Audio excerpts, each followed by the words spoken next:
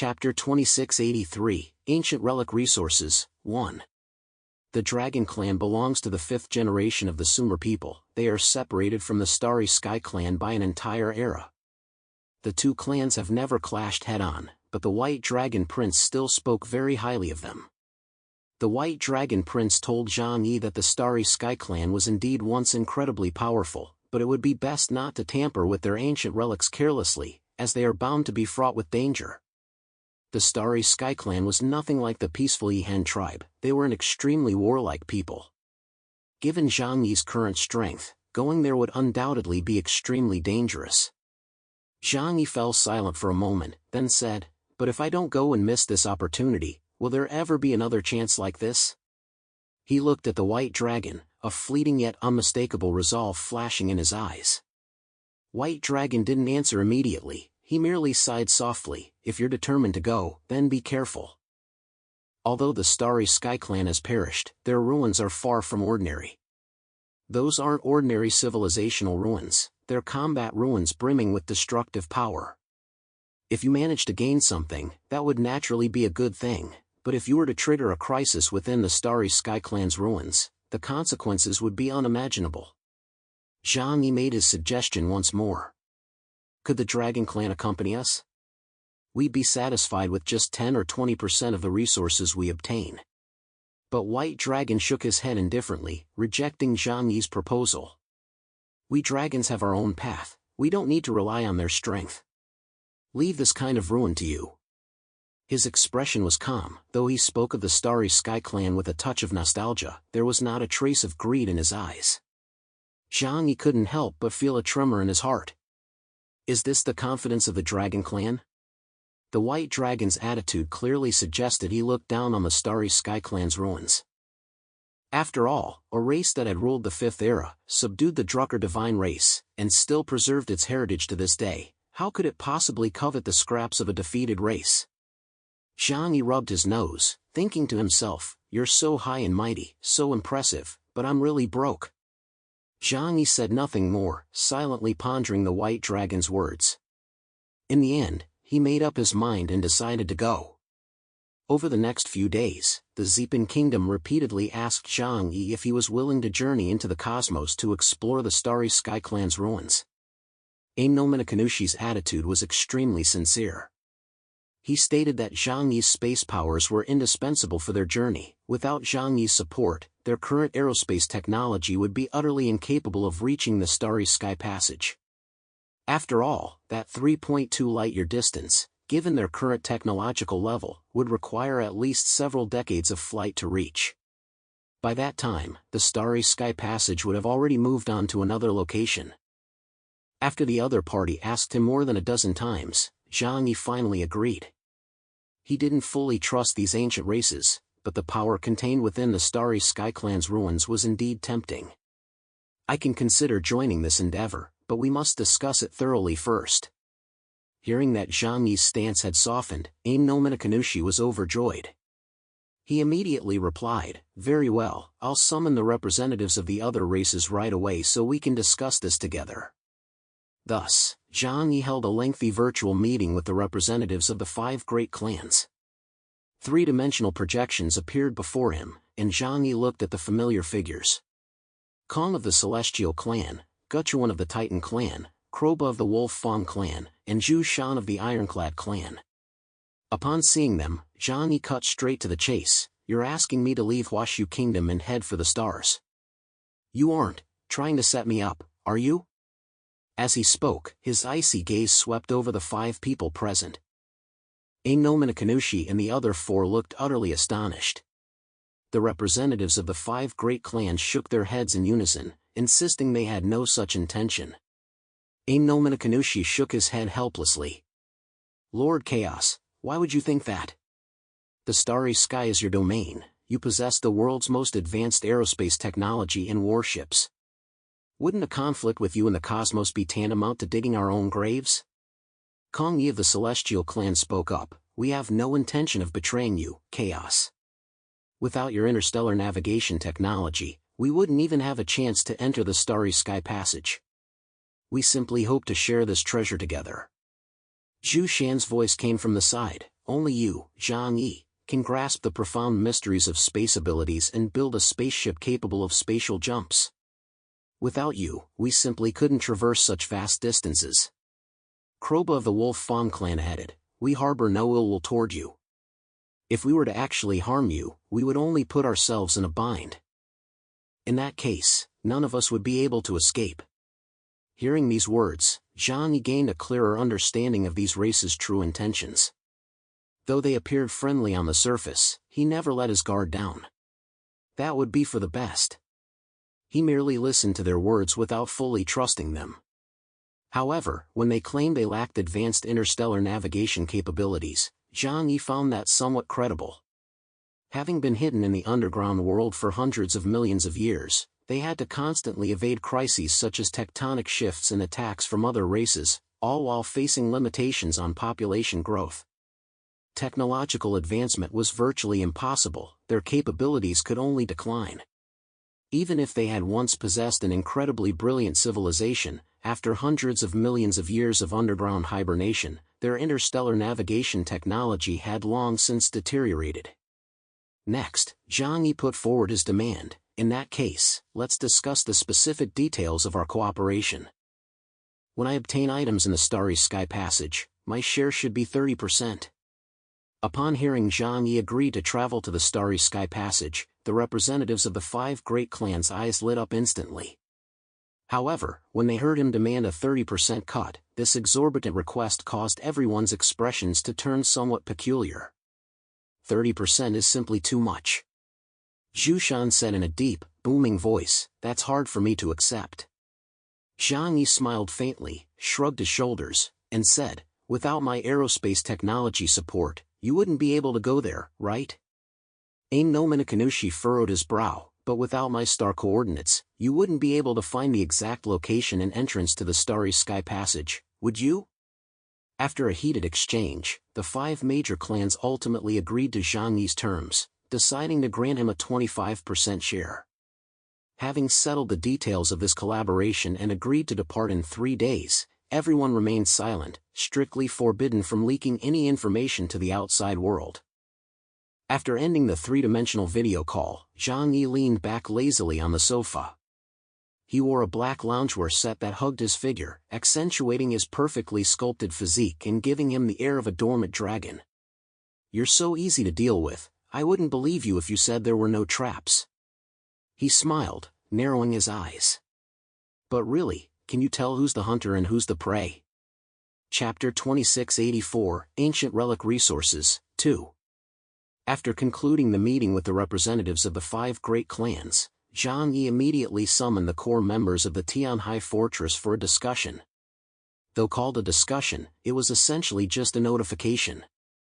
Because every action taken by Tianhai City, and even the entire Huashu Kingdom, now depended on a duo, Zhang Yi and Yang Xinqin. Whatever they decided would be carried out. Deng Shintong immediately voiced his dissent, Zhang Yi, this operation is far too dangerous. Especially since the attitudes of the 5 great clans remain unclear. They might have ulterior motives toward you, or even pose a potential threat. Zhang Yi smiled faintly and replied in a relaxed tone, this opportunity is crucial. If we miss it, we may never get another chance like this. I must seize it. Don't worry, I'll be careful. Deng Shintong exchanged a glance with the others, and in the end could only sigh, since you've made up your mind, there's nothing more we can say.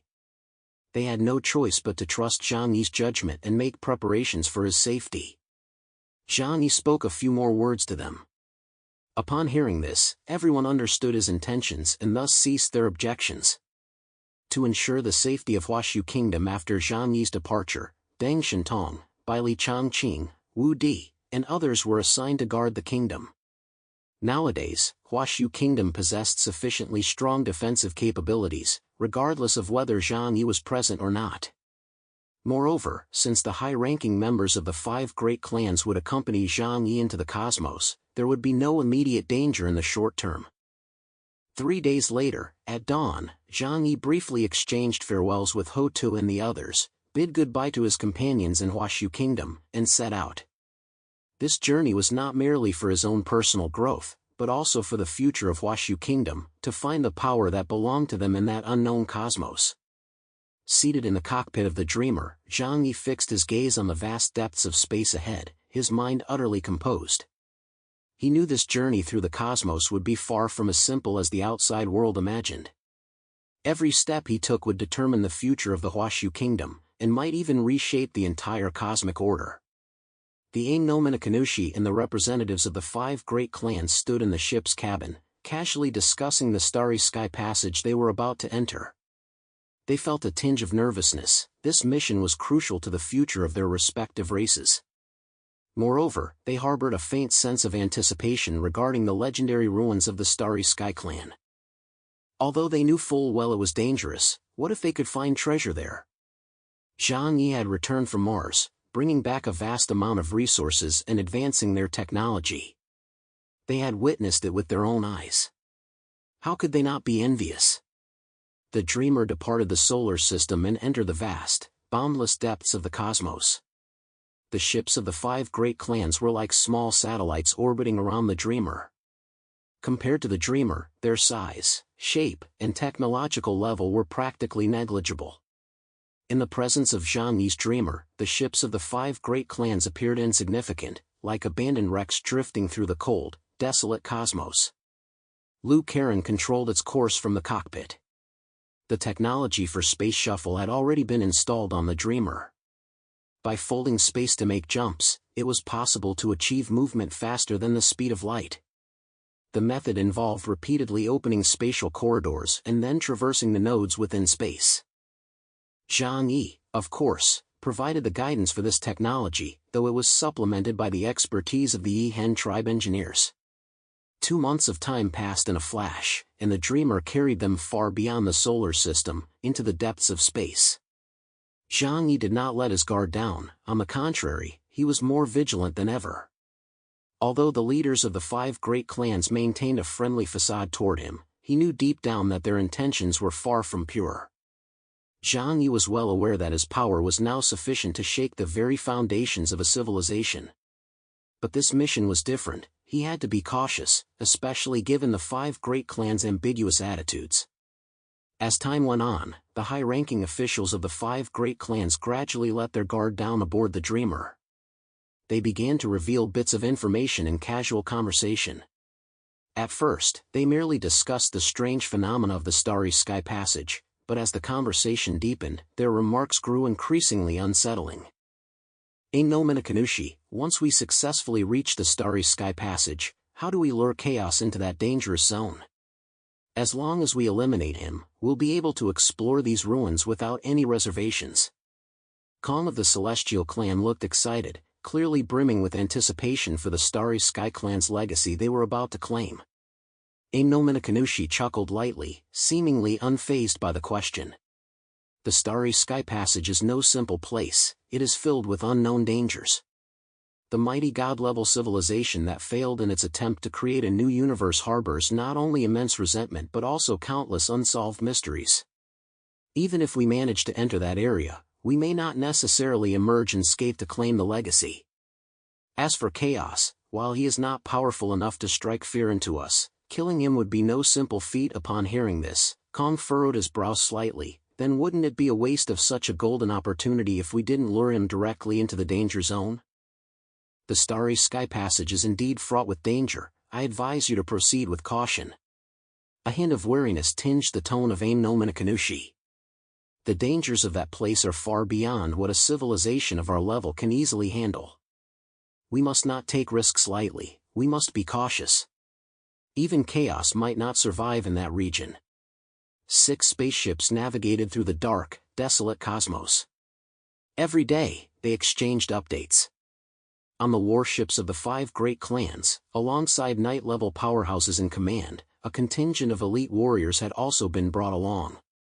They had made thorough preparations for this mission, determined to completely eliminate Zhang Yi. 5 warships circled the Dreamer, watching intently. 2 more months of time passed, and the Dreamer finally brought them close to the Starry Sky Passage. When that massive, black hole-like object appeared in their field of vision, everyone held their breath and stared in awe. The Starry Sky Passage bore no resemblance to any known cosmic phenomenon. It was shrouded in a blue cosmic glow, resembling an abyss that devoured everything. While one end consumed the surrounding celestial bodies, the other seemed to be an endless void, its destination impossible to predict. Zhang Yi's gaze was piercing. He knew full well that behind this seemingly beautiful spectacle lay a deadly trap. Members of the 5 great clans all wore excited expressions, their eyes gleaming with greed. Anominokanushi addressed Zhang Yi, "This is the Starry Sky Passage. We've finally arrived. We'll soon claim the legacy of the Starry Sky Clan." Chapter 2685, What They Saw, 1. As the fleet slowed down, the starry sky was no longer the familiar black veil they knew. Ahead, the entire expanse of the universe seemed to have been hollowed out by an invisible hand, forming a massive vortex stretching across the depths of the void. It hung silently in the boundless darkness, yet commanded everyone's attention. It was a celestial body, yet it far exceeded the concept of a mere celestial body. It resembled a ring of light spanning the galaxy, or a cosmic river twisted into a loop, its core emanating an eerie blue-black hue. Layers upon layers of radiance flowed along the celestial body's outer rim, as if countless star rivers had been twisted into a thick rope, clenched tightly around the throat of the universe. On the bridge of the Dreamer, silence reigned. Even though they had witnessed the battlefields of Mars, the sealed site of the Drucker Titan, and the space cities left behind by the Ehen tribe, facing this entity now, they could not help but feel an overwhelming sense of utter insignificance. Even the sun would lose its radiance in its presence. A civilization that once reached the very pinnacle of cosmic development, even the ruins they left behind could illuminate the starry sky. Is this the Starry Sky Passage? Yang Xinxin spoke softly. Her voice lacked its usual playful tone, replaced by an instinctive, deep reverence, a sense of awe toward the unknown, the powerful, and the mysterious.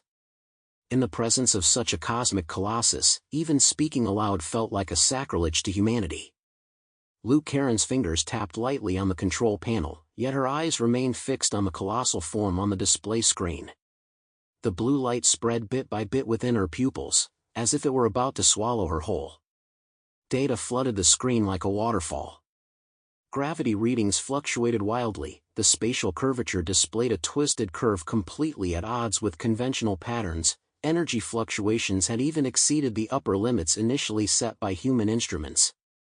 Structurally speaking, this massive celestial body is closer to a stable, artificial singularity passage. Ling's voice rang out across the bridge, calm and clear. It's not a naturally formed black hole, but a path brutally carved into the fabric of the cosmos by some civilization. At the end of the Starry Sky Passage, perhaps another universe lies in wait. Transcending this universe, journeying to other parallel universes, attempting to escape the fate bestowed upon them by the Creator.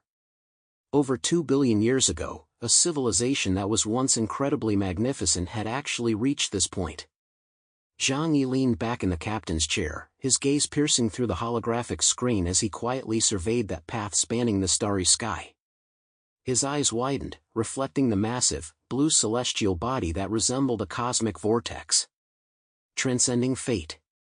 Even if they failed, it was a truly magnificent endeavor. At one end of the Starry Sky Passage, it was voraciously devouring the surrounding celestial bodies. In the distance, stars that had once orbited steadily were being violently torn apart into slender beams of light, like golden hair forcibly yanked from its roots, before vanishing into the deep blue void. At the other end, however, it was impossible to discern where the path led. It was a darkness so profound that even light refused to linger there. We've arrived at the Starry Sky Passage. To the right of Tianhai City, a warship of ancient yet magnificent design slowly approached. A totem symbolizing the authority of the Zepan clan hung from its bow.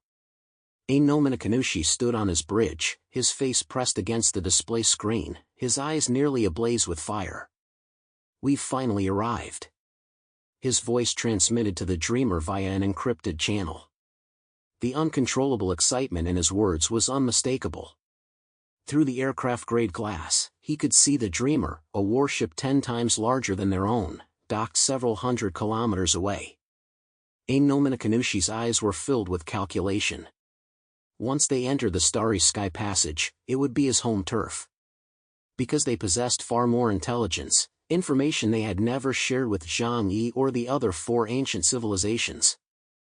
Once there, not only could they seize the opportunity to eliminate Zhang Yi, but they might even have a chance to snatch some benefits at the edge of the Starry Sky Passage.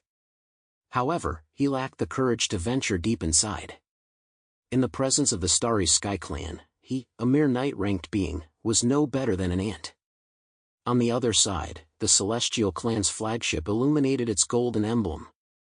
Standing on the central platform of the flagship, Kong spread his arms wide, as if embracing the entire Starry Sea. "Let's hurry over there." Kong couldn't help but speak up, his voice ringing out. "If we can obtain the Starry Sky Clan's relics, it will make our civilization even stronger. We might even find an opportunity to break through the genetic lock and reach the Omega level." At the bow of the Wolf Fawn Clan's ship, a slender figure leaned against the edge of the control console, fangs slightly bared, eyes brimming with savagery. "Omega." Kroba licked his lips. From now on, who will still cower in the underground realms of Earth, clinging to a meager existence? Who will still kowtow to the Drucker? We, too, can stand at the very pinnacle of the universe. On the Titan Clan's bridge, Guchuan spoke in a deep voice, "Only by reaching Omega do we earn the right to control our own destiny. By then, even the Drucker divine race will be nothing more than obstacles in our path." The Creator. He paused, a look bordering on fanaticism spreading across his face.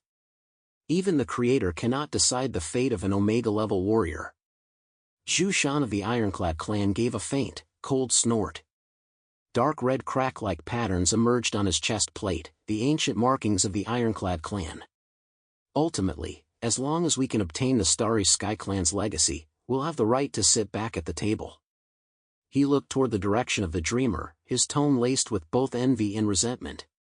"Otherwise, we'll be forced to kowtow to others in the future." A buzz of agreement filled the channel.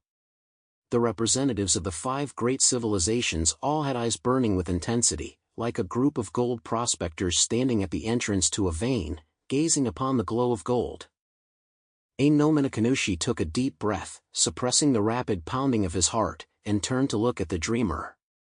"Lord Chaos." He spoke respectfully, though his tone betrayed his excitement. "Please lead us into the Starry Sky Passage." On the bridge of the Dreamer, silence fell.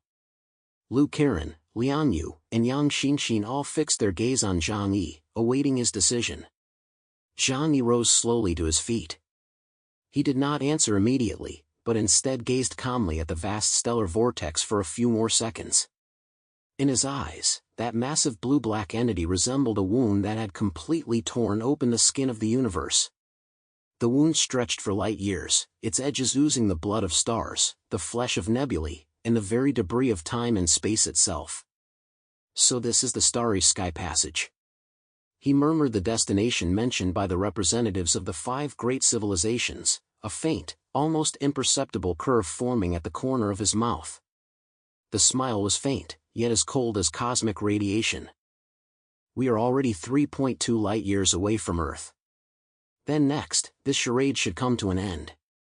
Chapter 2686, What They Saw, 2.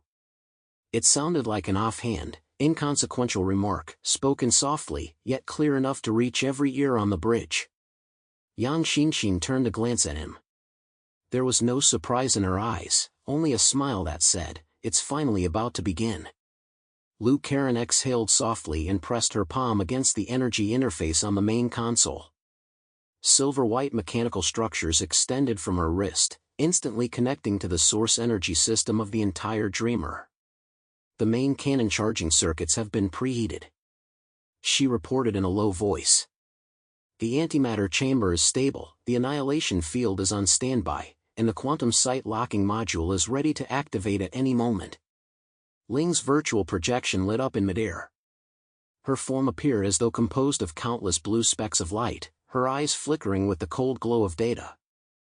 Once the antimatter Star Destroyer cannon fires at full power, the beam's trajectory will be slightly pulled by the Starry Sky Passage's gravitational field, requiring 3 real-time corrective adjustments.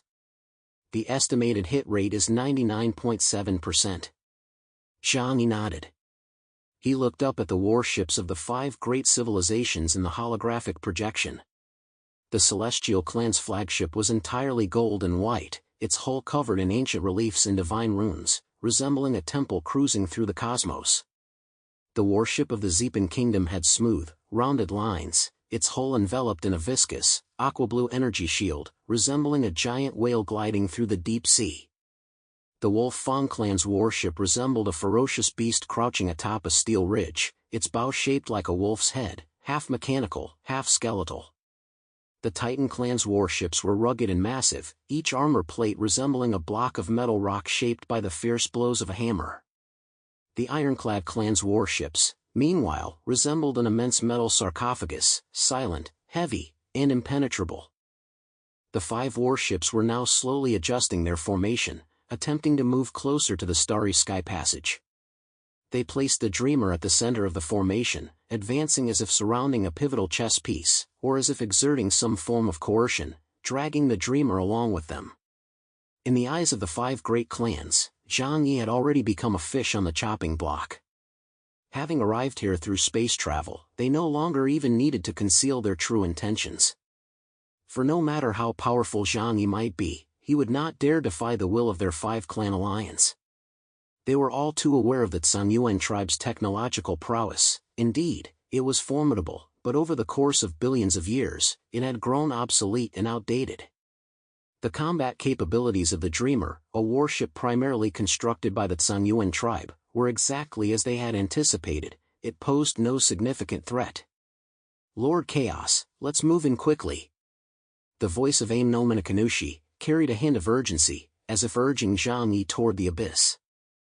Let's act together and claim the Starry Sky Clan's treasure. All right. Zhang Yi smiled as he spoke slowly, his tone light. In the next instant, the entire Dreamer seemed to have had a switch flipped. The gentle silvery white sheen on the whole surface vanished instantly, replaced by a metallic glow so deep it was almost black. The ship's contours shifted slightly, and energy patterns, previously hidden beneath the armor's seams, flared to life, spreading from the bow all the way to the stern like flowing veins of fire. Above the bridge, heavy armor plates slowly parted, revealing a massive circular turret rising from within. It was not a barrel in the traditional sense, but a series of concentric rings that converged inward, with invisible energy ripples suspended between each ring. At the very center of the ringed structure lay utter darkness. That blackness reflected no light whatsoever, casting no starlight, as if a piece of true nothingness had been carved out and stuffed into that void. Antimatter Star Destroyer Cannon, beginning pre-charge. Liu Karen's voice was slightly strained, yet he suppressed his excitement. The energy shield surrounding the Dreamer began to contract, and the defensive force field that had previously enveloped the entire ship converged toward the turret. All non-essential systems were forcibly shut down, the lighting dimmed, and one by one, the auxiliary lights in the bridge switched to red combat-ready illumination, casting their glow across every face. On the warships of the 5 great civilizations, someone finally sensed that something was amiss. What is that? The Celestial Fleet's officer's pupils contracted slightly as he stared intently at the projection of the Dreamer. In their field of vision, an extremely complex energy structure suddenly lit up above the Dreamer, a structure they had never seen before. Is it some kind of ultra-high-density energy-focusing device? The energy index is still rising, continuing to climb. It's already reached the danger threshold. What on earth are they trying to do? The Celestial Clan warrior's voice trembled. Their onboard computational systems repeatedly attempted to classify this energy, only to fail time and again, eventually returning a simple message: exceeds database limits. Lord Chaos, what are you doing? The Celestial Clan opened the public channel. His tone remained relatively calm, though it already carried a hint of unease. On the bridge of the Dreamer, Zhang Yi slowly lowered his head and glanced at the tactical console beside him. His fingertip tapped lightly at the screen, and a virtual line appeared, pointing toward the Celestial Clan's flagship. What am I doing? Something interesting, of course. Lou Karen's voice responded promptly. Quantum sighting system calibrated. Target, Celestial Clan flagship. Armor material, Holy Radiance composite plates. Primary defensive field, high-tier Holy Light shield. Estimated survival time upon direct hit by antimatter beam, no more than 0.03 seconds. Excellent. Although the antimatter Star Destroyer cannon requires time to warm up, in the vastness of space, they have nowhere to run, do they? Zhang murmured. He raised his eyes to the golden, shimmering temple warship, the corners of his mouth curving upward slightly. Let's begin. Open the antimatter chamber. Lou Karen's finger seemed to press a forbidden button of the cosmos. The pitch-black void at the center of the turret suddenly trembled faintly, as if the entire space had been twisted from the middle. In the next instant, all light seemed to be sucked away, and a small patch of space in front of the bow suddenly dimmed. Immediately afterward, a visible black beam erupted violently. That was no ordinary darkness. The beam traced a straight line through space, yet eerie spatial ripples constantly spilled from its edges, as if reality itself were being torn open. It burst through the bow of the Dreamer and, in the blink of an eye, spanned the hundreds of kilometers between the two ships. Before the Celestial Clan flagship could fully activate its defensive force field, the black beam had already silently pierced through its shields. The golden Holy Light shield convulsed violently in an instant. Like thin ice tossed into boiling water, it flickered once, then collapsed completely. The next moment, the black beam burrowed into the hole. From the outside, it appeared as nothing more than a fist-sized black hole in the ship's hull. The armor surrounding the black hole wasn't blown away, instead, it vanished silently, as if it had never existed, leaving not even a single fragment behind. Then came the implosion.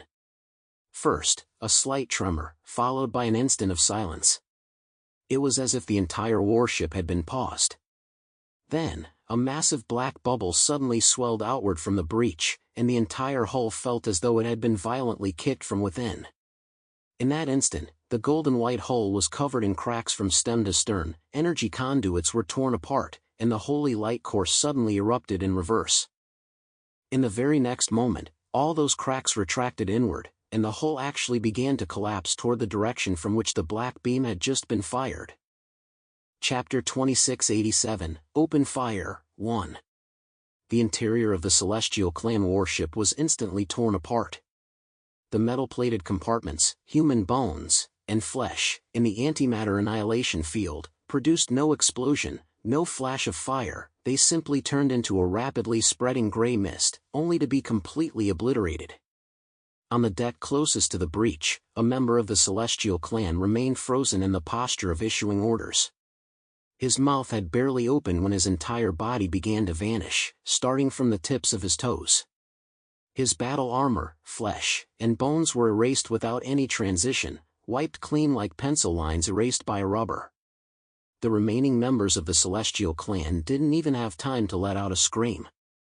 Only a few, on the other side of the warship, watched through the monitor screens as the central section of the hull suddenly collapsed. Then the entire screen went black, and all energy, gravity, air, temperature, and gravitational forces descended into chaos. Immediately afterward, the outer hull was torn open by a colossal force, revealing a massive, hideous wound. The remaining structural fragments, along with the surviving members of the Celestial Clan, were hurled through that gash into the frigid void of space. Some didn't even have time to activate their personal force fields before their bodies rapidly froze, shattering into brittle ice sculptures.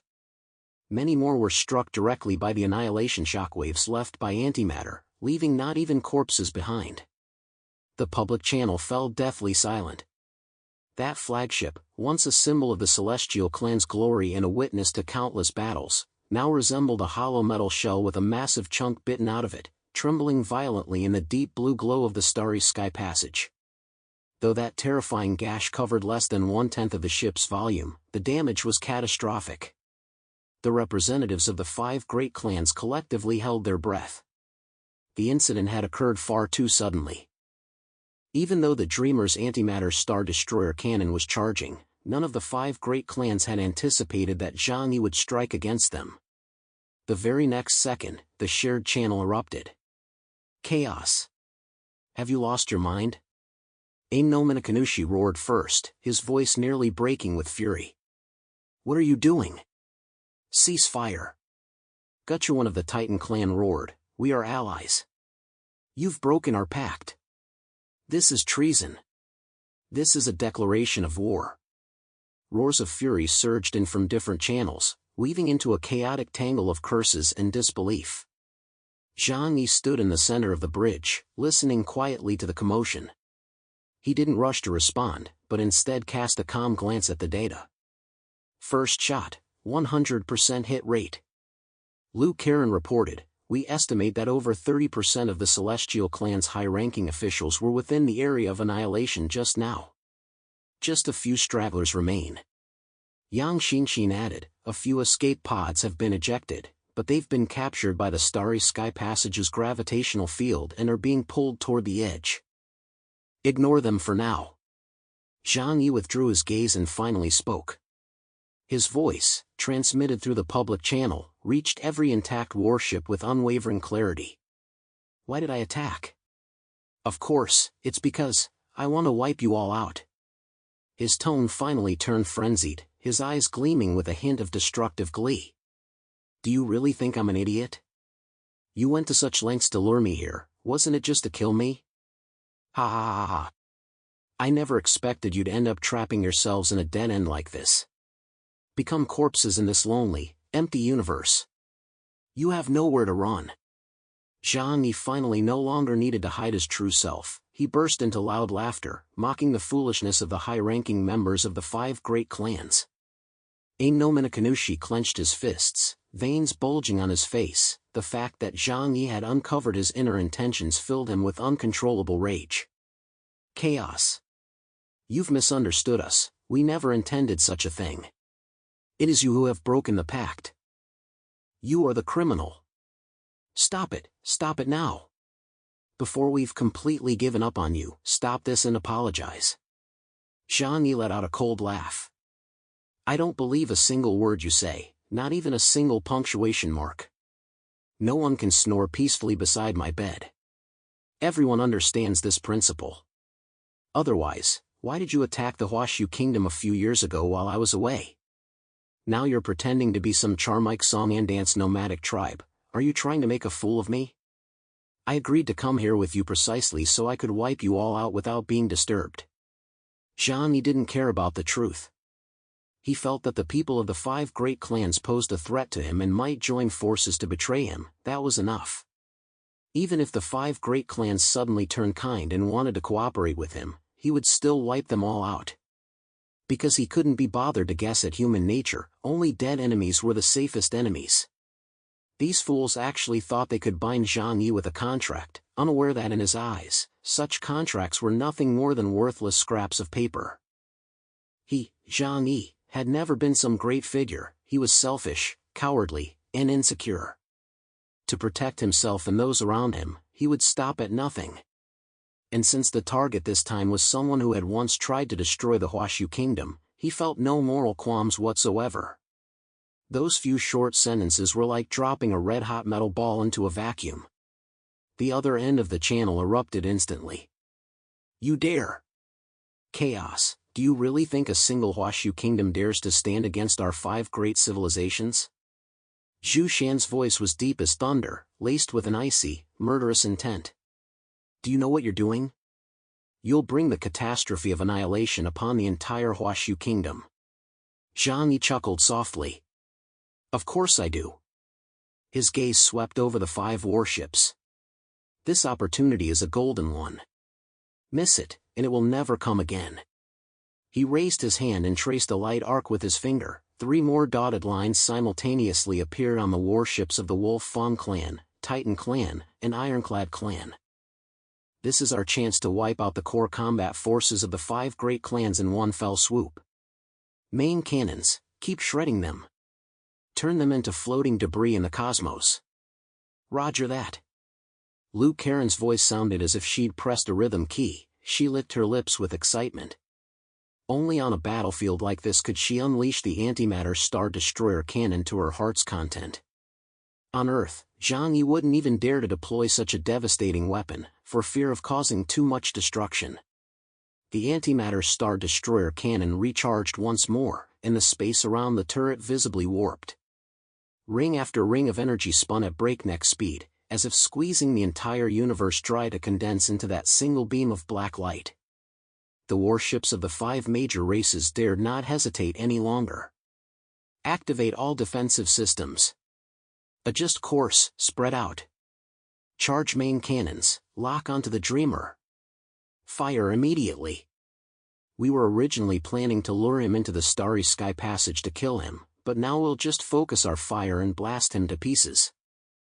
It's a bit more trouble, but the outcome won't change in the slightest. Their ships began to change course violently, attempting to create distance. Layers upon layers of defensive fields stacked up like onion skins, energy shields, physical armor, phase shift barriers.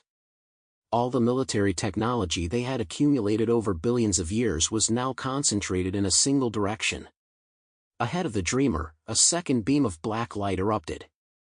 This time, the target was the Wolf Fang clan. Kroba clenched his teeth tightly, his eyes bloodshot, as he watched the black beam sweep toward him. Quantum displacement shield, full power. A layer of grayish-white film unfolded around the warship, forcibly warping space. The entire hull blurred in his vision, as if it had been stretched apart by 2 or 3 millimeters. Chapter 2688, Open Fire, 2.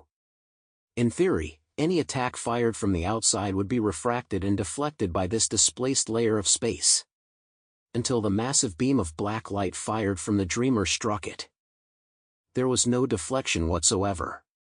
The quantum displacement shield didn't even last a second, it crumpled like a sheet of paper tossed into a pot of boiling oil. It wrinkled and collapsed violently, the entire shield instantly flattened by the force of the black light. Immediately afterward, the black beam plunged into the hull of the Wolf Fang clan warship.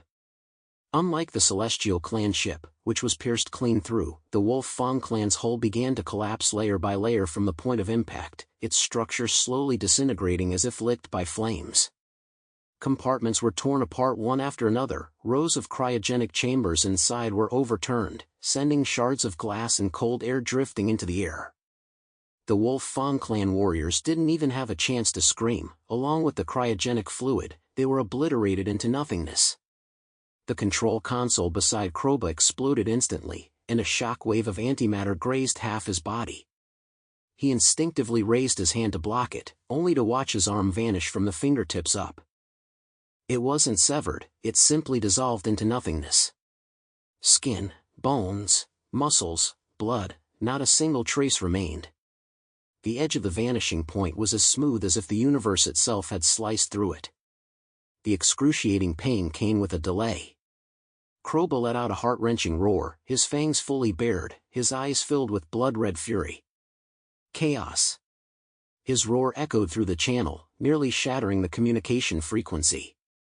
Facing this roar, on the bridge of the Dreamer, Zhang Yi merely flexed his wrist casually.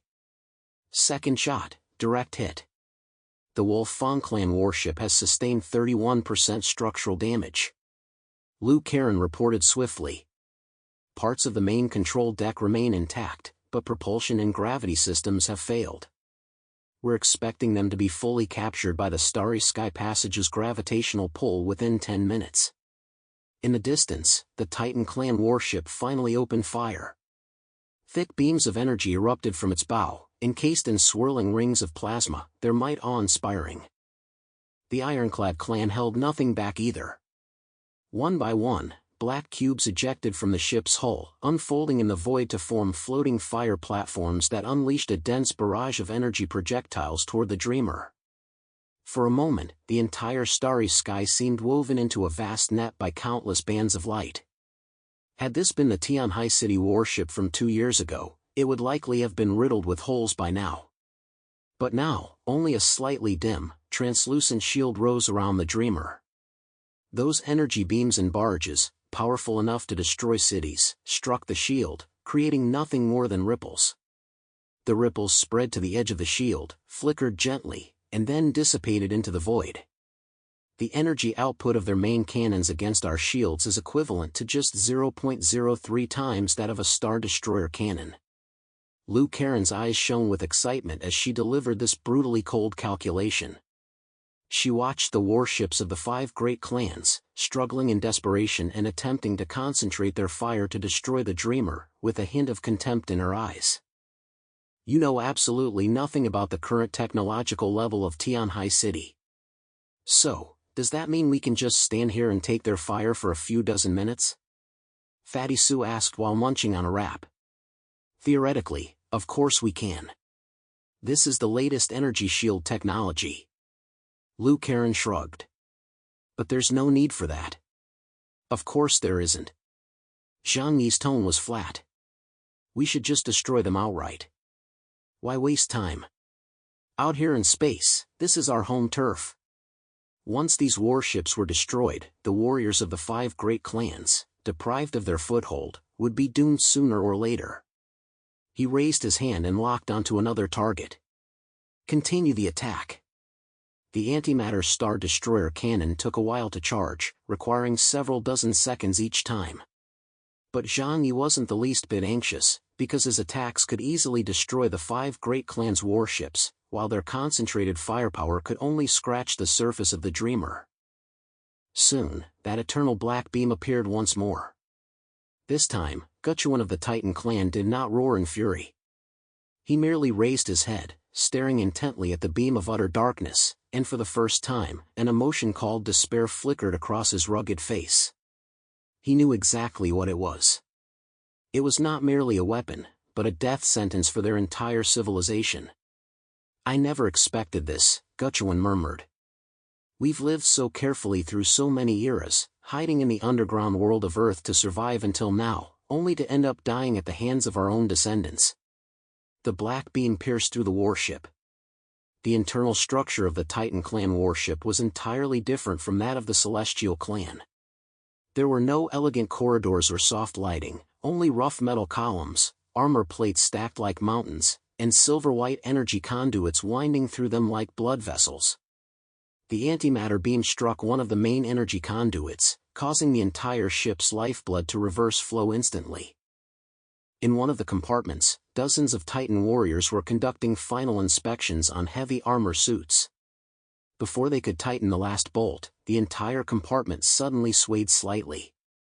One warrior instinctively grabbed the handrail beside him. In the next instant, he saw the energy conduit, as thick as a tree trunk, bulge before his eyes. Immediately afterward, the outer casing of the bulge seemed to be torn open by invisible teeth. Intense blue-white light erupted from the bite mark, illuminating the entire compartment. Their shadows were pinned to the walls, stretched into elongated streaks for a split second, and then even the shadows were swallowed whole. In the projection on the Dreamer's bridge, all this appeared as nothing more than a black scar running from bow to stern across the surface of the Titan warship. The scar appeared. Then it began to expand. The entire warship seemed to be split in two by an invisible sword. Within the fissure lay not flames, nor explosions, but a vast, silent void. The Titan clan flagship has lost combat capability. Countdown to the collapse of the Ironclad clan warship's shields, 27 seconds. The whole structure of the Zeepan kingdom is experiencing high-frequency vibrations. They are attempting a hyperspace jump. The current situation had already filled the 5 great clans with despair. No matter how desperately they concentrated their fire, the massive energy cannons striking the Dreamer's energy shields could only create ripples on the surface. They were unable to breach them. The Zeepan clan finally realized something was amiss. This is a hunt, he's the hunter, and we've mistaken ourselves for the prey. Run! Continuing the fight now was pure madness. They had to flee. Hyperspace jump? Zhang Yi chuckled. Here? Right in front of me, Zhang Yi? You must be joking. At the edge of the Starry Sky Passage, the fabric of space had long been torn to shreds by the legacy of the Starry Sky Clan. Forcing a spatial jump in such a place was no different, in essence, from building a scaffold on a cliff at the epicenter of an earthquake and jumping off it. Chapter 2689, The 5 clans in shock. 1. Intercept. A Trojan horse implantation has occurred in the quantum source of the Zeepan Kingdom warship. Yang Xinshin moved with lightning speed. The 6 months of interstellar travel had been more than enough time for Yang Xinshin to implant a virus into the warships of the Zeepan Kingdom. As a top-tier programmer, the virus she used was not mere code, but underlying logic capable of altering the entire world's architecture. She had already planted the seeds of destruction in the warships of the 5 great clans, and these fools were completely unaware. All for this moment, to deliver a devastating blow. The next second, inside the Zeepan warship's bridge, dozens of holographic screens simultaneously went haywire. Just as the jump sequence began to run, the core control system was hacked. Instead of opening the jump corridor as intended, the warship's interior folded in on itself. Consequently, the ship's interior space was suddenly compressed and stretched. One deck crashed into the next, and the distance between corridors was forcibly squeezed to zero. The soldiers along an entire corridor didn't even have time to comprehend what was happening before they were crushed into an extremely fine mist of blood amidst the spatial distortion. Without even time to dissipate, they were sucked backward into the fissure and vanished completely. From the outside, the Zeepan warship appeared to have merely developed a few strange bulges and indentations on its surface. "I've intercepted all the messages they attempted to send to Earth," Yang Xinshin said calmly. "I guarantee that nothing that happened here will ever reach the people of Earth." To ensure absolute security, an information blackout was, of course, essential. Of course, it would be many years before any information from here reached Earth, but Zhang Yi was unwilling to leave such a potential threat behind.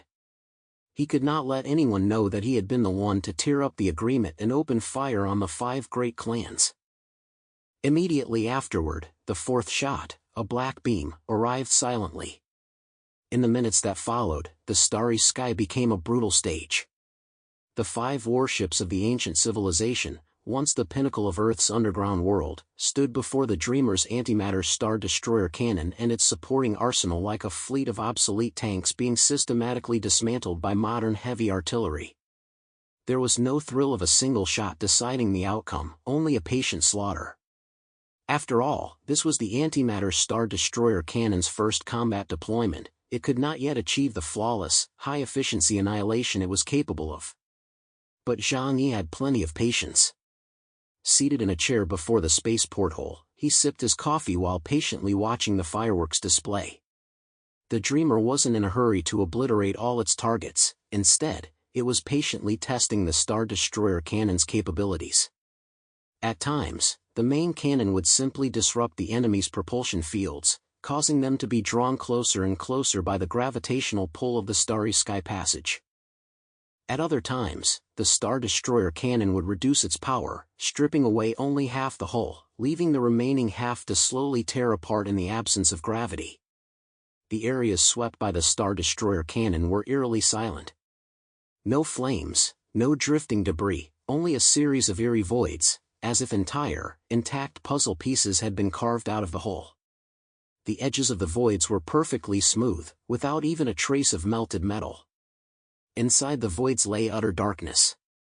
In that darkness, there had once been soldiers, commanders, armories, power cores, countless lives and the accumulated legacy of civilizations spanning millennia. Now, there was nothing left. The curses of the 5 great clans shifted from initial hysteria to hoarse, rasping roars, and finally, only heavy, labored breathing remained. They fought back with all their might. Every operational main cannon was trained on the Dreamer, as if this silver-white warship were the only target upon which they could vent their fury. Beams of energy continued to slice through the starlit sky, causing ripples to spread across the Dreamer's shields. Yet the shields remained unscathed. Their remaining ammunition will last about 7 more minutes. Liu Karen's tone remained calm. In 7 minutes, they won't even have the strength to argue. Don't waste too much time. Zhang Yi said indifferently, keep the Star Destroyer cannon active. Take them out one by one. The Dreamer seemed like the Grim Reaper gliding slowly through the cosmos.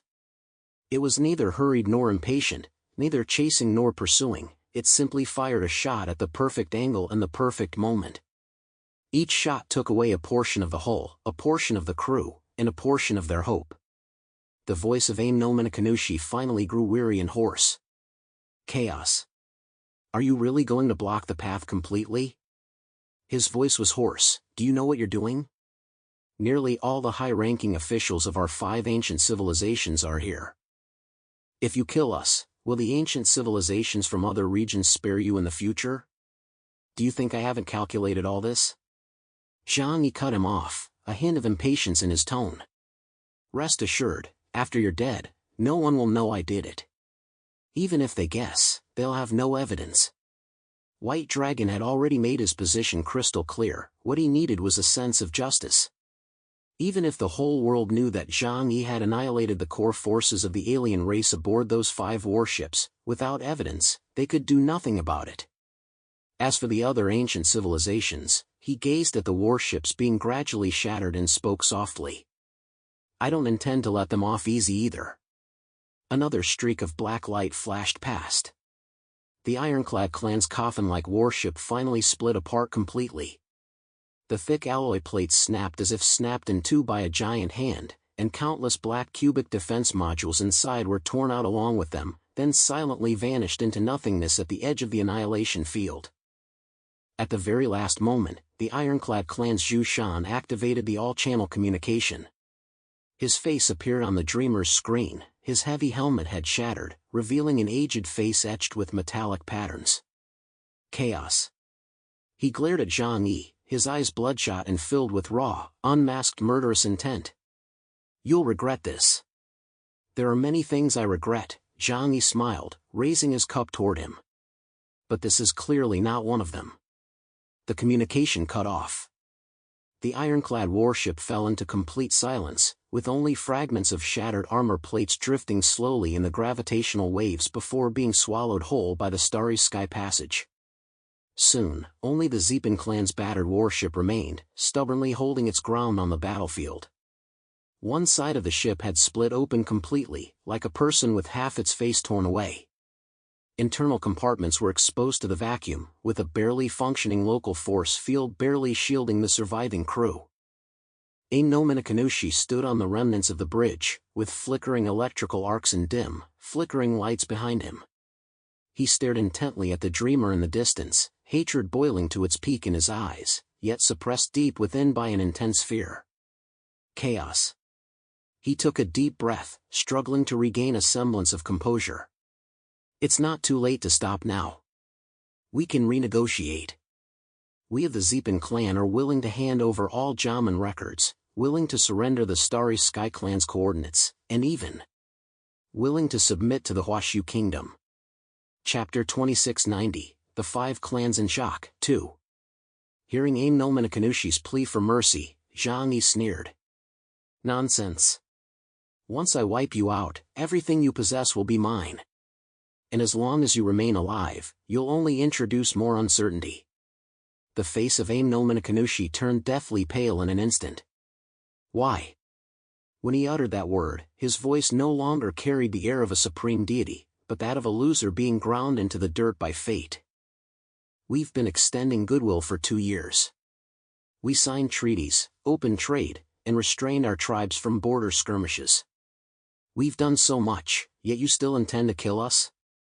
Your gestures of goodwill were merely to lure me here. Zhang Yi said coldly, and my show of weakness was only to draw you all out. From the day you invaded the Huashu Kingdom, our conflict has been one of life and death. I don't believe a dog can stop eating excrement. Silence fell over the bridge at the water's edge. In that moment, Ein no Minakanushi finally realized that this group of high-ranking officials from ancient civilizations who prided themselves on their craftiness, had been on the wrong side from the very beginning. They thought they were fishing for a greedy yet cautious young powerhouse. In the end, it was they who were treated as the fish. Aren't you afraid of retribution? Ein no Minakanushi's final words carried a hint of hysteria. The Creator will witness all of this. You are extinguishing the sparks of the 5 ancient civilizations right here. In the future. Bang! The antimatter Star Destroyer cannon fired one last time, cutting Aim no Minakanushi off mid-sentence. The black beam, like a declaration of the end, casually sliced through the remnants of the Zepan warship's shields and pierced the bridge.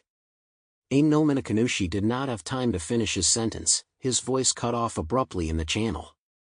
That ancient warship, flying the flag of the Jaman culture, finally lost its light. Amid the deep blue gravitational glow of the Starry Sky Passage, the wreckage of the flagship vessels from the 5 ancient civilizations, like a flock of colossal corpses with their necks wrung, was slowly drawn toward that deep blue cosmic wound. Gigantic craters marred their hulls, horrific scars left by the antimatter Star Destroyer cannon's penetration.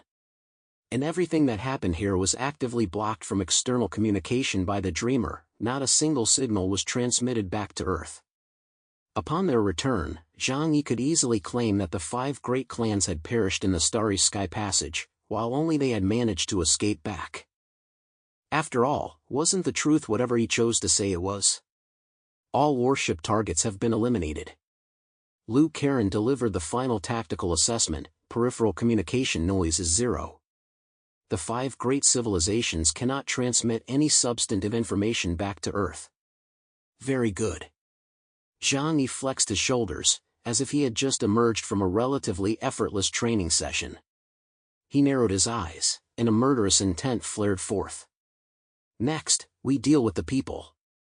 The fact that the fleets of the 5 major races had been destroyed did not mean their strongest warriors were all dead. Beside the collapsing hulls, countless faint points of light began to flicker densely across the starlit sky. These were the emergency energy shields of personal battle suits. One by one, armored warriors struggled to adjust their posture in the vacuum of space, barely stabilizing themselves using thrusters and the propulsion systems built into their suits. They were still alive. After all, they had once been an immensely powerful cosmic civilization, possessing battle armor capable of surviving in space. However, at this moment, aside from the Starry Sky Passage tens of millions of kilometers away, there were no other celestial bodies nearby where they could land. They had 2 options, either enter the Starry Sky Passage to certain death, or resort to their only remaining choice, seizing the Dreamer. Their hatred now reached the heavens. It was the fury of having their plan exposed and being slaughtered like cattle by Zhang Yi. Follow me. As long as we get close to the warship, their weapons will be useless. Seize their warship and slaughter everyone on board. Aim no Minakanushi roared, transforming into a shooting star and charging toward the Dreamer. Although the antimatter Star Destroyer cannon was powerful, it required charging and was only suitable for attacking large volume targets. And aiming to hit a single humanoid in space with precision was extremely difficult. Not to mention that the opponent was a night-level mutant, they wouldn't just stand there and let you hit them. It could be said that the powerful warriors of all races present had made the most correct choice. Hundreds of figures surged toward the Dreamer like a swarm of bees. They're coming. Yang Xinshin looked up at the rapidly converging specks of light on the tactical display. Hundreds of high-tier combatants. Ling added, no fewer than 15 bishop level or higher, and 5 knight level entities. Like a swarm of hornets whose nest has been destroyed, they're going to fight to the death. Zhang Yi stared at the images before him, watching those desperate fighters, then slowly raised his arm and stretched. It's time for me to make my entrance. A section of the Dreamer's outer armor slowly slid open, revealing an outer deck covered in energy locks. It was a battlefield platform built amidst the stars. In the zero-gravity environment, a faint blue halo glowed along the edge of the deck, marking the boundary between inside and outside. Beyond the halo lay absolute vacuum and the endless sea of stars. Zhang Yi stood up. The nanostructure of the White Emperor battle suit rapidly unfolded from the back of his neck, and scales spread across his body like flowing water. The sheen was not dazzling, but rather subdued. The only striking feature was the emblem on his chest, tinged a pale gold by the power of faith. The moment the armor fully closed, a terrifying aura radiated from him. This was the ultimate sharpness manifested after 58,000 points of ability index had been redistributed under the armor's enhancement. Within the borders of the Huashu Kingdom, he could even go head-to-head with a newly ascended queen-level being. Though he was now far from the Huashu Kingdom's territory and the power of faith had weakened, the armor's inherent protection and amplification remained. The Eternal Judgment Sword appeared in his hand. The blade was straight, its edge serene. No exaggerated flames, no dazzling special effects, only a sharpness reduced to its absolute essence, a sharpness that sent a chill down one's spine at a single glance. "Zhang Yi, should we join you?" Uncle Yu's voice came from behind. Zhang Yi didn't even turn his head, he merely raised a hand. "You two just hold the bridge. Leave these stray animals to me." Too many people would only distract him, so Zhang Yi used his shadows to bring Yang Xinxin and Zhou Qir along. He stepped out of the bridge, causing the space to ripple as the formless void realm activated, instantly transporting him to the edge of the outer deck. The transparent force field flickered gently, clearing a path for him. In the next instant, he stepped out into the vacuum of space. Beneath his feet lay the cold, silent dreamer. Ahead of him, the elite warriors of the 5 major races surged toward him like a swarm of locusts. Their battle armor shimmered with the radiance of different civilizations, gold, silver, blue, or black, each one a miniature fortress of war. Chapter 2691, The Firepower of the Dreamer, 1. The remaining 100 or so members of the 5 ancient civilizations, clad in space combat suits, charged frantically toward the Dreamer. They were not as fragile as the warships from earlier. This was the true trump card of the 5 ancient civilizations, high-level combat power built up using the resources of their entire race. Chaos. Zhu Shan roared Zhang Yi's name in fury, his voice echoing with rage over the communication channel. "I will kill you." Zhang Yi's lips curled into a faint smile. His gaze swept over the more than 100 elite warriors of the ancient civilizations before him as he spoke slowly. "From start to finish, you've presumed to have thoroughly assessed my strength and that of the entire Tianhai city. But I'm afraid you know absolutely nothing about the true power of me and my team."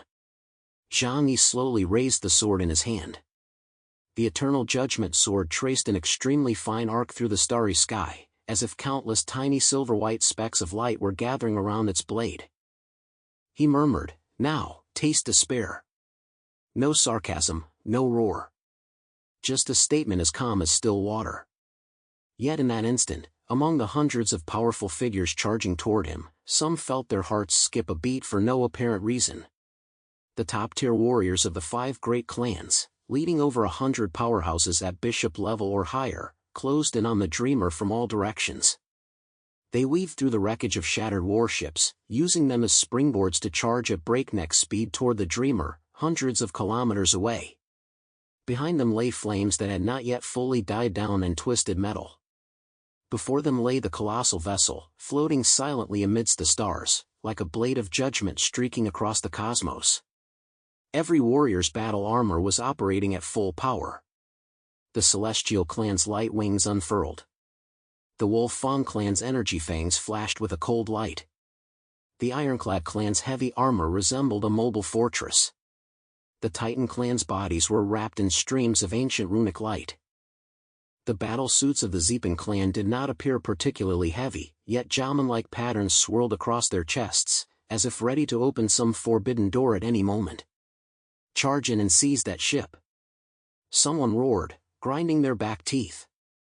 That was now their only path to survival, otherwise, adrift in this desolate cosmos, they would surely perish. The voice exploded through the communication channel, drowning out the beeps of their battle suits and the crackling of debris. Their objective was crystal clear. They had already witnessed the power of the antimatter Star Destroyer cannon. As long as the Dreamer remained in Zhang Yi's hands, the 5 great clans had no chance of turning the tide. But the antimatter Star Destroyer cannon didn't recharge quickly. While it could strike a spaceship, locking onto a single living being was far too difficult. Only by seizing the ship would they have any hope of survival.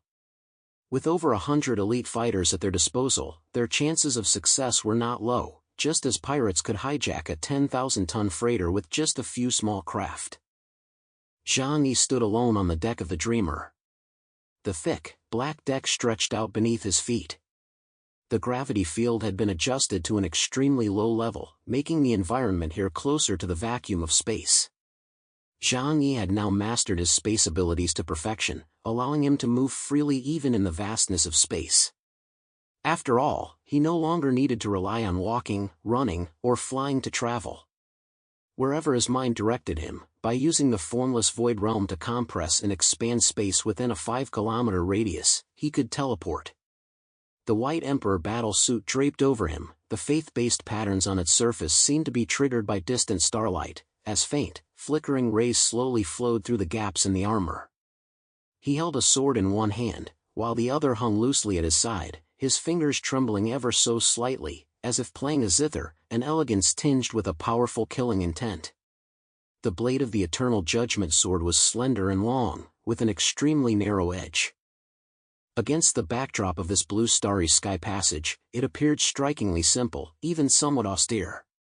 Hundreds of streaks of light closed in from all directions. Viewed through the porthole, it was a storm formed by a pack of apex predators. Hundreds of bishop-level powerhouses and 5 knight-level powerhouses. Any planetary-level civilization witnessing this scene would likely choose to surrender immediately. Zhang Yi merely watched coldly. The Dreamer's defensive force field unfurled behind him, forming an arched light barrier. That barrier extended outward, enveloping the entire warship, like a steel planet protected by an energy shell. To attack him, these foes must first breach the Dreamer's defensive force field. The bishops of the 5 great clans were accelerating rapidly, they had already reached the critical edge of the force field. Full power. The celestial clan's Kong commanded in a deep voice. First, tear a hole in the force field. In an instant, a variety of attacks blossomed across the starry sky. The celestial clan's light spears rained down like a meteor shower. Energy ripples from the Wolf Fawn clan transformed into shockwaves shaped like wolf fangs. The Ironclad clan's heavy artillery fired through the vacuum, trailing long streaks of light. The Titan clan and the Zeepan clan employed even more complex energy structures to tear at the defensive force field from different dimensions and angles. Over 100 bishop-level powerhouses joined forces for a single strike. Even within the central temples of the 5 great civilizations, such a lineup was rarely witnessed. In the darkness of space, they wove a vast energy net and slammed it down on the Dreamer. The Dreamer's defensive force field was forced to dip slightly. Visible ripples appeared in concentric circles across the light barrier. Energy readings fluctuated wildly for a brief moment, yet the field remained steadfast, quickly recovering. This scene left the powerful warriors of all races speechless. What kind of terrifying defense is this? How is this possible? After all, the combined firepower of these top-tier forces far exceeded that of the warships they commanded. While the destruction of their warships left them furious, especially over the loss of survival supplies and the difficulty of returning to Earth, yet this strike failed to cause even a single scratch on the Dreamer's defenses, shattering the resolve of many. What kind of technology is this? A civilization 6 generations behind shouldn't possess such advanced capabilities. In fact, even we don't have technology at this level. Someone exclaimed in shock. They had believed they had taken Zhang Yi and the Dreamer seriously enough. But humans cannot conceive of things beyond their own understanding.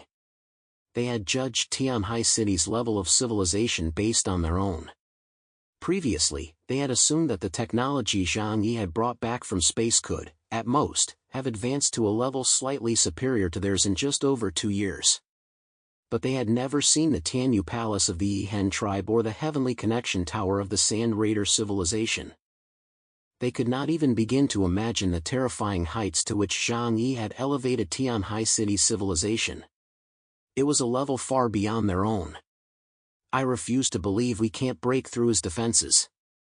One more time. Someone roared furiously as they gathered their strength once more. They knew that as long as they could breach this defensive line, rush inside the ship, and engage in close combat, they would have a chance to crush Zhang Yi. Chapter 2692, The Firepower of the Dreamer, 2. Zhang Yi glanced at the 100 or so top-tier warriors. Feeling the faint ripples caused by their combined strike against the defensive force field, a cold smile curled at the corners of his mouth. Surprised? But you've left me deeply disappointed. Out of concern for potential mishaps, the resources I've poured into the Dreamer are more than enough to withstand a combined assault from over 20 White Knight-level mutants. And yet, you've actually only brought this small number of people? That's truly disappointing. At that very moment, Johnny raised the sword in his hand.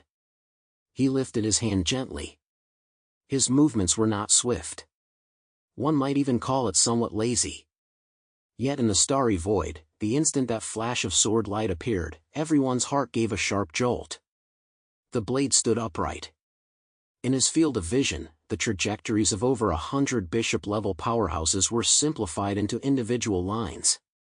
Their speed, position, energy fluctuations, and attack paths all transformed into densely interwoven strings, forming a three-dimensional musical score so complex it bordered on madness. Dimensional string severance. He murmured those 4 words. The sword tip flickered lightly. In that instant, the universe seemed to have its mute button pressed. All the attack beams from the bishops lost their sound at the exact same moment. Only the light continued to travel, but even the light itself was forced to slow down by a beat. An invisible ring radiated outward from the Dreamer. It was a dimensional cross-section with Zhang Yi at its center. Wherever it swept, every dimension was temporarily flattened into a single, simplest string. In the next second, these strings snapped simultaneously. Hundreds of bishop-level powerhouses froze in their tracks. Before they could even process what was happening, they felt their battle armor, defensive fields, bones, and flesh all being forcibly stretched into thin threads. In their field of vision, the world suddenly split in two. They watched as their bodies were casually swept aside. There was no terrifying burst of energy nor any screams of agony. Only an indescribable sense of disconnection. Then, the universe regained its sound. Over 100 figures shattered simultaneously. Like precision toys being taken apart, they were broken down into countless tiny parts and chunks of flesh. These fragments tumbled and shimmered in the vacuum, the residual energy shields on their bodies instinctively flickered for an instant before fading away. They exploded into a dazzling yet deathly silent display of fireworks. Even bishop-level powerhouses didn't have time to flee before the aftereffects of dimensional string severance wiped their very names from existence. This was the edge of the Starry Sky Passage, where the dimensions were inherently unstable. Being erased in such a place made it nearly impossible to leave any intact traces. The 5 powerful figures in the distance could hardly believe their eyes.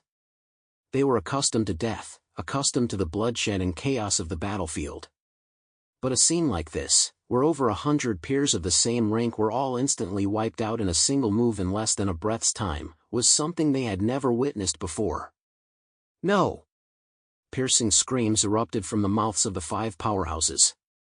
These more than 100 bishop-level powerhouses were all the most crucial elite forces of their respective clans. To ensure they could definitively eliminate Zhang Yi in the Starry Sky this time, they had mobilized half of their clan's elite forces. More than 100 bishop-level powerhouses. They weren't just ordinary soldiers, even among ancient civilizations, they were core combatants, and some were even prodigies with a promising future, destined to reach the knight level.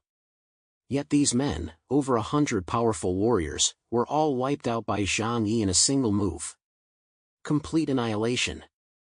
They were nearly driven mad, their wails of agony. Zhang Yi couldn't hear them, but seeing the twisted faces beneath their masks, he could roughly guess what they were saying.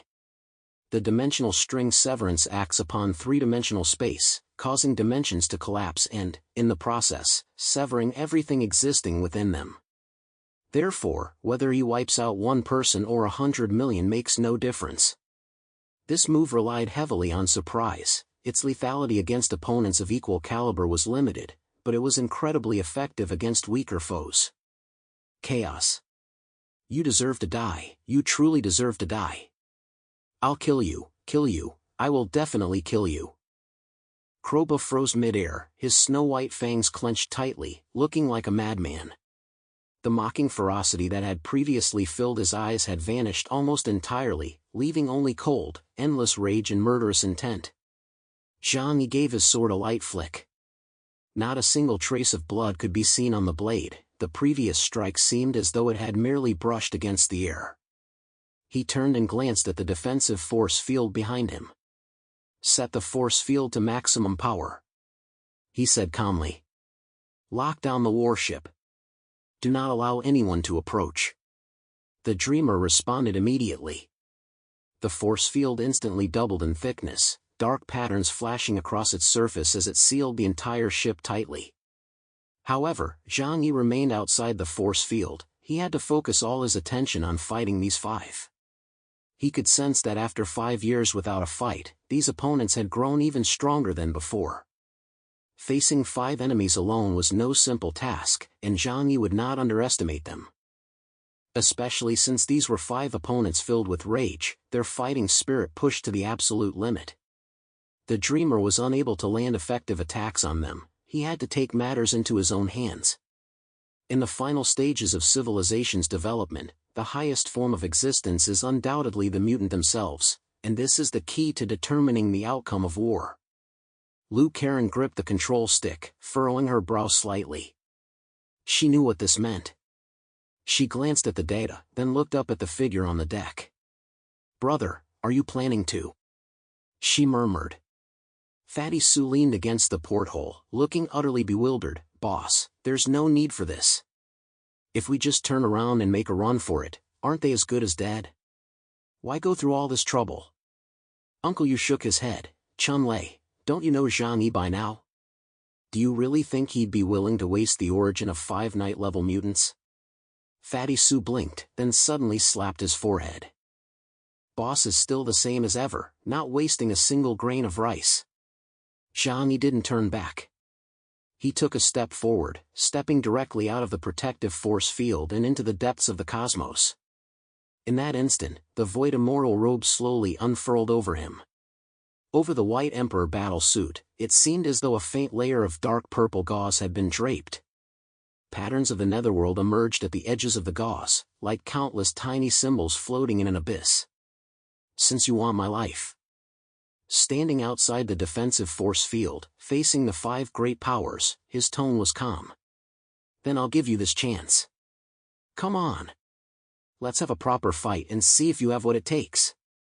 As he spoke these words, the formless void realm activated instantly, first pulling the origin essences of over 100 bishop-level mutants to his side, then calmly sealing them away into a separate dimensional space. The 5 great masters, watching this unfold before their eyes, felt as though their eyes were about to bleed. "What's the rush? Once we've killed you, these things will still be ours." Chapter 2693, 1 against 5, 1.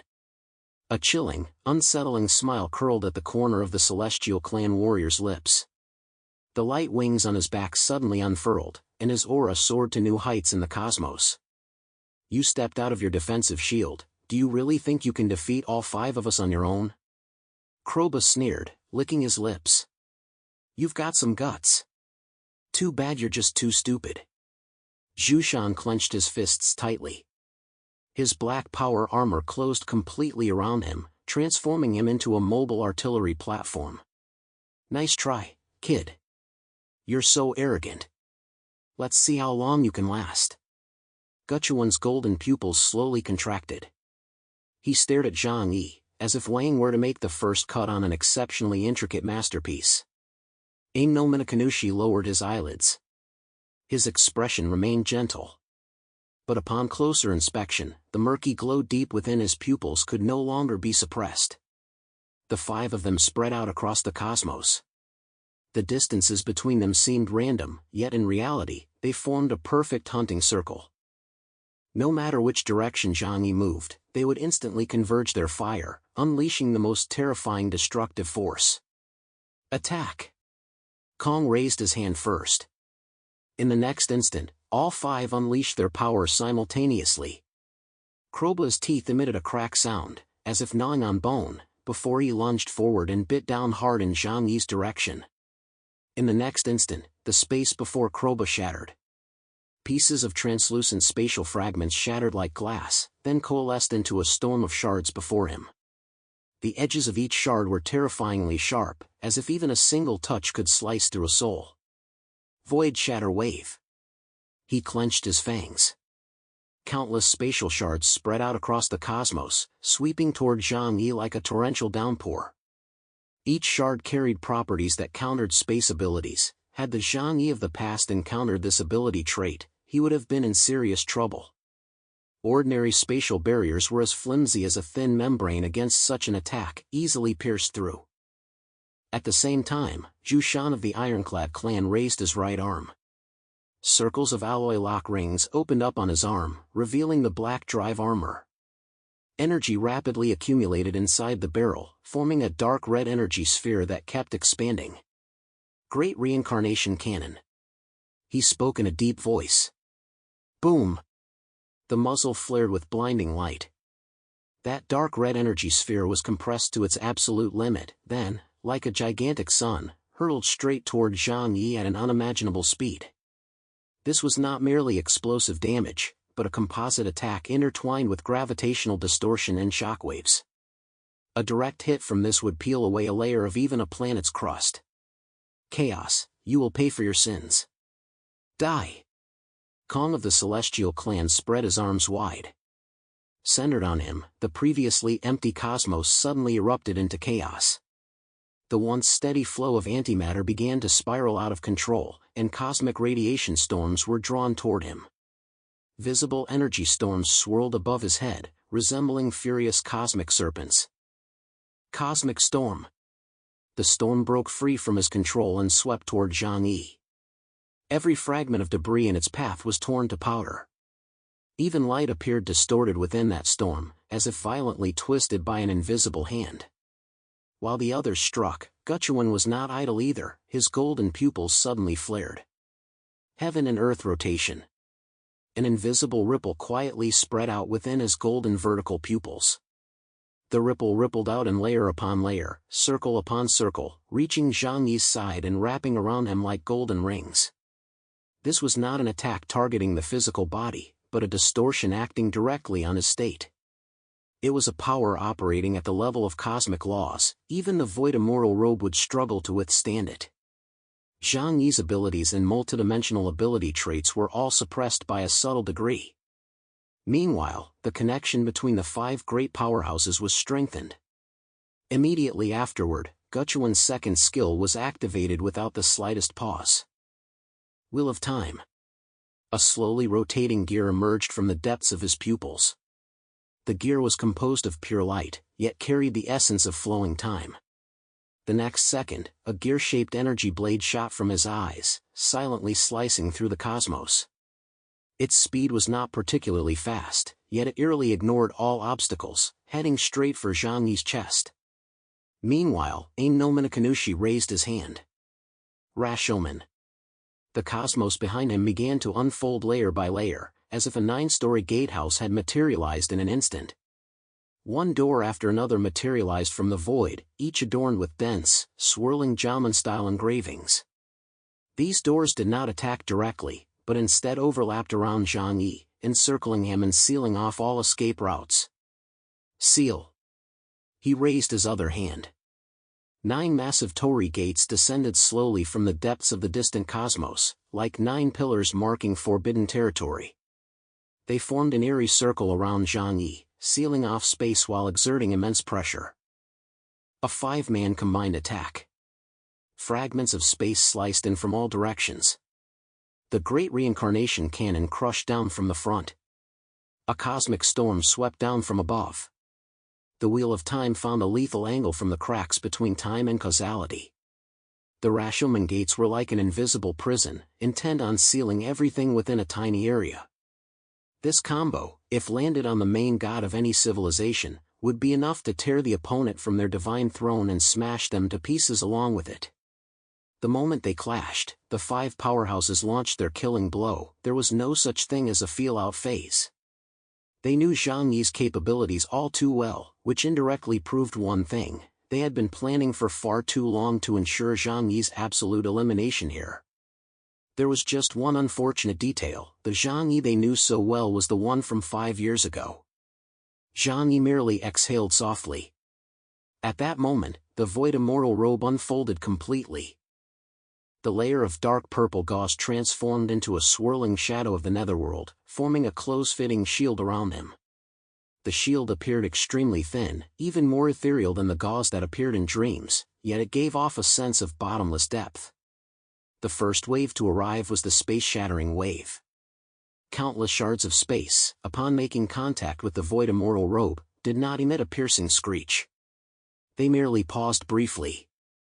Then, those shards, sharp enough to tear space itself, seemed to melt into a deeper abyss, vanishing bit by bit.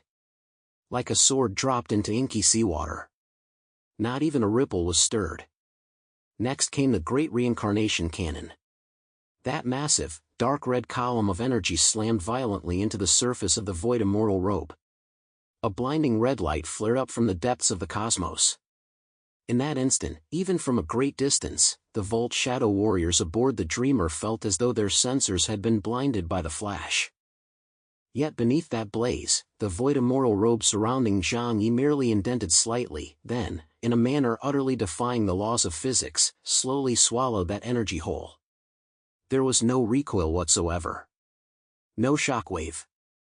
That force, powerful enough to tear a meteor to shreds, was devoured bit by the sheer veil of the netherworld. What? How is this possible?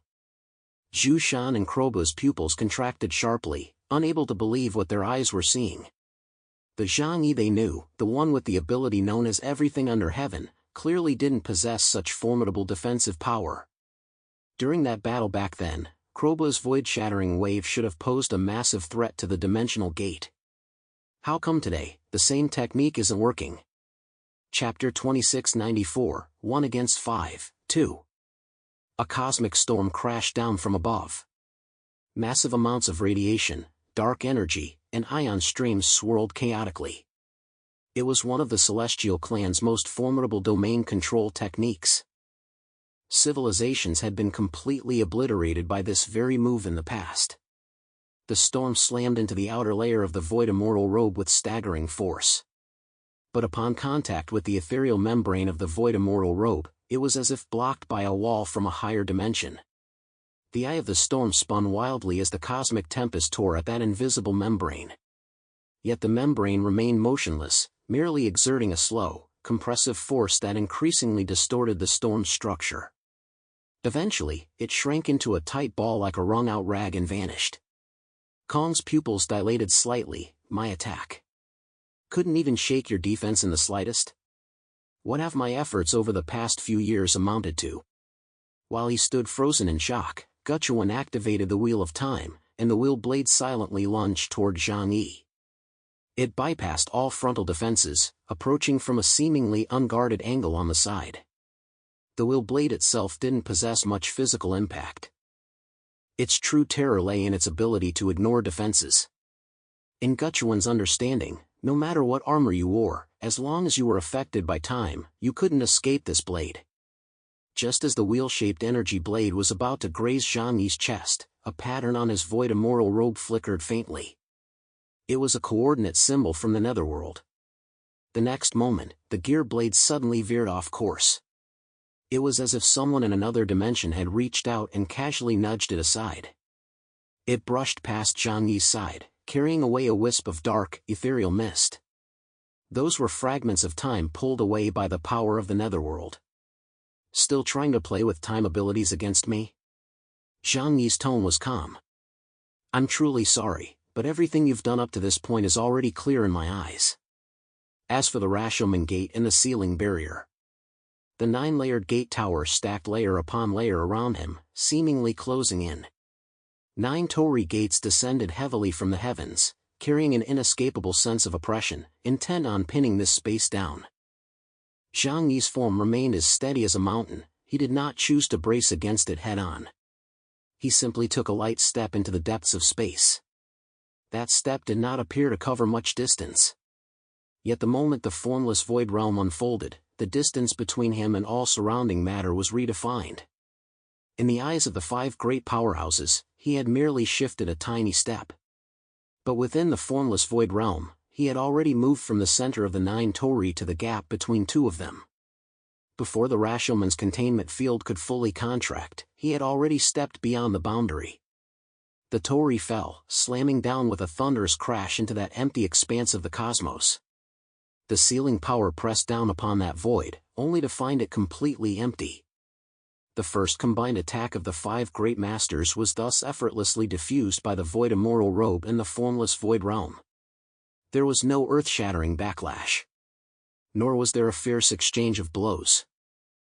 The combination of attacks they had unleashed with all their might felt as though they had struck cotton, eventually dissipating without a sound. Tion's expression changed first.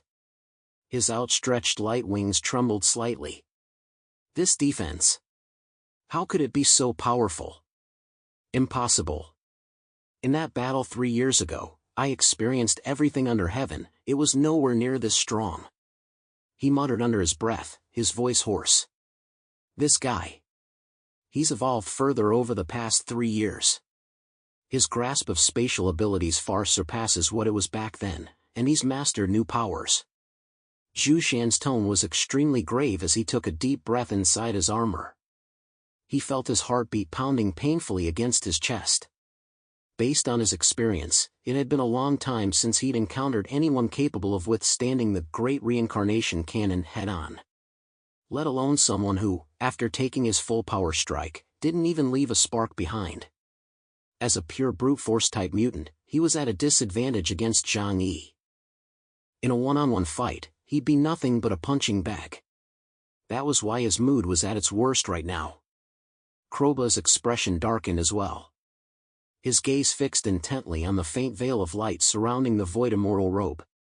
Space abilities are often highly effective against other defensive measures. Because space itself is the optimal pathway. Yet on Zhang Yi, those spatial shattering waves couldn't even touch the edge of space. Guchuan's golden pupils contracted slightly. His defense no longer exists on the physical world. He murmured. Behind that battle robe lies a higher dimensional coordinate. This Titan clan giant perceived something different, though he could not yet comprehend the existence of the inner universe, the netherworld. It was not some other universe, but the very essence of this one. Aino Minakanushi narrowed his eyes. He gazed at the sealed-off zone, pinned down by 9 Tori gates yet completely empty of any presence, and the smile at the corner of his mouth had vanished entirely. We unleashed our full power strike, and yet we still failed to kill him? He left the rest of the sentence unsaid. If they could not kill Zhang Yi, then the ones who would die would undoubtedly be them. They had intended to lure Zhang Yi into the cosmos, cutting off his retreat. For everyone knew that chaos, possessing absolute defense, possessed the world's greatest ability to escape. Only in the barren expanse of space would he eventually perish from lack of oxygen and supplies, even if he managed to flee. Not even a night-level powerhouse could escape such a fate. But despite all their careful planning, the dead end they had prepared for Zhang Yi had instead become their own final destination. The 5 dared not imagine that terrifying outcome. Aino Minakanushi clenched his fists so tightly they screeched. Now, their only option was to fight to the death. For if they did not fight, death was certain. Have you overestimated yourselves these past few years? Zhang Yi raised his head. He looked at the 5 of them, his hand on his sword relaxed, a mocking smile on his face. Did you really think that after hiding in the underworld for hundreds of millions of years, you could still rule the world once you emerged? You're all old now, you're the ones who should be weeded out. Remember this, even if the 6th generation has had less time to develop, they're at the height of their power. Whereas you're on your last legs, barely clinging to life. Zhang Yi made no attempt to hide his scorn for the 5. Kroba gave a cold laugh. You bastard, don't get too cocky just yet. Before his words had even finished, his form flickered, and he vanished from where he stood. Instant flash. Within a 3-kilometer radius, he could teleport at will. On countless battlefields, this skill was virtually impossible to defend against. He would close the distance in an instant and use spatial shards to construct a meat grinder right beside his enemy. He teleported behind Zhang Yi. In that split second, he could even see the pattern of energy flowing along the back of Zhang Yi's battle suit. If this strike landed, even if it didn't kill Zhang Yi, it would disrupt his rhythm. Chapter 2695, Painstaking Effort, 1. Kroba charged behind Zhang Yi, countless spatial shards coalescing in his palm. It was impossible to imagine just how immense the destructive power of this strike would be. He raised his hand, ready to drive it viciously into the back of Zhang Yi's neck. However, at that very moment, his body suddenly froze. In his perception, he had clearly teleported behind his opponent. Yet before his eyes, the angle remained exactly as it had been moments ago. Zhang Yi's silhouette remained at a distance just out of reach, like a distant photograph magnified to infinite proportions. His attack struck empty air, leaving only a mottled silhouette of spatial fragments in midair. Formless void realm. Zhang Yi spoke calmly. In that instant, the formless void realm unfolded completely. With him at the center, within a 5-kilometer radius, he controlled the very concept of distance. He could stretch a centimeter into 5 kilometers. Or shrink 5 kilometers to 0 distance. In the realm of space, Zhang Yi's abilities had completely overshadowed Kroba's. Between abilities of the same element, even a slight difference makes a world of difference. Kroba understood what had happened. His face darkened instantly. The smugness he'd felt just a moment ago felt like he'd been slapped in the face. You think you're the only one who can play with space? Zhang Yi tightened his grip on the sword slightly. Space ability users are the worst kind to try to show off in front of me. He slashed the sword in a backhand strike. The motion seemed slow, but with the support of the formless void realm, this strike virtually transcended the concept of distance. His sword could instantly reach any point within a 5-kilometer spherical space centered on him. Thus, the blade arrived before Kroba in an instant. Kroba roared, summoning all the spatial fragments to shield himself. A vast number of fragments were sliced by the blade. In that instant, they were simultaneously assimilated into the rules of the netherworld. No matter how sharp the spatial shards were, the moment they touched the netherworld's antimatter, they became nothing more than easily shatterable glass. All the spatial shards shattered. A layer of spatial protective membrane on Kroba's battle armor was sliced open along with them. A sliver of a gash, extremely fine yet bottomless, appeared on his chest armor, cutting almost directly over his heart. A chill ran through him. For the first time, the ferocity in his eyes was distorted by fear. "Save me!" Without the slightest hesitation, Kroba shouted over the communication channel. At the same moment, Zhu Shan immediately raised both arms once more. Their fates were intertwined. If either fell in battle, the tide of the war would turn against them. He had already forced the energy within his power armor to its absolute limit. High-voltage energy conduits inside the armor sparked with blinding flashes. Great Reincarnation Cannon, rapid-fire mode. He roared. The cannon fired 3 times in rapid succession. The 3 bursts of the Great Reincarnation Cannon nearly merged into one, forcibly forming an unbroken torrent of energy that surged toward Zhang Yi. At that very moment, the cosmic storm was once again summoned by Kong. This time, he did not unleash the storm on its own, but instead combined it with the Great Reincarnation Cannon. Individual attacks were no longer capable of breaching Zhang Yi's void immortal robe. They could only attempt to concentrate their firepower on a single point, then use overwhelming force to shatter Zhang Yi's defenses. The two forces, of completely different attributes, clashed, instantly blinding space ahead with a blinding white light. Guchuan's golden pupils flared once more. The gears of the Wheel of Time turned slowly. This time, it was no longer a single attack, but a continuous erasure of the timeline on the battlefield. A single glance, eternity's emptiness. Guchuan's rules category abilities had the greatest impact on Zhang Yi, temporarily suppressing his powers and preventing him from freely controlling time and space. This also granted the 3 of them a perfect opportunity to strike. Their attacks were fine-tuned on the timeline to overlap at the most precise moment. In that instant, their combined assault was nearly a seamless relay. Ain no Minakanushi did not launch an attack. He merely raised his hand in silence.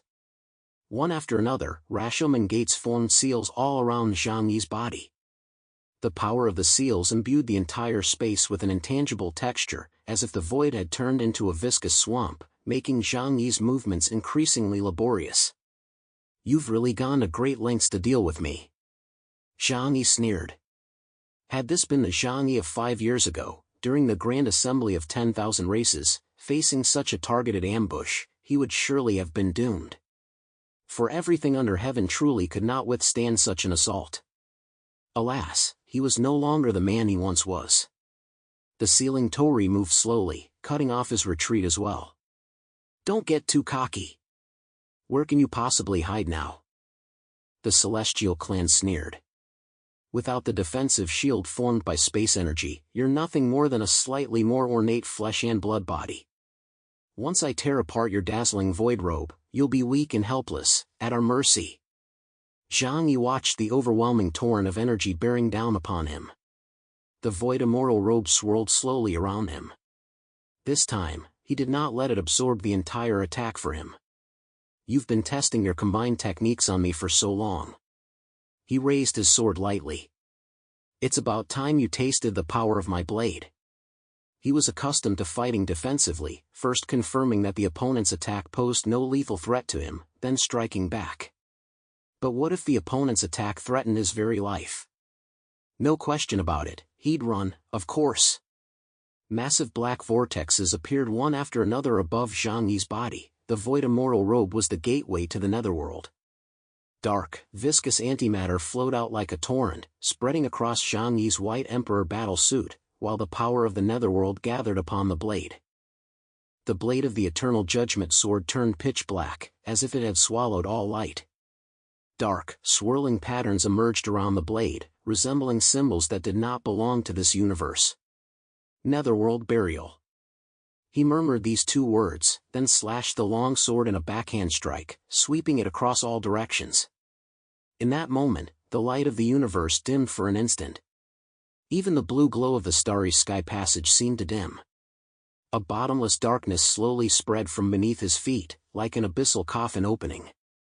A torrent of darkness swept in all directions, invading every corner of the universe. The energy torrent of the great reincarnation cannon surged into this dark region. The force that should have ravaged and torn everything apart, upon touching the edge of the netherworld's projection, felt as though it had crashed into a completely opposite world. Its structure began to collapse. The energy was stripped away bit by bit. The once frenzied torrent transformed into scattered streams of energy dust, slowly swallowed by the dark coffin. The cosmic storm followed in pursuit. The radiation and ion streams within the storm were dismantled at the edge of the netherworld's projection. Before they could form blades capable of tearing through matter, they had already turned into countless tiny specks of energy dust, vanishing without a trace like light cast into a black hole. Chapter 2696, Painstaking Effort, 2. Zhang Yi officially launched his counterattack, and the power of the netherworld sent a massive shockwave through the hearts of the 5 powerful figures. They had experienced this power before and knew full well that it was capable of devouring everything. However, the sharpness of Zhang Yi's sword strike now far surpassed that of 5 years ago. The power of the Wheel of Time was also swept into the fray. That gear-shaped energy blade paused briefly at the edge of the netherworld's projection. The Blade of Time, which could normally ignore all defenses, seemed to have its path blocked by the rules of the netherworld. Because the netherworld itself existed outside the normal timeline. Attempting to use time to sever something that stood beyond time was, in itself, a paradox. The containment circle formed by the Rashomon gates were swallowed whole by the netherworld burial. Those densely packed Jaman patterns struggled briefly within the netherworld's projection before being rewritten. They became new patterns on the surface of the netherworld's coffin. For the first time, the joint attack that the 5 great powers had once prided themselves on was countered by an utterly opposing attribute. In that moment, they finally truly felt the terror of what antimatter meant. The power of the netherworld is not merely another form of energy. It is the negation of all power.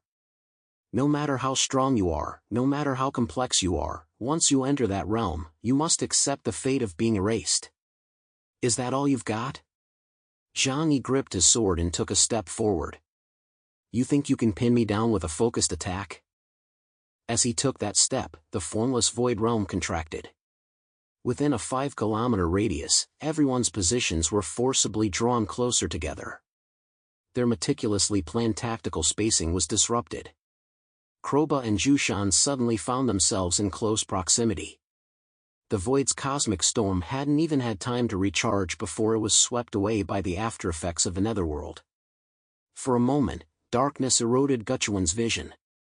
The Rashomon behind Aim no Minakanushi was still automatically repairing itself, yet he discovered that the restored doors no longer fully obeyed his commands. This can't be. For the first time, fear crept into Guchuan's voice. His golden pupils nearly contracted into a single point. How could you possibly master so many systems at once? Space, time, and antimatter. In just 3 short years, you've grown to this extent? What on earth have you been through? Humans cannot comprehend things beyond their understanding, not even the mighty warriors of these ancient races are an exception. Do you think only you have lived for many years? Zhang Yi's longsword gently sliced through the cosmos. The darkness of the netherworld clung to the blade, like a flowing shadow. While you were hiding underground, I was fighting for my life on the front lines. While you were plotting how to stab me in the back, I was facing off against even stronger foes on other planets. Zhang Yi sneered, though he swallowed one remark. I'm the man chosen by the Knight of the Sword of the Yihen tribe, baptized by the Sea of Spirit. Of course I'm not someone you lowly scum can compare to. Luck itself is part of one's strength, and besides, everything Zhang Yi had attained was far more than mere luck. Kroba clenched his fangs. He forced down the chill in his heart and activated Instant Flash once more. This time, he wouldn't attack alone. I refuse to believe I can't break through his tortoise shell. Nothing is indestructible, only speed can pierce it. There must be a flaw in his defense, assist me. They were all the strongest warriors of their generation, who would admit to being inferior to another? All right, we'll help you. Take down this arrogant bastard and seize his warship. Jushan charged straight toward his general direction. Kong maneuvered the storm to the flank, preparing to provide cover. Guchuan, meanwhile, scrutinized the details of Zhang Yi's moves, ready to alter the balance of power between them at any moment. Aim no Minakanushi opened Rashomon further behind, weaving their combined assaults into an even more intricate killing formation. You are not alone. Aim no Minakanushi's voice was hoarse. You are the crystallization of the world's ancient calamities, the strongest among the 6th generation. If we kill you, we can bring the entire world of the 6th generation crashing down. He voiced the thoughts in his heart. Who else besides us wants to annihilate you? Countless others wish to wipe the 6th generation from the face of the earth, thereby reducing their competition. It is common knowledge that humanity in the current era is blessed by the Creator. Even though the 6th generation had only evolved over 1 million years, their growth rate after the apocalypse remained astonishing. Zhang Yi, in particular, had even annihilated multiple ancient civilizations. This pace of growth struck fear into the hearts of many ancient civilizations. Therefore, eliminating Zhang Yi was the best course of action they all agreed upon. So you consider me that important? Zhang Yi smiled. Should I be flattered? His tone was casual, yet it rang harshly in the ears of the 5. The second round of combat began. Kroba teleported close. Under the interference of the formless void realm, he had learned his lesson this time. Instead of charging directly at Zhang Yi's physical form, he teleported to a slightly greater distance, attempting to tear open the edge of the formless void realm first before seeking an opportunity to break through. He clapped his hands together. A vast amount of spatial debris coalesced in his hands into a translucent longsword. Complex spatial fissures flickered along the blade. It was a weapon forged from countless dismantled spatial units. Shatter space, sever the formless void realm. He roared, gripped the longsword tightly, and slashed violently at the cosmos. This strike was not a simple attack, but a direct cut against the very fabric of Zhang Yi's formless void realm. As long as he could create a breach at any point, the formless void realm would lose its balance for a brief moment, allowing the rest of their assault to pour in. At the same time, Zhu Shan closed in from the other side. His powered armor was operating at its absolute limit. He did not use the Great Reincarnation Cannon again, but instead chose a more primitive and violent move. He curled his entire body into a ball. The armor reconfigured itself around him, forming a conical impact head. All internal power sources were redirected to propulsion. Great cycle impact. If this strike hit an asteroid, it would be powerful enough to knock it off its orbit. Not to mention that in the vacuum of space, with no resistance, his speed was far greater than it would be on a planetary surface. The void cosmic storm also reformed at that very moment. This time, he did not unleash a wide-ranging storm, but instead condensed it into an extremely small area, like an energy drill compressed to its absolute limit. That storm aimed directly at Zhang Yi's feet, attempting to disrupt his balance at his point of contact. Within Guchuan's golden pupils, the wheel of time reversed its rotation once. Heaven and earth rotation unfolded once more. He subtly weakened Zhang Yi's strength and speed in that instant. At the same time, he boosted the condition of the other four by a notch. Aim no Minakanushi activated sealing and isolation at this precise moment. This time, the 9 Tori gates were not used to seal off space, but crashed down directly from above, attempting to pin Zhang Yi to the origin point of the formless void realm. Chapter 2697, Showing Off in Front of the Master, 1. The 5 of them attacked with flawless coordination, like a precision-engineered mechanical device. Guchuan had fine-tuned the timing of each person's move to perfection. Once they broke through at a single point, it would trigger a chain reaction, amplifying their advantage exponentially. They had spent a full 2.5 years preparing for today's battle, running through countless combat simulations. Zhang Yi, however, suddenly smiled. "You've worked hard," he said softly. But, at that moment, the void immortal robe suddenly contracted. The power of the netherworld, which had previously enveloped his entire body like a sheer veil, was compressed to its absolute limit, as if a thin layer of gauze had been draped over the White Emperor battle suit. As starlight shimmered, he seemed to merge with the cosmos, appearing almost ethereal. Enveloped by the void immortal robe, he existed in a different dimension altogether. "The harder you try, the more pitiful you look." He smiled, a look of pity in his eyes, yet his gaze was filled with murderous intent. At that very moment, the formless void realm underwent a reversal. Originally, Zhang Yi had been at the center of the formless void realm, controlling all distances. Now, he shifted the center forward by a single step. Thus, in the perception of Kroba and the others, they should have been the ones breaking into the formless void realm from the outside. In reality, however, they had already been silently placed inside, becoming the ones whose distances were being manipulated. The void-shattering boundary slashed down. That sword did indeed strike the edge of the formless void realm. But at that moment, the edge of the formless void realm was not around Zhang Yi, but on Kroba himself. The scene before his eyes suddenly shifted. The sword, which should have sliced along the tangent of Zhang Yi's domain field, instead cut forcefully into the spatial structure surrounding him. The spatial shield surrounding him collapsed first, and the spatial buffer modules in his battle suit were instantly rendered useless. At the same time, the giant wheel of time struck as expected. Under the adjustment of the formless void realm, the trajectory of Zhu Shan, which should have struck Zhang Yi's chest, had silently shifted just a tiny bit. This slight deviation might not have mattered at a distance. But during a high-speed close-range collision, even a single millimeter was enough to alter the outcome. Zhu Shan was like a runaway bullet. He grazed past Zhang Yi by a hair's breadth. The distance, fine-tuned by the formless void realm, sent him hurtling in another direction, toward Kroba. Both were caught off guard. The moment Zhu Shan's heavy armor made contact with Kroba, his protective system automatically triggered a countershock. A massive shockwave exploded at the point of contact. Kroba's spatial shield had just been shattered by his own sword. This collision nearly reduced him to a twisted mass of flesh. Kroba roared in fury, forcing open his remaining defenses. Yet waves of bone-crushing pain still radiated from his chest. "What are you doing?" His eyes turned red. "You'd better ask yourselves that." Zhang Yi raised his sword with a smirk. "Who told you to play with time and space against me?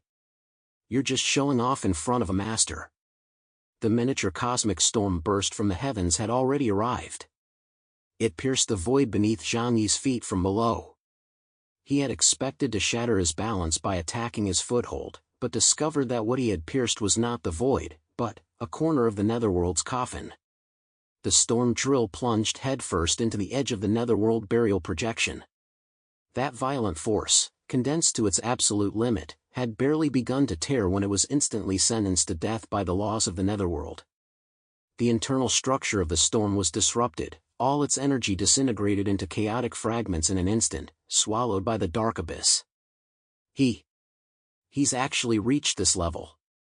He can warp the entire surrounding space, manipulating matter at will. Kong's face turned pale instantly.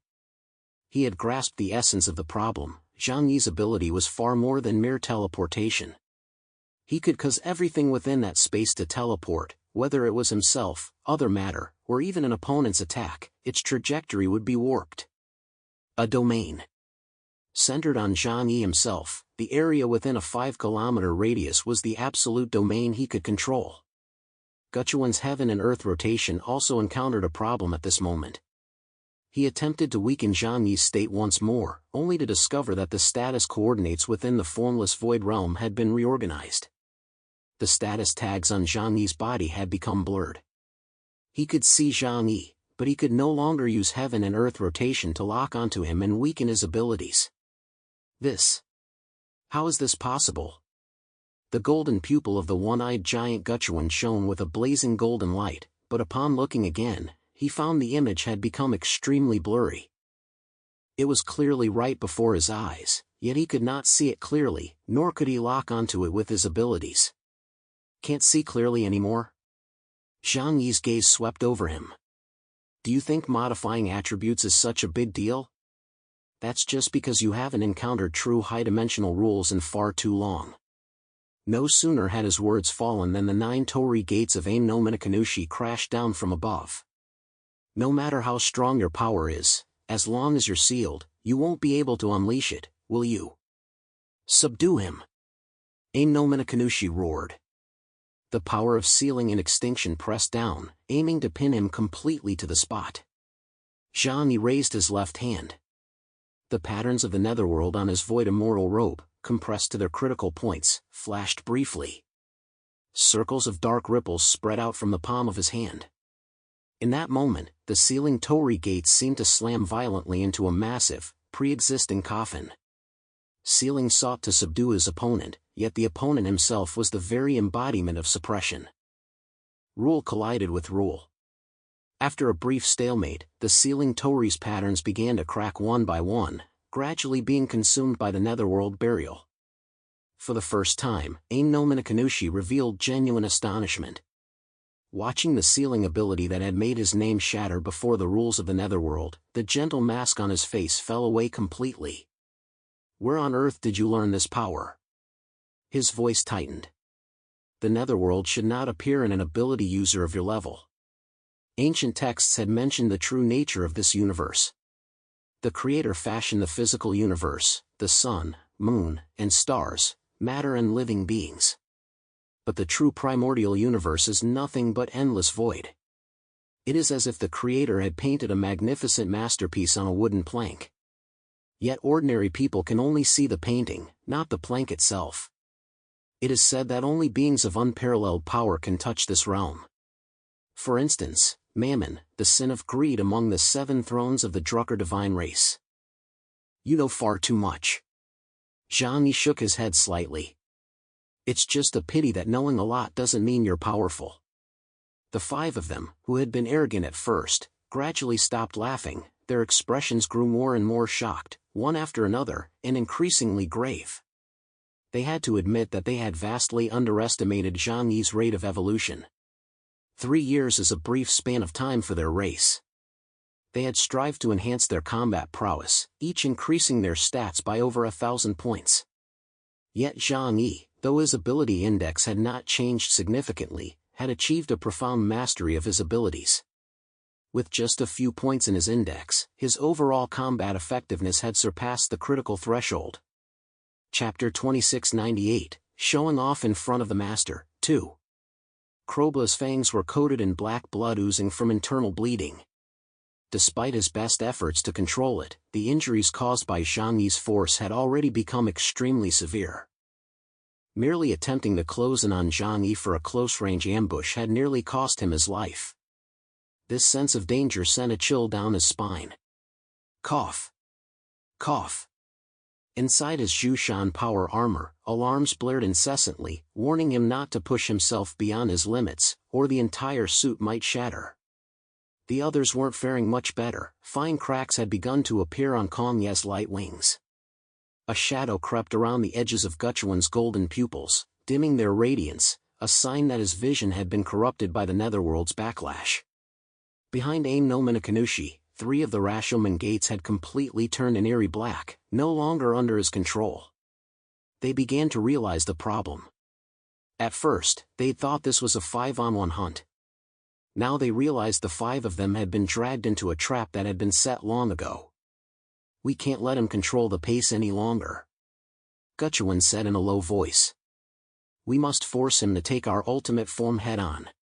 We can't waste time, concentrate all our power and break through his defenses quickly. That's easier said than done. Kong clenched his teeth and said grimly, his expression ferocious. How many trump cards do you have left? We've already exhausted ourselves. Then, let's gamble one last time. Guchuan took a deep breath. His golden pupils closed and then opened once more. This time, the light in his eyes was no longer gears, but a single, massive wheel of light. Inside the wheel were countless minute markings. Each mark represented a node on the timeline. Time wheel, fully activated. He whispered these words. In that instant, the 5 of them were forcibly pushed to their absolute limits. Their strength, speed, and reaction times were all pushed beyond the limits of what their bodies could normally endure. This ability took a heavy toll on Guchuan as well. He had driven his power to the absolute limit, burning away his own life force. This ability, which forcibly drew upon years, even decades, of his future lifespan, was used solely to grant them a fleeting peak state. Krobla felt every muscle in his body burning. Zhushan's power armor screeched. Kong's light wings erupted with blinding radiance, nearly transforming into 2 burning stars. Behind Aim no Minakanushi, the gates of the Rashomon were lit one by one, leaving only the deepest ones still dim. This is our only chance. Give it everything you've got. Guchuan fixed his gaze on Zhang Yi. No matter what, we must tear his domain field apart. The 5 of them charged forward simultaneously. This time, there were no flashy preliminaries. They stacked all their ultimate skills together and charged toward Zhang Yi in the simplest, most brutal manner. Krobla's void shatter was no longer a shower of tiny shards, instead, it tore open a spatial fissure. The fissure resembled a gaping maw, devouring everything in its path. Zhushan's great cycle collision transformed into a pure energy dragon, fusing his armor and his entire body into a single entity. Kong's cosmic storm was compressed to a near-point-like state, clearing a path ahead. Guchuan continuously adjusted the timeline from behind, ensuring all attacks maintained the most optimal overlap. Aim no Minakanushi raised both hands and slowly pushed open the final Rashomon door. Beyond that door lay an eerie void. There was neither light nor darkness within. It seemed as though even the concept of existence had been stripped away. What is this? Zhang Yi glanced at the door. Have you been peeking at Starry Sky Clan documents too much? Aim no Minakanushi's face contorted. We of the Transformer Rats have inherited more than just Jaman culture. His voice trembled. There's also a tiny remnant of how the Starry Sky Clan tore open a path to the outer cosmos. You actually dare to use it? Zhang Yi chuckled softly. Even the Starry Sky Clan themselves were played to death by this very scheme. Enough talk. Heaven roared. To die by this power is your honor. The combined attack of the five was like a miniature apocalypse. Space rifts devoured everything ahead. The Great Cycle's impact tore a long scar across the cosmos. A cosmic storm compressed to its limit sent countless ripples of destruction radiating from the rift's edge. The timeline was stretched to its absolute limit by the wheel of time. The void behind the final door of the Rashomon, a true blank canvas, seemed poised to swallow every possible outcome. In that moment, even the blue radiance from the Starry Sky passage fell silent for an instant, as if observing this localized apocalyptic spectacle from afar. Now that's more like it. Seeing this strike, Zhang Yi's gaze grew grave. A desperate, combined strike from 5 night-level powerhouses, even he had no confidence he could block it unscathed. Come on then. One strike to end your lives. Zhang Yi roared with satisfaction, laughing as he gripped the Eternal Judgment sword with both hands. All the hidden patterns on the void immortal robe lit up simultaneously. The power of the netherworld no longer merely swirled around him but was channeled along the blade. The formless void realm contracted to its absolute limit, centering on him to form an unprecedentedly compact battlefield. You want to see my limits? His gaze was calm. Then open your eyes wide and watch. The abyss into which all things in the universe return, the eternal darkness that obliterates all, nothingness, the end, the destruction of everything. Up here. The coffin of the eternal darkness. Deep within the cosmos, a true coffin of utter darkness slowly opened. It was no projection, but the actual coordinates of the netherworld in this region, forcibly dragged into existence. There was no light within the coffin. Even the laws of the universe seemed incredibly thin there. All energy and matter, even time and space, that entered it were completely erased by that force of utter darkness. When antimatter and matter come into contact, there is only one outcome: mutual annihilation, unleashing an incredibly terrifying burst of energy. This energy far surpasses atomic fission and fusion. It is the most powerful force known to the world. If one could fully master this power, they could step into the realm of Omega and become an existence akin to Mammon. The combined attack of the five was already terrifying enough in the cosmos, as if capable of obliterating an entire asteroid belt. Yet, in the face of that massive, pitch-black, and colossal coffin, the attack was silently swallowed whole. The space rift collided with the coffin's edge and was instantly swallowed by a deeper fissure. The Great Cycle crashed against the coffin's surface, sending out ripples of darkness, yet failed to make even a single dent. The cosmic storm circled the coffin a few times, like a stream drained of water, before finally dissolving into wisps of smoke. The timelines of the Wheel of Time were severed into fragments by the rules of the netherworld, like threads cut to pieces. The void behind the final door of the Rashomon gate extended invisible tentacles, attempting to probe into the depths of the netherworld, only to be struck back on the spot. The entire door grew dim and lifeless. Chapter 2699, Wiped Out with a Single Sword, 1. All the attacks, the combined, desperate strikes of the 5 great powerhouses, were completely swallowed up by Zhang Yi's netherworld burial. The aftershocks of the netherworld swept across the cosmos, sweeping through the area where the 5 great powerhouses stood like an autumn wind clearing away fallen leaves, shaking the supernatural shields protecting their bodies. Kroba felt a bitter taste in his throat and spat out a mouthful of black blood. A violent explosion rang out from within Zhu Shan's powered armor, his left arm shattered on the spot, and the entire limb, along with the armor, was hurled away. Tian's light wings completely disintegrated, leaving a mangled mess of flesh and blood in his wake.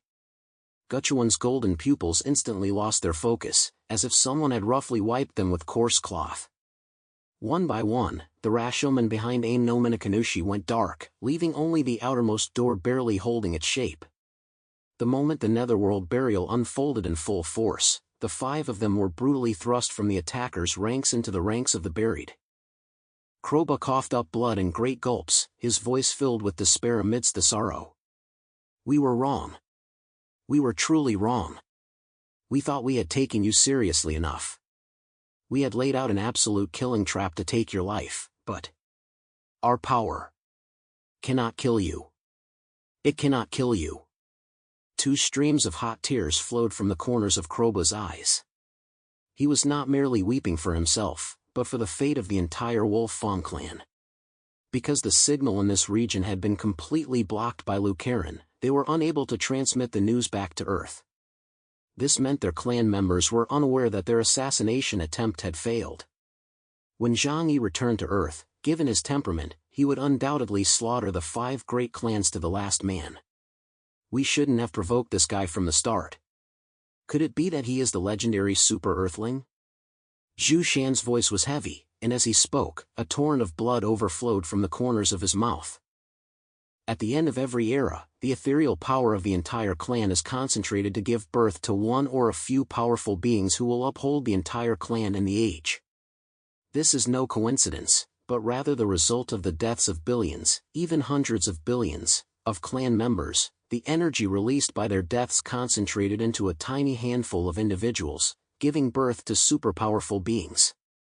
They had assumed that, given the brief history of the 6th generation, such an individual might never emerge. But now, they were witnessing such an existence with their own eyes. Aino Minakanushi was filled with dread. He muttered to himself, "I recognize this power. The super-universe. He has actually reached the level of the super-universe." However, few understood the meaning of his mutterings. After just a single clash between the two sides, the universe quickly returned to silence. The energy storm that had once engulfed the heavens had vanished. All that remained was a dark coffin slowly closing. As the lid closed for the final time, the projection of the netherworld gradually faded, retreating once more into the depths of the dimensions. Zhang Yi stood above the coffin. Several fine cracks appeared on the surface of the White Emperor battle suit, but they were quickly filled in by the suit's self-repair function. Although the suit had cracked, Zhang Yi's physical form remained unharmed, and he was quite satisfied with his defensive capabilities. After all, a desperate, all-out attack from 5 peers of equal strength was something even a Black Knight-level powerhouse would have to avoid.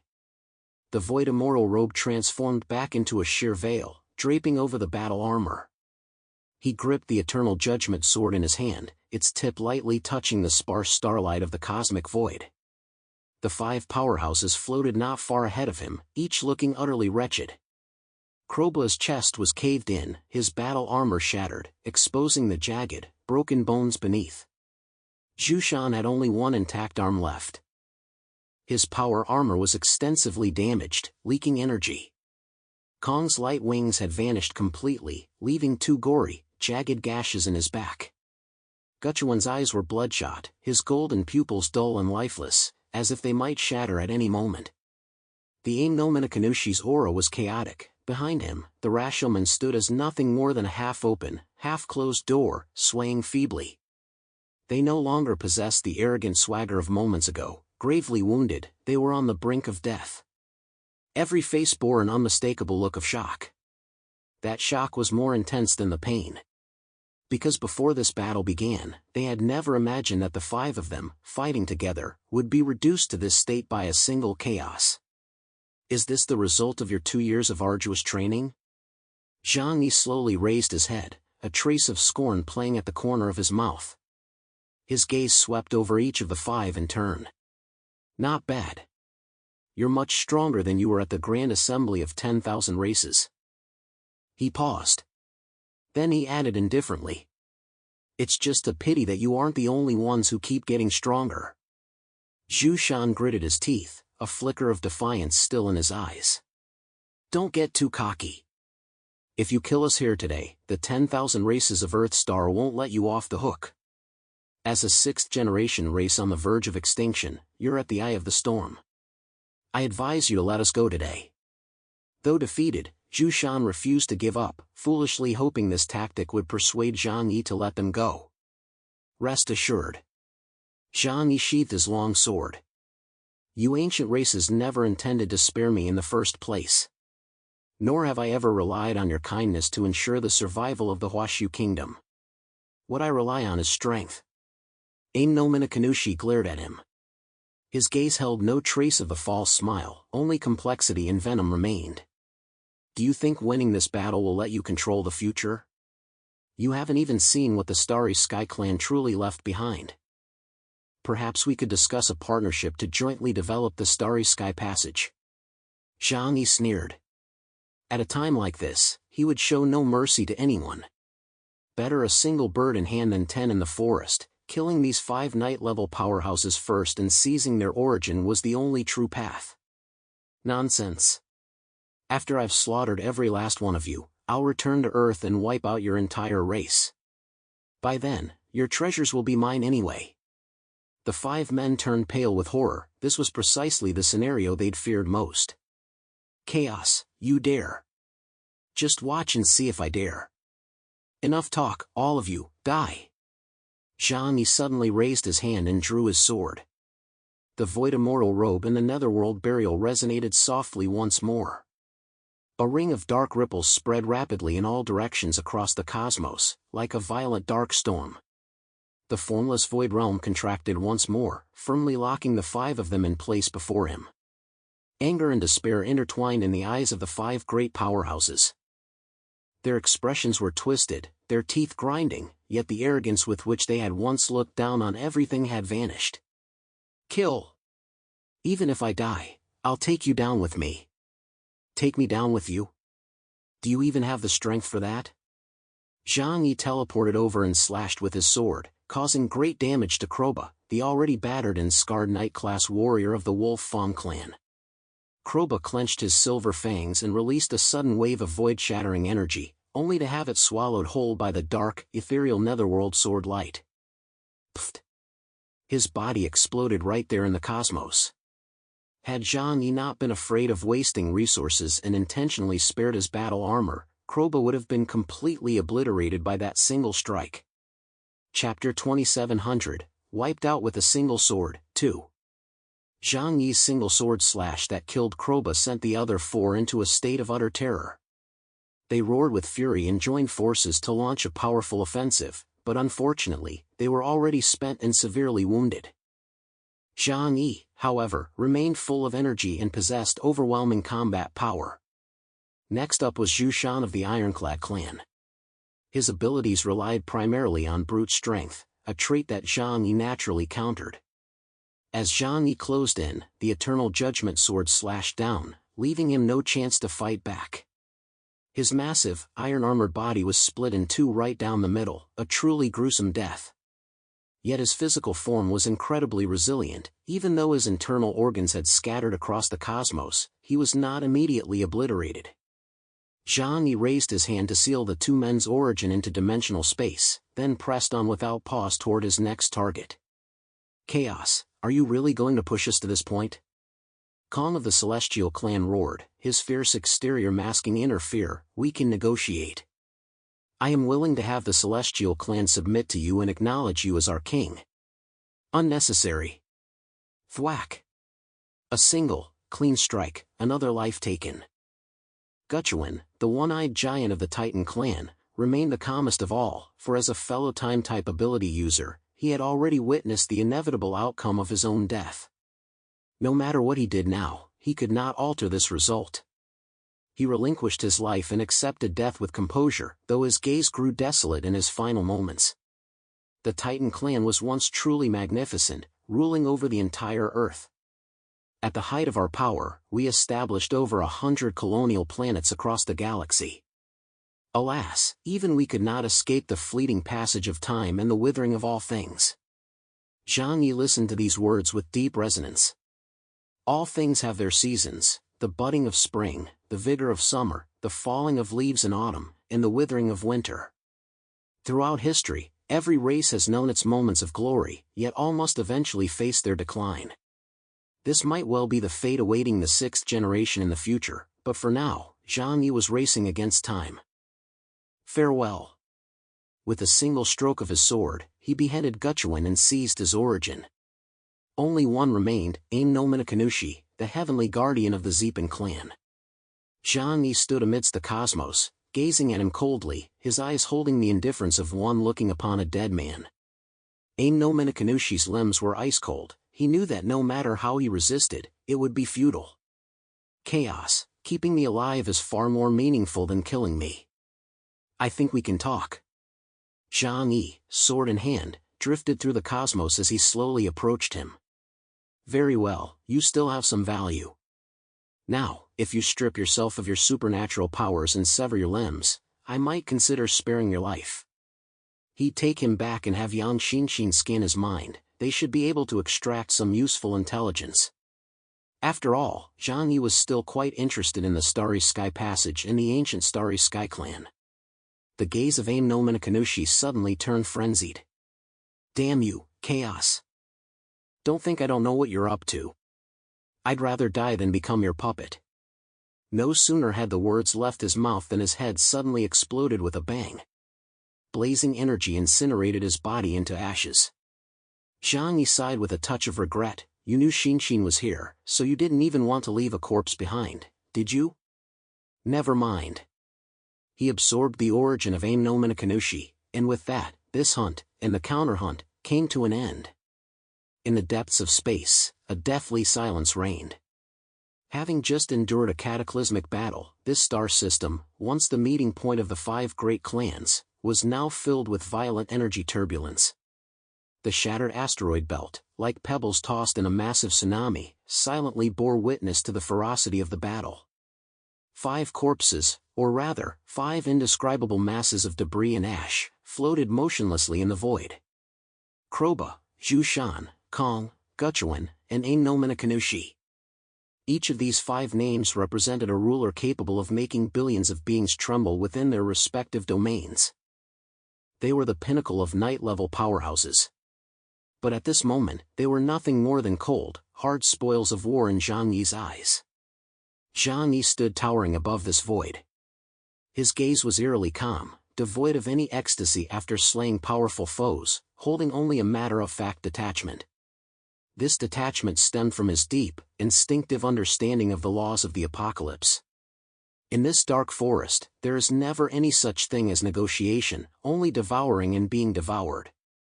This is the most effective way to grow stronger. He slowly raised his right hand, and the dimensional gate opened.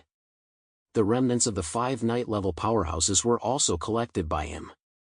Their bodies could be used for biological experiments, perhaps something useful could be found. The damaged battle armor would be taken back to study their technology. In short, Zhang Yi was a man who made full use of everything. The origin of a night-level powerhouse. In this universe, every single bit is a priceless treasure. A mocking curve formed at the corner of Zhang Yi's mouth, as if he were whispering to the souls of the dead in the void. Did you really believe, right up until your dying breath, that I was fighting you to the death just to compete for a spot in the Starry Sky Passage? How naive. To me now, the unknown Starry Sky Passage is nothing more than a distant, elusive possibility. But each one of you, 5 living, breathing night-level powerhouses, is a genuine, tangible opportunity for me. The rules of this world are brutally harsh. The more ether fragments one possesses, the higher one's ceiling, and the greater one's power. Meditation can only continuously develop one's potential to near its limits, it cannot break through one's own constraints. Therefore, preying on one another, slaying even more powerful beings, and seizing their origin is the fastest way to enhance one's strength. He knew full well that in this cruel system, only what is transformed into one's own power is real.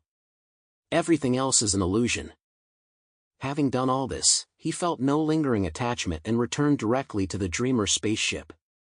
The Dreamer, main control room. When Zhang Yi's figure materialized out of thin air, everyone who had been waiting there let out a sigh of relief.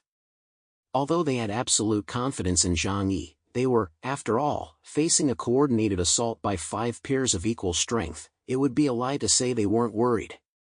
Fatty Sue was the first to rush over, his round face brimming with excitement, his jiggling fat trembling. Boss, you're incredible. You wiped out 5 top-tier warriors from the ancient races without a scratch. You're practically Superman. They weren't that weak. Thanks. Zhang Yi waved his hand, not out of politeness, but because he believed greatness needed no words. The crowd gathered around. The battle had lasted less than an hour, yet they had annihilated a large contingent of the top-tier warriors from the 5 great clans. To hunt down Zhang Yi, the 5 great clans had committed at least a third of their elite forces. This time, they had definitely suffered a severe blow. For the next 10 years, the Huashu Kingdom won't have to worry about the threat they pose anymore. Uncle Yu crossed his thick arms and said with a beaming smile. Chapter 2701, Black Knight, 1. Why talk about the next 10 years? Why not just ensure they have no future at all? Zhang Yi said indifferently. Once he returned, he would immediately set about eradicating the 5 ancient races, one by one. No mercy for the first, no respite for the second. After all, it was the members of the 5 great clans who had plotted against him. His retaliation was entirely justified, and no one could fault him for it. However, before we return, I must first maximize my own strength.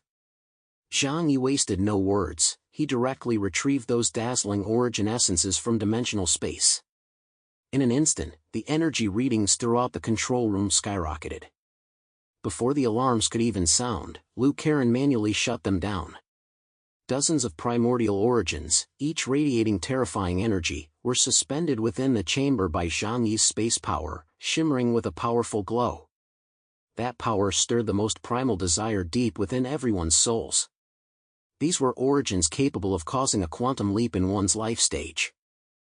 With dozens of bishop-level origins, the 5 ancient civilizations had pooled their resources for years, selecting the most outstanding geniuses and investing the full might of their nations into their cultivation. And now, they had all become fodder for Zhang Yi to cultivate those around him. What a terrifying energy fluctuation. Yang Xinxin stood to the side, a flicker of shock passing through her bright eyes. This is the first time I've ever seen the origins of dozens of bishop-level mutants appear together. The energy reaction is far beyond anything we've ever witnessed before. Zhang Yi sat in his captain's chair, leaning back slightly, exuding a relaxed demeanor. Ever since I ascended to the night level, I've realized a problem. He spoke calmly, his voice echoing through the quiet cabin. Our level of existence has undergone a qualitative leap.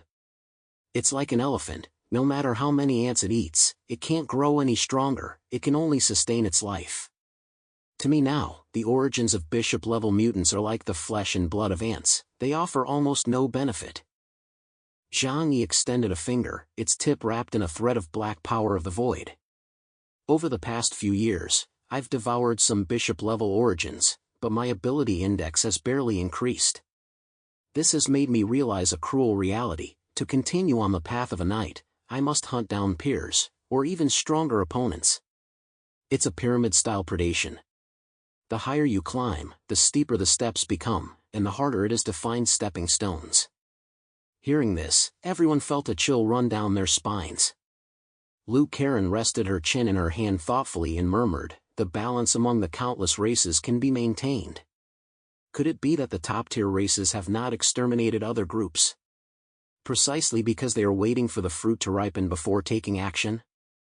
Yang Xinxin's voice was low and solemn. Perhaps, if we look deeper, the reason why the spark of life was preserved through every era, even during the age when the Drucker dominated, is that they were planting seeds, waiting to harvest them in the future.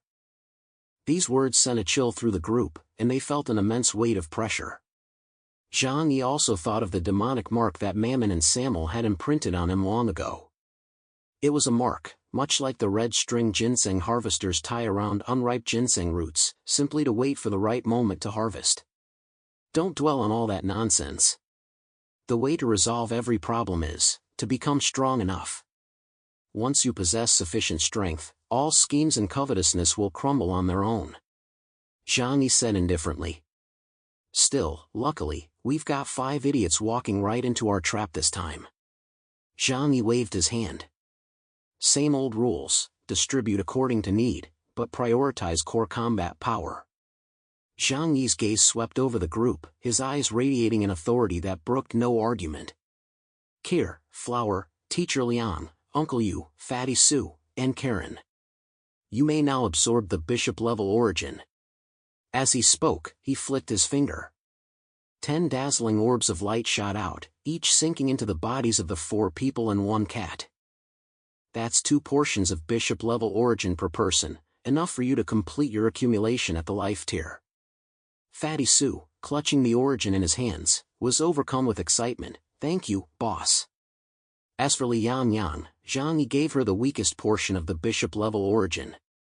After all, her strength was the weakest, and she was also the team member Zhang Yi currently accepted the least. In his eyes, she ranked the lowest.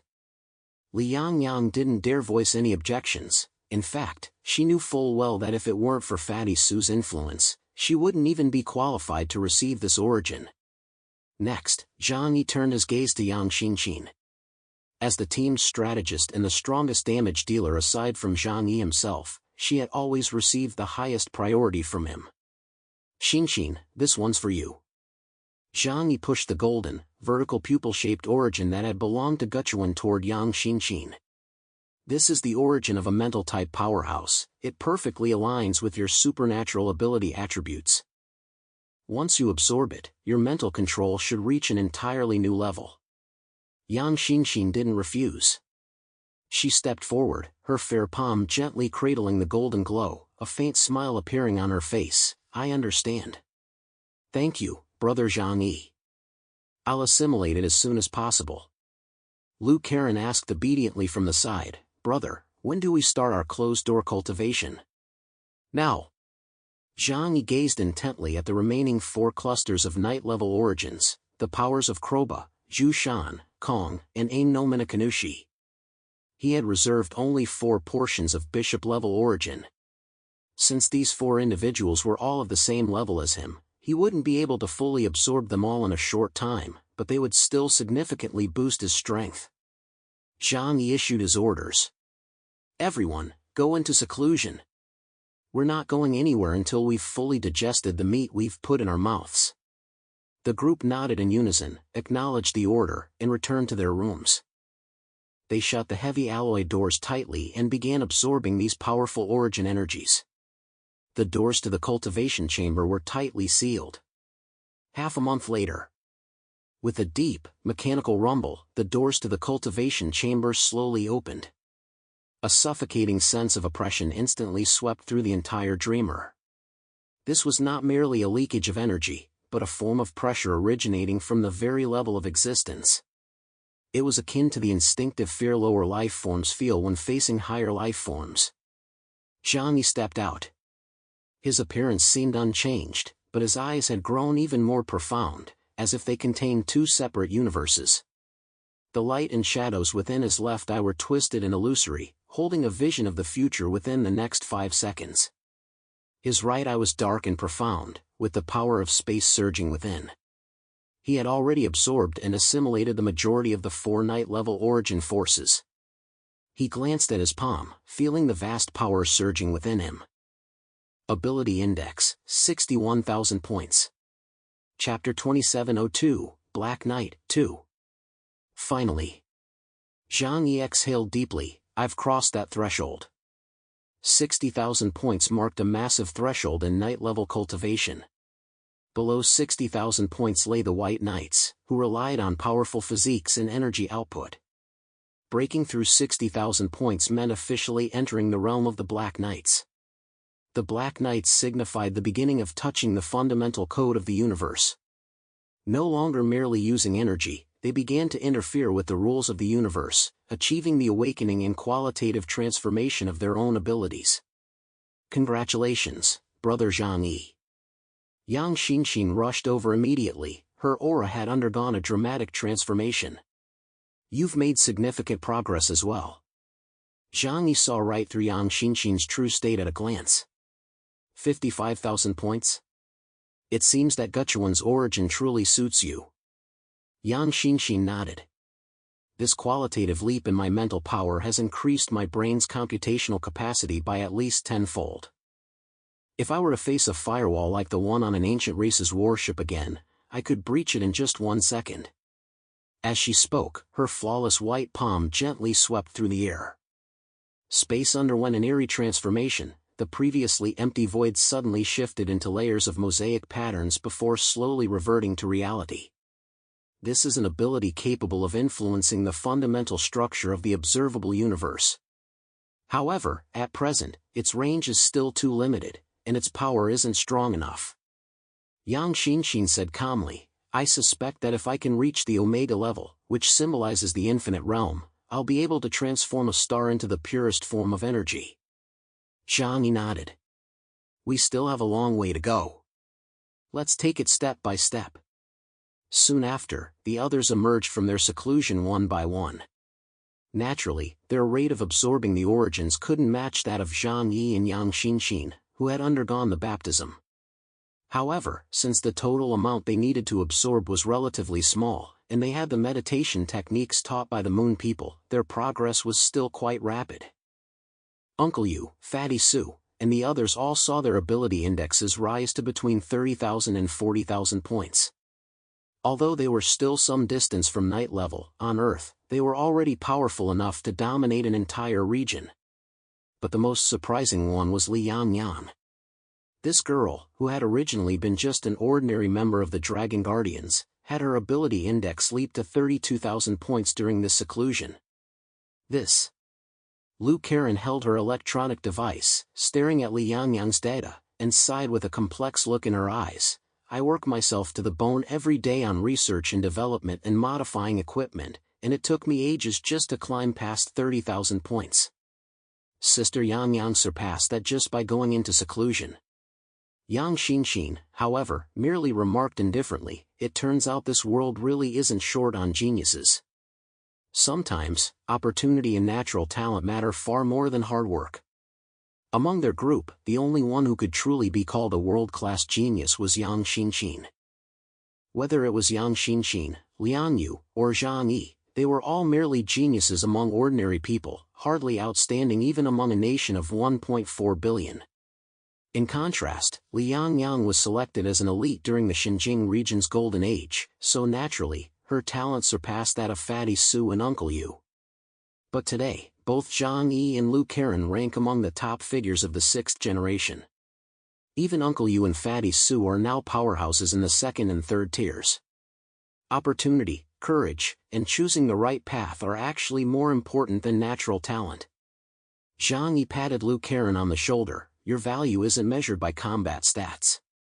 You can repair the dreamer, can Li Yang do that? Everyone has their place. Besides, your big brother still needs you to build even stronger weapons. After comforting Lu Karen, Zhang Yi turned his gaze toward the porthole. There, the massive Starry Sky Passage continued to rotate silently, like a deep, piercing eye watching over them.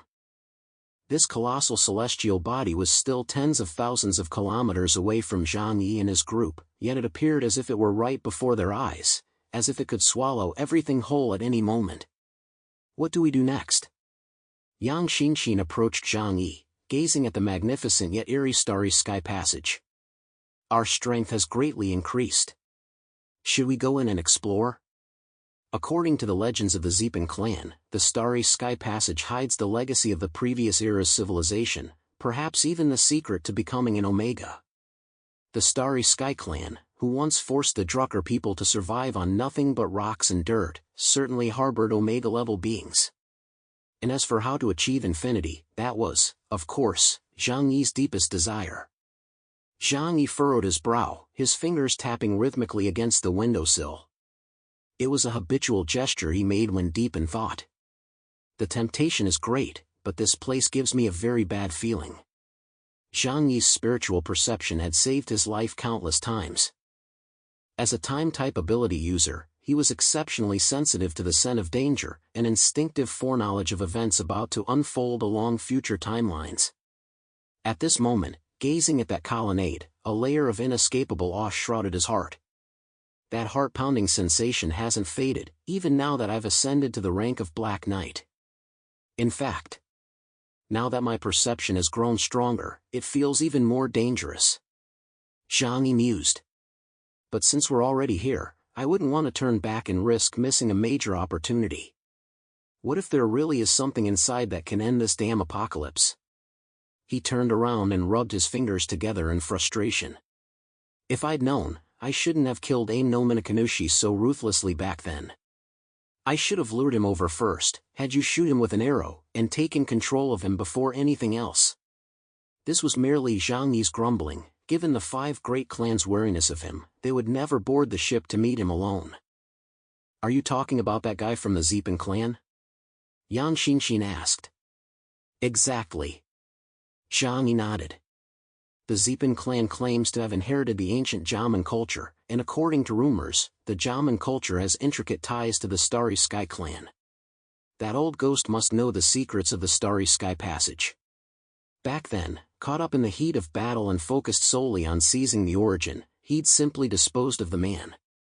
Now that he thought about it, this was the price of lacking intelligence. A flash of ruthlessness crossed Zhang Yi's eyes. How about we head back to Earth first? Our first order of business will be to wipe out the Zeepan kingdom.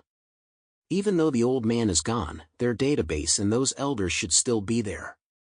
We can either soul search them or seize the information repository. We're bound to find some clues. This was classic Zhang Yi logic. If you can't solve the problem, eliminate the person who holds the answer. That's not a bad idea. Yang Xinxin analyzed calmly. But even with spatial jumps, the round trip would still take a considerable amount of time. Plus, the Starry Sky Passage opens at irregular intervals. What if it closes by the time we return? Zhang Yi fell silent. Indeed, opportunities don't wait. By the time they made the round trip, another year would have passed. But time waits for no one. Who knows what might happen in a year's time? Chapter 2703, Double Helix, 1. Zhang Yi looked toward the Starry Sky Passage once more. From this angle, the massive blue bands swirled and crisscrossed, connected in the center by countless horizontal energy bridges. If you looked closely, you would see that it was not a single, unified passage, but rather two enormous blue ribbons joined together, intertwining and slowly coiling around one another. Xinxin, look at its shape, Zhang Yi said suddenly. Yang Xinxin adjusted her viewing angle. A double helix structure. A very standard double helix. Doesn't it look like a DNA molecule? Zhang Yi narrowed his eyes. It does. Or rather, it's practically identical. Yang Xinxin's voice grew serious. The architecture of the macrocosm mirrors the fundamental structure of microscopic life. This is definitely not a natural formation, it was deliberately created by the Starry Sky Clan. Whether it's a trap or a treasure, we have to take a look. Zhang Yi took a deep breath and finally made up his mind. Upon hearing this, Zhou Qi ran over nervously and wrapped her arms around Zhang Yi's, looking at him with deep concern. Zhang Yi, if you're not sure about this place, it's better to be cautious. After all, it's too dangerous. Why not return to Earth first, gather and analyze the intelligence, and then consider doing this? Zhang Yi gazed at his beloved, smiled, and gently patted the back of her soft hand. Don't worry. I'm not stupid, I won't go in there in my physical form. Then what do you mean? Zhou Qi blinked, and the answer came to her almost immediately. Zhang Yi flipped his wrist, and a set of jet-black battle armor appeared on the floor of the control room. The Demon God armor. This was a top-tier individual combat suit crafted by Liu Karen using various rare metals, combined with the alien technology Zhang Yi had brought back. Although Zhang Yi already possessed the White Emperor battle suit, he had kept this set of armor for himself because it was different from the Demon God armor suit. Not only did it possess extraordinary defensive capabilities, but more crucially, it was not merely armor, it was also an autonomous mechanical life form that Zhang Yi could control remotely. I'll remotely control it to enter the Starry Sky Passage for reconnaissance. That way, even if something unexpected happens, there won't be any major consequences. Only then did Zhou Qi smile. You really do think of everything. Connect the neural interface. Zhang Yi put on a sensor device resembling a VR headset. The next second, a red light flashed in the eyes of the Demon God armor on the ground, and it came to life. I'll be back in a flash. If anything goes wrong, cut the connection immediately, don't worry about this armor. Zhang Yi instructed Liu Karen. Got it, brother. Liu Karen immediately began operating the control panel. Signal booster activated. Synchronizing real-time footage. Whoosh. Under Zhang Yi's control, the Demon God armor transformed into a streak of light, shooting out of the Dreamer and plunging headlong into the deep Starry Sky passage. As the distance closed, that terrifying gravitational pull increased exponentially. Numerous asteroids in the vicinity were sucked in. The moment they touched the edge of the corridor, they disintegrated into dust as if struck by a sledgehammer. What a powerful gravitational tide! Zhang Yi, in the midst of controlling the armor, felt it acutely, but relying on his Black Knight-level strength, he managed to forcefully stabilize his position. The crimson energy circuits on the surface of the demon god armor lit up, forcibly withstanding the tearing force. "We're in." Passing through the massive blue cosmic vortex, the scene before him changed instantly. There were no ancient ruins as he had imagined, nor were there treasures scattered everywhere. This place resembled the interior of a gigantic cell. One after another, massive, bubble-like independent spaces floated in the void. Each bubble seemed to be playing out a different stage of civilization, or some kind of bizarre ecosystem. Is this the embryonic form of a world? Zhang Yi couldn't help but exclaim in astonishment. As a top-tier space ability user, he knew exactly what these things were. The spatial bubbles didn't look particularly large, each was roughly a few dozen kilometers in diameter, resembling small asteroids. But the space inside must be incredibly vast. Ling's figure appeared not far from Zhang Yi. She gazed quietly at the images that had returned simultaneously and were projected into the air. Seeing this, Ling merely nodded faintly. It's just a common application of spatial technology, nothing to make a fuss about. For a civilization that has reached the pinnacle of development, using spatial folding technology to create independent worlds is not a particularly difficult task.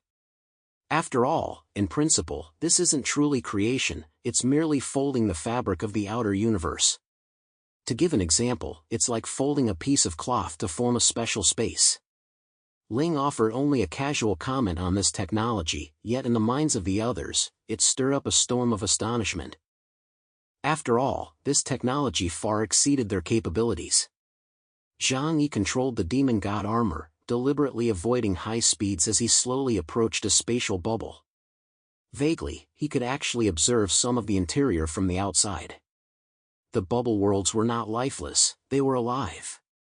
It seemed the Starry Sky Clan, who created these worlds, had designed them so that they could directly observe the interior from the outside.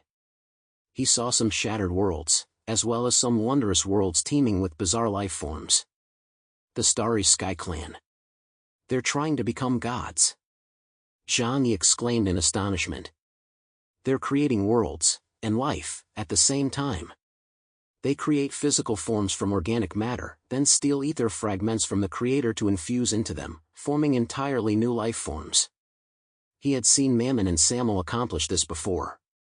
It was akin to stealing the heavenly flame, an act of usurping divine authority.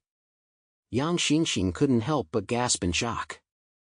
The Starry Sky Clan acts with such audacity. No wonder they were ultimately abandoned by Kagago. A complex expression flashed across Ling's eyes. For she, too, was an artificial life form, though not a mechanical one, but a tangible, far more perfect life created through the technology of the Yihen tribe. The Yihen tribe's technology allowed them to manipulate matter down to the molecular and cellular levels, a realm truly bordering on the divine. Zhang Yi looked at the massive bubble-like spaces lining the corridor but did not dare to venture directly inside them. He did not know what dangers lay within, so he chose to proceed slowly deeper into the corridor. After all, this was merely the entrance area. The Starry Sky Clan's ruins were not a testing ground, nor had anyone intentionally left any obstacles behind. The void was vast and empty. Zhang Yi had been flying in his demon god armor for a long time without entering the interior of this massive space. However, after flying a certain distance, something unusual suddenly appeared. A huge, unidentified object drifted out of one of the bubble-like spaces. At first glance, it resembled a plastic bag hundreds of meters in size. But the moment Zhang Yi spotted it, it began drifting erratically toward him. Chapter 2704, Double Helix, 2. They had no physical form, consisting entirely of pure spiritual energy. Their shape was fluid, at times resembling a human figure, at others a tentacled monster, and at still others a mass of mist. They're spiritual entities. Ling furrowed her brow and immediately issued a warning to Zhang Yi. Brother, watch out for this thing. Stay away from them. Zhang Yi was currently maneuvering the demon god armor, carefully navigating around a meteorite as he attempted to approach a bubble to investigate. Upon hearing Ling's warning, he halted his movements immediately, his eyes fixed on the thing drifting toward him like a giant plastic bag. It had no facial features, but in that instant, Zhang Yi felt a gaze pierce through the void, locking onto him, or rather, onto the demon god armor. There was no sign of energy fluctuations. Nor was there any spellcasting gesture. The free-floating entity merely glanced in their direction. Boom! Zhang Yi felt a searing pain in his mind, as if someone had thrust a red-hot iron rod deep into his brain. On the Dreamer's main screen, the crew watched in horror as the indestructible demon god armor, capable of withstanding even a nuclear blast, disintegrated at the molecular level the very instant the ethereal entity's gaze swept over it. No explosion. No flash of fire. It was as if a pencil drawing had been erased by a rubber eraser, instantly turning into the most basic dust of the universe. Ah! In the control room, Zhang Yi violently ripped off his helmet, letting out a pained groan as 2 streams of blood trickled from his nostrils. Boss! Brother! Everyone was horrified and rushed over to him. Zhang Yi's face was deathly pale, he was gasping for breath, his eyes filled with disbelief and horror. Hurry! Get out of here! He grabbed Liu Karen's arm with such force that his knuckles turned white. Return immediately! Right now! At once! Zhang Yi's voice was trembling, a sight the others had never witnessed before. Not even when facing the 5-tribe alliance, not even in a situation where death was certain, had Zhang Yi ever lost his composure like this. That thing. That free-floating entity. Zhang Yi swallowed hard, forcing down the excruciating pain in his mind. A single glance was enough to instantly destroy the demon god armor. Its power is absolutely no less than mine right now. Perhaps even stronger. And there are things like that everywhere. I only caught a fleeting glimpse, but deep within the Starry Sky Passage, they were swarming, there might be tens of thousands of them. Hearing this, everyone felt a chill run down their spines. Tens of thousands of Black Knight-level monsters? What did that even mean? That was a terrifying force capable of obliterating an entire cosmic civilization. The Starry Sky Passage was no land of opportunity, it was clearly a graveyard of the gods. Karen, fire up the engines at full power. Shinshin, calculate the space warp coordinates, anywhere will do, as long as we get far away from here. Yes. The Dreamer took off like a startled rabbit, its sternum spewing blinding blue light as the space warp engines ran at full throttle. Fortunately, Zhang Yi had long prepared for the unexpected, and the Dreamer quickly activated its escape protocol. Whoosh, space warped, and the spaceship vanished from its spot in an instant.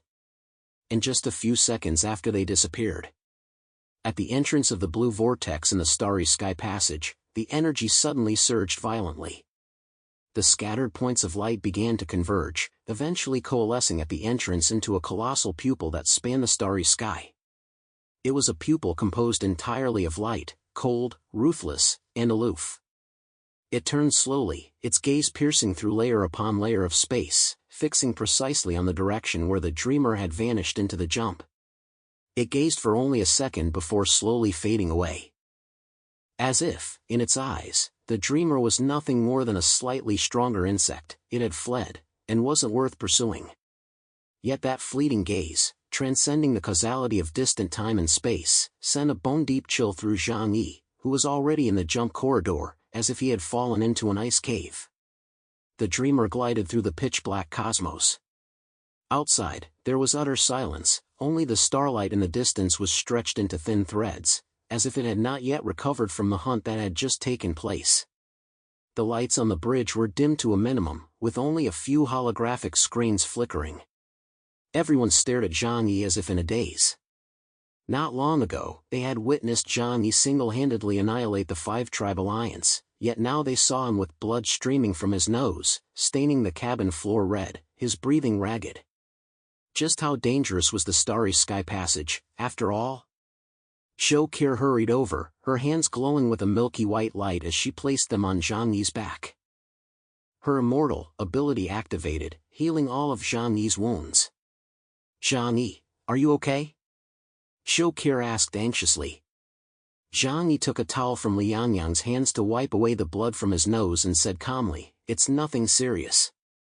It's just a stress reaction caused by my nerves being subjected to intense shock. It won't cause any lasting damage." Zhou Qi confirmed this and finally let out a sigh of relief. The dreamer sped away from this dangerous area at full throttle. Zhang Yi walked to the porthole, from where he could still see the immense Starry Sky Passage. His gaze grew somber. "I understand now. This is the true death trap the five clans have prepared for me. If no one had shown me the correct path, and I had entered it recklessly, even I, as I am today, might have met with misfortune. Those bastards are truly ruthless." Zhang Yi clenched his teeth, his face twisted with fury, his hands clenched into fists behind his back. It had been a long time since he'd felt such danger. Not even during his conversation with the Drucker divine race had he felt this way. Of course, whether it was Mammon or Samuel, they viewed him as nothing more than an intelligent insect, so they hadn't unleashed any killing intent.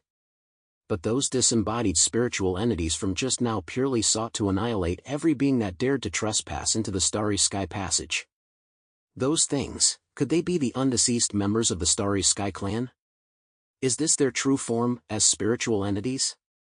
Fatty Sue's eyes widened in astonishment as he asked, speechless. "I don't know either." Zhang Yi turned to Ling Ling, "Can you explain this to us?" He recalled Ling saying that the Starry Sky Clan had been completely annihilated. Otherwise, given the grudge between them and the Drucker clan, which spans billions of years, the Starry Sky Passage would remain a constant thorn in the Drucker clan's side for as long as it existed. Ling, however, raised an eyebrow slightly and said indifferently, "I don't know what's going on either." Zhang Yi was at a loss for words. "Is there anything in this world you don't know?" "Of course there are plenty of things I don't know. Do you think I'm some kind of omnipotent god?" Ling rolled her eyes slightly, clearly at a loss for words. At their peak, the Starry Sky Clan's power was nearly on par with the Yihan tribe. There are many secrets of theirs that even we are unaware of. There's an old saying in the Huashu kingdom, even a rotten ship still has 3 pounds of nails. Even in their ruins, there are things you cannot touch. Chapter 2705, Editing, 1. Ling's explanation left Zhang Yi utterly speechless. It felt as though a colony of ants had stumbled upon an abandoned factory, mistaking it for a treasure trove. But the moment they stepped through the doors, they were poisoned to death by hazardous chemicals. Faced with a mighty god-level civilization capable of traversing the cosmos, Zhang Yi, who had just been promoted to Black Knight and was still feeling rather smug, was now completely deflated. "Let's head back first. We'll figure out what to do with the Starry Sky Passage later." Zhang Yi narrowed his eyes slightly. "Although this gave me quite a scare, it might actually turn out to be a good thing. The 5 great clans wanted to use it to set me up, but maybe in the future, I can use it to set others up." The group exchanged glances, unable to suppress knowing smiles. They knew Zhang Yi was already plotting to set someone else up. Zhang Yi narrowed his eyes, his thoughts drifting to Earth, where dozens of ancient civilizations, both large and small, had now emerged. In the vast cosmos, even within the solar system alone, there were surely other planets where ancient tribes lay dormant. These were all potential threats. If he could find an opportunity to eliminate those clearly malicious tribes, wouldn't that be a wonderful thing? Zhang Yi wiped the blood trickling from his nose and said indifferently, "I've been in a foul mood lately. Looks like I won't need to take any tonics after all." Zhang Yi ordered the ship to turn back, completely disregarding the affairs of the Starry Sky Passage. Some time later, the Dreamer was sailing alone through the cosmos, activating its space jump function at regular intervals to make long-distance jumps. At this pace, it would be another 6 months before they returned to Earth. However, no one dared to make a move against the Huashu Kingdom now. Even the 5 great clans were likely waiting for news from the cosmos to come back. As long as the fleet reported that Zhang Yi had been eliminated as planned, the 5 great ancient civilizations would immediately mobilize their forces to attack the Huashu Kingdom. Unfortunately, their hopes were destined to be dashed. Every signal had been intercepted by Zhang Yi, not a single bit had leaked out. Inside the Dreamer's main control room at that moment, Zhang Yi sat at the command console, his chin resting on one hand, watching the combat footage projected before him. It was a recording of their earlier engagement with the fleets of the 5 great clans outside the Starry Sky Passage. From the first salvo of the Star Destroyer cannons, to the warships exploding into scrap metal, to the final moments of hand-to-hand combat, every frame had been meticulously preserved by Ling. Every angle was breathtakingly clear. Delete this segment. Zhang Yi raised a finger. In the footage, the Dreamer had locked onto its target first, its antimatter Star Destroyer cannon charged, and a burst of black light had pierced through the Celestial Clan's warship. That scene was marked with a red box and dragged directly into the recycle bin. Yang Xinxin sat at the control console beside him, holding a cup of coffee that had long since gone cold, her fingers gliding swiftly across the touch screen. The segment Zhang Yi had pointed out quickly transformed into harmless data fragments and vanished from the timeline. Replace everything before this with this. She pulled up another set of footage. It was a transcript of conversations between high-ranking officials of the 5 great clans on the Fleet Channel, along with some of their prior secret communications. After we've killed Chaos, how about we explore the Starry Sky Passage together? The Starry Sky Passage is far too dangerous, it's not something a civilization of our caliber should even touch. But it's enough to kill him. Ling had extracted these lines from their warship communications and paired them with footage from the ship's exterior. Once the scenes were combined, the effect was immediately transformed. Originally, it was Zhang Yi who struck first, but now it was the fleets of the 5 great clans that took the initiative, swiveling their cannons to encircle the Dreamer, locking onto its energy, while their leaders discussed in secret channels how to lure Chaos into the Starry Sky Passage and kill him. Then, added to this were their near hysterical shouts of rage after they were subdued by Zhang Yi. Chaos. You planned this all along.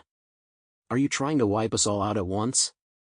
Selecting the lines Zhang Yi needed and cutting out the ones he didn't, these were woven into the final edit to form the perfect confession.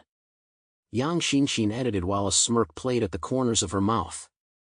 We've filled in this chain of evidence perfectly. She glanced up at Zhang Yi, a mischievous glint in her eyes. They plotted to murder you first, then you were forced to defend yourself, and in the process, you took out all of their main forces, right? That's exactly how it happened. Zhang Yi said with a serious smile. At least from now on, that's how it is. He paused, then added. Anyway, there are no witnesses left to contradict us, and we're still alive. Plus, the 5 great clans know deep down that they harbored murderous intent toward me from the start and deliberately set a trap to harm me. Therefore, once we return to Earth, whatever form of retribution I carry out will be entirely justified. Zhang Yi kept the White Dragon's words firmly in mind. Back at the Grand Assembly of 10,000 races, only a portion of the clans had attended, while many of the truly powerful clans had watched from behind the scenes as arbiters, never stepping into the fray. Nowadays, the 6th-generation humans were the most numerous, even though much of their land had been seized, they remained the race with the broadest territory. Consequently, their relationship with the other 10,000 races was extremely delicate. If Zhang Yi were to take action against other races without a valid justification, it would inevitably lead to chaos. This is why White Dragon told Zhang Yi that if he wished to act, he must have the moral high ground. That way, with a legitimate cause, the Dragon Clan protecting them would not have to disrupt the balance with other higher races. Yang Xinxin gave a dismissive tisk. Don't worry. She waved her soft, fair fingers, holding a pair of golden video editing scissors. We have plenty of footage. I guarantee the final edit will be outstanding. After all, once there are no witnesses left, no one will be able to refute their evidence. That alone is enough. The editing progress bar moved forward bit by bit, cutting out every single part that was unfavorable to the Huashu kingdom. All original quotes and footage detrimental to the 5 great clans were carefully preserved, and Yang Xinqin automatically added clear timestamps and energy fluctuation charts to them, so meticulously organized that they could be submitted directly to the arbitration court as admissible evidence. How do you plan to use this material later? Lu Karen stood nearby, holding a box of ice cream, eating as she asked curiously. Should we give a copy to the Dragon Clan first? After all, they're our current allies. No need to rush. Zhang Yi leaned back in his chair, rocking gently. Once we return to Earth, our first move will be to launch an unannounced attack and strike at the heart of the Zeepan Kingdom. After all, I'm dying to know the secrets of the Starry Sky Clan. Once the war breaks out, we'll pull out this evidence as our justification for initiating hostilities. In short, don't give them time to react, and don't let them find fault with us. Chapter 2706, Editing, 2. Yang Xinqin snapped her fingers. Brother, your decision-making is excellent. In terms of the big picture, it feels like you're already in full control. Zhang Yi gave a wry smile. Full control? To put it bluntly, it's nothing more than the survival of the fittest. Without sufficient strength, and without the Dragon Clan as our backing, the Huashu Kingdom would have been wiped out long ago. Zhang Yi never overestimated his own abilities. Without Yang Xinqin, he would struggle with many of the finer details. Zhang Yi waved his hand with a smile and spoke calmly. In short, the 5 great clans have conspired to assassinate the high-ranking officials of Huashu Kingdom, which constitutes a substantial threat to Huashu Kingdom. The Zeepan Kingdom, one of the masterminds, has long concealed intelligence regarding the Starry Sky Clan, attempting to lure us to our deaths through the Starry Sky Passage. They are the organizers and instigators of this incident, and they are our primary target for self-defense and retaliation. As he spoke these words, there was no fluctuation in his tone. It was as if he were merely reading from a pre-written official document. We don't need to declare war. Zhang Yi said. We'll just wipe them out. With those words, Zhang Yi had effectively already pronounced the death sentence on the Zeepan Kingdom and the other 4 ancient civilizations. On the other side of the bridge, the holographic star map slowly rotated. Yang Xinqin adjusted the controls, zooming out from their current star system and refocusing on that massive blue spiral, the Starry Sky Passage. Under high-resolution observation, the outer edge of the Starry Sky Passage pulsed with an extremely eerie rhythm. The expansion and contraction of the light band were not entirely regular. Instead, they carried a subtle shift, as if slowly moving along a fixed trajectory. While I was in seclusion just now, I had Ling run through all the observational data. Yang Xinqin traced a gesture in the air, summoning a series of curves. These represented the Starry Sky Passage's movement trajectory over the past period, the frequency of nearby celestial bodies being captured, and changes in gravitational disturbances, all laid out in cold, hard numbers. It's rapidly approaching our direction. Her tone was calm. At its current speed, combined with this deviation curve, it will reach the vicinity of the solar system in less than 2 years. The bridge fell silent for a moment. 2 years. For them now, that was no longer an unimaginably distant time frame. What? Approaching the solar system. Are you sure? Zhang Yi sat up abruptly from the sofa, his eyes fixed intently on the curve. I'm certain. Yang Xinqin nodded. The margin of error is within 1 month.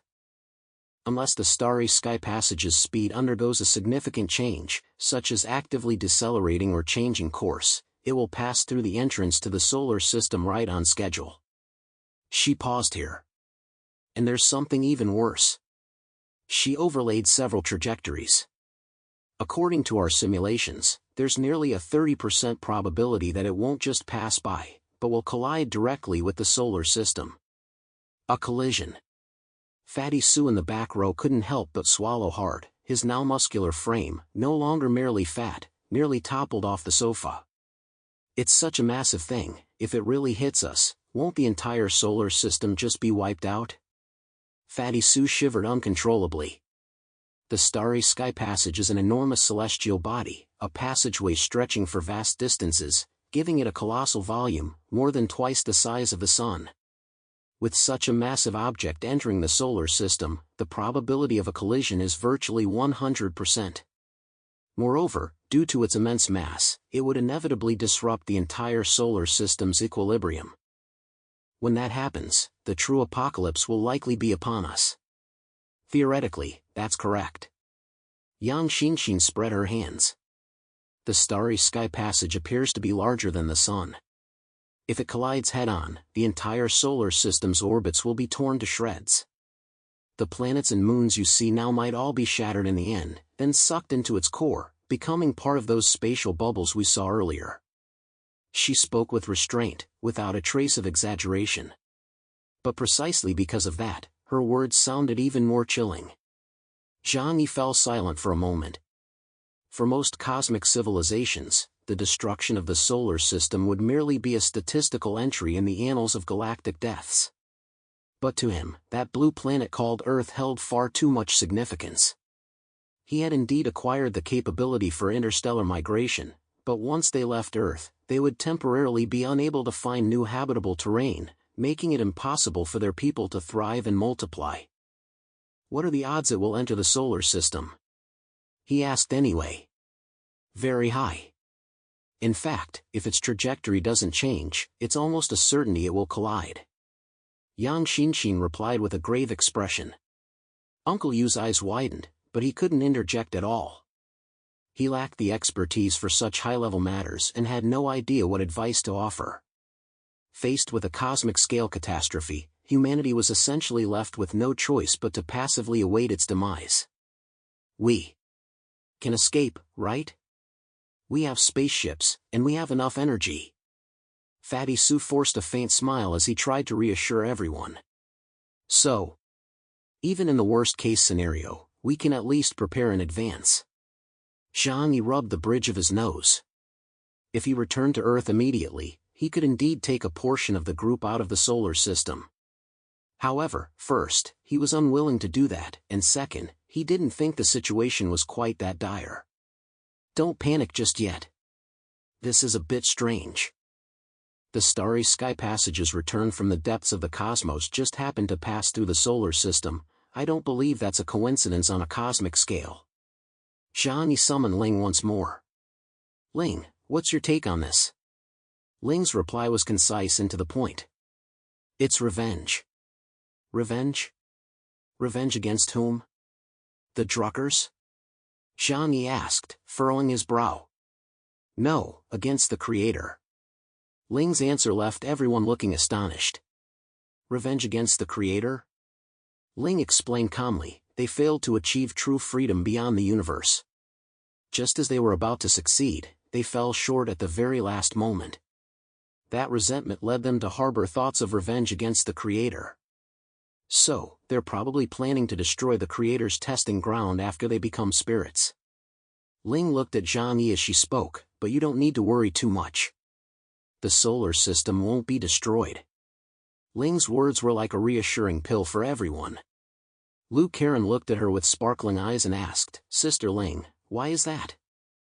Zhang Yi explained the reason on Ling's behalf. Because the Creator won't allow them to do that, right? The universe is so vast, harboring countless dangers. Black holes, cosmic storms, the decay and death of stars, the three-body problem, meteor showers. Crises abound, and the outbreak of any single one could destroy the tiny solar system, especially the little planet Earth. So why has it managed to maintain stability for billions of years? Because of the Creator's deliberate protection. Chapter 2707, The Setup, 1.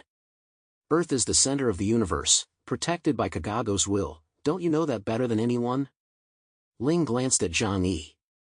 Based on the rules we currently understand, Kagago wouldn't easily allow such an obvious variable to completely destroy the testing ground. Even if the Starry Sky Passage really collided with it, there's an 80 to 90% chance it would be deflected at some point. Shou Kier stroked her chin. This is a lot like our experiments. When we want to cultivate a specific bacterial culture, we have to remove contaminants from the petri dish right away. Zhang Yi asked Ling, so that means we're safe, then? Ling glanced at him. Overall, yes. But as for the immediate situation, well, that's anyone's guess. Zhang Yi was at a loss for words. He understood the implication behind Ling's words. The Creator would not allow the Starry Sky Passage to destroy the entire solar system testing ground, but the loss of a few human lives was of no concern to it whatsoever. The Creator loved the humanity it had created, but it did not care about any single human being. This humanity referred to all of the 6 generations. We can look on the bright side. Maybe it's a good thing. Zhang Yi rubbed the bridge of his nose. Within the solar system, there existed numerous ancient civilizations far more powerful than their Huashu kingdom. For instance, the Nightmare Clan, the Abyss Clan, and even the Dragon Clan. Especially the Dragon Clan, which included the ancient Fuxi dragon, who had survived for over 100 million years. They possessed a technological civilization more advanced than Huashu kingdoms and strength surpassing even Zhang Yi's. So when a crisis like this erupts, they have better strategies to deal with it. The fact that even they aren't fleeing suggests the problem shouldn't be too serious. I see. This is both a challenge and an opportunity. If handled properly, it could bring us immense benefits. Zhang Yi rubbed the bridge of his nose as he spoke offhandedly. Yang Xinqin immediately grasped Zhang Yi's meaning. You mean we're going to exploit the information gap with the other races? Exactly, the information gap. They had witnessed the true nature of the Starry Sky Passage, the disembodied spiritual entities within it, and the sheer density of death there. What will the other races see? Zhang Yi asked with a smile. They'll only see a cosmic spectacle of unimaginable scale, moving toward the center of the universe with incredible energy. Yang Xinqin's lips curled slightly upward. Combined with us leaking just a hint of information, letting them know that within the Starry Sky Passage lies the ultimate treasure left behind by the Starry Sky Clan, possibly a shortcut to breaking through the genetic lock and entering Omega. And then? Then we'll stand back and watch them jump right in. She whispered. Every civilization with even a passing familiarity with the Starry Sky Clan knows just how terrifying that era was. They'll also realize that before the Creator's divine punishment fell upon them, the Starry Sky Clan must have left behind a treasure trove of artifacts. If we throw in some credible evidence, like the Jiaoman fragments and the lost slate the Zipan kingdom has observed over the years, the hook is complete. Zhang Yi tapped his knuckles lightly against the armrest of his chair, a smile of approval on his face. You really are a mind reader, you get it instantly. Fatty Sue blinked.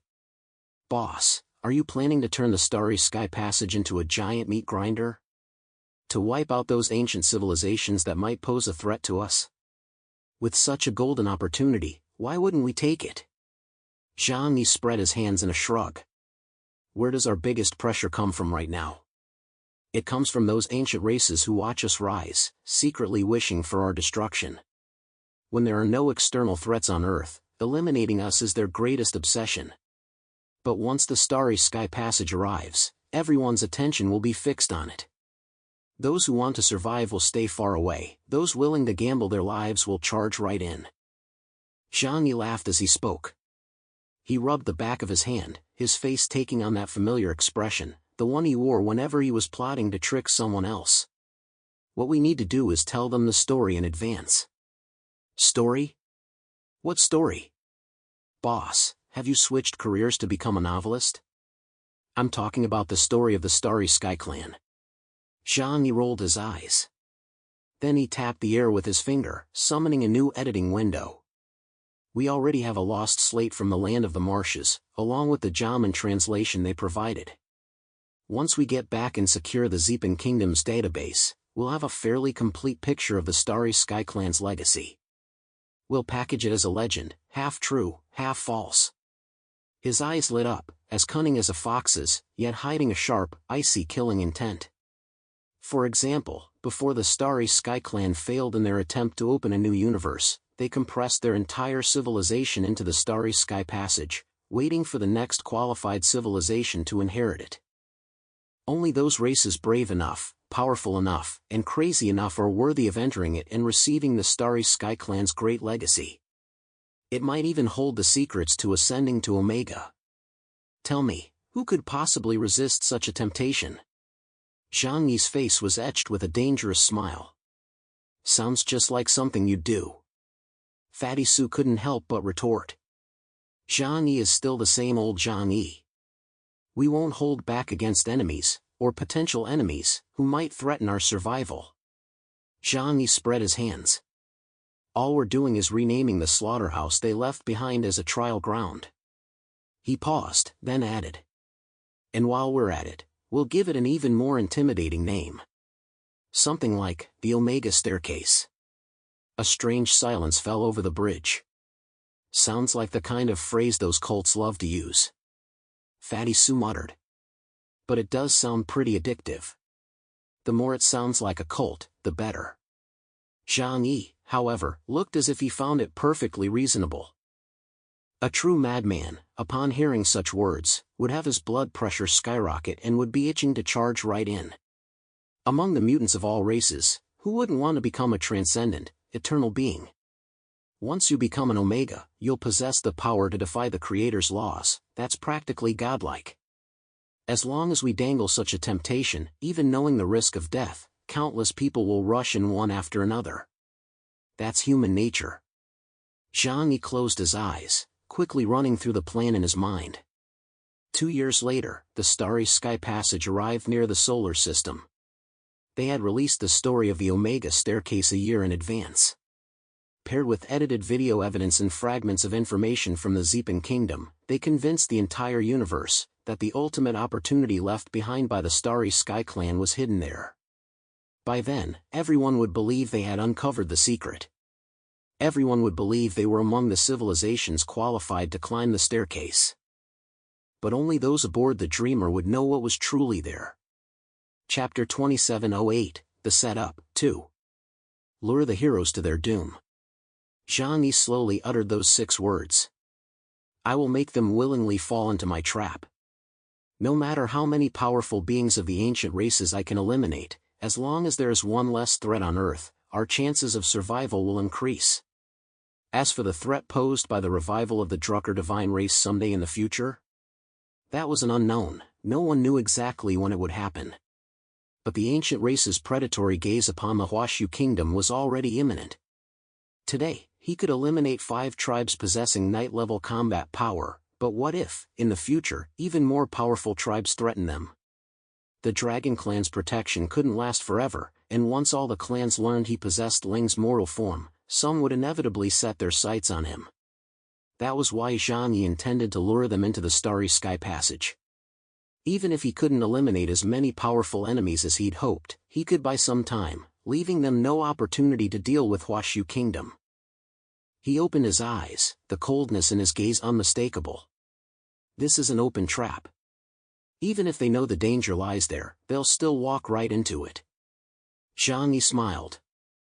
The universe is such a mess, someone has to clean it up. Before, the Starry Sky Clan slaughtered Drucker. Now, let the remaining remnants of the Starry Sky Clan help us sift through this generation of the universe. He stood up and walked to the center of the bridge. The Starry Sky Passage rotated slowly in the distance, like a blue eye lying in the darkness. It seemed within arm's reach, yet was actually millions of kilometers away, and still remained crystal clear. The operation plan is set. Zhang Yi spoke, his gaze stern as he issued orders to everyone. Step 1. Return to Earth first, then launch a surprise attack on the Zeepan Kingdom without a declaration of war. We'll secure their complete Jaman records and observational archives. Step 2. Release the video of the 5 great clans' failed assassination attempt against me to the public, and while we're at it, expose some information about the Starry Sky Clan's ruins. This will divert the attention of other ancient civilizations. As for Step 3, a gleam of excitement flashed in Zhang Yi's eyes, the exhilaration and satisfaction of plotting to dominate the world. When the Starry Sky Passage approaches the solar system, we'll pour a little fuel on the fire at the right moment and push the false concept of the Omega staircase across the entire Earth. What about us? Is there anything we need to do? Uncle Yu crossed his muscular arms and asked in a deep voice, his eyes brimming with fighting spirit. Launching an assault on the Neon Islands was the lifelong dream of this veteran soldier. Zhang Yi's gaze swept over everyone. We still have about half a year left on this voyage. Do not let up for a moment. Keep improving your strength and constantly unlocking your potential. I need you all to enter combat readiness the moment the ship arrives in the solar system. Because the moment we land on Earth, the war to destroy the nation will begin. All right? Finally, we'll get a chance to prove ourselves. Fatty Su clenched his fists, a faint, solemn smirk spreading across his face. I won't say who he was imitating. Zhang Yi nodded and smiled approvingly. Fatso, you've made great progress lately. When the time comes, I'll let you lead the vanguard and be the first to storm Takamagara. The smirk on Fatty Su's face didn't last a second. Actually, as you all know, I'm not one to crave empty glory. Jokes aside, everyone was full of enthusiasm and quickly threw themselves into training. Earth, on the shores of the East Sea. The once vibrant Neon Islands were now long buried beneath thick layers of ice and snow, and the formerly bustling Tokyo metropolitan area had turned into a desolate, frozen wasteland. Yet, deep within these ruins, atop the legendary Takamagara, a magnificent metropolis defying the logic of the post-apocalyptic world stood tall amidst the frigid winds of the polar night. This was the headquarters of the Zeepan clan, and the most mysterious and strictly guarded forbidden zone in the entire East Sea region. The architectural style exudes an extremely bizarre and eerie beauty. A massive vermilion torii gate, forged from some unknown deep-sea alloy and towering hundreds of meters high, stands at the entrance. A deep blue glow of energy flows across its surface, as if it were a passage connecting the living world to the underworld. Ancient neon gardens, layered shrine eaves, and ultra-modern skyscrapers intertwine and blend together. Holographic cherry blossoms drift eternally through the void, settling upon the shoulders of patrol guards clad in hunting robes yet bearing half-mechanized faces. Cold steel and eerie Shinto runes intertwine, constructing a den where cyberpunk and the 100 Demon Night Parade coexist. And at the very pinnacle of Takamagara stands the Shrine of the Three Creators, a symbol of supreme power. Built entirely of obsidian-like material, the shrine hovers in mid-air, overlooking the swarm of transformer rats below, bustling about like ants. Deep within the shrine, upon a massive throne, a figure sits, clearly restless. It was a powerful figure of the transformer rats, clad in a magnificent black divine robe. Beneath his conical hood, his eyes radiated an aura of untouchable majesty, with a faint gleam of sharpness flickering within them, striking fear into the hearts of all who gazed upon him. He was the sole supreme ruler of the Zeepan clan today, the last surviving member of the three great lords, Takama Masubi. As for the other two rulers who once ruled with unchallenged authority, they had long since been reduced to bones and dust in the clashes with that human over the years. Takama Masubi's fingers tapped the armrest unconsciously, the rhythmic tap echoed through the vast hall, betraying his inner restlessness. His gaze was fixed intently on the massive astronomical observatory mirror at the center of the hall, as if he were trying to pierce through the layers of atmosphere and ice to see into the distant, profound cosmos. It's been a year. Takama Masubi's hoarse voice rolled in his throat, carrying a tremor he could not conceal. It has been exactly 1 year since the joint fleet of the 5 great clans set sail. According to the original plan, they should have reached those coordinates 6 months ago and relayed news of that demon's demise 3 months ago. Yet now, the starry sky lies deathly silent, with no signal returned. Not even a single byte of fluctuation has been detected in the encrypted quantum communications. An inexplicable, bone-chilling cold crept up his spine. This sensation was not unfamiliar to him. Many years ago, when facing that human named Zhang Yi, he had felt the same shudder. It was the instinctive intuition of prey targeted by a predator. "My lord, you are overthinking this." A slick, aged yet venomous voice emerged from the shadows beneath the throne. An old man with an enormous head and an exaggeratedly protruding back of the skull slowly stepped forward. He wore a kimono caked in grease and moved with utter silence, as if his feet were treading not on the floor but on some viscous liquid. He was the Slit Ghost, the strategist of the 100, Demon Knight Parade, and now the most capable commander under the banner of Takama Masubi. Chapter 2709, Direct Strike, 1. A cunning gleam flashed in the murky eyes of the Slit Ghost. He bowed slightly, his face plastered with a fawning yet confident smile. Chaos may have some tricks up his sleeve, but he's still just a native who's only just crossed the threshold into interstellar travel. This time, the 5 great clans have spared no expense to kill him. Never mind that heavily armed joint fleet, the accompanying powerhouses alone are enough to sweep through the entire Huashu kingdom 10 times over. Not to mention, we still have our most perfect trump card, the Starry Sky Passage. A towering figure standing beside the Slit Ghost let out a deep, rumbling growl. It was a half-human, half-beast monster, its body covered in black hair as sharp as steel needles, fangs bared, and eyes blood-red, the Inugami, the embodiment of slaughter. Exactly. The Inugami's voice thundered like a clap of lightning, causing the air in the grand hall to hum. That fool will surely be lured into the Starry Sky Passage. That is a forbidden zone even our clan must approach with extreme caution. Without a star chart to guide him, entering it means certain death. Even if he gets lucky enough not to go in, he'll be surrounded and attacked by the 5 great clans out there, he'll definitely be blown to smithereens. My lord, you're overestimating that human. Quite right. A mere 6th-generation human, he's just relying on good luck. A third voice came from above. It belonged to a haughty figure with wings sprouting from his back, a thick, long red nose, and a folding fan in hand, the Great Tengu. Hovering in midair, he looked down on everything from above, his tone brimming with contempt for the 6th-generation human. Our plan is flawless. Using the Starry Sky Passage's properties to create a deadly trap, that is our open strategy.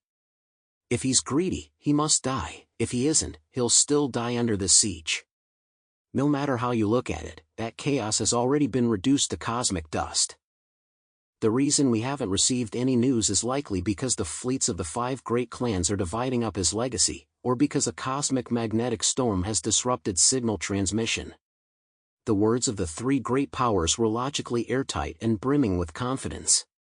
To ensure Zhang Yi's complete annihilation, they had been planning for a long time, committing nearly half the combined military strength of the 5 great clans. Faced with such a deadly trap, they could not imagine any way Zhang Yi could avoid the inevitable end. As Takama Masubi listened to his subordinate's analysis, his furrowed brow relaxed slightly. Reason told him that the Slit Ghost was right. It was a trap from which there was no escape. Even he himself were to fall into it, there would be absolutely no chance of survival. Perhaps I really have been too nervous. Takama Masubi took a deep breath, trying to calm his wildly pounding heart. He slowly leaned back into his throne and let out a self-deprecating, bitter laugh. Ever since that battle at the Grand Assembly of 10,000 Races, the shadow of that man has haunted me like a nightmare. It seems I won't be able to rest easy until I see his corpse with my own eyes. Your Majesty, rest assured. Once the 5 great clans return victorious, it will be time for our Zepan clan to march westward and crush the Huashu kingdom. The Slit Ghost seized the opportunity to speak, his eyes flashing with greedy green light. By then, all of Eastern Asia will be at your feet. However, just as the ruler and his minister were in perfect harmony, envisioning a glorious future. Boom! An indescribably terrifying aura of oppression descended from the heavens without warning. There was no foreshadowing of energy fluctuations. Not even the most advanced radar systems of Takamagara issued a single alarm. Yet this oppressive force was so real, so crushing. It was as if the entire sky had suddenly collapsed, crushing down heavily upon everyone's hearts. The earth trembled violently. The entire Neon Peninsula shook as if struck by a magnitude 13 earthquake. Storms howled, and the coastline churned up towering waves from the tremors. Even Takamagara itself was trembling violently. The high-ranking members of the Transformer Rats within the temple were staggering about, looking utterly disheveled. What is happening? Takama Masubi leapt abruptly from his throne. The unease he had just suppressed erupted tenfold, 100-fold, causing every hair on his body to stand on end. The light in the great hall suddenly dimmed. No, it wasn't just the hall. The entire Takamagara, the sky above the entire Neon Archipelago, which had been dim yet still dotted with starlight, was now completely obscured by some unimaginably massive object. It was utter darkness. A blackness deeper than the polar night, more despairing than the abyss. All the Transformer rats, whether patrolling the streets or toiling in underground factories, now looked up in terror, letting out piercing screams. In their field of vision, a super warship as massive as a mountain range, as vast as a moving city, was silently bearing down from above the clouds. That wasn't a landing. It was a crushing descent. What is that? Great Tengu's eyes widened in terror, and the folding fan in his hand clattered to the ground. As the ruler of the skies, he had never seen such a colossal flying machine. It was simply not something the Earth civilization could have created. That's the dreamer. The voice of Takama Masubi had cracked. It was a growl born of extreme fear. It's him. He's back. That demon has returned. He didn't die. He actually didn't die. How could he possibly still be alive? His words had barely left his mouth. That black warship, dark enough to block out the sky, had already made contact with Takamagara's outermost defense system. It was the Amano Iwado energy shield, powered by hundreds of nuclear reactors and reputed to withstand attacks from Night-class energy entities. By all logic, the warship should have first used its main cannons to blast through the shield or penetrated it via electronic warfare. But this warship did not. With a despair-inducing arrogance and tyranny, it didn't even slow down, but simply rammed straight into it, smashing through with brutal force. Crack!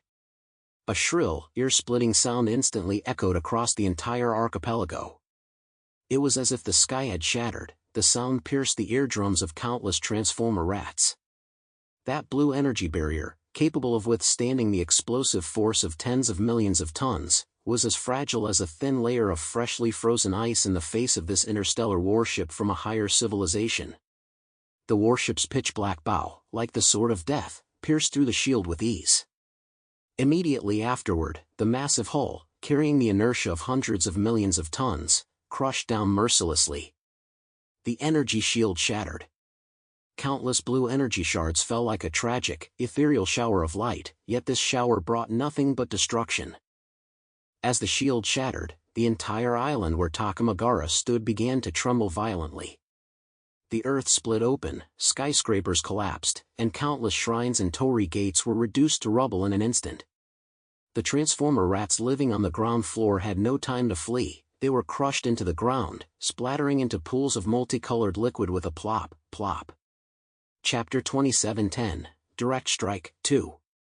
The terrifying air pressure generated by the warship's descent alone was enough to pin the charging Transformer rats firmly to the ground, effortlessly crushing them into pools of blood and flesh.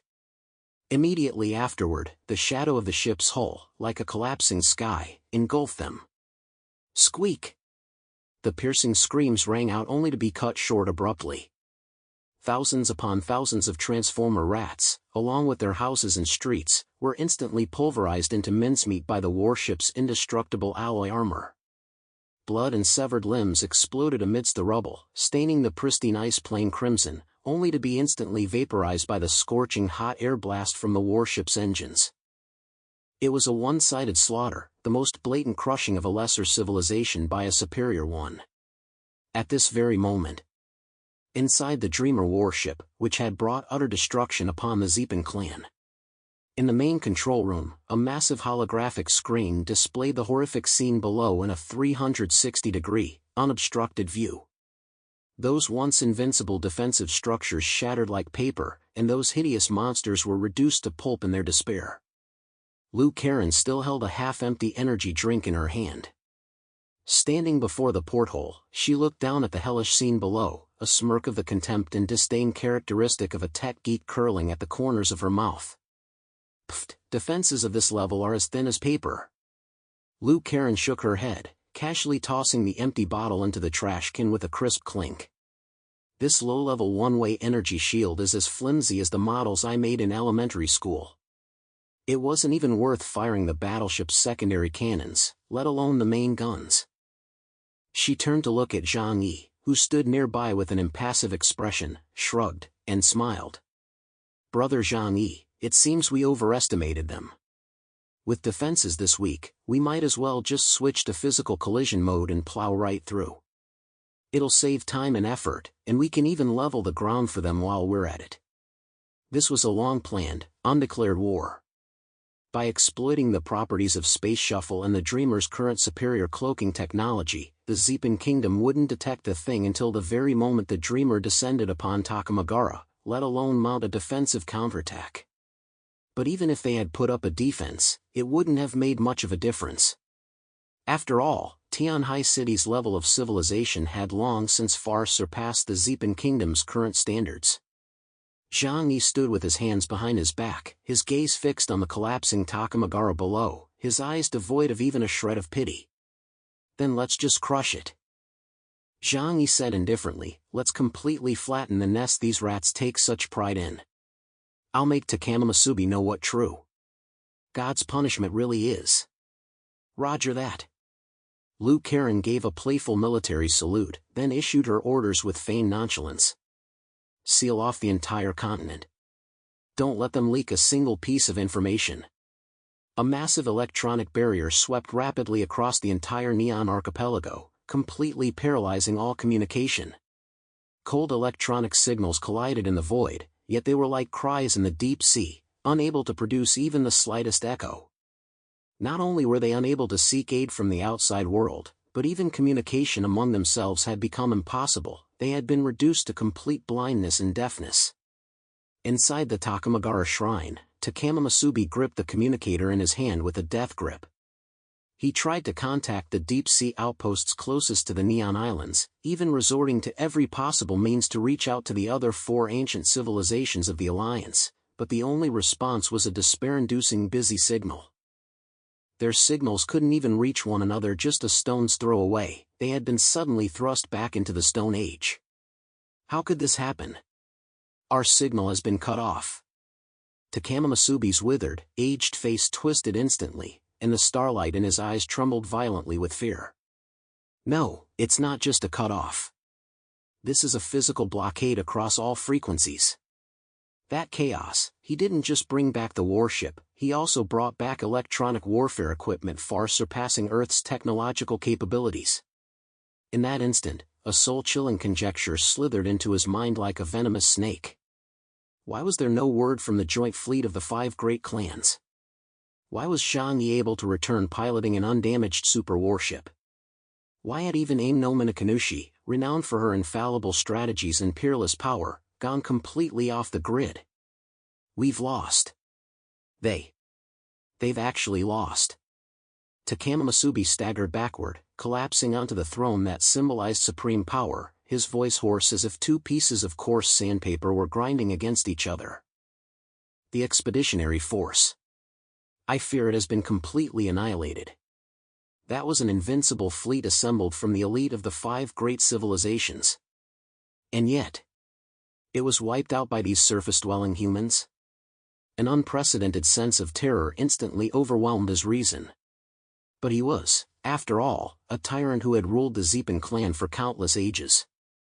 Following that peak of terror, a wave of hysterical madness surged through him. Since there was no escape, and since there was no one to turn to for help, he would drag the enemy down to hell with him. Transmit my orders. Takama Masubi leaped to his feet. His once stooped frame now radiated a terrifying ferocity, his eyes blazed crimson, like those of a predator ready to devour its prey. Initiate Operation Ultimate Self-Destruction. All Transformer rats, young and old alike, take up arms. Summon the 100, Demon Night Parade. Even if we have to use our teeth to gnaw or pile our corpses, we will stop that damned warship. We will avenge our fallen kin. We will make those arrogant humans know that the Zeepan Kingdom is watered with blood. The powerful members of the Transformer rats before him responded with bloodshot eyes and low growls. Yes. Better to shatter like jade than to remain whole as a tile. we will destroy every invader, even if we must use our own bones as swords and spears. With the issuance of these frenzied orders, the entire Neon archipelago erupted into chaos. Below, within the ruined city already half-crushed by the Dreamer, countless air raid shelter entrances swung open. Warriors of the Transformer Rat clan pour out in dense waves, like a black tide. They had long since lost the rationality of sentient beings. Under the combined effects of drugs and brainwashing, these Transformer Rat clan warriors had bloodshot eyes, white headbands bearing the characters' victory tied around their heads, and waved crude kinetic rifles. Some civilians even wielded nothing more than sharpened steel pipes. On board! On board! The shrill roars coalesced into a murky wall of sound, causing the surrounding snow to rattle and fall. Hundreds of thousands of Transformer rats, like a tireless horde of zombies, trampled over their fallen comrades, braving the bitter cold and howling winds, and launched a suicidal charge toward the massive black warship hovering low in the sky. What a hideous and revolting sight. Zhang Yi looked down on the scene from above and offered a detached commentary. Chapter 2711, On Board, 1. In the main control room of the Dreamer, Liu Karen looked at the dense cluster of red dots on the screen and curled her lips in disgust. Her fingers danced nimbly across the control panel, as if playing a symphony of death. Since you're so eager to die, I'll grant your wish. Sand Raiders Robot Squadron, deploy. Accompanied by the hissing sound of hydraulic doors opening, the launch ports at the bottom of the warship burst open. 30 streaks of silver-gray light plummeted like meteors, crashing heavily onto the ice plane and sending a shower of ice shards into the air. As the dust settled, 30 ferocious-looking killing machines were revealed. These were the Sand Raiders. They possessed streamlined metal bodies, with their joints glowing with a faint blue energy. Each robot gripped a crimson battle sword that hummed with high-frequency vibrations, while its shoulders bore 2 plasma cannons capable of instantly melting tanks. Facing the tide of Transformer rats surging toward them, these 30 cold, steel constructs hesitated not a moment, simultaneously activating their killing mode. ZZZZZ, crimson sword beams traced fan-shaped swathes of death across the ice plane. Hundreds of Transformer rats at the forefront were instantly slashed in half. The wounds were so clean they didn't even have time to spurt blood before being instantly carbonized by the intense heat. Immediately afterward, the shoulder cannons fired in unison. Blue plasma orbs exploded within the rat horde, each blast claiming dozens of lives. Dismembered limbs flew through the air, and the acrid smell of burning flesh instantly overpowered the stench of blood. This wasn't a war, it was a one-sided slaughter. These 30 Sand Raiders were like anteaters invading an ant colony, each charge plowing a crimson swath of emptiness through the tide of rats. Screech! Screech! Screech! The Transformer rats screamed in terror, but driven by the onboard spirit, they had nowhere to retreat. Desperate, they could only hurl their flesh and blood bodies against the indestructible alloy armor. Yet they charged on as if mad, forgetting death itself, and chose to charge with piercing screams. His Majesty Takama Masubi, we are ready. Boarding! The Sand Raiders robots coldly scanned the swarm of Transformer rats. Combat power 200, combat power 30. How come there are still some weaklings with only 5 combat power? As mechanical life forms, they were utterly baffled. No matter how many of these insects died, it would barely consume any of their energy. They could not fathom the purpose of such actions. But that was not their concern, their sole task was extermination. Laser swords swept through the air, sending out concentric shockwaves. For the Sand Raiders, whose combat power rivaled that of tank-class mutants, slaughtering these Transformer rats was as easy as breathing. Like autumn winds sweeping away fallen leaves, vast swathes of Transformer rats were shattered by the shockwaves even as they charged forward. Pft! Pft! Pft! Shattered blood mist filled the air, staining the battlefield a vivid rose-red. Yet, just as the army of Transformer rats was on the verge of collapse, a thick, impenetrable black mist suddenly surged forth from the deepest depths of the Takamagara ruins. Carrying a bone-chilling cold and a nauseating stench of decay, the black mist rapidly spread across the land, actually halting the Sand Raiders' advance. Within the churning black mist, countless shadowy figures began to emerge. There were colossal, one-eyed monks with eyes like lanterns, long-necked, grim-faced flying-headed barbarians, and ghost warriors clad in pitch-black armor, wielding bone and wolf-tooth maces. This was the Zeepan clan's most deeply hidden trump card, the 100, Demon Night Parade.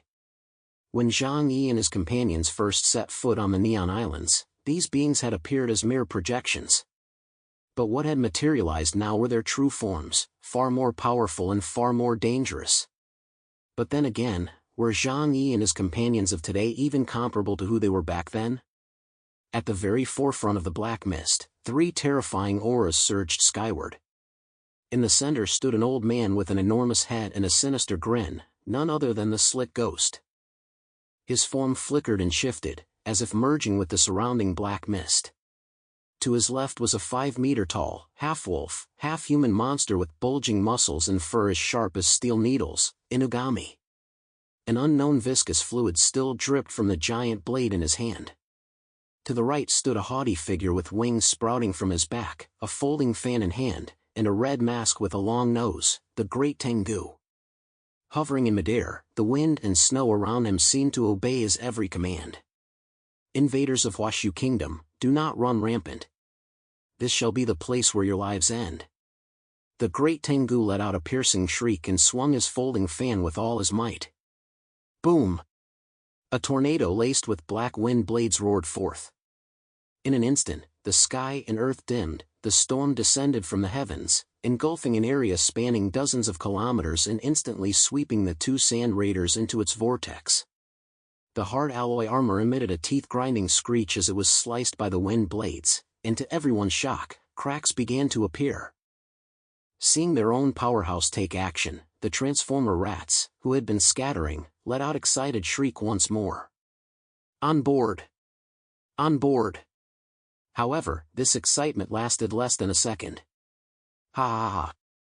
Excellent! Finally, some worthy opponents. My great axe has been itching for a fight for ages. A rough, boisterous cackle echoed down from the sky, drowning out the clamor of the battlefield.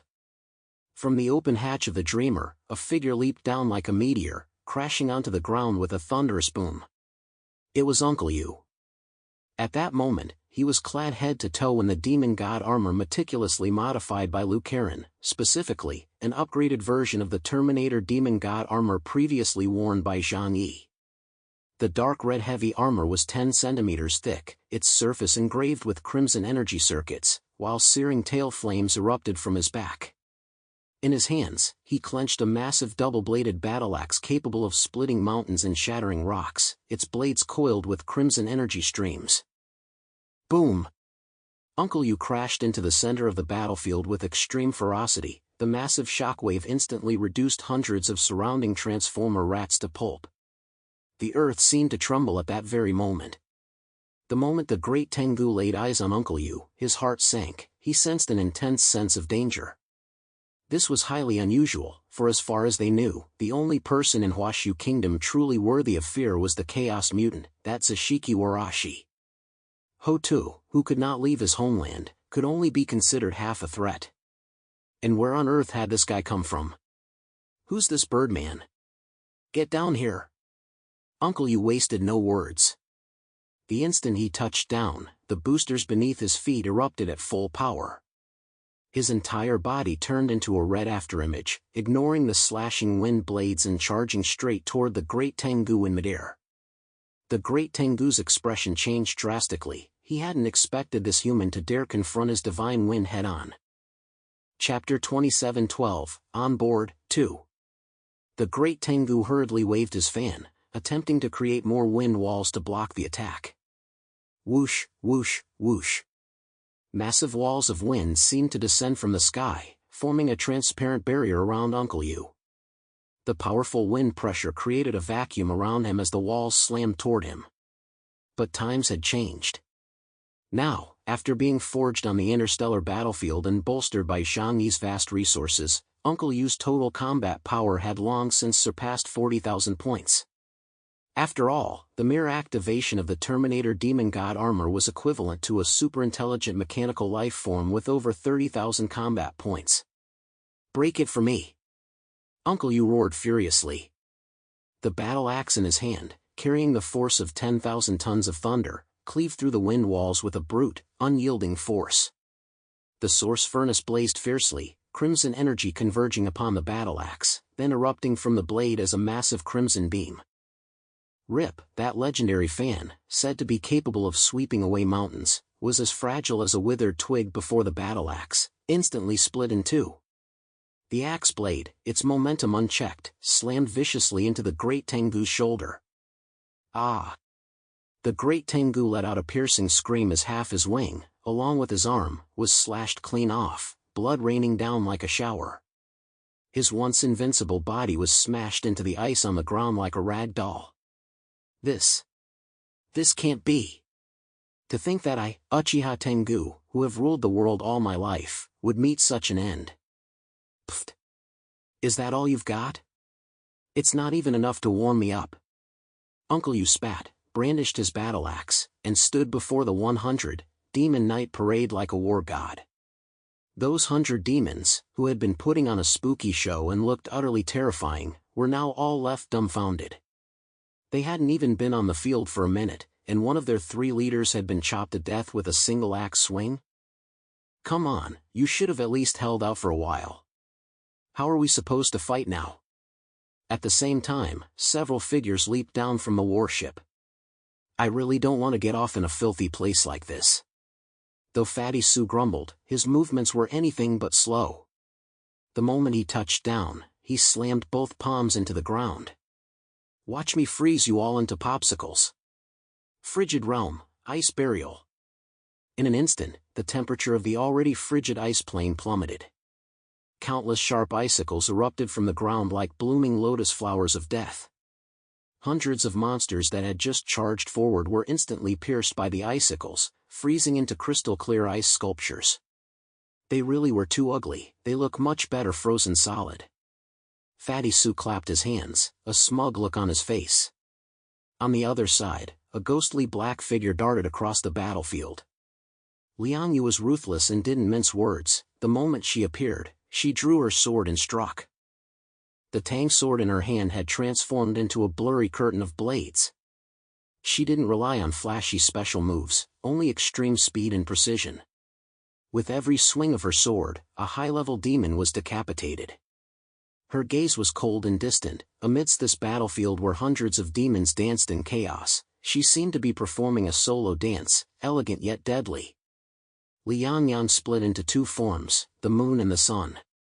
Though her combat power was slightly weaker, her tactical acumen was exceptional. She coordinated with the other 3 to surround and annihilate the 100 Demon Knight parade. In the face of these human powerhouses, each possessing bishop-level combat prowess, the 100 Demon Knight parade, which had once caused Zhang Yi and his team such headaches, now appeared utterly fragile. This was no evenly matched battle, it was clearly a one-sided slaughter. Slit Ghost and Inugami leapt forward, attempting to stabilize the situation, but before Slit Ghost could even draw his sword, his left arm, the one holding the sword, was severed clean off at the shoulder by a dazzling flash of steel. Inugami was even grabbed by Uncle Yu, who slammed his head into the ground, cracking his skull open. These were civilizations of a completely different level.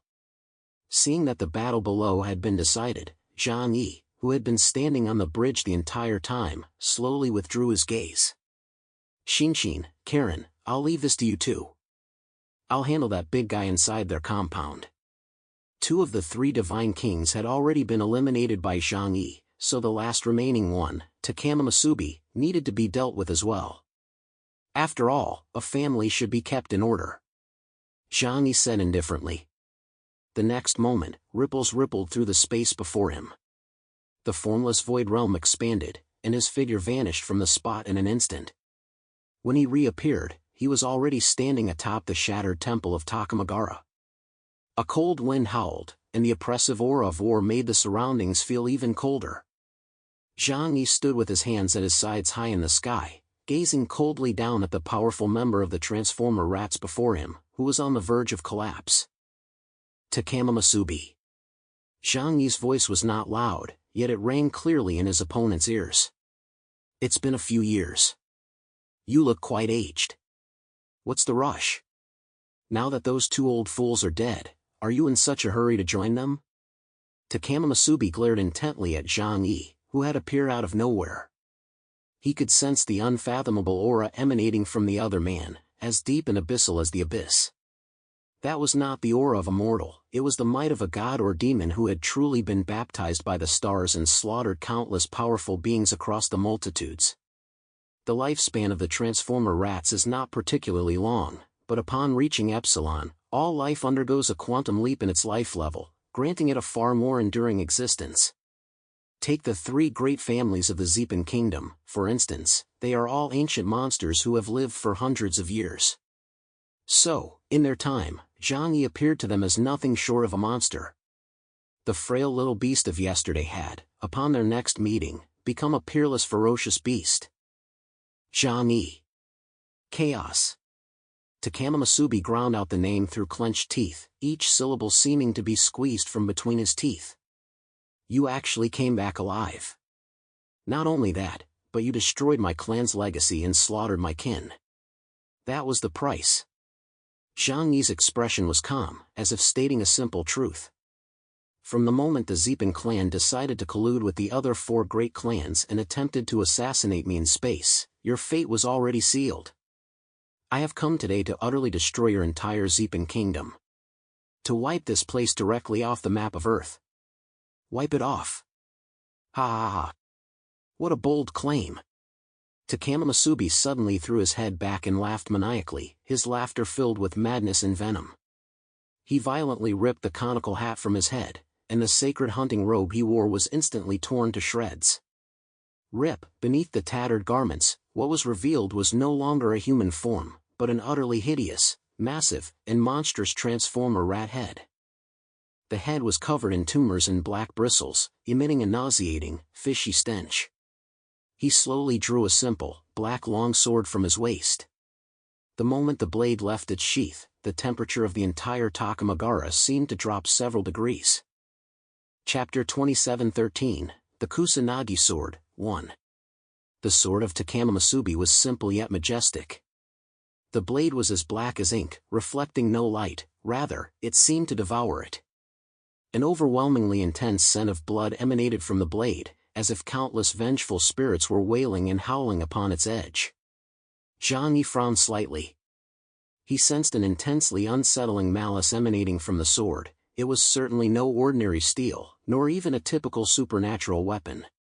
The stench, a putrid odor so repulsive that a single glance would make one want to vomit, was not something perceived by the nose, but felt by the soul. This wasn't the first time Zhang Yi had encountered such a thing. In the underground demon kingdom of the northwest region, the Gate of Eternal Separation, built from the flesh and blood of 100,000 living beings, or the Vajra staff wielded by the Undertaker, were all crafted in this manner. The most powerful entities are those imbued with ethereal power. Any material or weapon created by humans is no match for the power of the mind. The more concentrated the mind, the greater the weapon's power. And the most intense form of mind is none other than hatred. The sword in his hand made even Zhang Yi feel sick to his stomach. He could scarcely imagine how many living beings it had slain. This is the supreme divine artifact of the Zeepan kingdom, the Kusanagi sword. Takama Masubi gripped the sword with both hands, blood tears streaming from his cloudy, rat-like eyes. It is a demon blade forged with the blood of countless living beings. It is the collective of every life we have slaughtered on this island over the past 1,000 years. Some belong to our enemies, and some to ourselves. Today, I shall use this sword to kill you. Chaos, do you truly believe you can seize the hearts of 10,000 with the heart of a single man? Roar! Accompanied by a rage-filled roar unlike any human cry, Takama Masubi's body began to swell violently. His bones cracked and snapped, and white hair grew wildly. In mere seconds, he transformed from a hunched-over old man into a terrifying colossus tens of meters tall. The monster's body was as robust as that of an ancient hyena, its muscles bulging with explosive power. Yet its head retained the features of transformer rats, its gaping maw dripping with corrosive saliva. He stood upright like a human, clutching the equally gigantic dark Kusanagi sword in his hand, resembling a demon god crawling out of hell. "Zhang Yi, do you think you've already won?" The voice of Takama Masubi, now in his colossal beast form, thundered like a bolt of lightning, causing the surrounding ruins to shatter. "I've been waiting for this day for a long time. To counter your bizarre time manipulation abilities, I've prepared a special, decisive gift just for you." Before his words had even finished, he plunged the Kusanagi sword into the ground beneath his feet. "All warriors arrayed before the enemy. Activate the formation, Infinite Samsara." Boom! The entire ground of Takamagara began to shake violently. Zhang Yi's eyes narrowed. All around him, in every direction amidst the ruins, massive red torii gates began to rise out of nowhere, one after another. Each torii stood 100 meters tall, forged from an unknown red metal and covered in eerie runes. Between these torii, countless thick shimanawa, the hemp ropes commonly found in neon shrines, materialized out of thin air. As if alive, they intertwined and coiled through the air, instantly sealing off every corner of this realm. An indescribable sense of oppression descended in an instant. Zhang Yi's expression shifted slightly. He felt as though his body had been filled with mercury, becoming incredibly heavy. Even breathing began to feel difficult, his heart felt as if it were being ruthlessly squeezed by an invisible giant hand. "I don't want to die, don't kill me. It hurts, it hurts, it hurts. Spare me. I hate it so much. I will take revenge." It was the most powerful hatred of the billions of souls who had perished by the Kusanagi sword. The moment the sword was drawn, that hatred began to invade Zhang Yi's mind. What alarmed him even more was that his supernatural abilities, which he had always taken pride in, were suddenly being hindered. "Can you feel it? This suffocating agony." Takama Masubi drew the Kusanagi sword, its tip pointing directly at Zhang Yi, a cruel and triumphant grin spreading across his massive rat-like face. "This is the world-shaking killing technique left behind by the Starry Sky tribe, the Infinite Samsara. I couldn't use it on you 3 years ago, but today, you've finally fallen into it. This is a force field composed entirely of pure resentment. Within this field, all spatial laws will be distorted and suppressed. Here lies the concentrated despair and hatred of billions of souls at the moment of their deaths. They will cling to your mind like glue, locking down your supernatural abilities." The air grew thick and viscous as blood, while countless invisible vengeful spirits whispered and screamed in Zhang Yi's ears. Zhang Yi attempted to expand his formless void realm, only to discover with shock that the realm, which could normally effortlessly cover the entire Takamagara, was now being ruthlessly suppressed by that terrifying force of resentment. That invisible barrier was constantly contracting inward, eventually being forcibly compressed to a radius of just 1 kilometer centered on him. "Within this distance, is your teleportation still as effortless as ever? Can you still open your dimensional gate?" Takama Masubi laughed maniacally.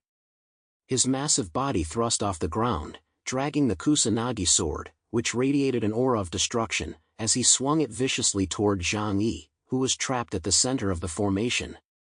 Dimensional gate? A barely perceptible curve formed at the corner of Zhang Yi's mouth. That was a thing of the past, long ago. The Zepan Kingdom had made thorough preparations to deal with him 3 years ago, when he returned from Mars. Unfortunately, in those 3 years, everything had changed. Anyone who still viewed him through that outdated lens was in for a world of pain. Die! A howling gale swept up a storm of ice crystals and ash, transforming the ruins of Takamagara into a scene straight out of an apocalyptic painting. In the center of that shattered land, 2 energy fields, so terrifying they could warp the laws of physics, were colliding violently. They completely sucked the atmosphere dry within a radius of dozens of kilometers, forming a vast, deathly silent vacuum. Takama Masubi's current form was the ultimate desecration of the word sacred, yet it was also the pinnacle of violent aesthetics. His 80-meter-tall, demon god form stood upon the shattered earth, his entire body covered in white bristles. Each hair seemed to be spun from an ultra-high-strength alloy, glinting with a chilling, icy light under the dim sky. On that massive head, which retained the features of transformer rats, his eyes were crimson as a churning sea of blood. The breath he exhaled struck the ground, instantly corroding the rocks into pus-like liquid billowing with black smoke. In his hand, the Kusanagi sword, magnified countless times, now resembled a black, living dragon. Chapter 27:14, The Kusanagi Sword, 2. A visible mist of vengeful hatred swirled around the blade of the Kusanagi sword. That black mist constantly shifted into distorted human faces, the elderly, women and children, warriors. They screamed in silence. With every writhing movement, space emitted the sound of glass shattering under unbearable strain. Chaos. Takama Masubi's roar no longer traveled through the air but slammed directly into Zhang Yi's mind as a mental shockwave. That voice was laced with 1,000 years of accumulated arrogance and the madness of one driven to the brink of despair. To have forced me to reveal the true form of the God of Calamity, you have much to be proud of. But that is as far as it goes. At this distance, the sealing rules of the Kusanagi sword are absolutely unbreakable. Without any flashy movements, Takama Masubi's biceps bulged, and boiling divine blood surged through veins as thick as mountain ranges. He raised the Kusanagi sword high and, facing the minuscule Zhang Yi, slashed with a blow that could split heaven and earth. This strike was simple yet brutal, carrying the weight of 1,000 tons. Before the blade even reached him, the earth shattered. Accompanied by a bone-chilling crack of the earth's crust, the ground beneath Zhang Yi's feet instantly collapsed. A bottomless fissure spread wildly from beneath Zhang Yi's feet, stretching all the way to the coastline, as if the entire Neon Archipelago were about to be split in two by this single strike. Seawater surged in, magma gushed forth, and crimson and deep blue intertwined beneath the crushing black sword's pressure, weaving a doomsday-like oil painting. Yet, standing at the very eye of the storm, Zhang Yi's hands remained tucked into the pockets of his white robe. He didn't even bother to draw his sword, merely gazing indifferently as Takama Masubi raged hysterically. He raised his head slightly, the strands of hair framing his forehead danced wildly in the turbulent currents of energy, revealing eyes as deep and still as a frozen pond. Facing a strike powerful enough to obliterate a city, there was no fear in his gaze, only a chilling detachment. Absolute truth? You know nothing of power, and you know nothing of me. Do you still think this is 3 years ago? Zhang Yi murmured softly. In the next instant, a mountain of black swords crashed down from above. Just as the Kusanagi sword was about to strike the top of Zhang Yi's head, a space membrane as thin as a cicada's wing, shimmering with a faint silver-gray glow, appeared silently. Void immortal robe, absolute boundary. Boom! This collision was no longer the clang of metal, but the deafening roar of two asteroids colliding in near-Earth orbit. A terrifying shockwave radiated outward in concentric rings, with the two of them at its center. Every structure within a 5-kilometer radius, whether ancient shrine torii gates or the remains of sturdy skyscrapers, was as fragile as a sandcastle in the face of this shockwave, instantly crushed to dust and transformed into a cloud of debris filling the sky. Time seemed to stand still in that moment. Takama Masubi's ferocious grin froze on his face. He felt as though his sword had not struck a human being, but an insurmountable cosmic wall. The Kusanagi sword's indestructible edge and its soul corroding were all swallowed up by a strange force the moment they touched that silver membrane, vanishing without a trace. Is this your full strength? Zhang Yi's voice rang out clearly through the swirling dust, tinged with a hint of languor. The force is decent, just enough to iron out the wrinkles in my robe and smooth the folds in space. Zhang Yi slowly extended a single finger, pressing it lightly against the colossal black blade. In that moment, his diminutive form seemed to contain a power capable of supporting the heavens and the earth. Get lost. As he uttered that single word, the space at the tip of Zhang Yi's finger erupted violently. It was the ultimate compression and rebound of space. Crash! The Kusanagi sword, which had been in a downward thrust, was actually forced upward by this incredible recoil. Takama Masubi felt a searing pain in both arms, the skin at his knuckles split open, and several tons of divine blood poured down like a torrential rain. His massive, 80-meter-tall body lost its balance, staggering backward, each step carving a massive crater into the earth. Impossible.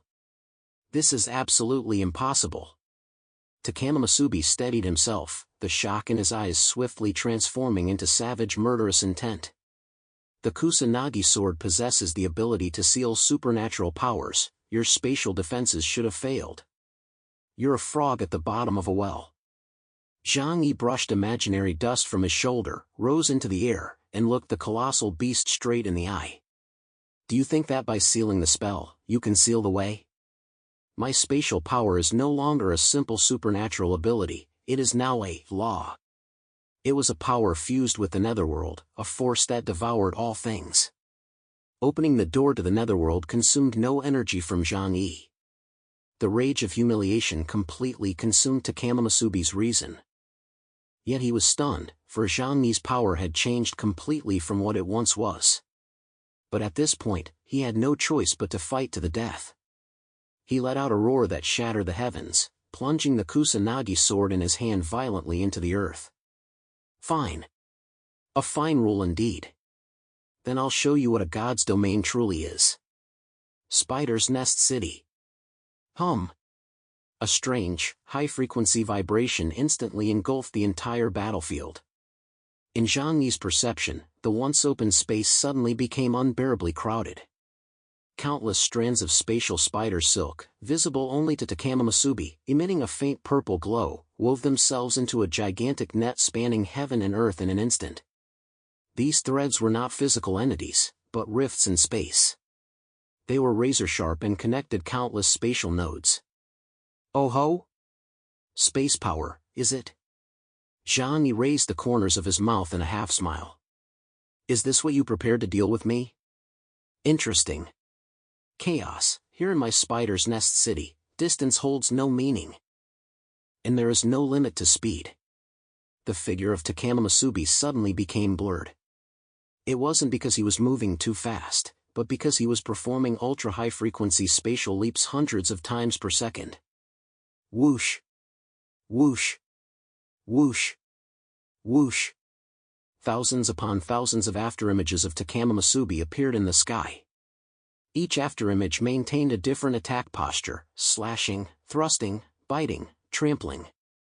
In that moment, it seemed as though countless demon gods were simultaneously launching an assault on Zhang Yi. Die! Die! Die! Zhang Yi's pupils contracted slightly. Fast. Too fast. Even with his spatial perception, such a dense barrage of attacks left him thoroughly intrigued. Swish, a phantom flashed by, and the tip of the Kusanagi sword actually sliced a ripple into Zhang Yi's void immoral robe. Immediately followed by a second, a third. Although every attack was blocked, the immense kinetic energy piled up, sending Zhang Yi flying wildly through the air like a baseball being struck with frenzied force, swinging left and right, leaving only a black streak of light visible as it darted through the dense web of swords. Chapter 27:15, Devouring, 1. Ha ha ha. Where's all that arrogance gone? Inside my nest city, you're nothing but a fly stuck in a web. Seeing that his attack had taken effect, the maniacal laughter of Takama Masubi echoed from all directions, sometimes near, sometimes far, impossible to pin down. So this is the formation prepared to deal with me? It's quite interesting. If this were 3 years ago, I might actually have fallen for it. Zhang Yi, standing at the eye of the storm, remained eerily calm in both expression and tone. He appeared like a small boat tossed by the waves, constantly swaying, yet in reality, the void immoral robe steadily absorbed all the energy. As he moved at high speed, his brain raced like a supercomputer, analyzing the distribution patterns of the spatial threads around him. Though the void immoral robe offered invincible defense, passively taking blows had never been his style. Found it. After thousands of collisions, a sharp gleam flashed in Zhang Yi's eyes. Just as Takama Masubi was about to use another spatial thread to teleport, preparing to appear directly behind Zhang Yi for a sneak attack, Zhang Yi moved. This time, he neither dodged nor continued to defend blindly. He released the defensive barrier behind him and instead took a step forward into the void. That single step seemed to transcend the boundaries of time and space. Formless void realm, phase lock. Now. Zhang Yi spun violently, his right fist clenched tight. The muscles on his arm bulged like sculpted stone as black spatial particles converged wildly upon his knuckles, forming a collapsing miniature black hole. Got you. Just as he turned, the colossal figure of Takama Masubi emerged from the void. Before the Kusanagi sword could be swung, that hideous face slammed directly into Zhang Yi's fist, which was coiled and ready to strike. It was a collision that defied the disparity in their sizes. A tiny human fist against the colossal head of a demon god. Yet the outcome was jaw-dropping. Bang! A muffled thud so deep it felt like a heart-stopping blow. Immediately afterward, a visible ring of white shockwaves exploded outward. Time seemed to slow down. Takama Masubi's steel-hard nasal bone, the moment it made contact with Zhang Yi's fist, first caved in, then cracked, and finally shattered completely. Terrifying kinetic energy pierced through his entire skull, causing his facial muscles to convulse violently like waves, and his eyeballs nearly popped out of their sockets. "This punch is for the humans you've killed," Zhang Yi said coldly as the power of his fist erupted a second time. Boom! Takama Masubi's massive, 80-meter-tall body was actually sent flying backward by this single punch. He traced a 10-kilometer-long parabolic arc through the air, like a downed satellite, smashing through 3 mountain peaks in succession before crashing violently beneath the frozen surface of Tokyo Bay. The immense impact triggered a 100-meter-high ice tsunami. Seawater mixed with shards of ice surged skyward, resembling a torrential downpour in reverse. Damn it! Damn it! Ah! The sea surface shattered, and Takama Masubi surged skyward from the icy waters. He was a pitiful sight, his face covered in blood, his once majestic divine robes reduced to tatters. At that moment, he had no idea what had happened. It felt as if he had deliberately crashed into Zhang Yi's fist. Just like that, Zhang Yi's fist appeared right before him. The excruciating pain in his nose caused him to completely lose his mind. His remaining animal instincts took over. "I'll tear you to pieces. I'll devour you alive." Hovering in midair, the Kusanagi sword in his hand began to tremble violently, emitting a hum that craved blood. "Since hand-to-hand combat won't kill you, then taste this." Takama Masubi gripped the sword with both hands, wildly swinging it at the void while chanting an ancient and obscure incantation. Secret art, 10,000 forms of the wandering carp. In an instant, the sky changed color. The originally gloomy sky was instantly illuminated by countless streaks of deep blue light. These were high-purity energy forms stripped from the Kusanagi sword. They twisted and reformed in the air, transforming into blue carp, each several meters long, crystal clear yet radiating an aura of destruction. 1, 100, 10,000. In the blink of an eye, the entire sky was filled with these densely packed blue swimming carp. As they swished their tails through the air, they did not make the sound of water, but rather the sizzling sound of energy slicing through the air. "Go! Devour him completely." With a single gesture from Takama Masubi, these tens of thousands of energy creatures surged toward Zhang Yi like a swarm of piranhas that had caught the scent of blood. The trajectories of these energy carp were utterly unpredictable. They shifted between fast and slow, and could even perform short-range space shuffles, making them impossible to anticipate. Faced with this sky-obscuring onslaught, Zhang Yi did not throw another punch. He stood in the void, gazing at the sky filled with blue specks of light, and a strangely eerie smile actually curled at the corners of his mouth. There was no fear in that smile, only hunger. An energy mimicry attack? And such high-purity origin energy at that? Zhang Yi licked his lips. The gods of the Zepan kingdom are truly gracious. Knowing I'm tired from fighting, they've gone out of their way to deliver this buffet. He slowly spread his arms wide, thrusting out his chest, abandoning any defensive posture. Void immortal robe, gluttony mode. The next second, the first wave of energy carp crashed into Zhang Yi. the expected explosion did not occur. At the moment they touched Zhang Yi's body, those energy carp, which contained terrifying destructive power, vanished instantly, as if droplets of water had merged into the ocean.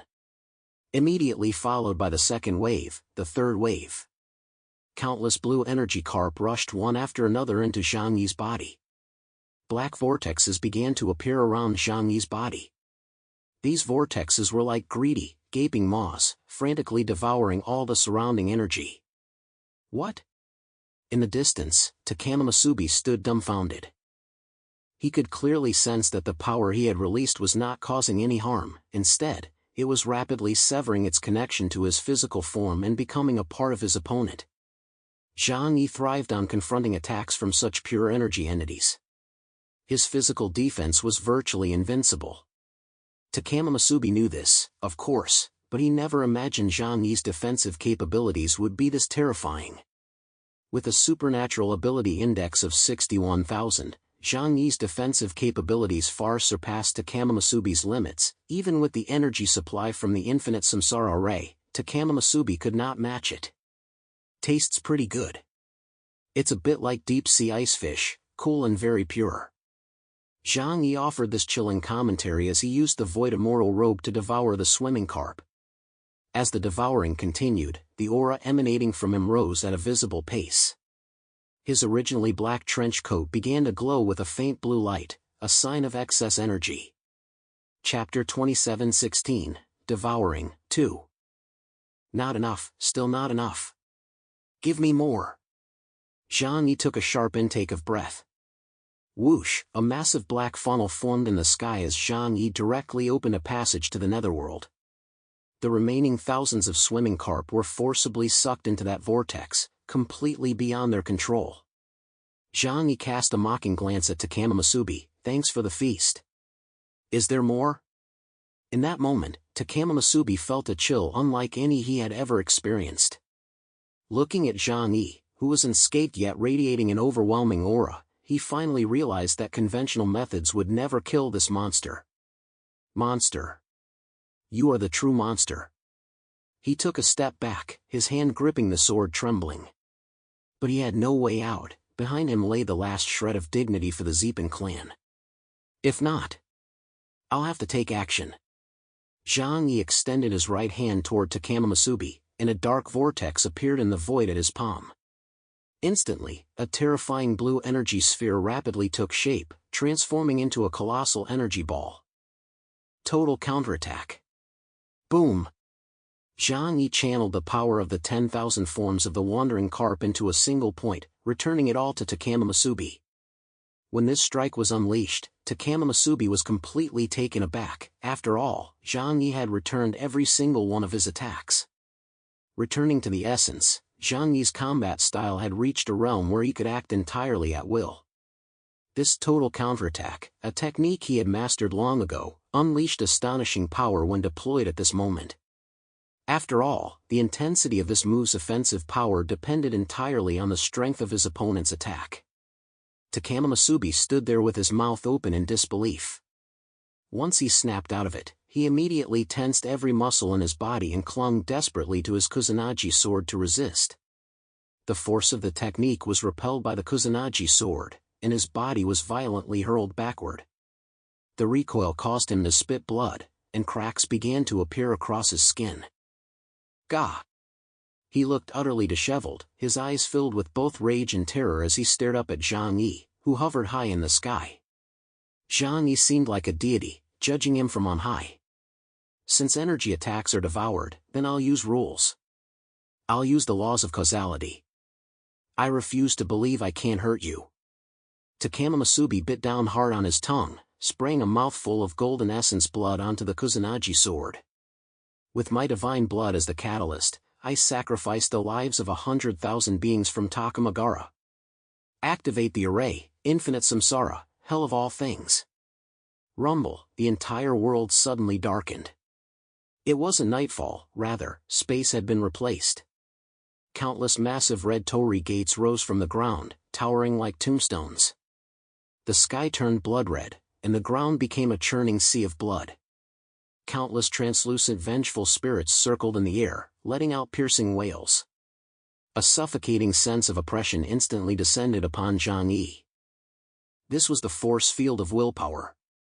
Here, the laws of physics ceased to apply, and the space was locked down. Every vengeful spirit would relentlessly attack the soul of anyone who entered the array, causing their mind to collapse and their body to rot. Zhang Yi felt as if his limbs had been filled with lead, and even his thoughts grew sluggish. Black spots began to appear on his skin, a sign that the curse was taking effect. Ha ha ha. Can you feel it? This is the resentment of all sentient beings. This is the weight of the hell of vengeful spirits. The figure of the god Takama Masubi merged into the surrounding crimson, his voice growing ethereal and venomous. Within this domain, your spatial abilities are completely suppressed. You will rot here slowly, becoming just another soul among these billions of vengeful spirits. Domain. Zhang Yi lowered his head, staring at the cadaverous spots appearing on the back of his hand. His voice was hoarse, his throat had been corroded. Using one's own supernatural abilities combined with the collective telekinesis of an entire clan to overlay reality and forcibly rewrite the rules. Is this what they call deploying a domain? He slowly raised his head, his once pitch-black pupils had now transformed into a dazzling starry blue expanse. Unfortunately, your hell is too small. And far too ugly. Zhang Yi suddenly raised his right foot, his white military boots stomping heavily upon the sea of blood. Let me show you what a real domain truly is. Infinite Sword Domain, activate. Boom! A crisp, shattering sound rang out. It was as if a massive mirror had been smashed to pieces. Centered on Zhang Yi, a dazzling, deep blue halo, so bright it was impossible to look directly at, erupted instantly, sweeping outward in all directions with an irresistible aura of a sovereign. Wherever the halo passed, the red torii gates collapsed, the sea of blood evaporated, and the vengeful spirits dissipated. That eerie, terrifying neon-style hell was forcibly torn apart and overwritten in an instant. In its place stood a magnificent, solemn ancient Roman Colosseum, exuding an aura of iron and blood. Gigantic white stone columns soared into the clouds, supporting this new realm. A blue energy barrier sealed the dome, blocking all external laws. The stands were filled with tens of thousands of long swords formed from pure supernatural energy. They hummed, as if cheering the birth of a new king. Takama Masubi realized with horror that his domain was as fragile as a sheet of paper, effortlessly crushed by his opponent's domain. No, this can't be. How could your domain possibly be superior to my divine realm? He collapsed onto the center of the arena, the sacred yet menacing aura surrounding him crushing him until he could barely breathe. You actually dared to challenge me in the realms of space and law? You are truly beyond foolish. Take a good look at what a true domain really is. Here, I am the law. Zhang Yi stood on the high viewing platform, looking down upon the colossal beast below. Hundreds of light swords hovered behind him, each one aimed at Takama Masubi's vital points. Within this arena, every ounce of power you expend will be forcibly confiscated. Every breath you take must be granted by me. Zhang Yi waved his hand. The trial begins now, whoosh. As Zhang Yi raised his hand, tens of thousands of lightsabers rained down like a torrential storm. Takama Masubi swung the Kusanagi sword desperately to fend them off, but the lightsabers seemed endless. With every strike, deep gashes that exposed bone were carved into his hardened body, tearing away vast swaths of flesh and blood. Roar! I refuse to accept this. I refuse to accept this. Takama Masubi was covered in blood, he knew he had reached the end of the road. I'll drag you down with me. He burned through his last ounce of life, the Kusanagi sword instantly swelled 100-fold, transforming into an all-pervading black pillar of light that pierced the heavens and the earth, launching a final, desperate charge toward Zhang Yi on the stands. Facing this desperate, life-or-death strike, Zhang Yi did not move. He merely slowly spread his arms wide, as if embracing the entire universe. All the energy absorbed during the battle, the slashes of the Kusanagi sword, the bombardment of the Roman carp, and the vengeful spirits of infinite samsara, converged within his domain, reaching a critical point. It's over, you remnants of the old era. Chapter 27:17, The Great Purge, 1. A single point of intense black light flared up on Zhang Yi's chest. The light was so pure that it swallowed up even the surrounding light, sound, and sight.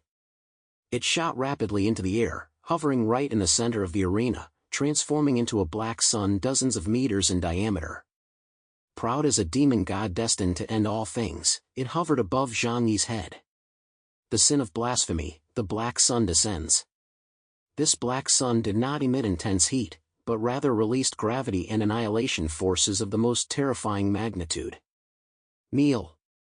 Zhang Yi uttered those two words softly, then slowly pressed his right hand downward. The black sun trembled violently in midair, and an indescribable, terrifying aura of oppression instantly radiated outward. It swept through the cosmos like a solar storm. Thud. Takama Masubi, who was charging forward, felt as if a mountain had crashed down on his back. His massive body fell to its knees uncontrollably, his kneecaps shattering. Although he had temporarily amplified his power by harnessing the infinite samsara ray, when Zhang Yi unleashed his ultimate technique, he could unleash a force far exceeding his own ability index. Even the current Takama Masubi found it difficult to withstand. After all, power that does not belong to oneself is ultimately illusory. Ah! What kind of power is this? What is this? He stared in terror at the black sun overhead, which was drawing ever closer. Within the black sun, he saw true nothingness, he saw the end of all things. Only now did he realize that Zhang Yi's power was not merely stronger than it had been at the Grand Assembly of 10,000 races 3 years ago, it was far, far stronger. Even the speed of his power's growth exceeded his comprehension. This is your funeral. Curtain call, rat. Boom! The black sun plummeted to the ground, completely engulfing Takama Masubi along with the Kusanagi sword. No flash of explosive fire, no deafening roar. Only annihilation. It was as if an eraser were being used to wipe away Takama Masubi's very existence from the canvas, bit by bit. His fur, his muscles, his bones, all disintegrated into their most primordial atoms within that black radiance. Even the Kusanagi sword, reputed to be immortal, let out a mournful wail before shattering inch by inch, dissolving into iron dust. As the black light faded, the Colosseum formed by the sword's blade vanished along with it. All that remained atop the ruins of Takamagara was a massive, bottomless crater. The wind and snow swept through once more, yet they could not carry away the grim, desolate aura lingering here. Zhang Yi stood at the edge of the chasm, the white emperor battle suit still spotless. He glanced down at the abyss below, and only after confirming there was not a single trace of life left did he slowly turn around. With abilities like this, and they dare call themselves gods? With this, the 3 supreme gods of the Transformer rats had fallen completely. He chuckled softly, adjusted his collar, and looked toward the direction of the floating warship in the distance. Screech! Screech, screech! A wave of terror swept across the entire Neon archipelago. It was a complete blow from a higher dimension. Facing the relentless assault of the Sand Raiders robot army and Uncle Yu's group, these Transformer rats realized with horror that they had absolutely no ability to resist whatsoever. Liu Karen, commanding a vast swarm of mechanical crows, treated the battle like a war game, effortlessly reducing the hordes of Transformer rats, who were charging while shouting charge, to mincemeat. When laser weapons struck their bodies, the sensation of explosion was filled with a brutal aesthetic. Their bodies didn't simply explode, but dissolved into a crimson mist midair. Courage held no meaning in this moment. What existed between the two sides was a generational gap in civilizational advancement. Even if they had mastered less than 10% of the Ehen tribe and Sand Raider civilizations, it was more than enough to sweep through the Zeepan kingdom. The Transformer rats kept charging, but they were being killed at an even faster rate. Gradually, as they realized their courage had lost all meaning, terror completely took hold of their hearts. Monsters. We can't win, we just can't win. Our weapons are useless, even the mighty 100 Ghosts Legion has been wiped out. I'm done, I'm done. Even a powerful entity like the Slit Ghost was crushed like minced meat in the face of Uncle Yu, clad in his demon god armor, let alone these creatures. This land, once known as the Neon Islands, was now undergoing a literal wipe. And with the fall of Takamamasubi, the final pillar of the Zeppin Kingdom's spirit collapsed. The millions of surviving Transformer rats did not choose to surrender. Instead, like startled cockroaches, they frantically burrowed into underground shelters, bomb shelters, and even the abandoned subway network. They attempted to cling to life within the complex underground tunnels, waiting for an opportunity to strike back. However, in the face of technological superiority from a higher dimension, such hiding seemed childish and laughable. Fatty Sue unleashed an ice storm, icicles capable of covering a radius of over 100 li burst forth, instantly killing a vast number of the Transformer rats. But he noticed that the enemies on the ground were rapidly vanishing. Huh, where did they go? Fatty Sue immediately contacted Lu Karen and Yang Xinshin on the warship. Miss Lu, Miss Yang, those rats have escaped. What should we do? Escape? No way. Just wait a moment. Lu Karen's voice carried a hint of amusement, her eyes sparkled with excitement. High above the sky, the massive black warship Dreamer, which cast a shadow over the heavens, was slowly adjusting its posture. In the main control room, Lu Karen sat in a floating mechanical chair, facing a dense stream of holographic data. Her fingers danced nimbly through the void, her face bearing a hint of the cold detachment and focus characteristic of a tech geek. I thought they were a thing of the past. Hiding underground and thinking they can get away? That's laughable. Planetary-level life detection radar, activate at full power.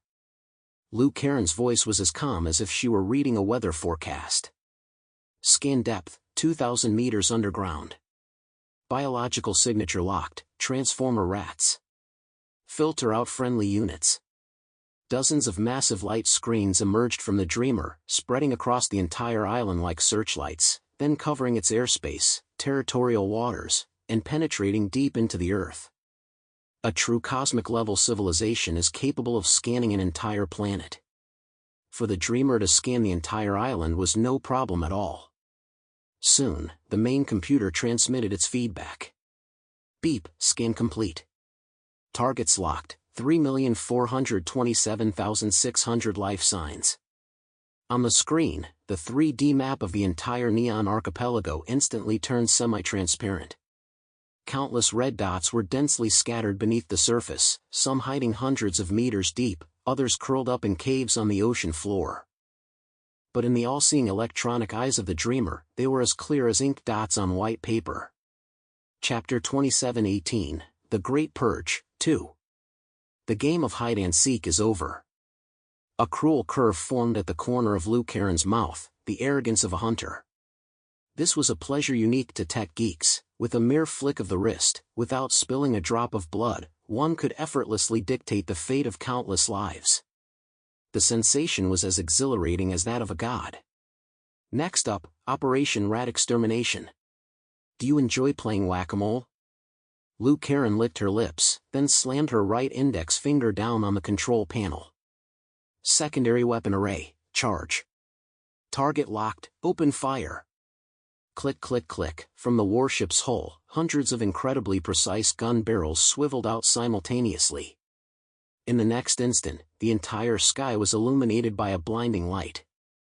Hundreds of high-energy laser beams, like the spears of divine judgment, pierced straight toward the Earth, carrying devastating heat. Modulated to a special frequency, these lasers possessed extreme penetrating power. Rock, concrete, or steel doors. In the face of these beams, all defenses were as fragile as tofu.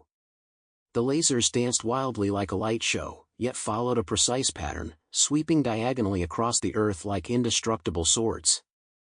The laser beams effortlessly pierced the surface, melting hundreds of meters of rock, and struck the Transformer rats hiding deep underground with pinpoint accuracy. Screech! The agonized screams from underground were instantly drowned out by the sound of vaporization before they could even reach the surface. One by one, the red dots on the radar screen rapidly faded away. The entire Takamagara region was reduced to a honeycomb of craters, every beam that struck signaled the complete annihilation of a gathering point. Clearing them out physically is too slow.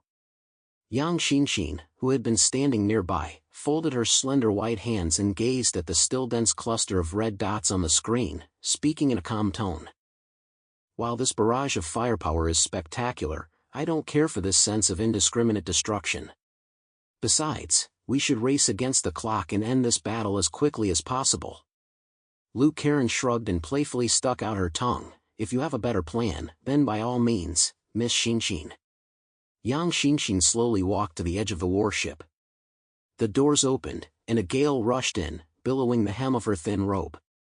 She looked down at the land below, filled with despair and death.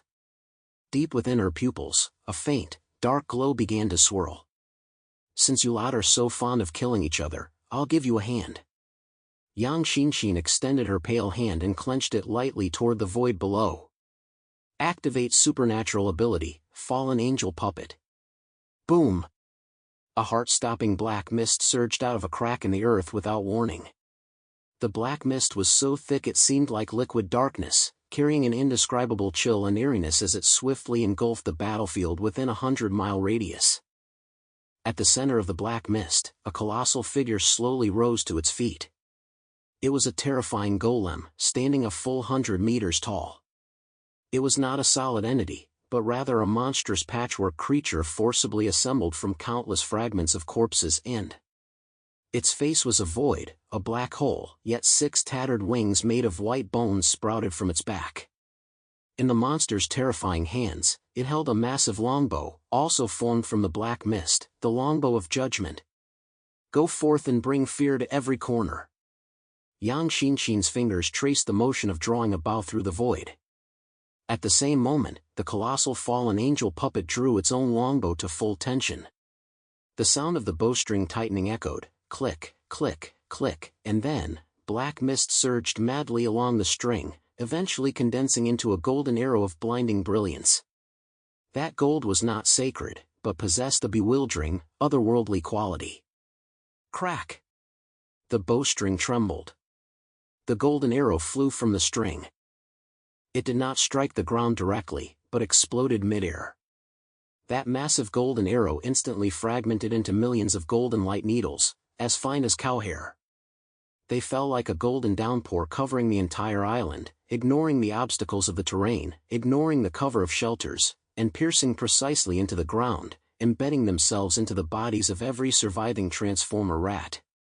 At that moment, the entire world fell silent for a second. Immediately afterward, a hellish ordeal even bloodier and more frenzied than before descended.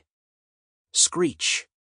The transformer rats, who had been cowering in the bomb shelters, suddenly rolled their eyes back, their pupils glowing with eerie golden runes.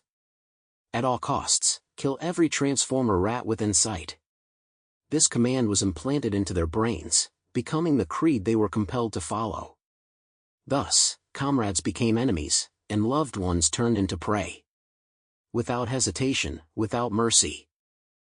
The vast majority of transformer rats, controlled by the fallen angel puppets, grabbed the weapons at their sides, or even bared their fangs, and frantically pounced on their own kind. Inside the underground shelters, blood pooled into rivers. Kill! Kill! Kill! The tragedy of cannibalism unfolded in every corner. From Takamagara, it spread all the way across the entire Neon Archipelago. Yang Xinshin had now reached the Knight rank, with a supernatural ability index of 53,000 points. She could control tens of thousands of transformer rats for an extended period. As long as these transformer rats remained alive, they would spread like a plague across the entire Neon Archipelago, seeking out and killing every one of their own kind. And upon completing their mission, they would carry out their final command, self-destruction. Thus, without Yang Xinshin lifting a finger, the remnants of the Zeepan Kingdom self-destructed under this absolute control. In less than 3 hours, the millions of red dots densely packed on the radar screen vanished completely. Across the entire Neon Archipelago, aside from the howling of wind and snow, not a single sound of life remained. The Zeepan Kingdom had thus met its final, inevitable end.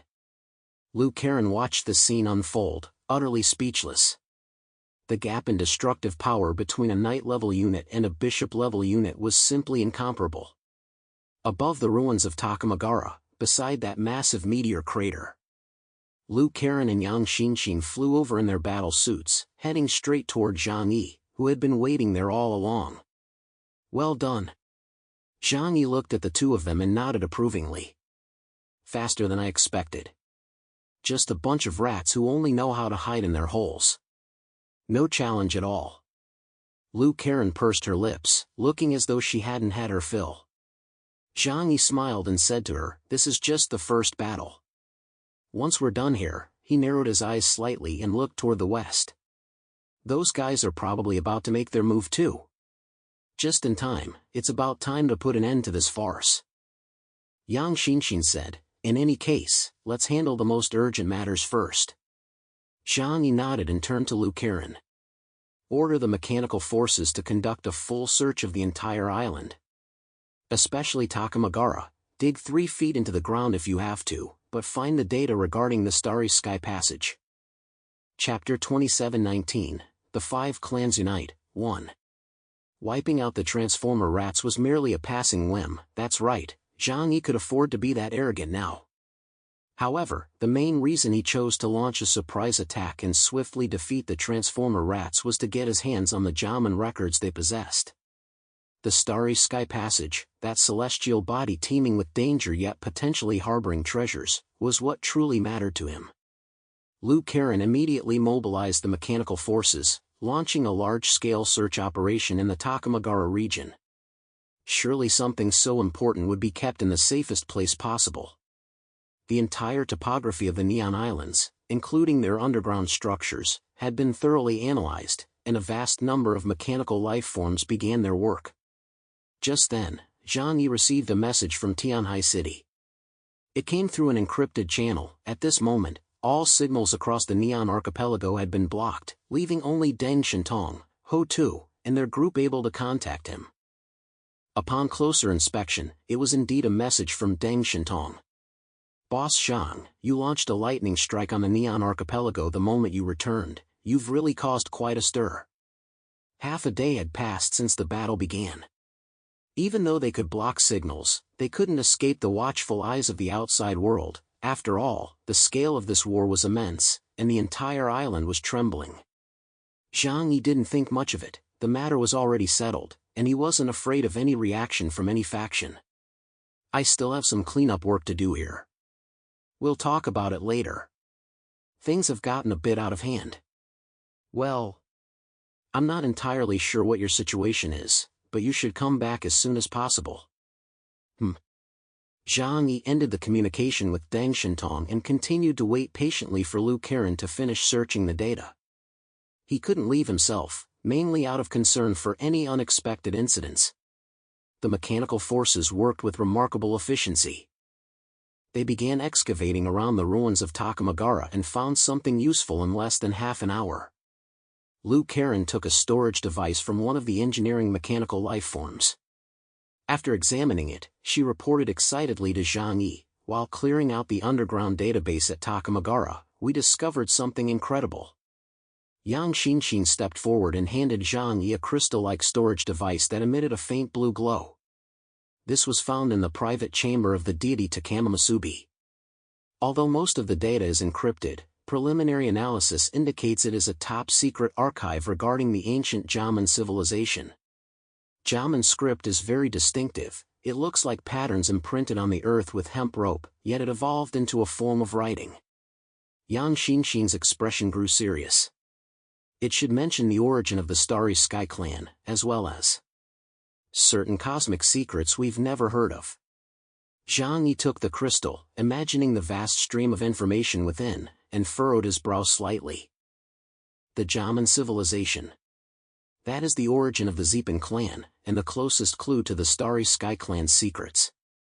It seems our trip here wasn't in vain.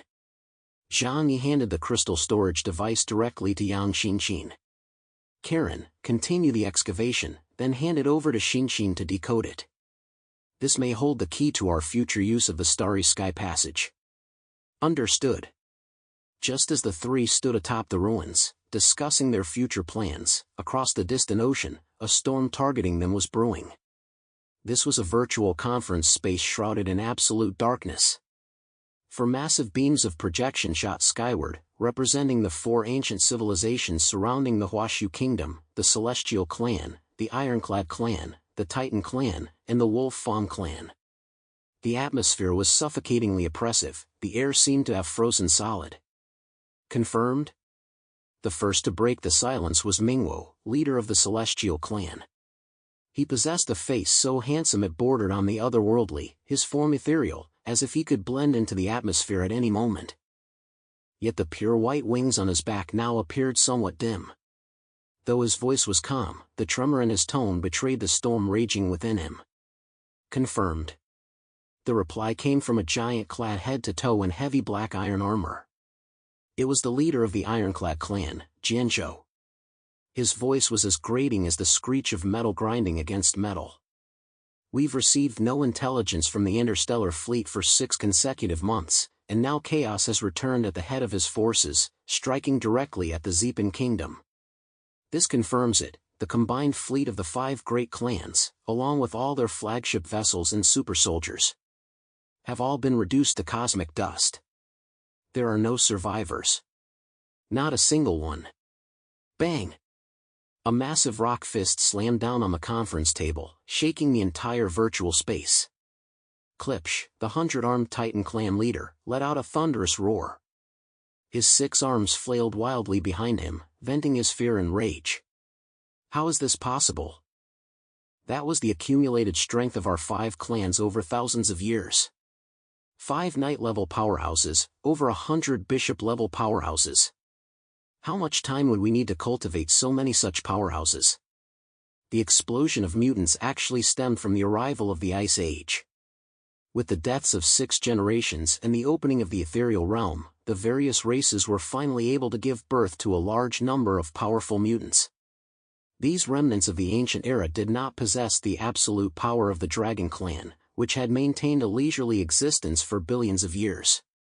In reality, most ancient civilizations were like stray dogs fleeing disaster, merely preserving a flickering ember of their former glory. Therefore, they found it even harder to accept the deaths of these powerful warriors. We planned for so long and deployed so many warriors, we were certain this would be a decisive victory. How could that human have wiped us all out? What on earth is he? Is he a god? The truth is, he's far more terrifying than we ever imagined. A sinister voice echoed from the corner. Crouching there was a massive wolf with a slender build, its eyes flickering with eerie green ghostly flames. He was Randall, the leader of the Wolf Fawn Clan. He licked his paw, his tone dark.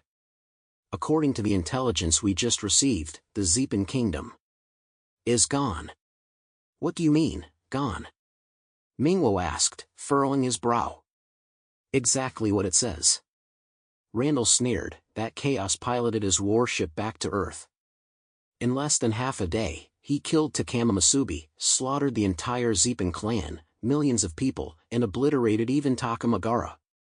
The Neon Islands have now become a wasteland. A deathly silence fell once more.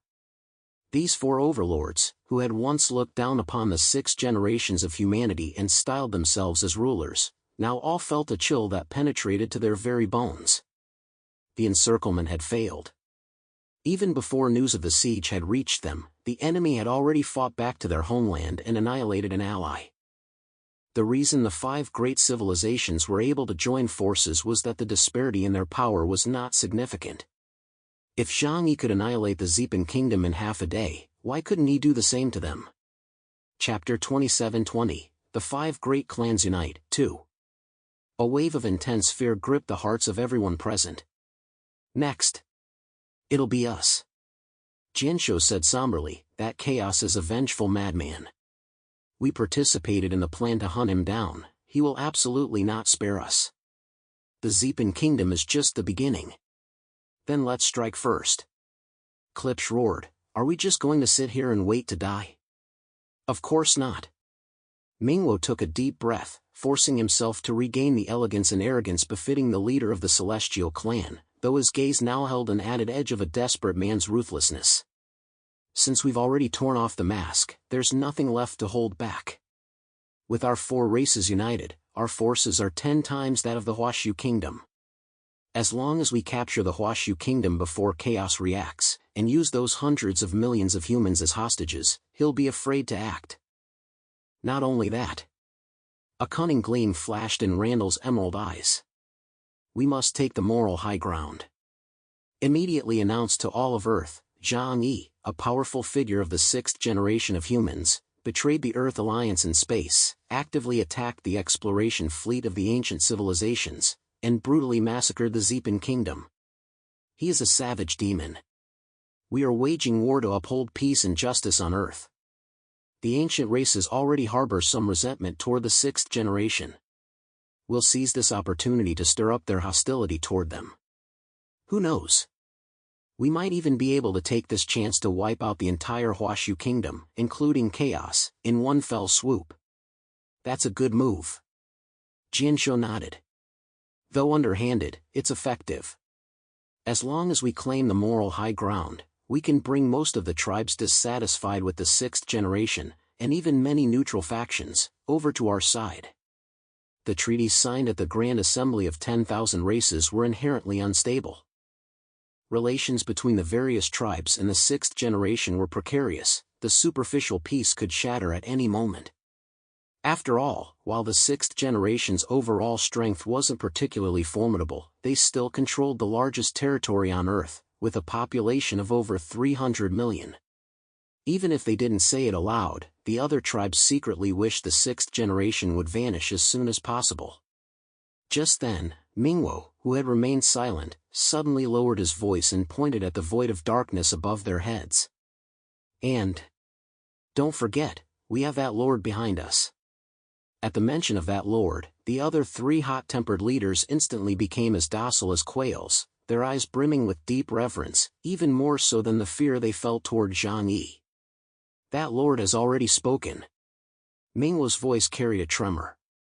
He is a being from the true upper world, the puppet master secretly supporting our eradication of human civilization. The destruction of the 5 clans' fleet has already greatly displeased his lordship. If we cannot eliminate Zhang Yi quickly and prove our worth, we will be wiped out. Randall shuddered and picked up the thread of the conversation. Fear is often the greatest driving force. Klipsch leapt to his feet, clenching all 8 fists simultaneously as he let out a war cry. Then let's fight, play all our trump cards. Awaken all the slumbering legions. This time, it's either the death of the Huashu Kingdom or our own destruction. They, too, understood that they had no other choice at this moment. If Zhang Yi had intended to spare them, he would never have launched an unprovoked attack to annihilate the Zeepan Kingdom in a single battle. Only through battle could they possibly turn the tide of impending doom. I agree. I agree. I agree as well. 4 wills united in that moment. Issue the order. Mingwo spread his wings, his voice echoing throughout the entire virtual space. Assemble all military forces of the 4 great clans. Target, the Huashu Kingdom. Launch a full-scale assault. As this command was issued, all around the Huashu Kingdom and in every corner of the 4 great clans, the long-dormant, terrifying war machines began to roar to life. A catastrophe that would determine the fate of the races had already quietly begun, even before the smoke of Zhang Yi's conquest had fully dissipated. This was a dark tide destined to be etched into the annals of the Huashu Kingdom's military history. When the 4 ancient civilizations finally tore away their last pretense and resolved to launch a war of annihilation against the Huashu Kingdom, the very hues of the world seemed to be stripped away in that instant, leaving only the gray of gunpowder smoke and the red of blood. On the northwestern border, the earth trembled, a wail emitted by the movement of hundreds of millions of tons of steel. The ironclad clan's torrent of steel truly swept down like a black tsunami, overwhelming the land. As far as the eye could see, the horizon had vanished entirely, replaced by an endless formation of heavy mesh stretching to the horizon. Their tracks, forged from special alloys, mercilessly crushed the permafrost, forests, and hills. The air was thick with the suffocating stench of engine oil and ozone. And above that sea of steel hovered thousands of warships, darkening the sky. They resembled a moving dark cloud, their massive hulls cast shadows of death, while countless pitch-black main gun barrels glinted with a sinister chill in the sunlight. The low-frequency roar of their engines converged, as if a malevolent dragon deep within the Earth's crust were bellowing, intent on shattering the very heavens. Meanwhile, amidst the towering mountains to the southwest, the most primal, bloodiest frenzy was unfolding. It was the great army of the Wolf Fawn clan. Unless witnessed firsthand, no one could imagine the sheer terror of wolf pack tactics scaled up to a million-strong force. Millions of wolf warriors stood bare-chested, revealing muscles as hard as granite, their bodies etched with ancient, blood-red totems. They had no need for vehicles, for their bodies were their mightiest weapons. They traversed sheer cliffs as if they were level ground, sprinting like black lightning. Woo-woo! Millions of wolf howls converged into a deafening roar, drowning out even the howling of the wind and snow. It was a storm of flesh and blood. They swung their curved swords, their claws glinting with a bloodthirsty light, their eyes crimson, driven by the purest desire for slaughter. Like a swarm of tireless marching ants, they were determined to devour every living thing in their path. The sky, however, was the domain of the Celestial Clan, the race of atmospheric beings. There were no warships to be seen, only rolling thunderclouds filling the sky. Dark clouds gathered above the major core cities of Huashu Kingdom, obscuring the sun and plunging places like Tianhai City, New Xinjing, and New Chang'an into darkness. These thunderclouds were, of course, not a natural phenomenon, but rather a meteorological weapon created by the Celestial Clan using their powerful celestial technology. The cloud layer hung extremely low, as if within arm's reach. Countless warriors from the Celestial Clan, each with a pair of wings on their backs, weaved through the clouds where lightning serpents danced wildly. High above, their eyes were cold and indifferent, as if they were looking down upon a swarm of ants awaiting slaughter. With every flap of their wings, they used the thunder call to unleash bolts of lightning as thick as water barrels. Violent hurricanes carved deep furrows into the earth, as if the sky were collapsing. Chapter 27-21, The Underdog War, 1. On the open plains at the front lines, the advance of the Titan clan was the most breathtaking spectacle. The earth pulsed rhythmically. Thud! Thud! Thud! Each Titan stood over 30 meters tall, and the few commanders at the forefront soared as high as 100 meters, resembling walking mountains. They wore heavy biological armor, living armor that constantly writhed and breathed, exuding a nauseating aura of brutality. The weapons in their hands, gigantic hammers and heavy artillery, were all forged from the fusion of some unknown giant beast's bones and metal. As the legendary Titan clan, they had pushed biotechnology and mechanical engineering to their absolute limits. They didn't need to charge, they simply had to walk forward step by step. The overwhelming, crushing pressure alone was enough to make an ordinary person's heart burst. On this day, humanity remembered. Never mind, there was no time to think about it. The four major factions joined forces, dividing their troops into four columns. Like the claws of four colossal beasts, they lunged viciously toward the heart of the Huashu Kingdom, driven by a will to destroy everything. At this moment, the eyes of the entire world were fixed upon this place. The major clans of the ancient era were watching this battlefield. Though it wasn't their territory, due to the butterfly effect, any conflict in East Asia could potentially affect the stability of their own regions. Other nations of human survivors, as well as secondary mutant factions lying low across the globe, were observing coldly through satellites and remote surveillance. They were stunned by the depth of the four ancient clans' power and terrified by the apocalyptic might of their armies. But more than anything, there was a sense of schadenfreude among certain ancient races. After all, fundamentally speaking, none of them particularly liked the sixth generation, a weak yet extremely fertile race. Britannia, one of the human superpowers that had already reached agreements with the Sea Abyss clan and Atlantis. King Arthur, clad in his golden lionheart armor and resting his hand on Excalibur at his side, gazed intently at the holographic screen, a cold, hard curve forming at the corner of his mouth. They're finished. Merlin, Lancelot, and the others sat below him. The entire Order of the Round Table was watching the battle unfold. This was clearly the largest battle on Earth since the awakening of the races, and they were all curious to see the outcome. Hearing King Arthur's words, Lancelot stared at him and asked with a frown, "Are you saying that the Huashu Kingdom and Chaos, they're finished?" King Arthur looked at him with some surprise, while Merlin beside him couldn't help but cover her mouth and giggle. "Lancelot, what kind of joke is that?" Lancelot snorted coldly in displeasure. "Do you really think they could take on 4 ancient civilizations at the same time? I know Chaos is powerful, he can take on 4 or even 5 opponents of his own caliber. But so what? In a war between civilizations, unless an individual possesses overwhelmingly superior power, there's simply no way to turn the tide." Merlin was still laughing. "What you say does make sense, but you've overlooked a very important point." Lancelot asked irritably, "What? Are you saying you know that the Huashu Kingdom or Chaos has some hidden ace up its sleeve that could turn this dire 1-against-4 situation around?"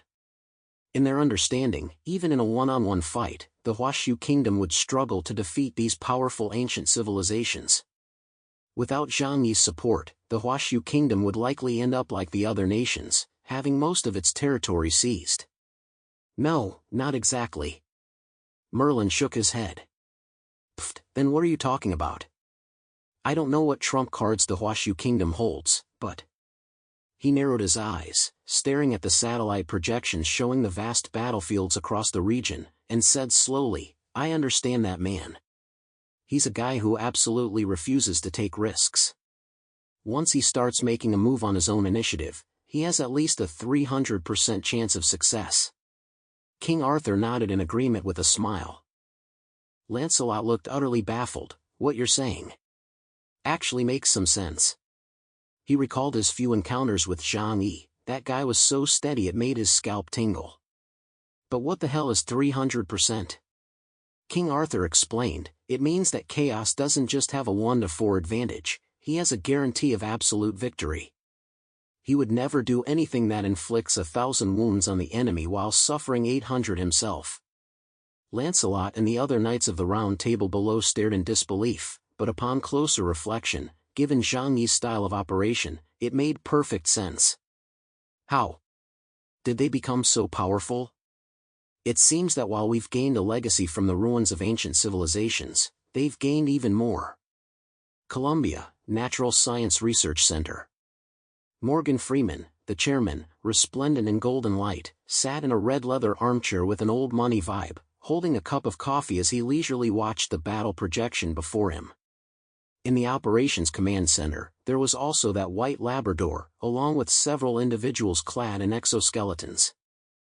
Indeed, Columbia had fully established cooperation with the ancient civilization, and the Construct clan was now actively involved in the day-to-day affairs of the Natural Science Association. To put it plainly, there are no innate enemies or allies among the various races. It is simply the pursuit of interests that drives them to make their choices. In this era of the awakening of all races, having more allies is the key to ensuring the survival of one's civilization. What a spectacular display of the aesthetics of destruction. Oh, the Huashu Kingdom really is unlucky. That region is surrounded by barbaric ancient races. We in Columbia are the chosen land. Even now, I can leisurely sip my coffee." A Construct knight, operating a computer, responded in a mechanical voice. "Some civilizations choose conquest, others choose cooperation. But until a greater danger arrives, this struggle will not end. All right, shut your mouth for now. Let me see what the Huashu Kingdom's chances of winning this battle are." An impatient voice rang out. Morgan chuckled lightly. "Da Vinci, have your data models run their simulations? How long can the Huashu Kingdom hold out? 3 hours? Or 5? That's too optimistic." Da Vinci didn't even turn his head. Cold data streams flickered through his mechanical eyes. "Based on the current energy level comparison, their conventional defenses will shatter like paper under the first wave of the assault. Apart from Chaos himself, who might manage to escape, the entire Huashu Kingdom will be razed to the ground within 30 minutes. This was no joke. Judging by data from 5 years ago, the Huashu Kingdom simply lacked the capability to defend such a vast territory.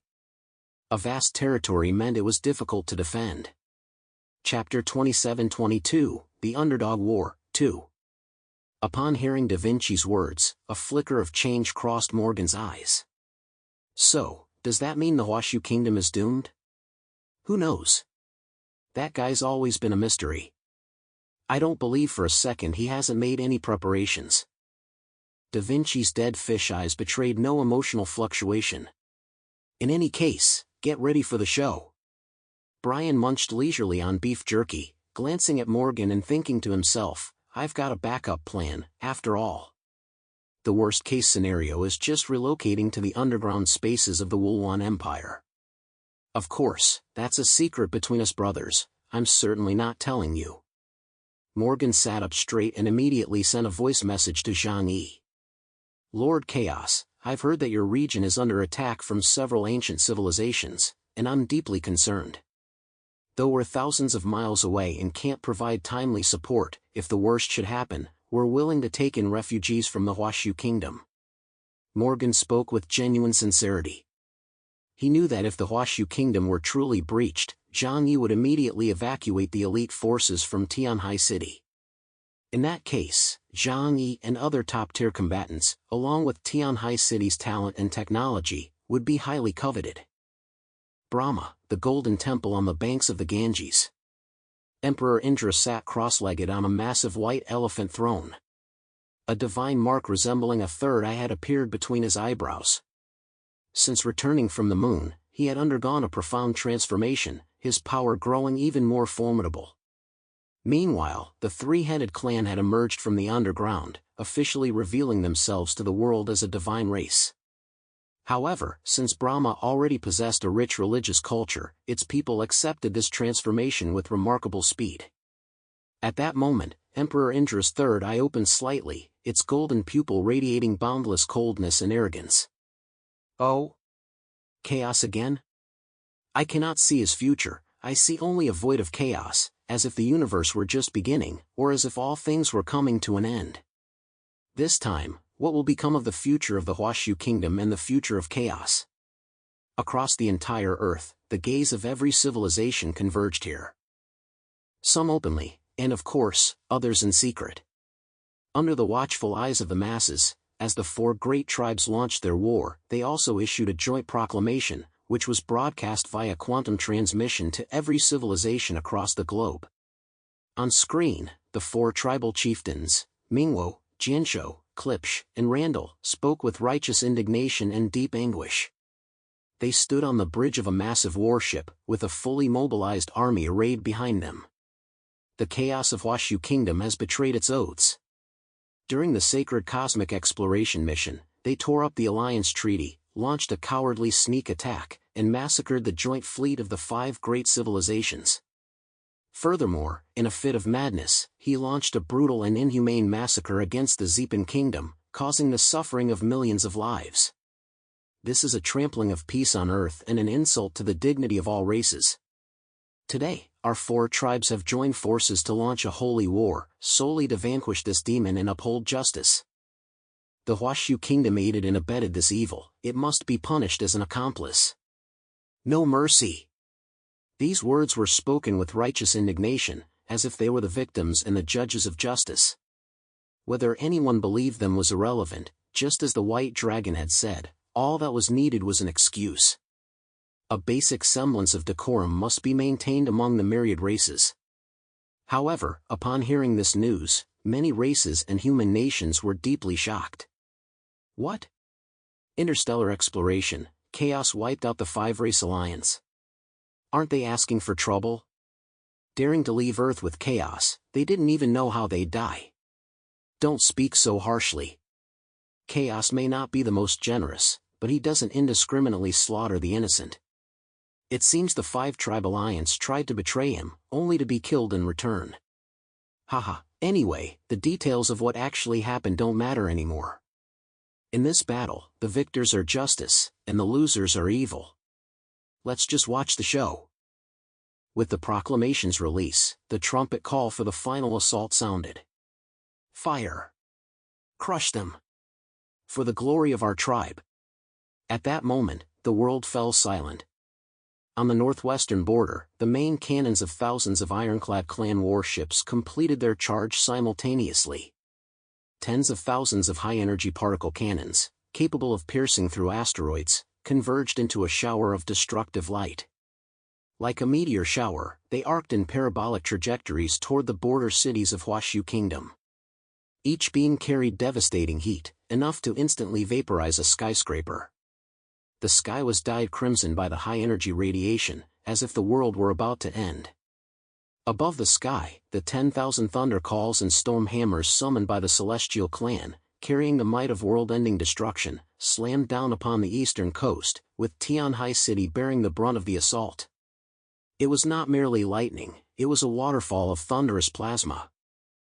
Deng Shintong stood at the top of the command tower, his hand on his sword, watching the assault that seemed poised to level Tianhai City, a look of helplessness on his face. It certainly looks dangerous. On the ground, the blade energy storms unleashed by millions of curved blades wielded by the Wolf Fang clan, combined with the acid bullets spewed from the Titan clan's biological heavy artillery, completely engulfed the borderline. Destruction. In the face of this force, any conventional human defensive works seemed utterly laughable. In everyone's imagination, the scene in the next second should have been the cities of Huashu Kingdom reduced to rubble, countless humans wailing in a sea of fire, and the flame of civilization extinguished in an instant.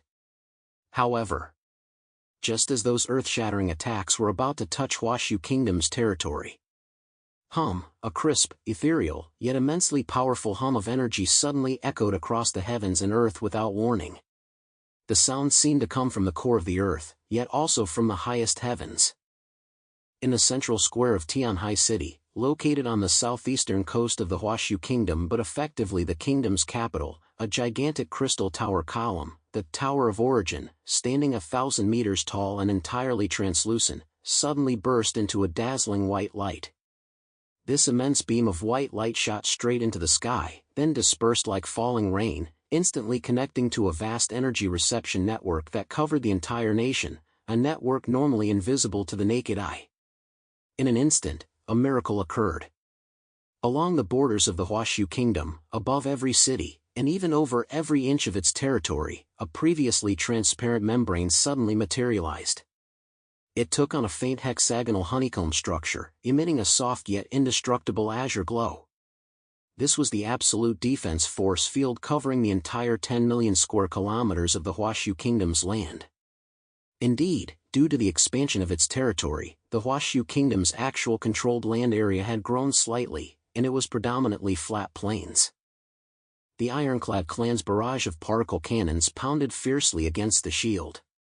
There were no violent explosions, no gruesome scenes of penetration. Those terrifying energy beams were like raindrops falling onto the surface of a bottomless lake, merely creating circles of brilliant ripples before being swiftly absorbed, dispersed, and redirected by the shield. Chapter 27-23, Unshakable as a Mountain, 1. Sizzle, sizzle, sizzle, energy that would normally be enough to destroy a city flowed along the patterns on the shield's surface, instantly becoming incredibly docile, before finally being channeled into the underground energy source and dissipating into nothingness. In addition to the energy consumed in the process, a portion of the incoming attack energy was converted and absorbed, becoming part of the defensive force field. The law of conservation of energy. Energy cannot be created or destroyed, it can only be transferred. Having reached the level of a cosmic-class civilization like the Yihen tribe, their mastery of energy had reached the level of a perpetual motion machine. Within the same system, all energy could be perfectly utilized. The Huashu Kingdom's defensive force field was merely a rudimentary version, but it had already acquired the preliminary ability to convert the enemy's attack energy for its own use. Immediately afterward, the Celestial Clan's thunderous strikes came crashing down. Core cities such as Tianhai City, East Sea City, and Xinjing were the primary targets of the attack. Boom! Across the sky, lightning streaked across the vast expanse, like a silver brush tearing through the black canopy of the heavens, then crashing down upon the earth with devastating force. The mountain-like bolts of lightning struck the shields, yet they seemed to vanish without a trace.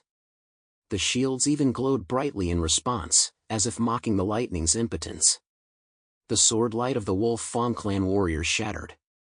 These Wolf Fang clan warriors, who adhered to the ancient, primal laws of the wilderness, had abandoned nearly all technological weapons to devote themselves entirely to cultivating their supernatural abilities. Their combat prowess, whether fighting alone or in groups, was exceptionally formidable. Teeth, fangs, and curved swords are their finest weapons. Yet, even the combined assault of the surging Wolf Fang clan, advancing like a tidal wave, proved ineffective. Even the wolf warriors charging at the very forefront crashed into the shield like flies hitting bulletproof glass, their heads split open and blood spilling. Bang! Bang! Bang! Their bodies collided with that invisible defensive force field and were instantly blasted away by a massive surge of energy, sending up huge clouds of blood mist mixed with bone fragments. Oh! Oh! The agonized screams of the wolf cubs rose one after another. This scene left the high-ranking officials of the four clans speechless. Such a defensive shield, composed of hexagonal structures, appeared only when an attack struck the force field. The civilizational level of Huashu Kingdom could never have produced a defensive force field of this caliber. Just 3 years ago, when facing our assault, they were as helpless as dogs, merely taking blows passively. How could they have changed so rapidly? Some high-ranking generals were only startled for a moment before speaking coldly, "Never mind. Even if they've mastered more advanced defensive methods, they've been suffering from energy shortages for 6 generations. They won't be able to sustain this defense for long. Keep up the offensive. This defense will be breached soon enough. Once the outer defensive field is broken, they'll be lambs led to the slaughter." The other high-ranking officials shared this view. They believed the Huashu Kingdom was powerful, but not beyond their imagination. After all, they could never have imagined that Zhang Yi would actually discover a lost super-civilization on Mars and acquire nearly all of its legacy. And so, the offensive continued. However, on the side of the Huashu Kingdom, after a brief moment of concern, the high-ranking officials of the 6 major regions had already fallen into complete calm. If you say that Chaos is a bad person, I won't argue with you. But if you tell me that the defensive structures he built are inadequate, then I'm going to have a serious talk with you. Meng Yuanjun, Supreme Commander of the Xinjiang region, said with a smile. No one understood defense better than Zhang Yi. And now, knowing that Zhang Yi was currently handling affairs in the Zipan Kingdom, they felt as steady as a rock. Because if Zhang Yi didn't have absolute confidence in this defensive force field, he would have rushed over to provide support long ago. Round after round of relentless bombardment followed. The various attack methods of the major races emerged one after another, launching point-to-point bombardments along the entire border of Huashu Kingdom and from the skies above. Yet, advancing further was futile. This was a comprehensive, all-encompassing defense with no blind spots. It could even block attacks from underground spaces.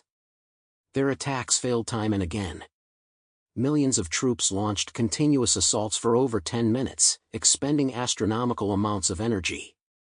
Yet the protective shield surrounding Huashu Kingdom remained as immovable as a mountain. Until the acid and toxic fumes unleashed by the Titan clan's heavy artillery cannons were directly neutralized by a purifying light membrane on the surface of the defensive force field, dissolving into wisps of smoke. At that moment, the entire world fell into dead silence. Inside the Ironclad clan's flagship, the leader's eyes, hidden beneath his helmet, bulged wide as he roared in disbelief, his voice cracking with sheer shock. What the hell is that? Where are the energy readings? Why didn't it explode? That was a barrage from main cannons capable of piercing through tens of kilometers of crust. Rear report, leader. Their shields absorbed over 80% of our attack energy. The remaining 20% was evenly dispersed throughout their entire force field network. Our attack didn't even leave a scratch. The Ironclad clan's engineers, operating the land-air warship's weapon systems, were now drenched in sweat. They never imagined that the timid nation of 3 years ago had now transformed into a tortoiseshell with astonishing defensive capabilities. In the sky, Mingwo, the leader of the Celestial Clan, flapped his wings, gazing down at the blue light shell enveloping the entire nation. His elegant features were now twisted to the extreme, and he nearly crushed the scepter in his hand. Impossible. A wide-area energy shield of this caliber requires a massive stellar-class energy source to sustain it, even for a high-level civilization. Where did Huashu Kingdom get this technology? Where did they get this energy? This defies all science. No wonder Mingwo was so shaken. In the ancient past, hundreds of millions or even billions of years ago, at the very peak of their civilization, they had indeed mastered this technology. However, following the shattering of their civilization, having lain dormant as embers beneath the earth or within spatial fissures, constrained by Kagago to the point where even their population struggled to grow, they had long since lost the ability to replicate such powerful technology. Therefore, witnessing the rapid, light-speed advancements of the frail sixth generation in the realm of technology, they were filled with both terror and jealousy. They knew full well that if they lost this battle, the four great clans would be utterly annihilated one by the massive army led by Chaos. The offensives of the Wolf Fang clan and Titan clan were also forced to halt. That thin blue light barrier stood like an insurmountable chasm between gods and mortals. No matter how fiercely they bombarded it from the outside, the Huashu Kingdom within the shield remained peaceful and serene, with not even a tremor penetrating its walls. The people of the Huashu Kingdom, who had been deeply worried, gradually began to smile with relief. The guardian deity of the Huashu Kingdom whom they worshipped remained as reliable as ever in protecting this realm. Chapter 27-24, Unshakable as a Mountain, 2.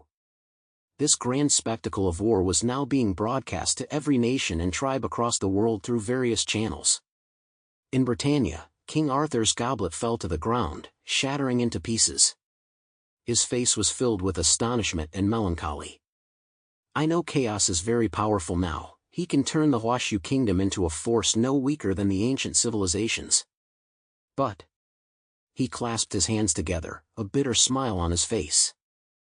I never expected him to be able to go this far. As the most exceptionally gifted warrior in all of Euro, he had been bathed in glory since the apocalypse, blessed with unparalleled fortune and countless extraordinary experiences. Now, he had already crossed the threshold into knighthood, capable of securing a fiefdom for Britannia. But compared to Zhang Yi, he was still far behind.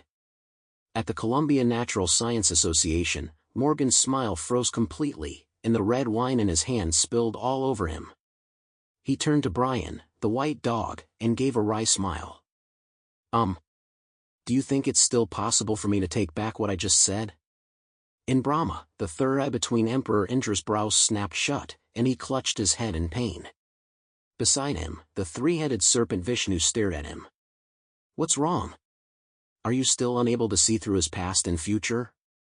Emperor Indra gave a bitter laugh. Although my abilities have grown stronger, his life remains a realm of chaos. I can see nothing. I also don't know why the Huashu Kingdom has become so powerful. They weren't the only ones watching the war in Huashu Kingdom unfold before their eyes. Shock. Unparalleled shock swept across the globe. 3 years. Just 3 years. In everyone's perception, although Huashu Kingdom had the powerful Zhang Yi, its overall technological level was still at the post-apocalyptic survival stage. Although it was considered top-tier within the sixth-generation realm, it certainly couldn't compare to Columbia, which was backed by an ancient civilization. Yet the scene before them completely overturned their understanding. The scale of an entire nation shrouded in absolute defense, the technological gap capable of effortlessly diffusing a joint attack by the four great ancient civilizations. How could this still be the same human nation that had been struggling to survive in the post-apocalyptic world? This was clearly a colossus that had already touched the threshold of interstellar civilization, and had even surpassed the four ancient civilizations. They are no longer prey. Professor Da Vinci stared at the perfectly despair-inducing energy defense curve on the screen, his voice trembling with a fervor and fear akin to witnessing the truth. This is a dragon that has been slumbering all along. And now, it has awakened. He downed a huge gulp of hard liquor, smashed the bottle on the floor, and exclaimed excitedly, "Oh ho! I can't wait to meet that Chaos fellow. This is a grand epic destined to be recorded in the annals of Earth's war history, and the cruelest rite of passage between the remnants of the old era and the new era's overlord." Along the borders of the Huashu kingdom, the smoke of battle and the glow of energy intertwined to form a chaotic inferno. The four ancient civilizations, the Ironclad clan, the Wolf Fang clan, the Celestial clan, and the Titan clan, had gathered all their military might to launch a terrifying offensive powerful enough to sink a small continental plate. "We absolutely cannot lose this battle. We stake everything our race possesses, we must settle this once and for all." Even though they were aware of the Huashu kingdom's formidable defense systems, the four ancient civilizations quickly regained their composure. There is no such thing as an invincible defense in this world. As long as the offensive power is strong enough, it will eventually be breached. The fact that they dare only defend and do not launch a proactive attack indicates their combat strength is insufficient. Mingwo of the Celestial clan keenly observed that nearly half an hour had passed since the battle began, yet the Huashu kingdom had remained purely defensive, showing no signs of attack. He immediately concluded that the Huashu kingdom's energy reserves were insufficient to sustain a counterattack. Moreover, in terms of military strength, especially regarding the number of mutants, the disparity was too great. The four great ancient civilizations held an absolute lead. Whether it was knight-level mutants or bishop-level mutants, the Huashu kingdom has now earned the right to be regarded as an opponent of equal civilizational standing. "Prepare for a long war," said Klipsch, the clan leader of the Titans. Although the original plan was to take the Huashu kingdom within an hour, fighting for 3 or 5 years would be acceptable as long as victory was achieved. In the northwest wasteland, the earth wailed. Thousands of heavy warships belonging to the Ironclad clan hovered low in the sky, their pitch-black gun barrels densely packed like a beehive. With the commander's hysterical roar, tens of thousands of high-energy particle beams converged into a cascade of destructive light, furiously battering the pale blue energy barrier. The energy unleashed every second is equivalent to hundreds of Hiroshima-sized atomic bombs detonating simultaneously. Along the eastern coast, a colossal tsunami rages. The Celestial clan's massive army has unleashed a cataclysmic phenomenon. Countless massive silver lightning bolts, as thick as water barrels, strike down from the dark clouds, accompanied by super hurricanes powerful enough to tear through steel, relentlessly pounding that seemingly fragile light membrane. Yet, no matter how ferocious the external attacks, no matter how overwhelming the earth-shattering might, the absolute defense force field, covering the entire territory of Huashu kingdom remained as calm as a still lake, rippling only with a series of brilliant yet gentle ripples. In Blizzard City, Zhu Jing kept wiping the cold sweat from his forehead with a towel, while Lan Xinchen, standing beside him, kept handing him fresh ones. "Commander Zhu, would you like a fresh pair of pants?" Lan Xinchen offered the kind reminder. "Don't be ridiculous. I'm just shaking my legs in triumph." He wiped his face vigorously, while massive bolts of lightning continued to strike down upon his head. The Celestial clan, having mastered meteorological weapons, were truly terrifying. They could even conjure up astonishing level 15 storms. High above, the scene was crystal clear, and the earth-shattering roar could be heard distinctly. Since the defensive force field was transparent, it looked and felt as if the sky itself were collapsing, truly terrifying. "Zhang Yi, my dear son, come back quickly. Otherwise, this old man's going to be scared to death." Zhu Jing clutched his chest and swallowed 2 more quick-acting heart pills. Damn it! Damn it! How is this possible? In the command room of the Ironclad clan's flagship, Jianshou smashed the holographic control panel in front of him in a fit of rage. Red warning data flashed frantically in his cybernetic eye, a warning of energy output overload. "Our main battery barrage has been going on for a full 10 minutes. With this level of firepower, even the Earth's crust would have been pierced through. Why isn't there even a single crack? What kind of energy source is powering that shield? A stellar source?" An adjutant standing nearby reported nervously, "Commander, according to our sensor readings, The enemy's shield energy levels haven't dropped one bit. Our attack energy has been completely absorbed and converted. It's as if we were pouring water into the ocean. Chapter 27-25, Misjudgment, 1. I don't believe it. Keep fighting. Use every last bit of our reserve energy. I refuse to believe they can sustain this nationwide defense indefinitely. Jinzhou roared, the red glow in his eyes radiating a gambler's madness. The energy consumption of this wide area shield is astronomical. They won't be able to hold out for long.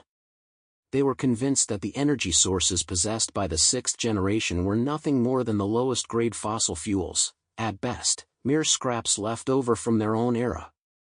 After all, Earth's resources were finite. After generations of mining, there was hardly any high-grade energy left. Meanwhile, in the other 3 directions, similar roars of rage and resentment were echoing. Randall, leader of the Wolf Fang clan, watched as his elite Blood Wolf guards charged time and again against the light barrier, only to be shattered by the rebounding force, his first standing on end with rage. The physical strength he took such pride in seemed so primitive and laughable in the face of a high-energy civilization.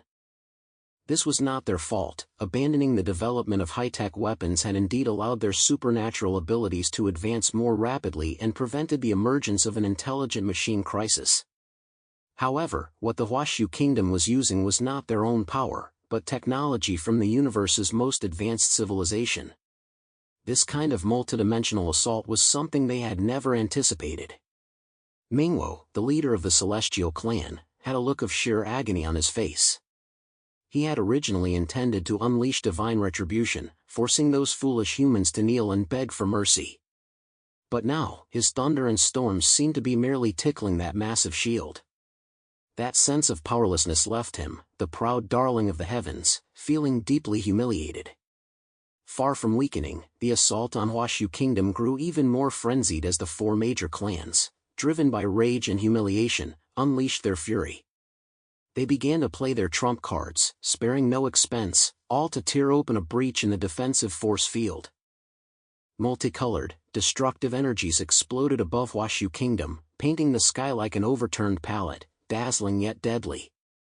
Yet, in stark contrast to the apocalyptic tension raging outside, deep within Huashu Kingdom, in Tianhai City, this city, once ravaged by extreme cold, now maintained astonishing tranquility and a constant temperature under the protection of the energy force field.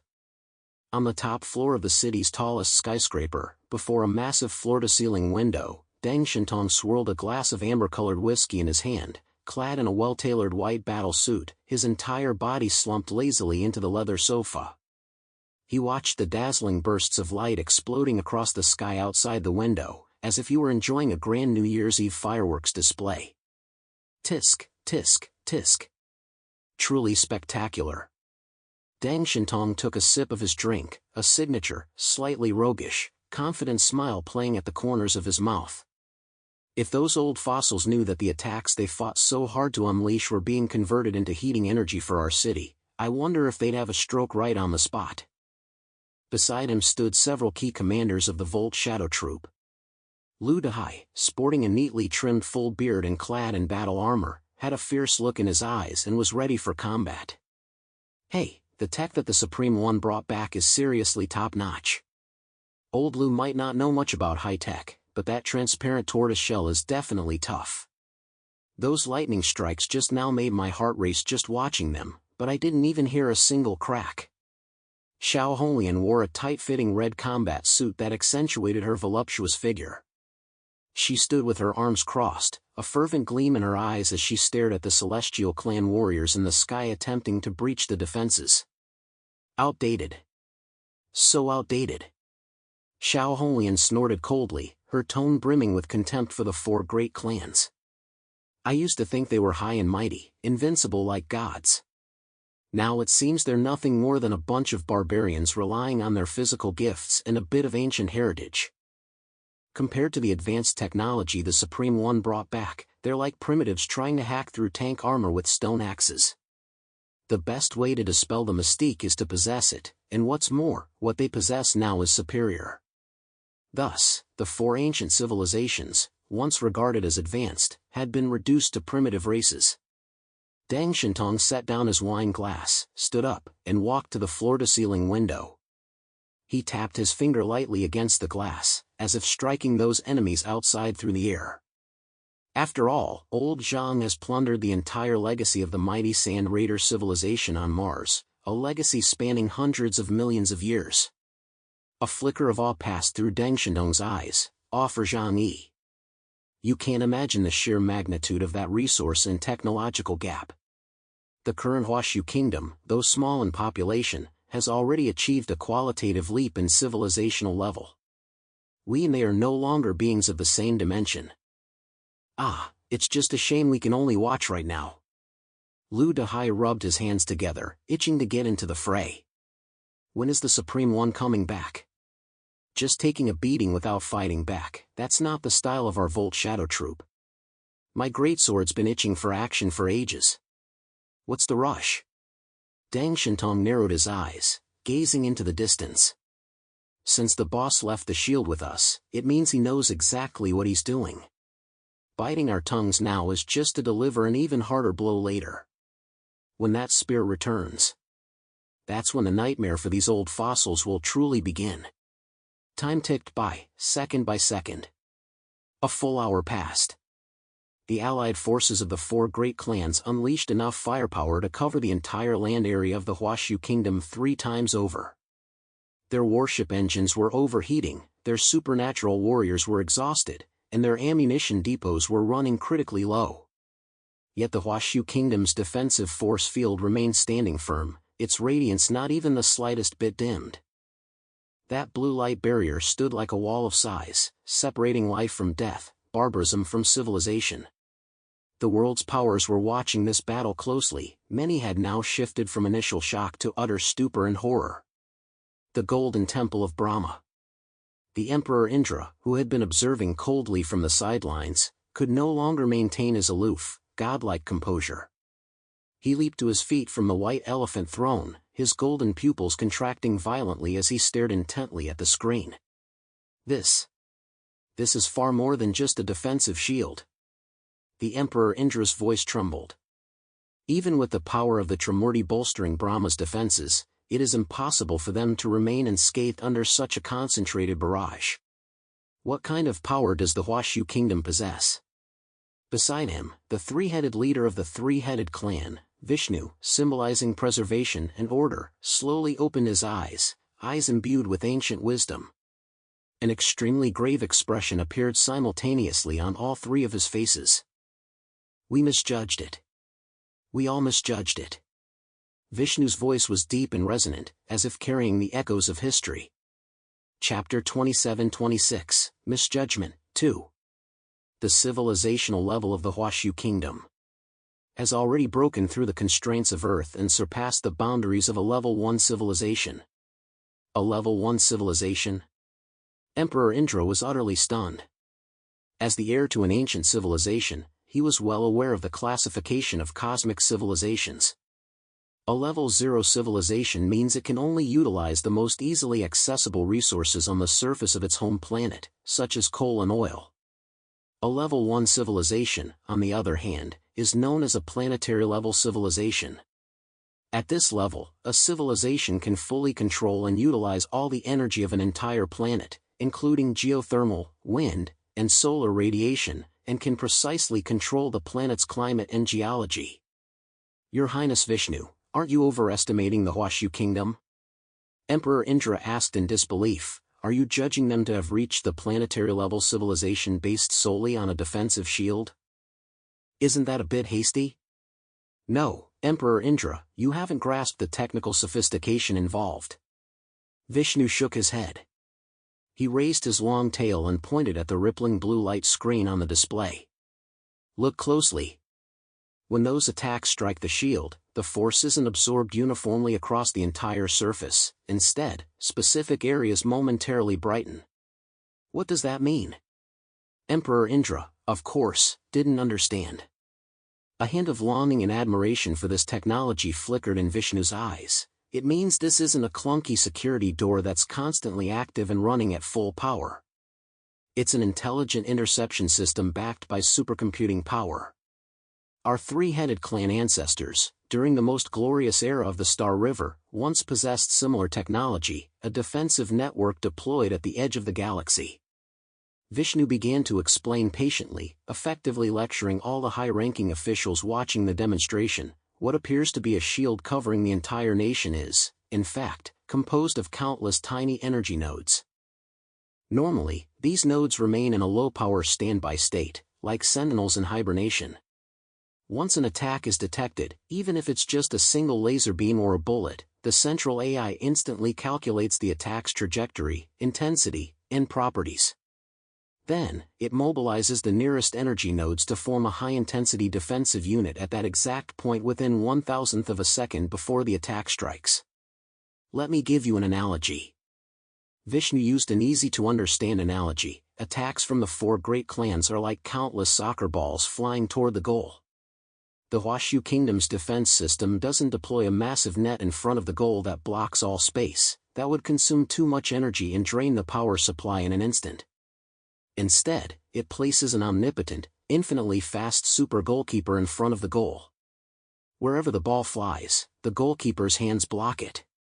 This point-to-point precision defense consumes only 1/10,000th of the energy required by a full coverage shield. Moreover, defensive strength can be instantly concentrated to achieve absolute defense. Vishnu sighed, his gaze complex. Energy control of this caliber, this terrifying real-time computational capability. It is absolutely not something the current Earth civilization could have developed on its own. This indicates that the Huashu Kingdom has already obtained planetary-level resource allocation capabilities and superphoton-level quantum computing technology from other advanced civilizations. Even we, the three-headed clan, could not have brought a civilization to this level in such a short time. They are no longer in the same era as you.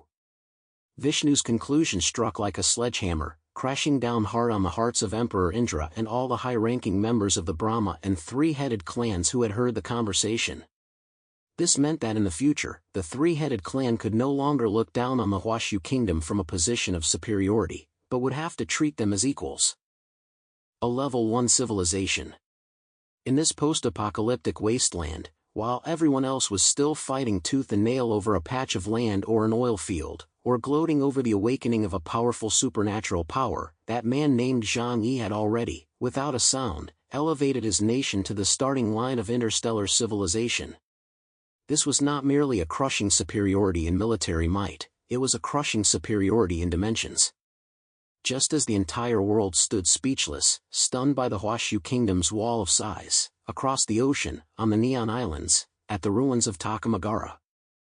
This place was no longer that cyber-divine realm filled with eerie beauty, but a complete wasteland. Zhang Yi stood at the edge of a massive crater, his feet upon scorching, glass-like earth, the mark left by high-energy lasers repeatedly plowing through the landscape. Behind him, several black energy spheres hovered, devouring the last remnants of architectural debris. Is it completely cleared? Zhang Yi asked without turning his head, his voice as cold as the biting north wind. It couldn't be any cleaner, brother. Yang Xinshin walked over, surrounded by a multitude of data panels floating around her. She had already decrypted the Jaman records using a supercomputer and her superhuman brain. All physical traces of the Zepan Kingdom have been erased. All hardware in the Takamagara underground database has been destroyed, and I've performed a logical overwrite on the data. Even if the Starry Sky Clan were to arrive in person, they wouldn't be able to recover a single byte of information. This meant that no one would ever be able to glean any information about the Starry Sky Passage from the ruins of the Zepan Kingdom. Very good. Zhang Yi nodded. The secrets of the Jaman civilization regarding the Starry Sky Passage must remain buried with us. There can be no flaws in the lies about the Omega Staircase. Boss, it's all taken care of. Liu Karen flew in from a distance piloting an engineering mech, carrying a massive metal crate in his hands. This is the last bit of Spirit of Sacrifice crystal we looted from Takama Masubi's secret chamber, along with the rare metals they've hoarded over thousands of years. Tisk, tisk. That rat family sure is loaded. Now our energy reserves are about to take another leap forward. Take it away. Don't leave a single hair for those who come after us. Zhang Yi said indifferently. That was Zhang Yi's style. Even if a garbage truck passed by his front door, he'd make Fatty Sue taste it to see if it was salty enough, and of course, not a single hair would be left behind. Just then, Zhang Yi's communicator vibrated. A holographic projection popped up, showing Deng Shintong's face, slightly anxious yet tinged with excitement. Boss, are you done over there? Deng Shintong glanced out the window at the sky, which was still being pounded by relentless bombardment, a hint of unease in his voice. Things are fine here at home, but these flies are really getting on our nerves. The defense systems are running smoothly, but as you know, before you left, you only granted us access to the shield systems. The spear systems are still locked under your highest level permissions. Right now, the brothers in the Volt Shadow Troop are watching those guys out there running wild, and they're all fired up. Ho Tu, Chiyu, and Godlike have asked several times, when can we strike back? Chapter 27:27, This is how a true man should be. 1.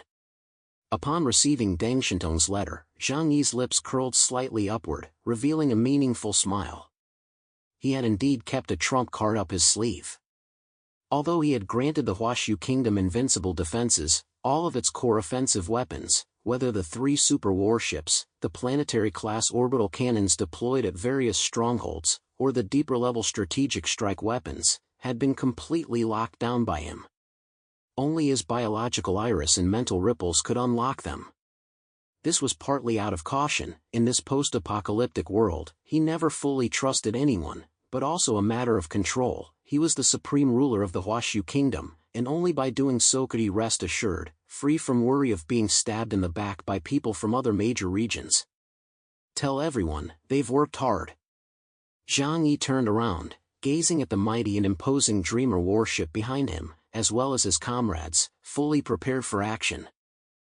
Lu Karen, Yang Xinxin, Uncle Yu, Liang Yu, Fatty Su, Liang Yang. Every one of them radiated the fighting spirit of those who had just survived a war that brought a nation to its knees. I'll be right there. Zhang Yi's voice was utterly calm. He cut off the communication, waved his hand, and his white cloak fluttered in the wind. Everyone, board the ship. The Zepan Kingdom was just an appetizer. Right now, for real feasts are waiting for us at the gates of the Huashu Kingdom. Let's take this momentum and devour every last one of them. Zhang Yi took a single stride, his figure vanishing from the spot in an instant. The next second, he had already appeared at the command seat on the bridge. Destination, Huashu Kingdom, Tianhai City. Full speed ahead. We should head back. To clean up. Boom!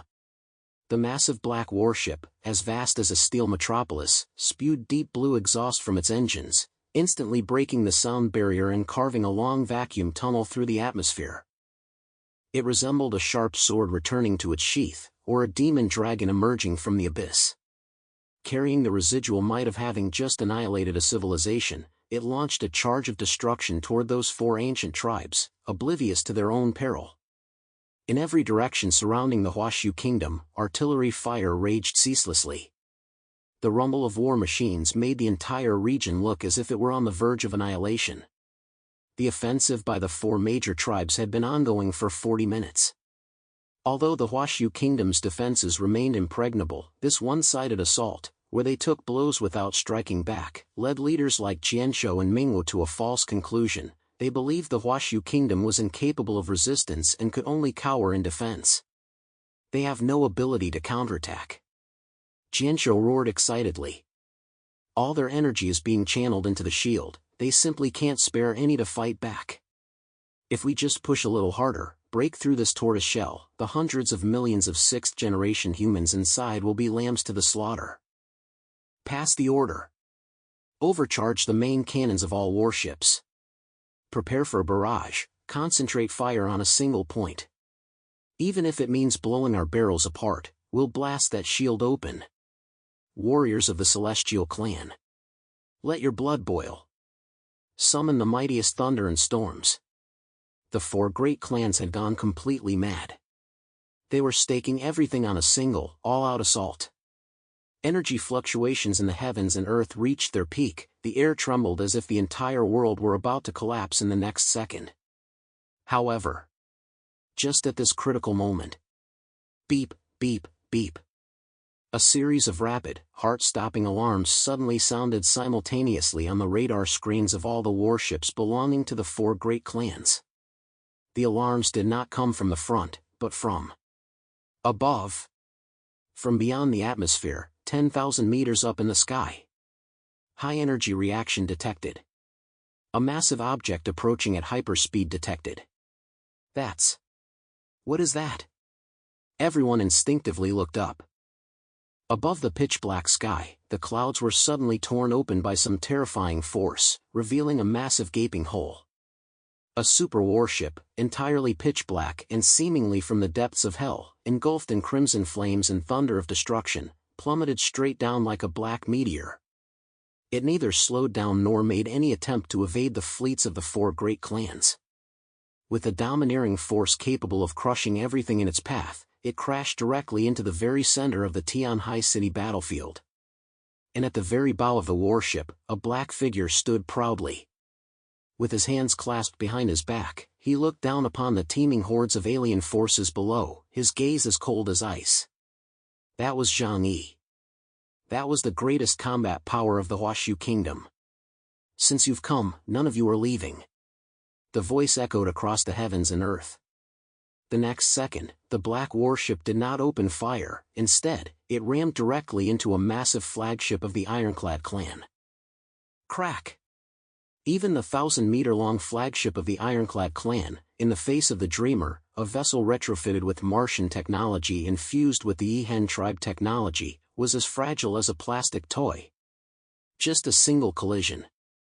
The Ironclad clan flagship snapped in two instantly, then exploded into a brilliant fireball in midair. This single collision shattered the pride of the Ironclad clan. Known as the Ironclads, they were supposed to possess the most formidable physical offensive and defensive capabilities, with profound expertise in warships, heavy artillery, and armor. Yet now, their most prized warship had been mercilessly crushed. Where did they come from? The Dreamer had appeared suddenly using space shuttle technology.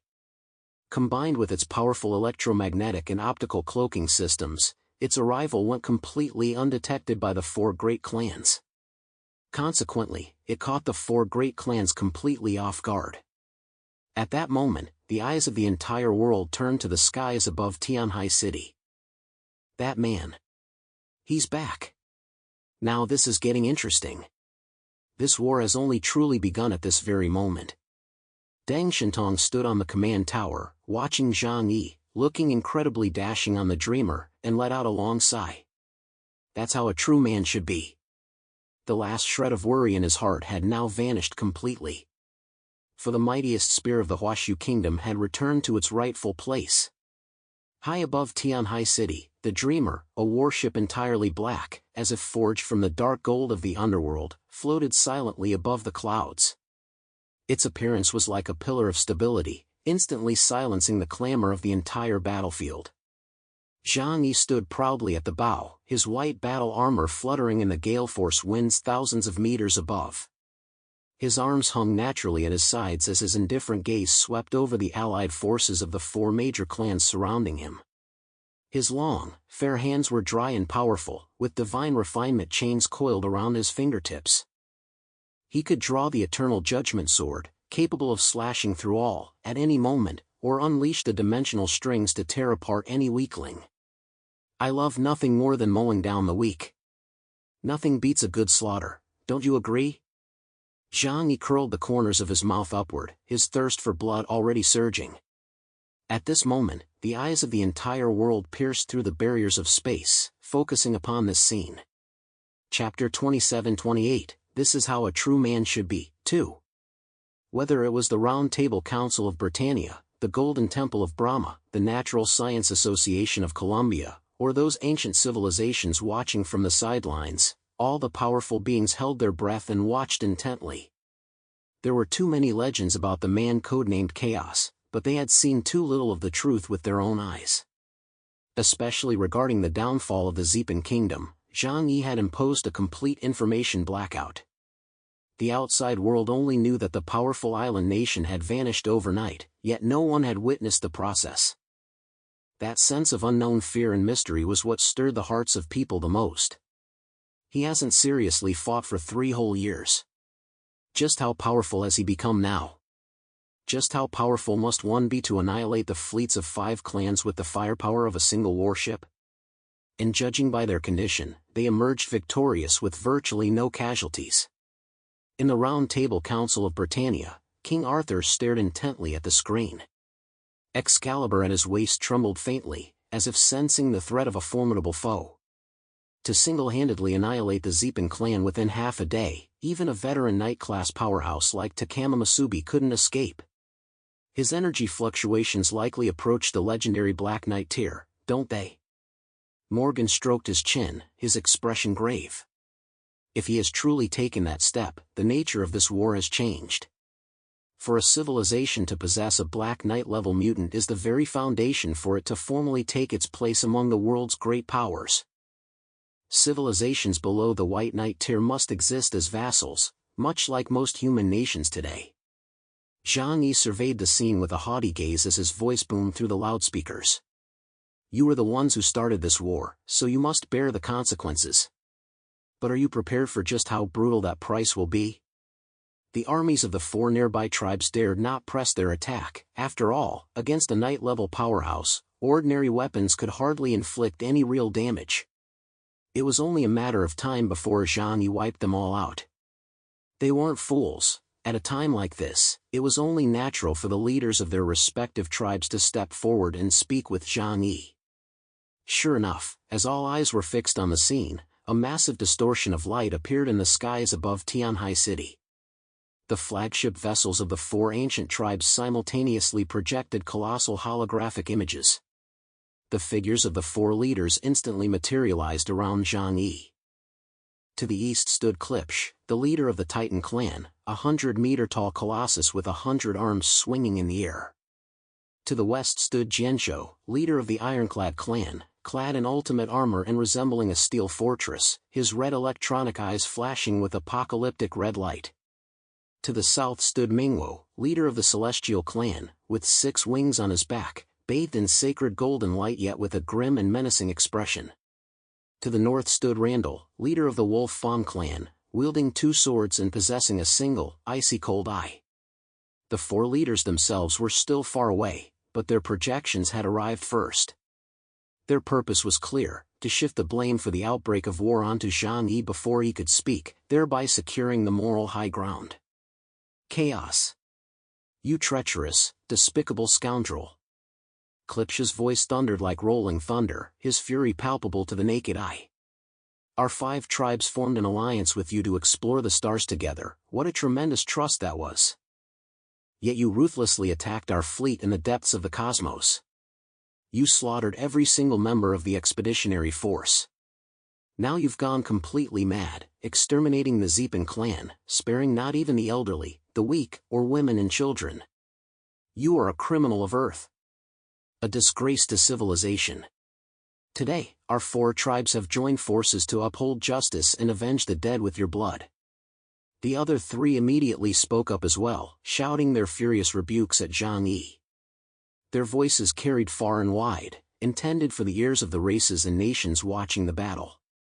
You started this war, so we will respond with war. You must die to atone for your sins, and the wicked Huashu kingdom must be annihilated. All the blame lies with you, say no more. Would the 5 great races ever falsely accuse you? Facing the furious rebukes from the 4 leaders, who seemed to stand on the moral high ground, Zhang Yi stood in the wind without even lifting an eyelid. A cold, mocking curve formed at the corner of his mouth, not an expression of defense, but one of derision born of seeing through every lie. The other ancient civilizations were merely spectators, they didn't really care much about the truth of the matter. After all, they weren't directly involved and had no way of knowing the facts. Zhang Yi slowly raised his hand and snapped his fingers lightly. The Tower of Origin's amplification system activated instantly, transforming his voice into a quantum broadcast that carried clearly to every corner of the globe. Betrayal? Coming from you lot, that's nothing short of laughable. Zhang Yi's voice was calm, yet it carried an undeniable authority that instantly drowned out the roars of the four great leaders. Back outside the Starry Sky Passage, who struck first? Who wanted to leave me forever in the cold cosmos to rot as fertilizer? Your 5 great clans coveted my resources, coveted the lands of the Huashu Kingdom, and even devised the so-called Chaos Hunt plan before we even set out. What's this? Now that I've turned the tables on you, you're suddenly crying out for justice? Zhang Yi tilted his chin slightly, his gaze as sharp as a sword sweeping over the 4 colossal ethereal figures, his eyes brimming with contempt. The victor is king, the vanquished are bandits, this is the most fundamental law of the universe. Since you sought my life, you must be prepared to face the annihilation of your clans. The Zepan kingdom has already been erased by me, reduced to dust in the annals of history. And next. Zhang Yi extended a single finger, pointing slowly in all directions. It's your turn. Those words, like a death sentence from the Grim Reaper, plunged the battlefield into a deathly silence. Arrogant. Jianshou let out a synthetically generated roar. Do you think this tortoiseshell can stop us? Even if it takes forever, we'll drain the Huashu Kingdom's energy reserves dry. Drain them dry? Zhang Yi laughed. His smile was dazzling, yet icy cold. Aren't you missing one crucial detail? Who told you this system is only for defense? As the words fell, Zhang Yi retrieved an energy source from the dimensional space and, using the formless void realm, embedded it directly into the central energy tower of Tianhai City. Then, he simply said to Lu Karen in a calm tone, activate the energy source, unlock maximum privileges, and launch all offensive modules across the entire Huashu Kingdom. Lu Karen, who was at the control console of the Dreamer, immediately began operating the system upon hearing this. Copy that. Verification complete. Maximum privileges unlocked. Huashu Kingdom energy source, attack modules, activate. With eyes ablaze with excitement, Lu Karen slammed her finger down on the activation button. Let those ancient relics from the past see clearly what true industrial brute force aesthetics really looks like. Chapter 27-29, Terrifying Potential for Growth, 1. Hum. A deep, muffled rumble echoed from the depths of the earth, as if a colossal beast that had slumbered for billions of years were awakening. In the heart of Tianhai City, the Tower of Origin, which had previously radiated a soft blue glow and served as the backbone of the nation's defense network, suddenly underwent a drastic color shift. The gentle blue faded, replaced by a heart-stopping deep red, a color synonymous with destruction and slaughter. This red energy did not spill outward, instead, it spread in an incredible manner, like a long-range, Wi-Fi-style signal, rapidly reaching every source city in the Huashu Kingdom. In an instant, the energy towers distributed across more than 30 source cities and 108 secret military bases nationwide simultaneously reactivated upon receiving this energy. The shield nodes originally intended for defense, those crystal-clear prisms, began to undergo mechanical transformations at that very moment. The prisms flipped and folded, revealing the transparent, death-breathing gun barrels within. In an instant, every node transformed into a miniature Star Destroyer cannon. In reality, they were all offensive tentacles of the Tower of Origin. System self-check complete. Attack array charged. System code, Kaleidoscope of Death. The Kaleidoscope of Death was a nationwide combat system commissioned by Zhang Yi and crafted by Lu Karen. Combining defense and offense, during battle, energy would flash instantaneously from Tianhai City to any point within the entire defensive system. Viewed from the sky, it appears as 2 nodes simultaneously emitting bursts of energy, much like a kaleidoscope. Let the feast of slaughter begin. Zhang Yi stood atop the tower, coldly uttering those words before swinging his palm with force. Boom! Boom! Boom! Boom! Boom! In that instant, the skies of Huashu Kingdom transformed into a gigantic kaleidoscope, only instead of blooming flowers, what burst forth was the flesh and blood of the 4 great clans' warriors and the shattered fragments of their warships.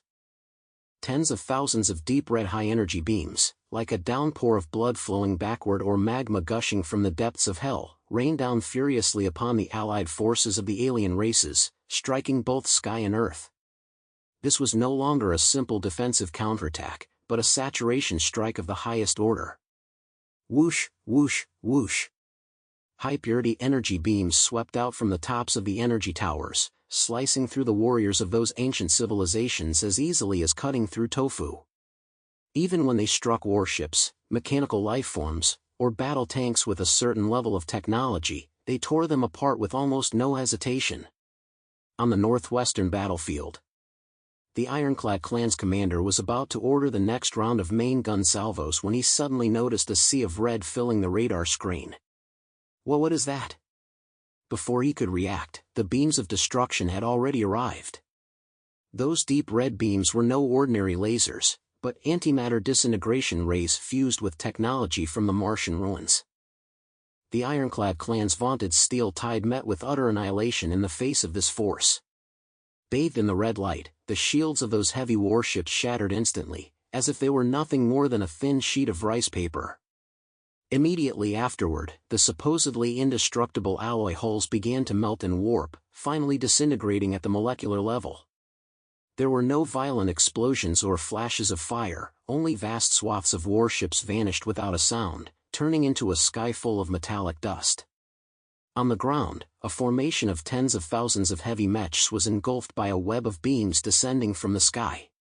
Sizzle, sizzle, sizzle, like a hot sword cutting through butter, those mechs, pilots and all, were instantly sliced into neat, uniform fragments. The cut surfaces were as smooth as glass, even the blood was instantly carbonized by the intense heat. Retreat! Retreat now! This is firepower we simply cannot withstand. The Ironclad clan's communication channels were filled with desperate screams. Meanwhile, in the southwestern forests, an even more brutal scene was unfolding. The warriors of the Wolf Fawn clan, who revered physical cultivation, had originally relied on their invincible, diamond-hard bodies to charge recklessly across the battlefield. But under the energy barrage of the death kaleidoscope, their once proud physiques became the ultimate laughingstock. Oh whoa! Piercing wolf howls echoed through the valley. As the crimson light swept over them, tens of thousands of wolf warriors let out desperate wails. Their fur burned, their muscles melted away, and their bones vaporized. The agony of being erased at the molecular level surpassed the limits of what any living creature could endure. With just a single volley, the overwhelming black tide of wolves was reduced by half, leaving behind only bottomless, charred gorges on the ground, like scars on the earth itself. The Celestial clan's thunder was scattered. Those Celestial clan masters who manipulated the weather were precisely targeted by the beams, and one by one, their massive, translucent bodies plummeted like birds with broken wings. Their pride, the ability to use the atmosphere for stealth, proved utterly useless against the high-tech scanning systems. The Titan clan's biological weapons, those 100-meter-tall flesh-and-blood behemoths, emitted a nauseating, acrid stench as they were scorched by the antimatter rays. Their massive bodies collapsed with a thunderous crash, and the colossal chunks of flesh crushed countless allies to death. The offensive that the allied forces of the four great ancient civilizations had prided themselves on crumbled to dust in an instant. All their weapons, warships, and energy turrets were utterly crushed under the overwhelming firepower of the death kaleidoscope, a force far ahead of its time. This wasn't a war at all.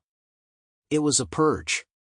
Whether it was the members of the four great races or the observers, everyone fell into a prolonged state of stupor and shock the moment the Huashu kingdom launched its counterattack, unleashing terrifying destructive power. Even Vishnu of the three-headed clan, the one who had judged the Huashu kingdom's technological level to have reached the level 1 civilization stage, had his eyes bulging out of his head. Is this a weapon the Dragon Clan gave them? Just how much trust do the Dragon Clan place in Huashu kingdom that they dare entrust them with weapons of this caliber? Aren't they afraid of the backlash? Most of the weapons Zhang Yi had brought were not even manufactured by them, but rather seized from the inner-world cities of the Sand Raider civilization. These were weapons from a mighty god-level civilization. Even in the Lost World, their power was less than a tenth of what it was in their prime. But in this era, they were more than enough to strike fear into the hearts of the world. After all, the Huashu kingdom was facing only the remnants of those ancient civilizations, not their full-strength counterparts. Those weapons, which had transcended the realm of conventional firearms, pure energy-based weapons, inflicted devastating blows on the armies of the four great clans with their extreme energy consumption and concentrated power. Even the White Dragon, who had caught a glimpse of this scene, felt his eyes flicker with madness. Chaos.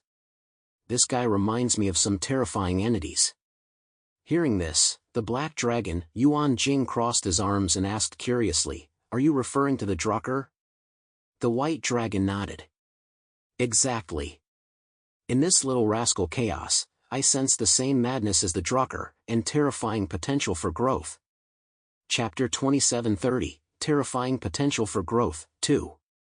Zhang Yi had never concealed from the Dragon Clan the fact that they had obtained the Yihen tribe's engineering blueprints and the technology of the Sand Raider civilization. After all, to the Dragon Clan, these were not particularly advanced technologies. Even so, White Dragon believed it would take Zhang Yi at least a decade to turn these technologies into tangible weapons. Yet in just 3 years, the weapon systems of Huashu Kingdom had already left him thoroughly impressed. Yuan Jing shrugged, saying lazily, "Don't forget, the lifespan of a 6th generation is usually only around 100 years, while the Dragon Clan's lifespans are measured in millennia. So they're even more desperate than we are to develop every possible form of power." White Dragon's eyes flickered. "Do you think we might end up creating a monster we can't control?" Black Dragon snorted derisively. "Even the Creator can't fully master us. What makes you think we, as an angelic race, have any right to completely control the Huashu clan? At least for now, we need a representative who's sensible and has limitless potential. Isn't that a good thing?" He walked over and patted White Dragon on the shoulder. "The ancestors' judgment is never wrong. Stop overthinking things all the time." White Dragon lowered his gaze and said indifferently, "We'll see how things play out." Though the two were chatting, they hadn't completely let their guard down. The war between the Huashu Kingdom and the 5 great clans was, in reality, a proxy war, and they were the backing behind Zhang Yi. Behind the scenes, struggles at even higher levels continued, though they remained largely invisible to others. "Regardless, this time, the kid hasn't let us down," the White Dragon commented to Zhang Yi. "And he has already mastered the power of the super-universe. The future looks promising." Huashu Kingdom's counteroffensive completely stunned the allied forces of the 4 clans, leaving them utterly taken aback. They had originally believed that by pooling the strength of the 4 nations, they would completely crush Huashu Kingdom, or at the very least, gain a decisive advantage. But who could have imagined that the super-civilization's technological weapons would deal them a devastating blow? After the initial assault, Zhang Yi issued an order over the Huashu Kingdom's high-level communication channel. "What are you waiting for? The weapon systems need to recharge. I've already carried out a scorched earth bombardment. Next, the entire army advances." In the 6 major regions, Hotu, Hanshanzhua, Shaoliu, and others had long been on high alert, originally intending to watch Zhang Yi wreak havoc across the battlefield. But now that Zhang Yi had spoken, they naturally could not continue to hide. "Xinjiang region is ready for battle. Full force advance immediately. Northeast region, full force advance. National Protectorate Army, advance." Zhang Yi's commanding presence boosted the morale of the 6 major regions.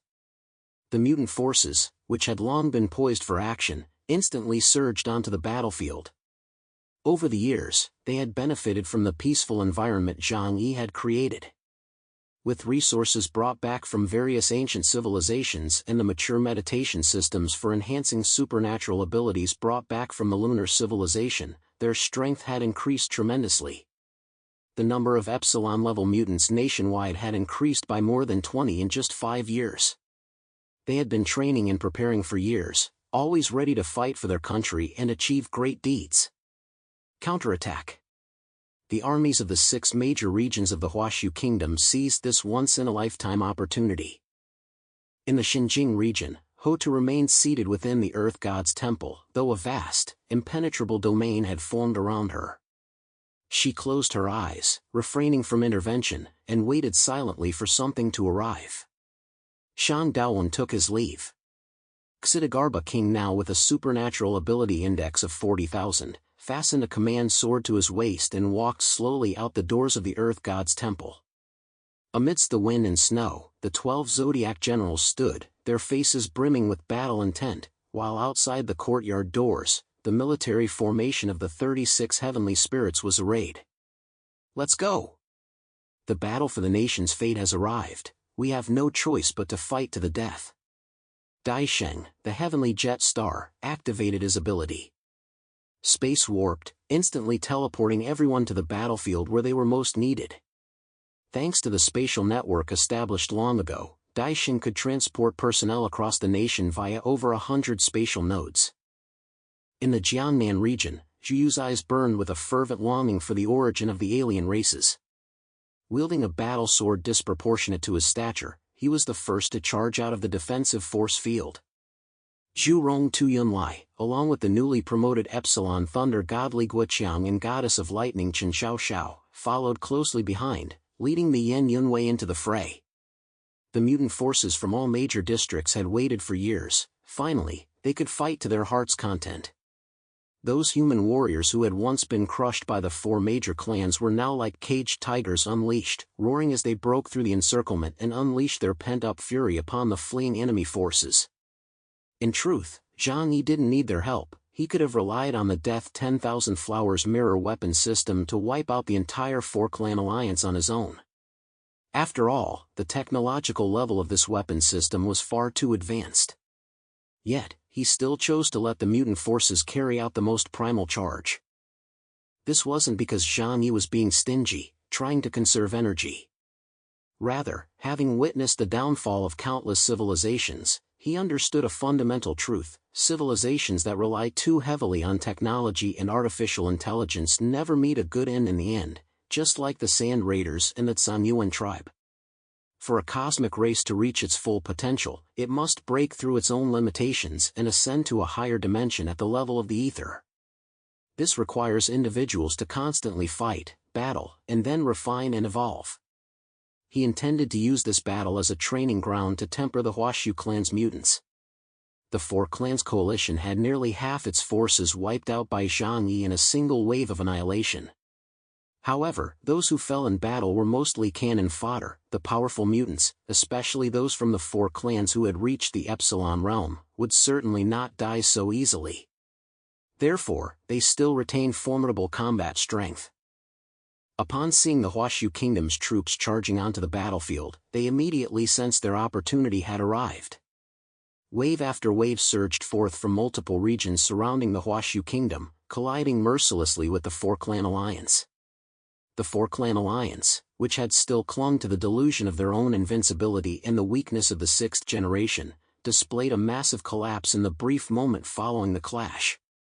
The Huashu Kingdom mutant forces, with momentum as fierce as a rainbow, swiftly routed the 4-clan alliance head-on.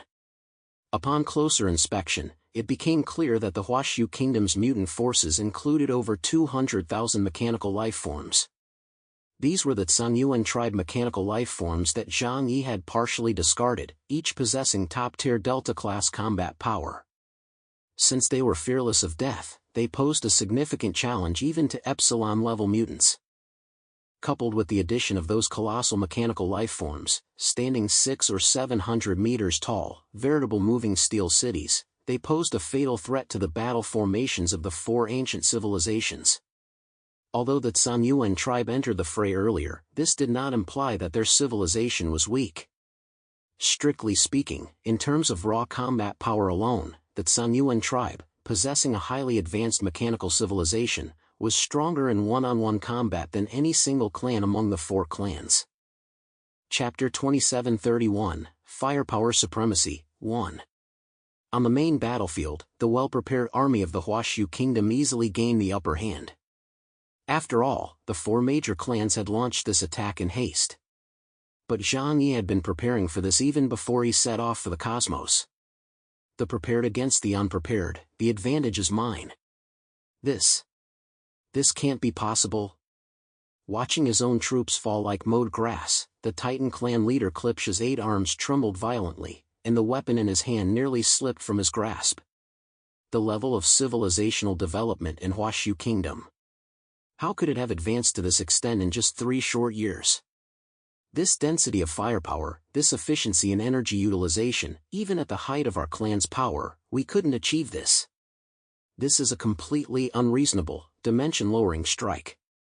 Mingwo, the leader of the Celestial Clan, had also lost his usual lofty elegance. The wings on his back were charred black, a mark left by an antimatter energy cannon that had just grazed him.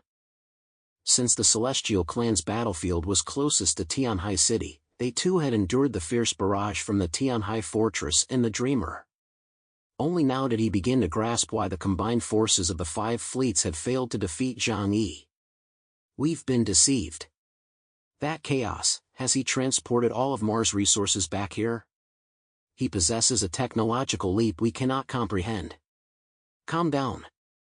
Why the panic? A red glow flashed in the electronic eyes of the Ironclad clan's leader, Jianzhou. As a cybernetic being, he possessed the most composed computational source. After analyzing the energy trajectories from earlier, I've identified a weakness. Jianzhou's voice was cold and mechanical. Energy output of this magnitude could never be achieved using Earth's resources alone. All energy sources point to Tianhai City, to that chaos. He's controlling the entire defense and attack systems. That Tower of Origin is the source. True to their reputation as a war-oriented race, the Ironclad clan swiftly identified the root of the problem. Everything changed the moment Zhang Yi returned, and the energy readings from that massive Tower of Origin were truly terrifying. No one else in the Huashu Kingdom could possibly master such a system. As long as we kill him, this so-called kaleidoscope of death will lose its brain and collapse on its own. A decapitation strike? A flash of ruthlessness crossed Randall's single eye as his fangs ground together with a sharp click. Exactly. This is our only chance to turn the tide. Kill him, and the Huashu Kingdom will crumble into chaos. Assemble all elite forces. At any cost, launch a surprise attack on Tianhai City. Even if we have to sacrifice our lives, we'll crush that chaos entity to death. As this frenzied order was issued, a sudden commotion erupted within the fleets of the 4 great clans. The main battle fleets, which had been preparing to retreat, halted. From their ranks, dozens of specially modified elite assault ships broke away. These vessels were small in size but extremely fast, their hulls covered in the finest defensive materials from each race. Carrying nearly all of the 4 great clans' Knight-class and Bishop-class warriors, they abandoned all heavy firepower and pushed their engines to maximum power. For the survival of our race. Kill. Target, Tianhai City. Take the Chaos Leader's head. Boom. Dozens of warships charged like a pack of rabid dogs, trailing long plumes of exhaust as they transformed into streaks of light, tearing through the air and hurtling straight toward Tianhai City. Above Tianhai City, Zhang Yi watched the dozens of red dots rapidly approaching on his radar without even lifting an eyelid. He remained in the same posture, his hands hanging naturally at his sides, his expression so impassive it was frightening. Finally getting desperate? Want to try a decapitation tactic? Zhang Yi shook his head, a hint of mockery curling his lips. Too bad, you picked the wrong opponent in the wrong battlefield. In Tianhai City, I, Zhang Yi, am a god. Even if the White Dragon himself showed up, he wouldn't be the least bit afraid. Although he refrained from using the power of faith out of caution, he could certainly draw upon the power emanating from the White Emperor battlesuit. Not to mention, he had access to the most powerful and sophisticated weapon system here. He tilted his head slightly and gave a calm order into his communicator, Karen. Right here, boss.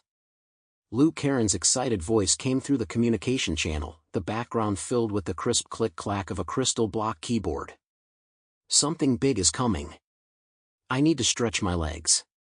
Have the 3 warships and the Tianhai Fortress's main cannon begin warming up. He cracked his wrists and neck, his eyes boiling with murderous intent. I'm going to take care of this myself. Roger that. Liu Karen's voice instantly rose an octave. I've been itching to get my hands dirty.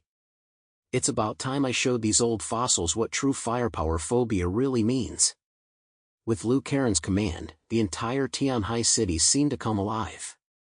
Clank, clank, clank, a deafening clatter of mechanical gears echoed through the sky. Within Zhang Yi's dimensional space, two more super warships slowly emerged from the massive dimensional gate, casting a shadow over most of Tianhai city. The sight of three super warships hovering simultaneously was truly terrifying. They were practically three steel cities.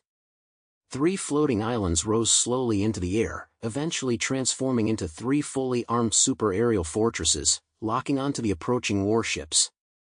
Meanwhile, in the central area of Tianhai city, at the very pinnacle of the Tianhai fortress, the core weapon system known as the Tianhai City Cannon, finally revealed its true form. It lacked the long, cumbersome barrel typical of traditional cannons. Instead, there was only a massive sphere suspended within a gigantic magnetic field base. The sphere had a diameter exceeding 50 meters, entirely transparent and crimson in color. Its interior seemed to contain a sealed, raging void energy, with black and red lightning wildly coursing through it. Tianhai City Cannon, Antimatter Annihilation Mode, Weapon System Warm-Up complete. Big brother, it's up to you now. Liu Karen said with a touch of excitement. The targets were the highest-ranking combat forces of the four great clans. Unlike the previous annihilation of 5 warships in the cosmos, this target was far more formidable. This was because they could mobilize the most powerful forces within their entire clan, including even ethereal powers like the power of faith. Even for an ordinary person, it would be difficult to accurately lock onto and hit a target with an antimatter Star Destroyer cannon. Therefore, only Zhang Yi could operate it personally. Zhang Yi went directly to the flagship, the Dreamer, and took his place at the control console. The Dreamer's artificial intelligence was extremely advanced. Although Zhang Yi didn't understand the complex operational principles, he only needed to do 2 things, lock on and fire. Through the satellite system, he could clearly see the scene thousands of kilometers away and lock onto the positions of the dozens of approaching warships. Zhang Yi took a deep breath, and then the light in his left eye warped. In the next moment, an ancient-looking pendulum began to swing. The second hand of time, predicting everything that will happen within the next 5 seconds. Chapter 2732, Firepower Supremacy, 2. Theoretically speaking, the profession best suited for Zhang Yi would undoubtedly be that of a sniper. Although he liked to wander around brandishing a sword for no particular reason, his abilities were fundamentally unsuited for proper close-quarters combat. The only reason he rarely used firearms now was simply because there were no guns suitable for him. After all, he could predict the future. Therefore, he didn't need to anticipate anything, he aimed directly at the point where the target would appear in the future. Even a warship moving at super high speeds is effectively stationary at a fixed point in time. As time flowed through his left eye, he adjusted his aim based on the antimatter Star Destroyer cannon's flight speed, virtually eliminating the effects of air resistance to pinpoint the optimal sniping position. Good, bye. Zhang Yi pressed the firing button with his own hand. Whoosh, there was no earth-shattering roar, nor any blinding flash of light. Only a beam of light as black as ink shot out from the crimson sphere, silently slicing through the sky. That blackness was so pure it seemed to swallow up even the surrounding light. It was so slender that the naked eye could barely perceive it at first, that it swiftly traversed the mountains and rivers of the motherland, piercing straight through the air toward a target thousands of kilometers away. The lead Wolf Fang Clan assault ship was moving at an astonishing speed, piloted by a mutant with extraordinary reflexes. Attack detected. Evade. Evade now. But it was already too late. As that black beam swept past the hull, the entire warship, along with the hundreds of elite wolf warriors inside, did not explode. Instead, it vanished into thin air in an instant, as if a pencil drawing had been erased by a rubber. Gone. The scene was utterly bizarre, as if the warship had teleported, or as if someone had selected the high-speed warship with a mouse and pressed delete. The speed of its disappearance was so fast it bordered on the absurd. Antimatter annihilation. This wasn't an explosion, it was a complete eradication at the level of matter itself. What the hell was that? The pilot of the warship following behind was terrified out of his wits, his eyes bulging in shock. No energy shield feedback. No explosion shockwave. Ship number 3 just vanished. If he hadn't seen that extremely thin beam of light streaking in from the distant horizon with his own eyes, he would have suspected he was hallucinating. Spread out. Spread out now. Go into a serpentine maneuver. The enemy possesses a powerful beam weapon with extremely high mobility. Klipsch bellowed over the comm channel. Dozens of warships immediately scattered in all directions, attempting to evade the Reaper's call through chaotic, high-speed maneuvers.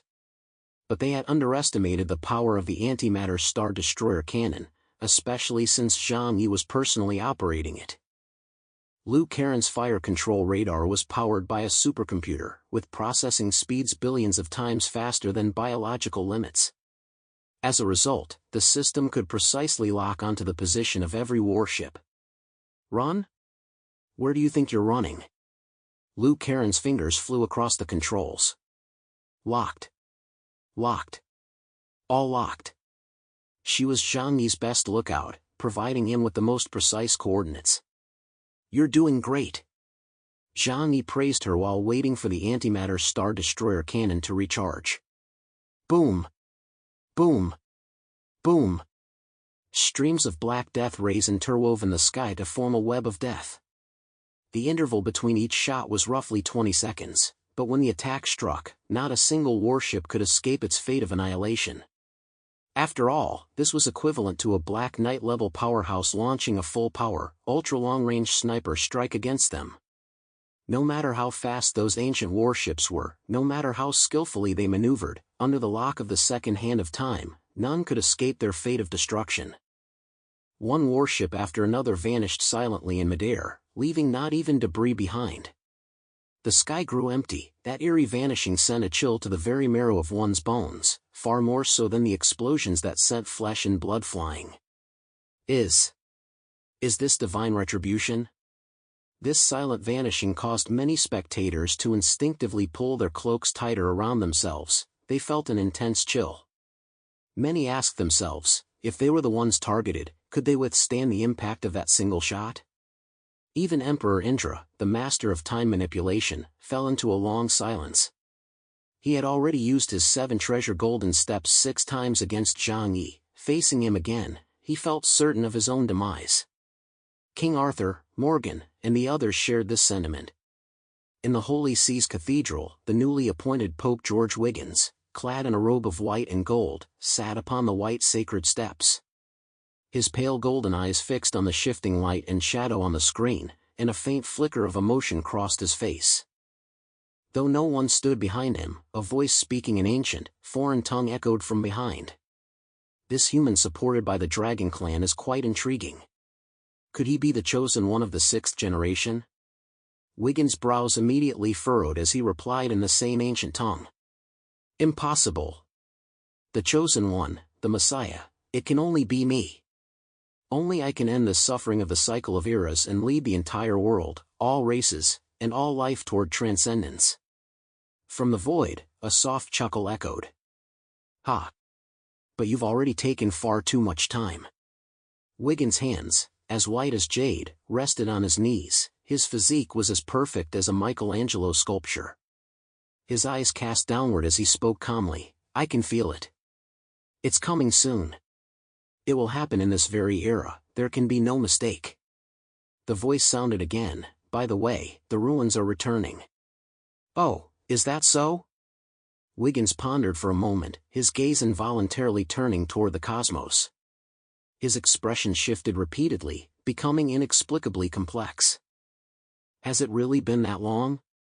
Every time Zhang Yi pressed the launch button, a warship carrying a powerful being would vanish. Not obliterated, not crashing, not exploding or being sliced apart, simply vanishing. One after another, bishop-level and chariot-level mutants met a meaningless death. Those who once ruled the earth with impunity now perished without so much as a ripple. Life is so fragile, the greater one's power, the deeper the sense of awe. For they would gradually realize just how frail they were in the presence of higher beings. When this raiding fleet, carrying the last hope of the four great clans, finally broke through the barrage of fire, suffering massive casualties, and reached the skies above Tianhai City, of the once mighty fleet of dozens of warships, only 16 remained. Like stubborn, sorrowful birds, they staggered to a forced landing on the ruins at the edge of Tianhai City, stirring up a cloud of dust that filled the sky. The doors opened, and accompanied by uncontrollable roars, figures radiating a terrifying aura emerged from the smoke and dust. Chapter 2733, The Depths of an Ancient Civilization, 1. Though battered and suffering heavy losses, the force that had arrived in Tianhai City still possessed enough combat power to destroy an entire nation.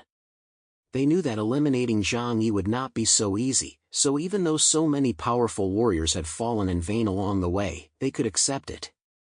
After all, this was the deterrent power of Black Knight-level combat strength. Even under the most ideal circumstances, setting a trap to eliminate a Black Knight-level mutant would require at least 10 powerful White Knights, plus several Bishop-level experts. The four leaders of this force were none other than the supreme rulers of the four great ancient civilizations, and the most elite White Knight-level powerhouses on Earth. Mingwo, leader of the Celestial Clan, had 6 wings that were charred black yet still radiated a sacred golden glow. His form was massive and ethereal, his gaze as cold and menacing as a venomous snake. Jianzhou, leader of the Ironclad clan, stood within a towering ultimate mecha shell that, though weathered and mottled, still resembled an unshakable fortress of steel. The Wolf Fang clan leader, Randall, held 2 swords that flashed with a cold light, his single eye fixed intently on Zhang Yi in midair, his murderous intent nearly solidifying into a tangible form. The Titan clan leader, Klipsch, cast a massive shadow with his 100-meter-tall frame. On his back rested a huge, bizarre biological sack, writhing eerily, no one knew what it concealed. His 8 arms gripped weapons tightly, radiating an overwhelming aura. As the artisan race among the 4th generation of arcs in legend, their greatest strength lay not in their own combat prowess, but in their terrifyingly powerful biological weapons. It could be said that the divine refinement, or Bowser, used by Zhang Yi was, purely from a technical standpoint, quite rudimentary even among the Titans. Beside them stood 2 other elite warriors whose strength had also reached the Knight class level. Minahi, the high priest of the Titan clan, held a mysterious totem pole and wore a grim expression. And Curry, a berserker of the Ironclad clan, wielded 2 massive door-sized swords, one in each hand, while crimson steam billowed from his body. 6 White Knight-level mutants, and the 4 tribal leaders whose strength approaches the Black Knight tier. Backed by the might of an entire nation, they are akin to Xinglu, the former Hades gatekeeper. Their combat potential is absolutely on par with that of a Black Knight. Behind this group of 6 stood over 50 White Bishop-level mutants. The radiance of their supernatural powers merged into a single, overwhelming force, causing the surrounding space to warp slightly under the pressure. This was a terrifying force capable of sweeping away an entire region. It was several times more powerful than the combined might of all Huashu Kingdom's elite forces. Seeing such a lineup, all the factions watching from around the world sucked in a sharp breath. It's over. This lineup is practically cheating. King Arthur's face turned pale. 6 Knight level, over 50 Bishop level. Is this the final reserve powers from the ancient civilizations? No matter how strong Zhang Yi is, can he hold off 6 Knight levels? Given his defensive prowess, he might manage to block them head-on, but winning would be incredibly difficult. Not to mention those 50 Bishop-level powerhouses. If even one slips through and charges into Tianhai City, it'll be a massacre. The Huashu Kingdom is doomed. 2 fists can't fight against 100 hands. Yet, facing this murderous, world-shattering enemy formation, Zhang Yi stood in the command room of the Dreamer, watching the enemy forces approach. His gaze remained calm, even carrying a hint of anticipation. If he could absorb the origins of all 6 Knight-level mutants, he would be one step closer to the legendary Queen level. Under normal circumstances, one might go years without a single opportunity to obtain such high-level origin essences. Now, however, the enemy had come right to his doorstep, and he could accept them with complete justification. Lucky. Is this all you've got? Is this your entire hand? Zhang Yi said indifferently. The top fighters from the 4 great clans had gathered outside Tianhai City, maintaining a safe distance from Zhang Yi. After all, they believed they understood Zhang Yi's capabilities well. The dimensional string severance technique was far too lethal against lower-tier mutants, and the everything under heaven ability could ignore nearly all energy attacks from mutants weaker than him. Therefore, the lower-tier mutants' human wave tactics were extremely unlikely to work against Zhang Yi. These 50-plus bishop-level mutants would not participate in the battle against Zhang Yi. The true trump card, of course, was the 6 knight-level powerhouses. This guy was able to kill everyone in the expeditionary force. His strength is definitely greater than we previously anticipated. Don't let your guard down. Klipsch warned the group. Mingwo's deep voice echoed, since there are so many of us, let's use the simplest, most brute force method. Concentrate all our power in one place and pierce through everything under heaven. All so-called absolute defenses are meaningless in the face of absolute power. Jinsho gazed at the void before him, then cast a glance at the Tower of Origin in the center of Tianhai City. Let's tear open this defensive force field first. By concentrating all our power, we should be able to create a brief breach. They came in a rage, yet they did not act blindly. Instead, they calmly began to strategize. They were not worried about reinforcements.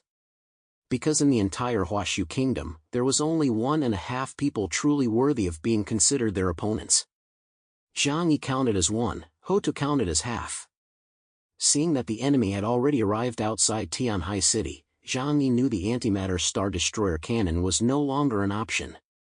After all, with a 20-second charge time in such close quarters, it was nearly impossible to wipe out a Knight-class powerhouse with a single shot. So he directly activated the formless Void Realm, materializing right in front of the 4 tribal powerhouses. You've all turned up in full force. That's fine by me, saves me the trouble of picking you off one by one. It's no small feat to be so eager to die. Zhang Yi kept his eyes lowered, his tone laced with faint sarcasm, though his hands hung naturally at his sides, a stance ready to deliver a fatal blow at any moment. Yet he remained unhurried. His style of operation had always been to strike from the defensive. Besides, it was they who were in a hurry right now. Jinsho, Klipsch, and the other 3 exchanged glances, knowing there was no time to waste, and that there was no possibility of a truce between them. Yet Zhang Yi's composure still left them somewhat astonished. What gave Zhang Yi such confidence?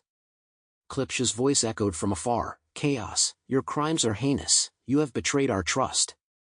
But today, if you're willing to take your own life, we'll spare the Huashu kingdom and leave a spark of hope. We won't wipe out your entire clan. As he spoke, the major leaders all fixed their gaze on Zhang Yi's expression, trying to discern whether he truly had the confidence or was merely putting on a brave face. Zhang Yi tilted his head, looking at them with an expression reserved for idiots, a mocking smile curling at the corners of his mouth. Are you idiots? A murderous intent flared up. Attack! Break through their barrier! Klipsch roared furiously. 6 knight-level powerhouses, over 50 bishop-level mutants, and the mightiest warships they commanded all unleashed powerful attacks simultaneously, focusing them on a single point above Tianhai City to forcibly tear open a rift. Chapter 2734, The Depths of an Ancient Civilization, 2. The moment they struck, Zhang Yi instinctively and cautiously took half a step back. The void immortal robe enveloped his entire body as his eyes locked onto every enemy before him. To strike back meant he would have to reveal part of his own abilities. Zhang Yi needed to observe exactly what their abilities were. The abilities he needed to guard against most were, of course, those related to time, space, and the laws of the universe. These were the ones most capable of turning the tables on a stronger opponent and creating miracles. Mingwo of the Celestial Clan let out a sigh. Immediately, the skies above shifted and transformed, the entire sky dimmed, then split open to reveal a massive gaping wound. Layers upon layers of black mist spread out, as if opening a skywell, and amidst the mist, vast numbers of atmospheric creatures could be faintly seen drifting about. A beam of light shone upon his body. It was the familiar power of faith, making Mingwo's aura even more majestic and his radiance even more sacred. The ancient faith bestows its power upon me. Even if I face its backlash in the future, today I will annihilate this formidable foe and secure a bright future for my people. Mingwo murmured these words under his breath. He was well aware of the dangers of the power of faith, but at this moment, even if it meant sacrificing himself, he had to take down Zhang Yi. Otherwise, the Celestial Clan would truly be doomed. Having drawn upon this immense power, he turned toward the void above Tianhai City, some 10 kilometers away, and extended a translucent finger to tap it lightly. Vacuum wave. Zhang Yi saw nothing, yet the kaleidoscope of death detected the energy attack and automatically generated energy modules to block it. Boom! The defensive force field trembled slightly. Lu Karen, stationed in the command center of the Dreamer, detected the nature of the attack through his instruments and quickly analyzed it. A vacuum wave creates a super vacuum field, generating a massive pressure differential to destroy its target. The attack is invisible yet immensely powerful. The second attack followed immediately. The Ironclad clan's combat style was simple and brutal. Clad in heavy armor, he had actually fused with his flagship. That powerful, pitch-black warship with its bizarre design twisted and warped, transforming on the ground into a colossal mechanical beast resembling a fortress.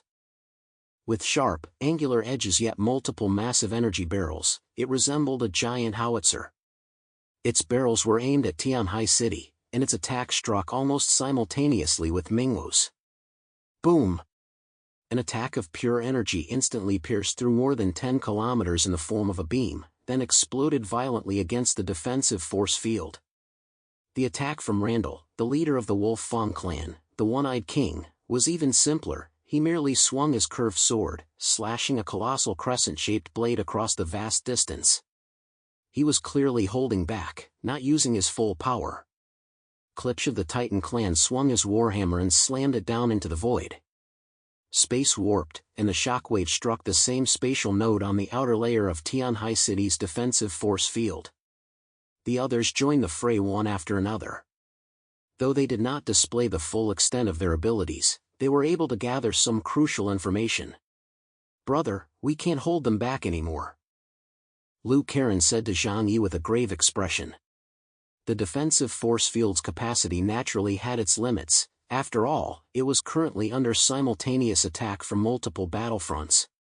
Klipsch and his allies' tactical objective was clear. They weren't aiming to destroy the entire force field, but simply to breach Tianhai City and shift the battlefield to the place Zhang Yi cared about most. "It's fine. If they want to break in, let them come," Zhang Yi said calmly. "But if we let them in, even Tianhai City, even after its recent upgrades, will suffer severe damage," Lu Karen said, sounding reluctant. After all, Tianhai City had been rebuilt, and most of its structures were borrowed from the Sand Raider civilization, top-tier equipment. If they were damaged, repairing them would require an enormous amount of resources. Moreover, most of Tianhai City's talent would likely be caught in the crossfire and killed. Zhang Yi silently drew the Eternal Judgment Sword and enveloped it in divine refinement, standing before the point of attack like a swordsman. "I'll kill every single one of them who comes. I won't let a single one in." Zhang Yi's expression was utterly calm. Everything unfolding at that moment was entirely within his calculations. The half-year since his return to Earth had been sufficient for him to simulate countless scenarios in his mind, so he remained completely unflustered. Though there are indeed quite a few opponents. "I'll call for some reinforcements." With a sweeping gesture of his hand, the void behind him suddenly split open. 13 metal coffins, black as ink, slowly emerged from the void, radiating a chill and grim aura from the ancient cosmos. "Awaken, my Valkyries. Let these remnants of the old era see what truly constitutes the weapons of the new era." As the lids slid open, 13 armored Valkyries, clad in black, skin-tight battle suits and skirts and wielding various heavy high-tech weapons, slowly stepped out. Their skin had a cold, metallic sheen, their eyes glowing with a crimson battle light, radiating a cold, pure mechanical killing intent. These were the ultimate weapons Zhang Yi had brought back from Mars. Each full activation consumed an astronomical amount of energy. But at this moment, for the sake of this battle, no amount of energy was too great a cost. When he first encountered them, even Zhang Yi, before his abilities had fully evolved, had been beaten into a sorry state and forced to flee. He knew better than anyone just how powerful they were. At the same time, the ground rumbled as over 3,000 sand raiders burst from the earth. Although their individual combat power was only on par with a battle tank, empowered by swarm algorithms, they formed an unstoppable tide of steel, more than capable of holding off any enemy below the bishop level. Xin.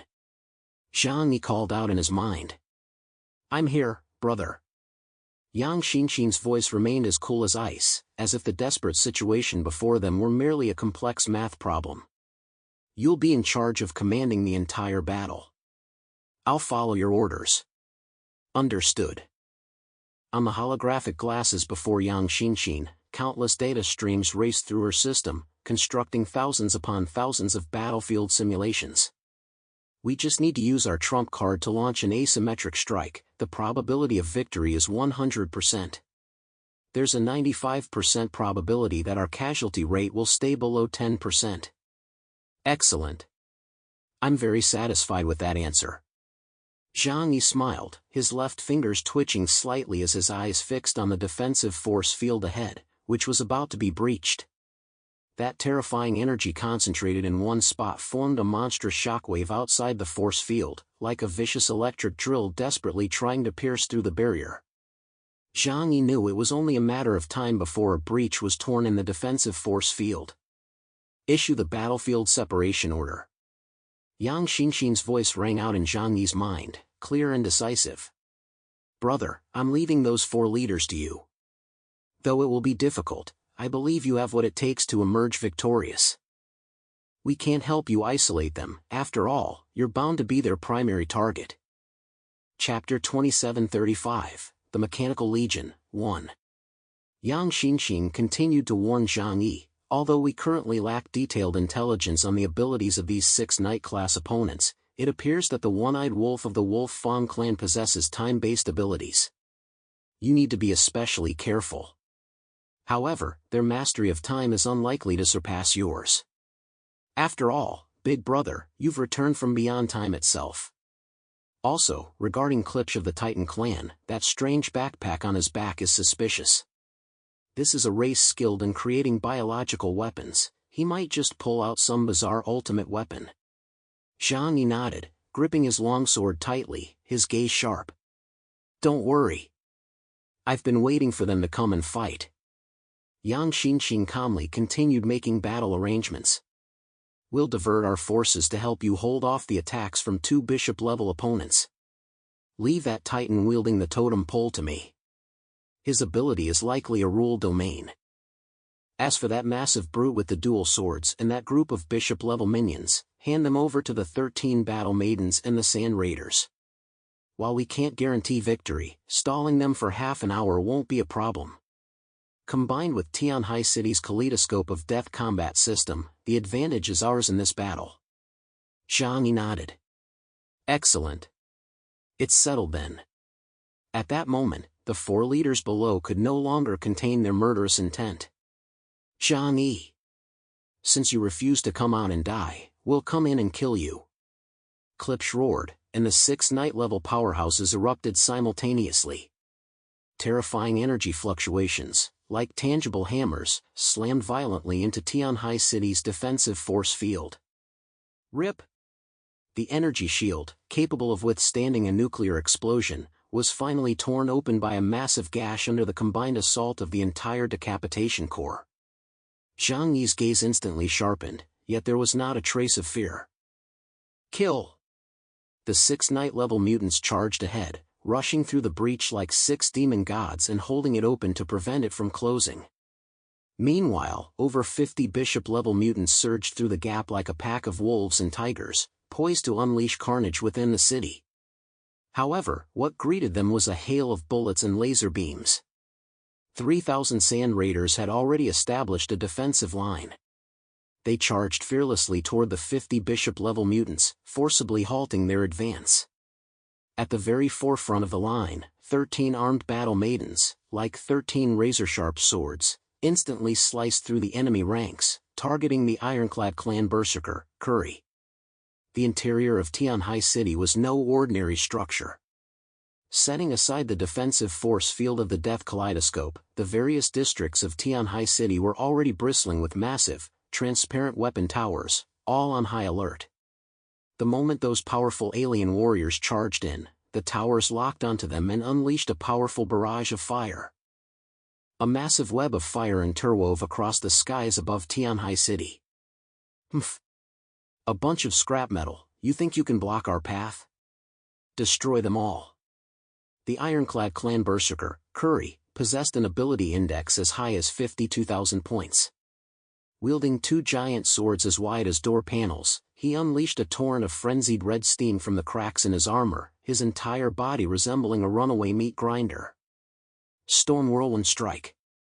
Curry swung his arms in a wide arc, unleashing a terrifying storm of sword energy that swept through the area, instantly engulfing the 3 armed battle maidens attempting to close in. Bang! Bang! Bang! The 3 Valkyries were blasted away by the immense force, hurled violently through the air like kites whose strings had snapped. Curry's power was too overwhelming, pure destructive force that no ordinary mechanical construct could withstand. Ha ha ha! They're no match for me. You think these toys can stop me? Curry roared with laughter, his eyes brimming with contempt. But his laughter abruptly cut short when he realized that although the 3 armored Valkyries had been blasted away by his immense power, their bodies remained completely undamaged. The intelligent source of the Sand Raider civilization, how could it possibly be so easily shattered? And he failed to notice that the remaining 10 battle maidens had red lights flickering in their eyes, their core data fluctuating wildly. Warning, high energy impact detected. Tactical analysis, target is a power-type berserker. High attack frequency, but predictable attack patterns. Initiating, evolutionary adaptation mode. Data synchronization in progress. The injured Valkyries did not fall. The nanorepair robots within their bodies began working frantically, and the shattered cracks on their bodies regrew within seconds, restoring them to their original state. Meanwhile, the other Valkyries' movements suddenly changed. They no longer engaged in head-on collisions, they no longer attempted to counter Curry with brute force. Whoosh! One Valkyrie sidestepped Curry's heavy swing, her movement bore a striking resemblance to the power-generating technique Curry had just used. What? Curry swung his sword down, only to find that the Valkyrie who should have been struck had dodged at an incredibly bizarre angle, countering with a backhand slash that struck his vulnerable joint. Sparks flew. 13-1. Every time you defeat us, we evolve. As long as you can't kill us, we'll only grow stronger. The 13 Valkyries dissolved into a series of black afterimages. Their coordination became flawless, and their attack patterns began to target Curry's weaknesses.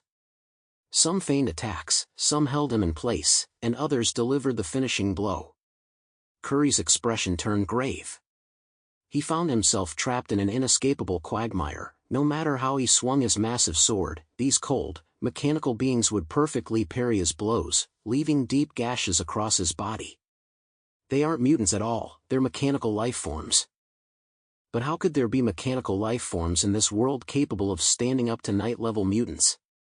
They had expected to be like a tiger among sheep, but they never imagined that the 50-plus bishop-level mutants would be completely blocked by over 3,000 Sand Raiders the moment they entered Tian Hai City's territory. The hardships Zhang Yi and his team had endured were now being inflicted upon the 4 great clan strike forces, multiplied many times over. With the Sand Raiders' robots, 3 super warships, and the firepower network spanning Tian Hai City, who could say for certain whether they had breached Zhang Yi's stronghold or walked straight into his trap? Zhang Yi and the leaders of the four clans faced off directly in the sky, neither daring to make a move lightly. When masters clash, haste is the greatest taboo. For the moment one reveals a flaw in their abilities, the opponent may seize the opportunity and swiftly bring about defeat. On the other side of the battlefield, the scene was entirely different.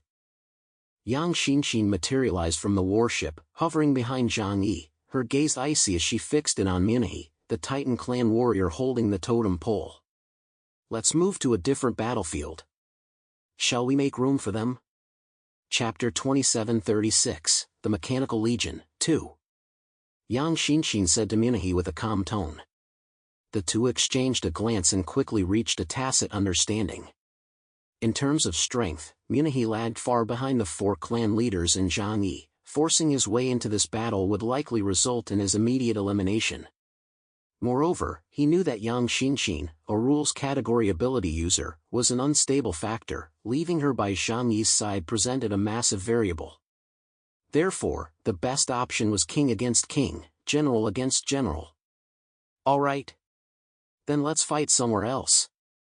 A gentle smile curved at the corners of Minahi's mouth, and he hoisted that flashy totem pole, flying off into the distance. As he flew, with his back to Yang Xinxin, he opened his mouth slightly and began to chant something silently. The space behind him warped invisibly, as if something had been held back and forced downward. Yang Xinxin's expression remained calm. Brother, I'll go ahead. She suddenly broke into a smile. Let's have a contest to see who finishes the fight first. A faint smile tugged at Zhang Yi's lips. All right. Wearing the demon god's armor, Yang Xinxin swiftly departed.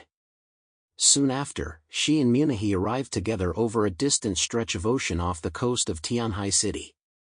The two gazed at each other from a great distance. Minahi looked at the girl clad in black armor and narrowed his eyes slightly. Queen Mother of the West, Yang Xinxin was a highly renowned figure throughout the entire human world. The right-hand woman of the demon god Chaos, a human-shaped computer, she possessed an extraordinarily powerful intellect and the ability to control people's minds using her bow and arrows. This was no secret. As fellow rules category ability users, whoever reveals their ability first will be at an absolute disadvantage. As long as I'm not struck by her arrows, I'll remain invincible.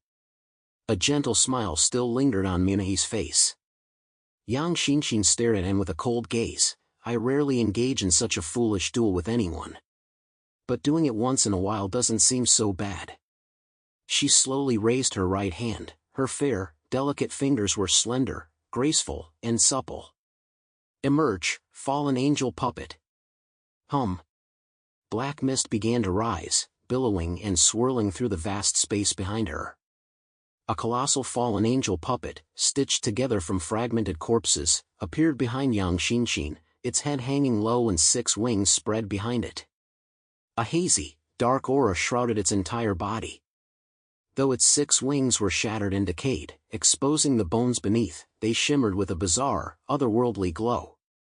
With an ability index of 53,000 points, equivalent to the White Knight level, Yang Xinxin's fallen angel puppet was now even more powerful than before.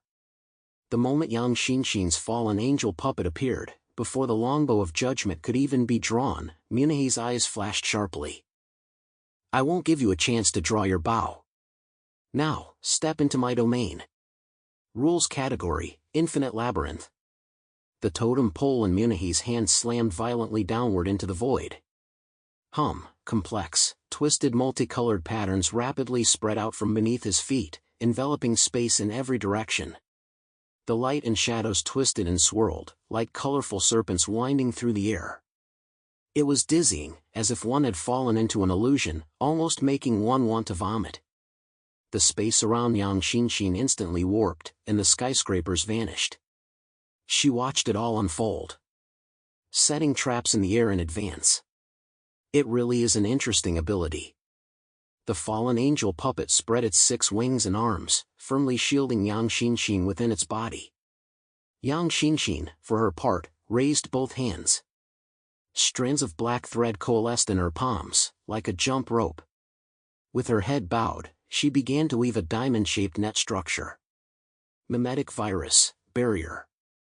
The mimetic virus, a conceptual domain ability, leveraged Yang Xinxin's terrifyingly powerful mathematical processing power to influence the fundamental structure of the physical world. This swiftly formed a unique domain around her. Light and shadow flickered in the air, giving rise to a networked space resembling the black cords in her hands, firmly shielding both her and the fallen angel puppet. By now, the surrounding space had completely transformed. It was no longer the area of Tianhai City. In its place stood an endless, gray, massive labyrinth. Stone walls soared into the clouds, and the paths were intricately intertwined. With every step, the terrain shifted. And on Yang Xinxin's left shoulder, an hourglass appeared out of thin air, its sands slowly trickling away. Yang Xinxin turned her head and glanced at it. An hourglass? She had established absolute rules around her. Any force within this area that sought to attack her would lose its ability to do so. Yet the very appearance of this hourglass meant it was a harmless ability. This is the power of the rules. Minahe's voice echoed from all directions, tinged with a leisurely chuckle. Yang Xinxin looked up and saw Minahe. Hovering above the vast, boundless labyrinth, Minahe's form was colossal, like a deity, gazing down upon this doll-like estate. Before the hourglass runs out, you must find your way out of this labyrinth. Otherwise, your soul will be banished forever to another dimension, and your body will turn to dust. This is an absolute rule, not even a god can defy it. He spread his hands with a smile. Go on, then. Let me see how the top-tier rules category ability user in the human world breaks through my trap. Rules category abilities are the most bizarre and troublesome. Once you fall into your opponent's rhythm, you often don't even know how you died. Minahe's gaze seemed to be watching a good show. As a titan and the most powerful rules category ability user, he had used this move to defeat countless formidable foes, including those whose ability index surpassed his own. This was the joy of the rules category. They could unleash combat power far exceeding one's own ability index, yet once the ability was broken, one became utterly vulnerable.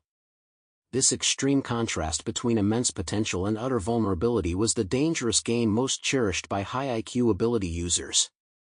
Minahe believed he had seized the initiative in intelligence gathering, so in this battle, he could torment this elegant young woman to his heart's content.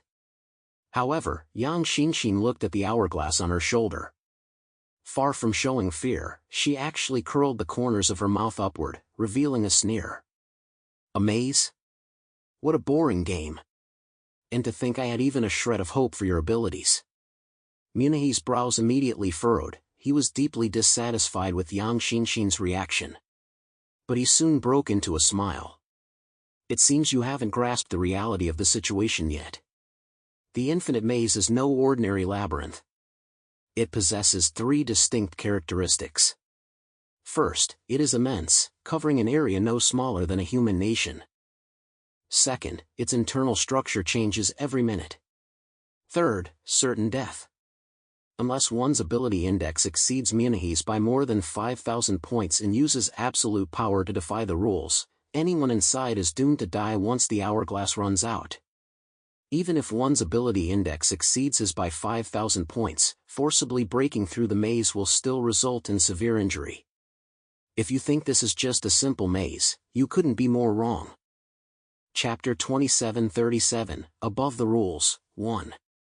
Minahe looked down at Yang Xinxin inside the maze as if watching a good show. He particularly enjoyed seeing these so-called clever geniuses go from initial confidence to nervousness, and finally to despair. However, Yang Xinxin's reaction was remarkably calm. Or perhaps, she was deeply disappointed in Minahe's abilities. She didn't even move an inch, let alone search for the so-called exit of the maze. She simply spoke slowly. I already know your rules. And the information you deliberately shared with me is an obligation you must fulfill as the game's organizer, is that correct? Actually, no matter what I do, I'll be at your mercy within your maze.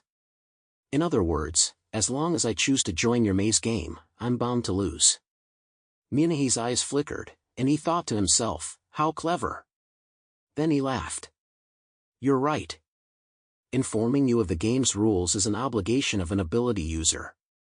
As you know, for ability users in the rules category, the greater the restrictions, the stronger the ability. He spread his hands. So, how do you plan to break free from this? Even if you don't want to play this game, you're already trapped within it. Not necessarily. Yang Xinshin said calmly. Behind her, black mist swirled as the colossal fallen angel puppet drew the longbow of judgment to its full limit.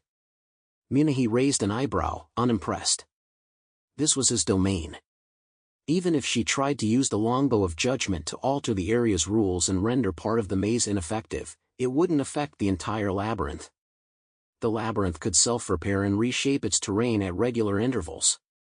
But in the next instant, the fallen angel puppet's Hersher's arrow did not strike the labyrinth. Instead, it suddenly shifted course, aiming straight for the hourglass floating above Yang Xinshin's shoulder. You! What are you doing? A hint of panic crept into Minahi's voice. That's the materialization of the rules. Attacking it will bring backfire. No matter how this maze game plays out, I'll fall into your trap, so I've chosen not to participate in your maze game. Since I can't solve the puzzle, I'll eliminate the one who said it. Or tear up the test paper. Yang Xinshin said coldly. Whoosh! The pitch-black arrow shot straight toward the untouchable hourglass hovering on Yang Xinshin's shoulder. I can override your rules and reset them. Your rule is to escape the maze before the hourglass runs out. So, if I just make sure the hourglass never runs out, wouldn't that solve it? Crack! Before her words had even finished, the hourglass, symbolizing the countdown to death, was struck directly by the arrow. Mimetic virus, rule implantation. If Yang Xinshin could alter the very foundations of the world's logic, a mere hourglass was no match for her. You shall never cease, you shall flow forever. The hourglass began to tremble violently. The fine sand within continued to flow, yet within the realm of rules, its self-perception had been rewritten to never run dry. Minahi never imagined there could be such a way to break the deadlock. Buzz, buzz, buzz, the hourglass began to shake violently, as the conflict between never running out and running out at a fixed time, then triggering the maze's annihilation rule reached a fever pitch. Under such a fierce collision of rules, the underlying logic was clearly collapsing completely. Bang! The ultimate result was the hourglass shattering right on the spot. As the hourglass shattered, the entire labyrinth space echoed with the sound of shattering glass, and countless cracks spread across the sky. No! This can't be. My rules have been broken just like that? In the real world, Minahi let out a blood-curdling scream, clutching his head as he knelt on the ground, blood streaming from his 7 orifices. His rules had been forcibly shattered, and his mind suffered a devastating backlash. In less than 30 seconds, the battle had already come to an end. A war between rules category users is a contest of rule application, in other words, a contest of intellect. Clearly, Yang Xinshin had won decisively. Yang Xinshin looked coldly down at the defeated man at her feet. I actually had some expectations for you at first. I thought I'd found an interesting opponent. But you actually dared to use such a trashy game against me. Did you buy your ability index with in-game currency? Minahi nearly spat out a mouthful of blood. This was the greatest humiliation for a proud rules category ability user. Yang Xinshin raised her fair right hand as the fallen angel puppet drew its longbow to full tension. I declare, the game is over. The most critical, most heart-pounding battlefield lay 10,000 meters above the ground. Zhang Yi stood alone, facing the 4 leaders. This was the central battlefield where the fate of East Asia would truly be decided.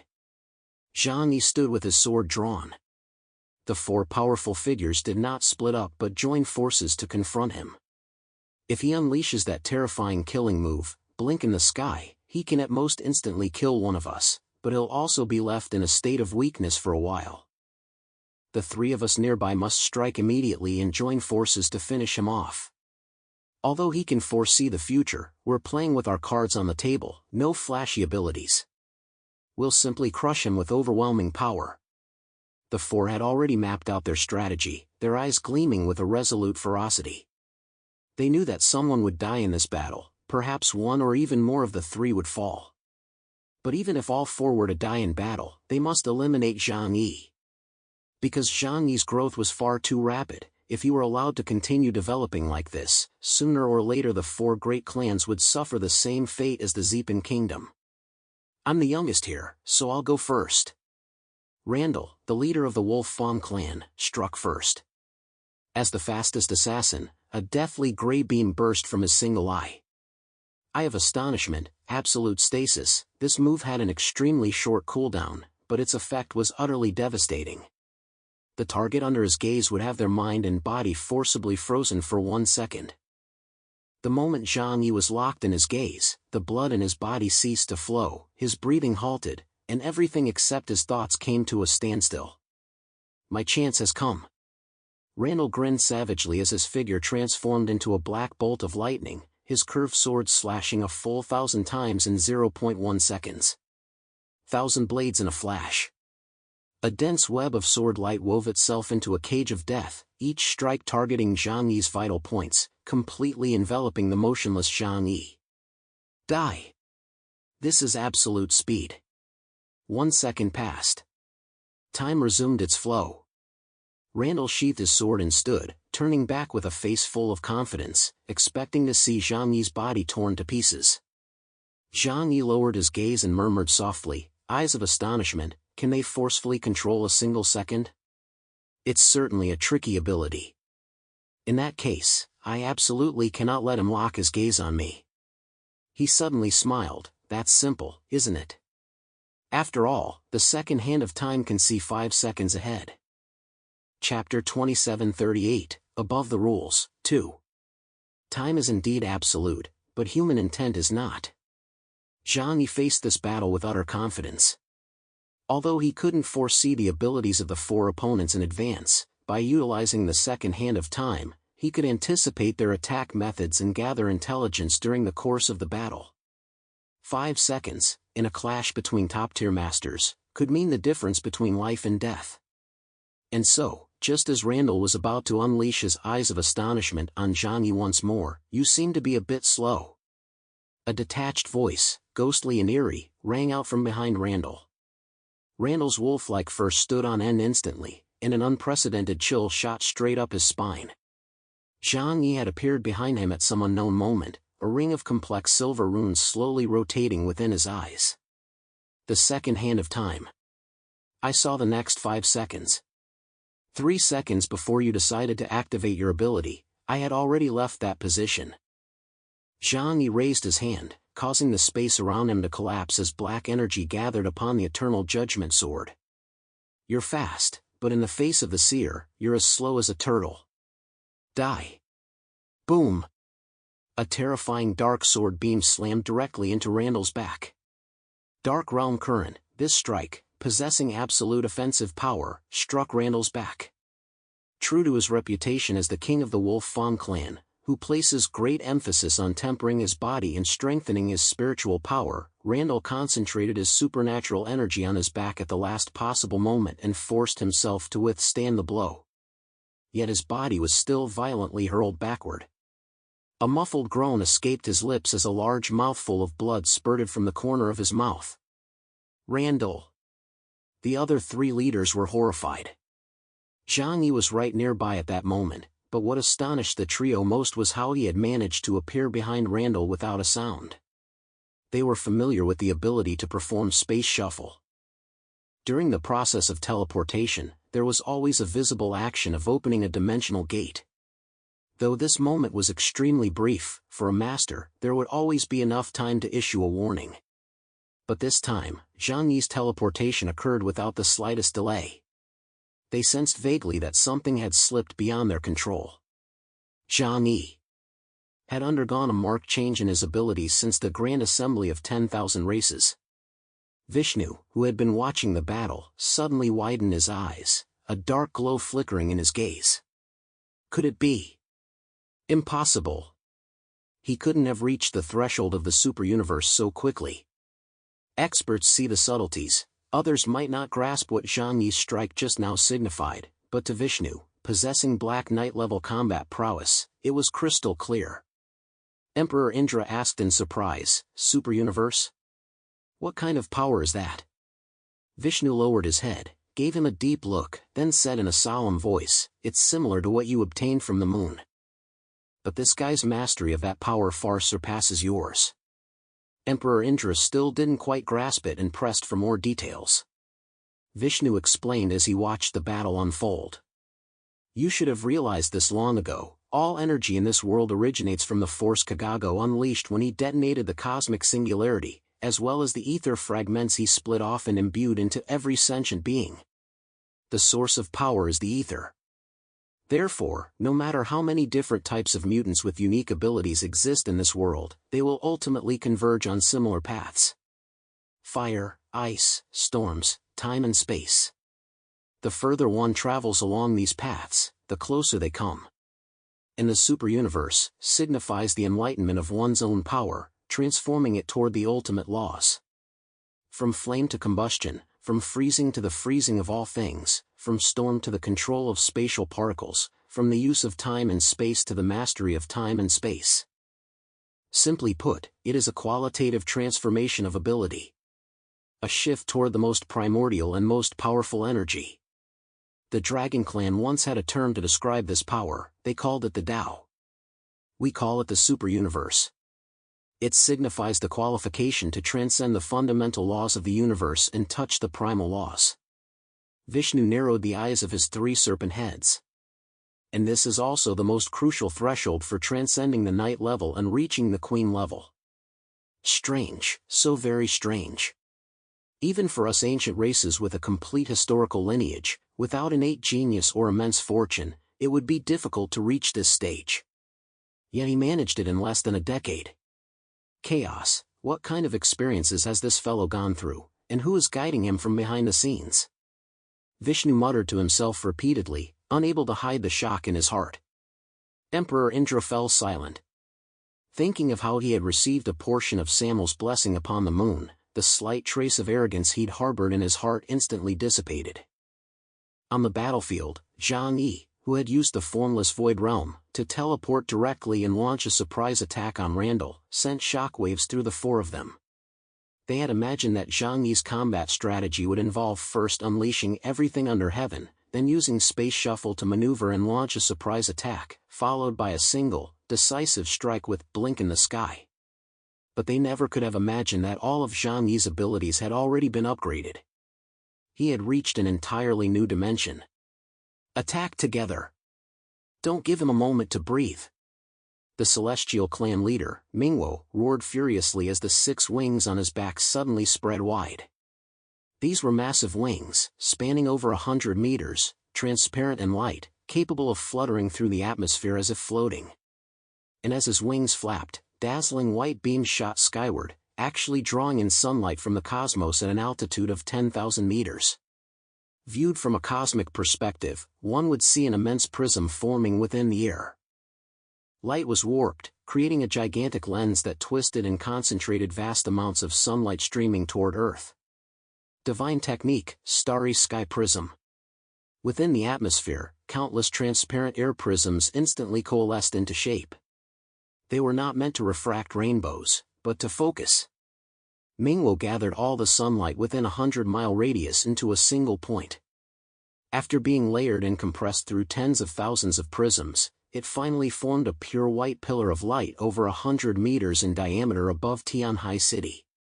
A simple and unadorned method of harnessing solar energy, yet incredibly powerful. The Celestial Clan are natural masters at utilizing the power of nature. The surrounding air was instantly heated to tens of thousands of degrees, and even the steel in many of Tianhai City's skyscrapers began to melt. This is your funeral. Hammer of the Sun God. Boom! That pillar of light, containing temperatures of over 100,000 degrees Celsius, surged straight toward Zhang Yi with a force capable of obliterating the heavens and the earth. Chapter 2739, The Black Knight, 1. At the same time, the leader of the Ironclad clan, Jianshou, launched his attack. As the leader of the clan, Jianshou possessed the greatest power. He was a pure war machine. He had fused with his warship. He unleashed his most powerful strike. Heaven's Calamity, Mountain Collapse. Boom! An energy cannon capable of piercing the earth fired straight at Zhang Yi.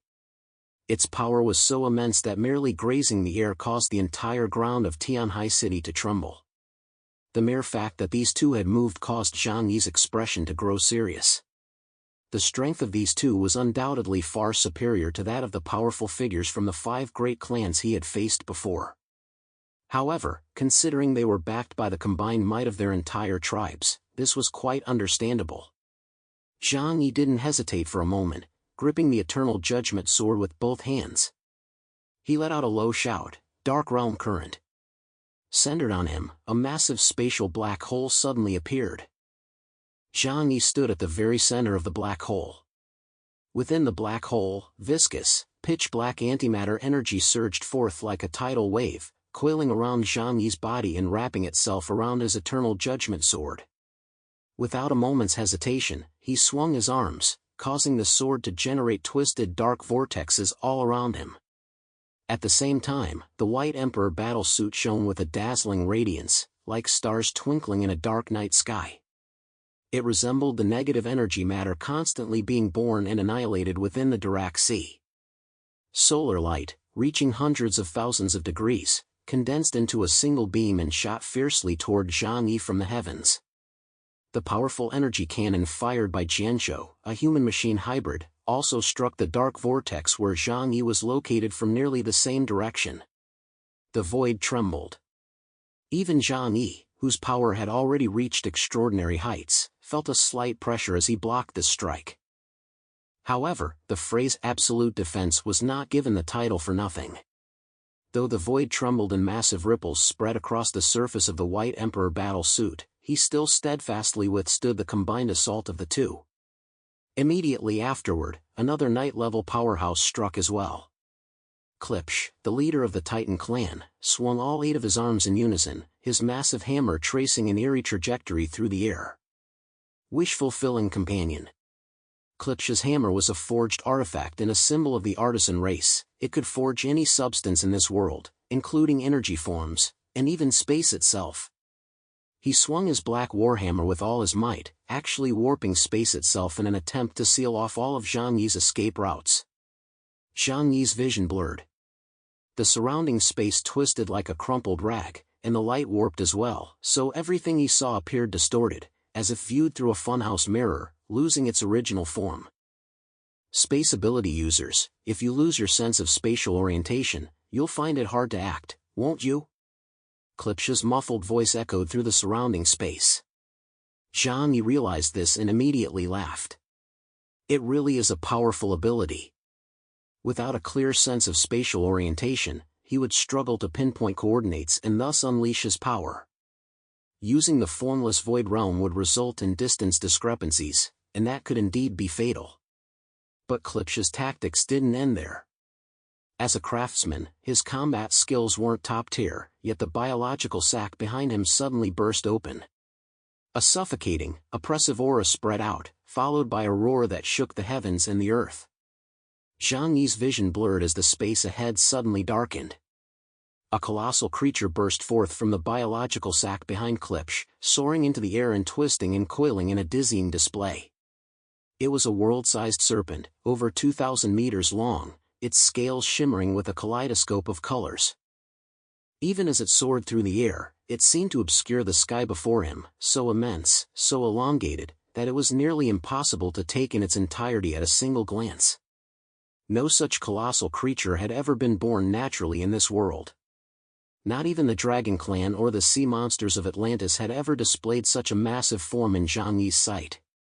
This was, of course, no natural creation, but the ultimate biological weapon forged by the Titans. In ancient times, this was the very means by which they waged war. The mottled giant serpent roared as it charged forward, opening a maw vast enough to swallow skyscrapers, and lunged at Zhang Yi with a transdimensional storm. The trio's combined assault struck once more, a searing beam of sunlight focused through a prism, the Titan clan's cybernetic energy cannon, and an unknown attack brewing within the world serpent's bottomless maw. These 3 lethal strikes sealed off all of Zhang Yi's escape routes. They were setting the stage for a fatal trap. Randall, the one-eyed king of the Wolf Fawn clan, had slowly regained his mobility. The fact that he hadn't died after being struck by Zhang Yi's sword was a testament to the Wolf Fawn clan's formidable physical resilience. He fixed his gaze on Zhang Yi. This time, he was prepared. He intended to wait until Zhang Yi was distracted by the 3-pronged attack, then unleash his time-based ability, Eye of Awe, to freeze Zhang Yi's body. Randall mused to himself, his time ability, the second hand of time, isn't omniscient or omnipotent. Even though he can foresee the future, he can't split his attention to cover multiple fronts at once. While focusing on fending off those 3, he's bound to leave an opening.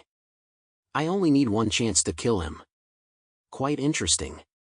Then I'll take your combined attack and see if your assault is stronger or my defense is tougher.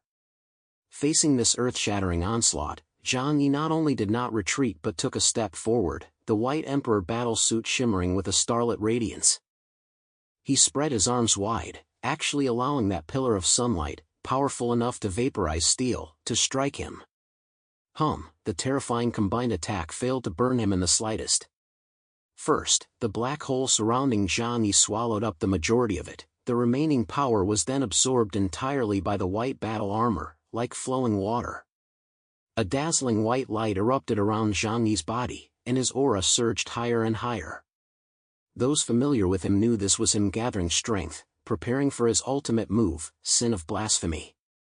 As the attack concluded, Zhang Yi still stood proudly in midair, unmoving, his battle armor showing not a single scratch. It was only at this moment that the leaders of the 4 clans could no longer maintain their composure. Zhang Yi's power had erupted in full force, and that transcendent aura left them on the brink of despair. An ability index of 61,000 points, the power of the Black Knight rank, was fully revealed before the world. As the ability index rises, the difficulty increases exponentially. It does not follow a linear progression but rather the law of diminishing returns. After reaching the Knight rank, the amount of ether required to increase the index by just 1 point is enough to forge a peak Delta level mutant. And the leap from 59,999 to 60,000 points marked a massive qualitative transformation. Chapter 2740, The Black Knight, 2. This was the first time Zhang Yi had demonstrated his Black Knight level power before the world. The Black Knight level absolute defense, with its black hole-like devouring force, ensured that even a joint attack by 3 Black Knight level powerhouses could not scratch him in the slightest. The world trembled. Even the most established and powerful clans could no longer sit idly by. Black Knight tier? How is that possible? Just a few years ago, his rank had barely crossed the threshold into White Knight.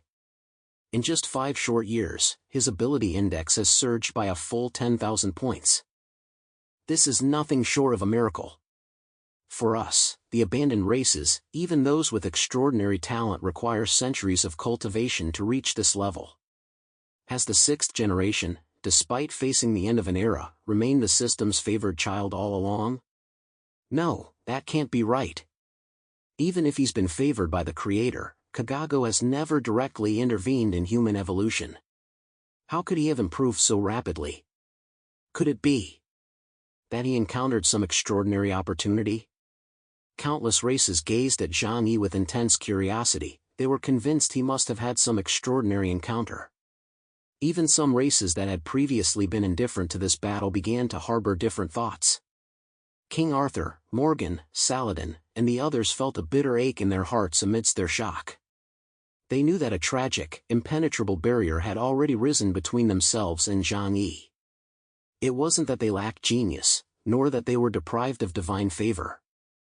In terms of growth speed, they were rare in this world. Yet above them existed figures even more prodigious. Only Zhang Yi understood that this was no coincidence. It was the baptism of the Yi-Hen tribe's sea of spirit that had expanded his capacity. As long as he had enough ether fragments, his potential for growth was virtually limitless. Without any flashy maneuvers, Zhang Yi took the combined attack of the 3 head-on. The 4 clan leaders stood frozen in shock, their bodies growing cold. They Had no idea they'd provoked such a monster. Energy of this magnitude is barely enough to warm me up. A fierce gleam flared in Zhang Yi's eyes. Drawing upon the immense energy he'd absorbed, he clenched his right fist and reached out through the air toward the Jianzhou mecha in the distance, which stood there dumbfounded. Formless, dimensional string severance. Although space was disrupted, this move purely utilized the formless void realm to compress the surrounding space, then employed the dimensional string severance to unleash indiscriminate AoE damage. Can't lock on? Who cares? Crack. Around Jianzhou's massive mecha, space suddenly shattered like a mirror. Countless spatial fissures sliced through his armor like swords, brutally reducing the exterior of this so-called ultimate weapon of absolute defense to scrap metal. My mecha! Jianzhou screamed in agony. Since he was fused with the machine, the pain of his mech's armor being stripped away was felt by him as well. Zhang Yi, sword in hand, was about to charge in. He'd take out this easiest target first. After all, space abilities are the most effective counter to this kind of pure physical attack. But just then, the light in Zhang Yi's eyes dimmed abruptly. A dark force instantly engulfed him, causing his movements to falter involuntarily. A mental attack. He didn't know where it came from, but it was so sudden that Zhang Yi hadn't even had time to prepare. Just as Randall had said, the second hand of time could only anticipate specific targets. His mind couldn't keep up with every possible change. Therefore, someone had seized upon this weakness and struck him from the shadows. Roar! At that very moment, the colossal world serpent had already slithered up behind Zhang Yi. It opened its enormous jaws and swallowed him whole in one ferocious gulp. Crunch! 1 second Zhang Yi was displaying his divine might, the next, he had fallen into the serpent's belly. The turn of events was so sudden that no one could react in time. Such is the battlefield, the situation changes in the blink of an eye. Many people slammed their fists on the table in shock, but among the people from Tianhai City, not a single one showed a trace of fear. They understood Zhang Yi better than anyone else. It worked! Klipsch was overjoyed. Once inside Jormungandr's belly, death is certain. Its stomach is connected to a spatial vortex. Anyone swallowed by it will be torn to shreds. Viewers around the world looked on in shock and confusion. Zhang Yi had been eaten? But the very next second, Klipsch's smile froze. He sensed an utterly terrifying spatial fluctuation erupting within the giant serpent's body, 10 times more violent than the spatial storm inside the world serpent. Digest me? Your internal space is far too small. A deep, muffled voice echoed from within the serpent's belly. Everything under heaven, 3,000 realms, vanish before me. Boom! The giant serpent's belly swelled instantly, like a balloon about to burst. It let out an agonized hiss from its mouth, then exploded with a thunderous boom right where it stood. A blue pillar of light shot skyward, blowing the 2-kilometer-long monster to pieces in a shower of blood. Zhang Yi, bathed in blood, emerged from the shower of blood unscathed. His left fingers trembled slightly, and the surrounding space began to collapse wildly. He looked at the remaining few alien chieftains, who stood gaping in astonishment, and snapped his fingers lightly. Just how naive are you, actually trying to use a creature with a space ability to clash with me? It's a lovely idea, you've gone to great lengths to deal with me. Truly worthy of the legendary artisan race. It's just a pity your intelligence is severely outdated. And you've seriously underestimated me. In a space ability duel, the contest is about whose control over space is stronger. Zhang Yi's space was connected to the netherworld. 3,000 doors burst open, directly triggering the most dangerous dimensional collision. And in this clash of spatial powers, he was clearly the victor. Alright, the warm-up is over. Next, I'll show you what true despair really means. Zhang Yi held his sword in his right hand while slowly raising his left, adopting a cradling posture at his chest. A single, intense black light suddenly flared to life. That was not light, it was a black hole that devoured all light. It rapidly expanded, eventually transforming into a black sun a kilometer in diameter, suspended above Tianhai City, blocking out all sunlight.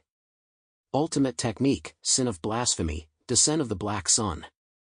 Terrifying power instantly engulfed everything on the battlefield. The scorching heat warped space, causing the 4 night-level powerhouses, standing kilometers away, to feel as though their bodies and souls were on the verge of melting. This wasn't the first time they'd witnessed this power, but this manifestation of the Sin of Blasphemy was far more terrifying than the one from 5 years ago. Zhang Yi stood like a divine king judging the world, speaking with the authority of heaven, "Kneel before me." Boom! Whether it was Mingwo, Klipsch, Randall, and Jianshou in the sky, or the dozens of bishop-level mutants on the ground engaged in a desperate struggle, all felt their souls tremble under this irresistible divine might. Chapter 2741, An Abysmal Gap, 1. As requested by Zhang Yi, Fatty Su will continue the story below based on the preceding narrative from Liu Karen's AI entity. The moment the black sun rose into the sky, everyone could clearly see through their energy radiation sensors that the readings on Zhang Yi's body were rapidly climbing from 61,000 points. 62,000, 63,000. 64,000, 65,000. The theoretical upper limit of the Sin of Blasphemy was also the upper limit of Zhang Yi's space energy capacity. Therefore, possessing power that exceeded his own comprehensive combat strength, he could convert his defensive power into offensive power. The space was warping, a result of the light being affected by temperatures pushed to the absolute extreme. Even clad in heavy battle armor and protected by supernatural shields, everyone still felt as though their bodies were about to be boiled dry. Even dozens of kilometers away from the main battlefield, the elite warriors of the Volt Shadow Troop and the 4-tribe alliance stood frozen in place, like rabbits entering a lion's territory, instinctively unable to move. Even clad in the White Emperor battle suit, Zhang Yi himself sensed an intense danger. This move was one even he feared. So he finally raised the black sun with one hand and rolled it downward.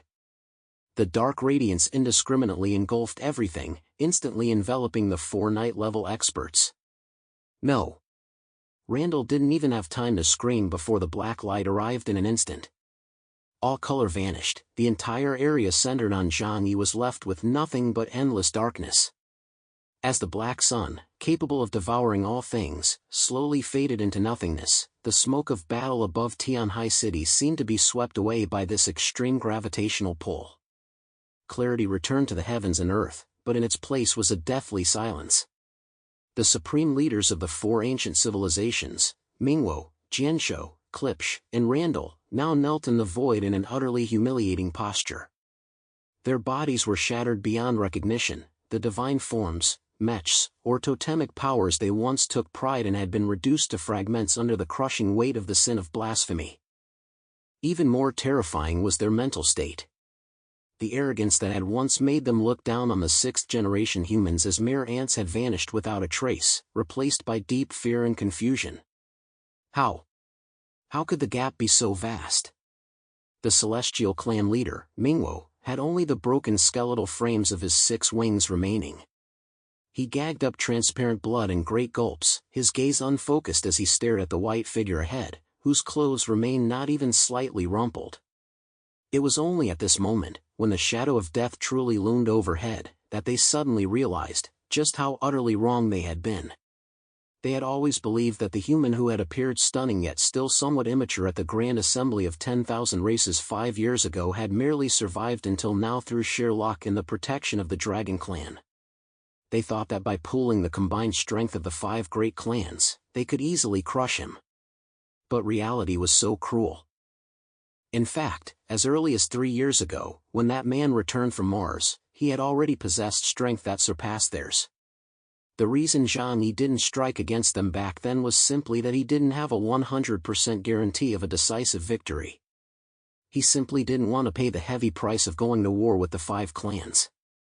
And during those 3 vanished years, while they were scheming against one another over territory and resources, that man had already endured unimaginable trials of life and death in the depths of the cosmos, completing the ultimate leap in his life's evolution. Cautious. Far too cautious. The voice of the Ironclad clan's leader trembled, filled with static. If we hadn't set the trap ourselves, if not for that conspiracy in the Starry Sky Passage. perhaps he would have remained hidden indefinitely, waiting until he was absolutely certain before reducing us to ashes just like the Zeepan kingdom. This was not merely a crushing display of power, it was a complete defeat in both intellect and patience. Zhang Yi was like a patient hunter, quietly sharpening his sword while watching his prey flounder at the edge of the trap, waiting until the prey leaped in on its own before delivering the fatal strike. Audiences across the world were now plunged into a state of profound shock. If the Tianhai city cannons and the defensive force field had previously demonstrated the Huashu kingdom's technological might, then Zhang Yi's personal display of martial prowess had now firmly established his unshakable status among the strongest of all races. This power is no longer merely a supernatural ability. In Brahma, Emperor Indra stared intently at the screen, the third eye on his forehead flickering with golden light, yet he still struggled to discern the energy currents coursing through Zhang Yi's body. That is power that touches the very foundations of the laws. Could the rumors be true? Did he truly obtain the legendary inheritance of the Yihen tribe back in the Tianyu Palace? This conjecture swiftly spread among the high-ranking officials of major factions. Back when the Tianyu Palace emerged, countless ancient powerhouses hesitated to enter, fearing its traps and unknown dangers. Only Zhang Yi, leading his team, charged in without hesitation. It now appears that Gamble has forged today's Chaos Demon God. It's over. Zhang Yi's indifferent voice cut through everyone's thoughts. He slowly raised his right hand and clenched it in the void. A magnificent, silver longsword with a razor-sharp blade radiated a light that seemed to judge all things. That was the Eternal Judgment Sword, proof of the Yihen tribe's recognition of Zhang Yi. Around the blade, space shattered and reformed like a mirror, emanating a sharp aura that froze the soul. Since you've come, leave your lives behind. I imagine your origin should be far more delicious than that of those bishop-level minions. There was not a shred of mercy in Zhang Yi's gaze. He raised the long sword high, aiming it at Klipsch, the Titan clan leader kneeling at the very front. No!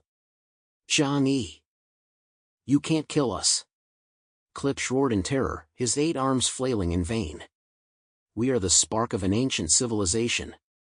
Behind us there is still, no one can save you. Zhang Yi coldly cut him off as his sword came crashing down. This strike, seemingly slow yet blindingly fast, carried the resolve to sever the very threads of causality. However, just as the blade's edge was about to touch Klipsch's neck. Boom! A thunderclap 1,000,000 times more terrifying than any previous explosion erupted without warning in the heavens. The entire sky seemed to be torn in two by an invisible giant hand. A bolt of white lightning, as thick as a mountain range and carrying the might to shatter the heavens and earth, struck straight down outside Tianhai City's shield. Crack! The once impenetrable defensive field of the kaleidoscope of death, faced with this bolt of lightning, did not even last a single second. It was instantly covered in cracks and then shattered with a thunderous crash. The terrifying energy fluctuations caused Zhang Yi's eyes to narrow sharply. The sword of judgment in his hand nearly slipped from his grasp.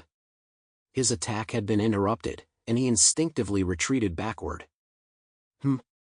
Zhang Yi steadied himself, his brows furrowing sharply as he cast a wary glance toward the spot where the lightning had struck. Chapter 2742, An Abysmal Gap, 2. At the very center of the swirling thunderstorm, a figure of extreme bulk, resembling a primordial demon mountain, rose slowly to its feet. It was a humanoid creature over 20 meters tall. Yet it was neither human nor Titan.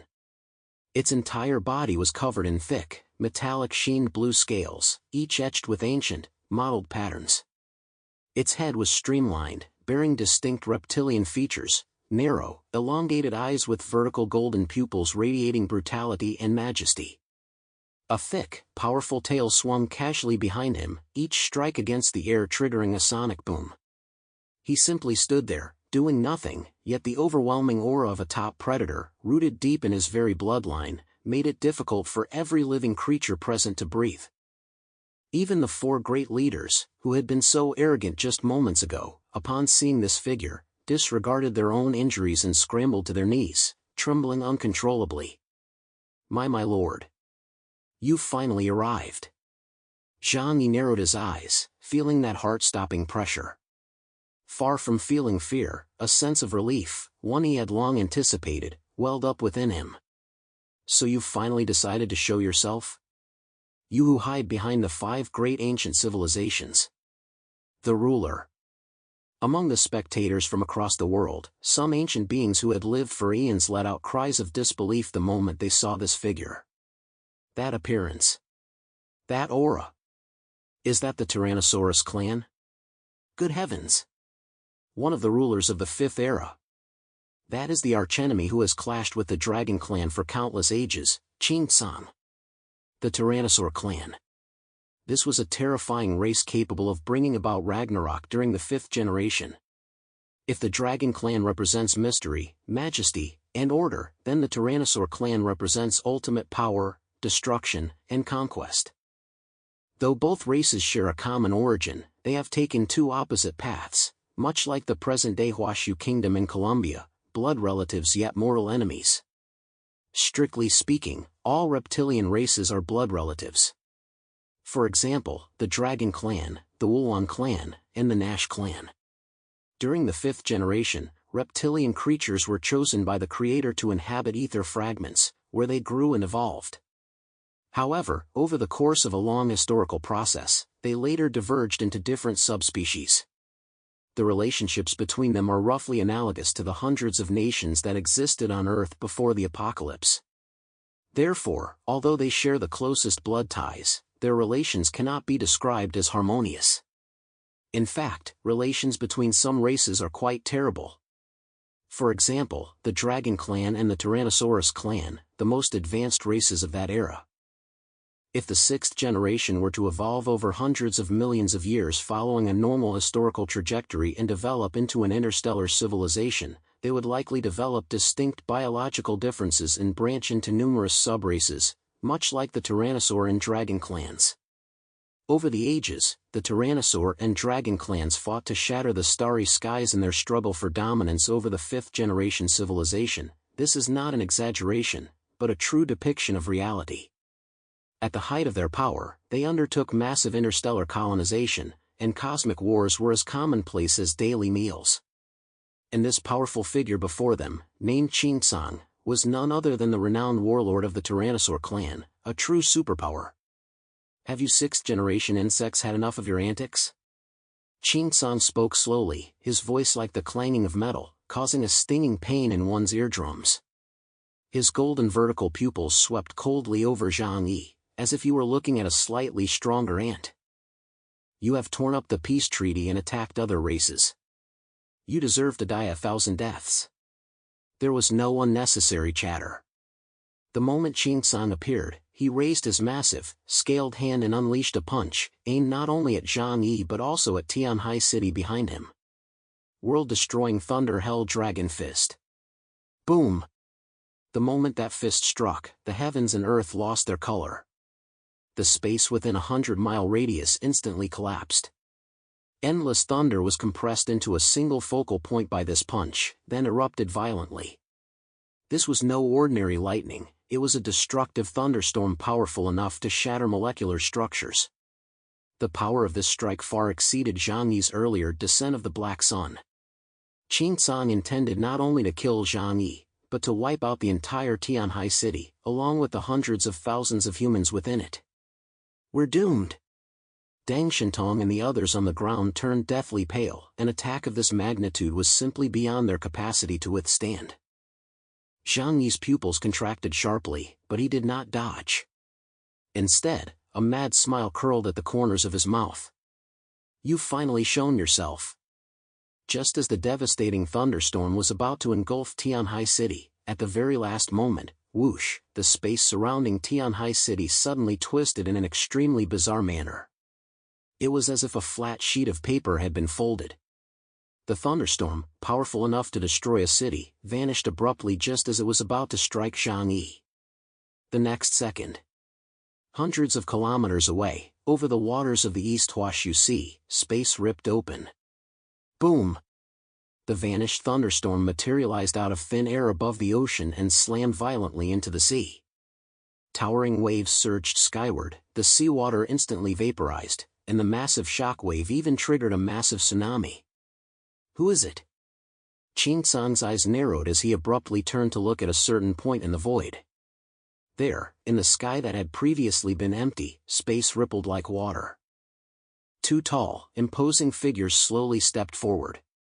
The figure on the left wore white robes, exuding an elegant and affable demeanor. A faint mist swirled around him, making him resemble an immortal cast down from heaven. The figure on the right wore black armor, his face stern and resolute. His eyes were as deep as an abyss, radiating a chilling, murderous aura that sent shivers down the spine. The Dragon Clan, the supreme rulers of the Twin Heavens. Yuan Mo, the White Dragon. Yuan Jing, the Black Dragon. Qin Sang, it's been a long time. Your temper is still as fiery as ever.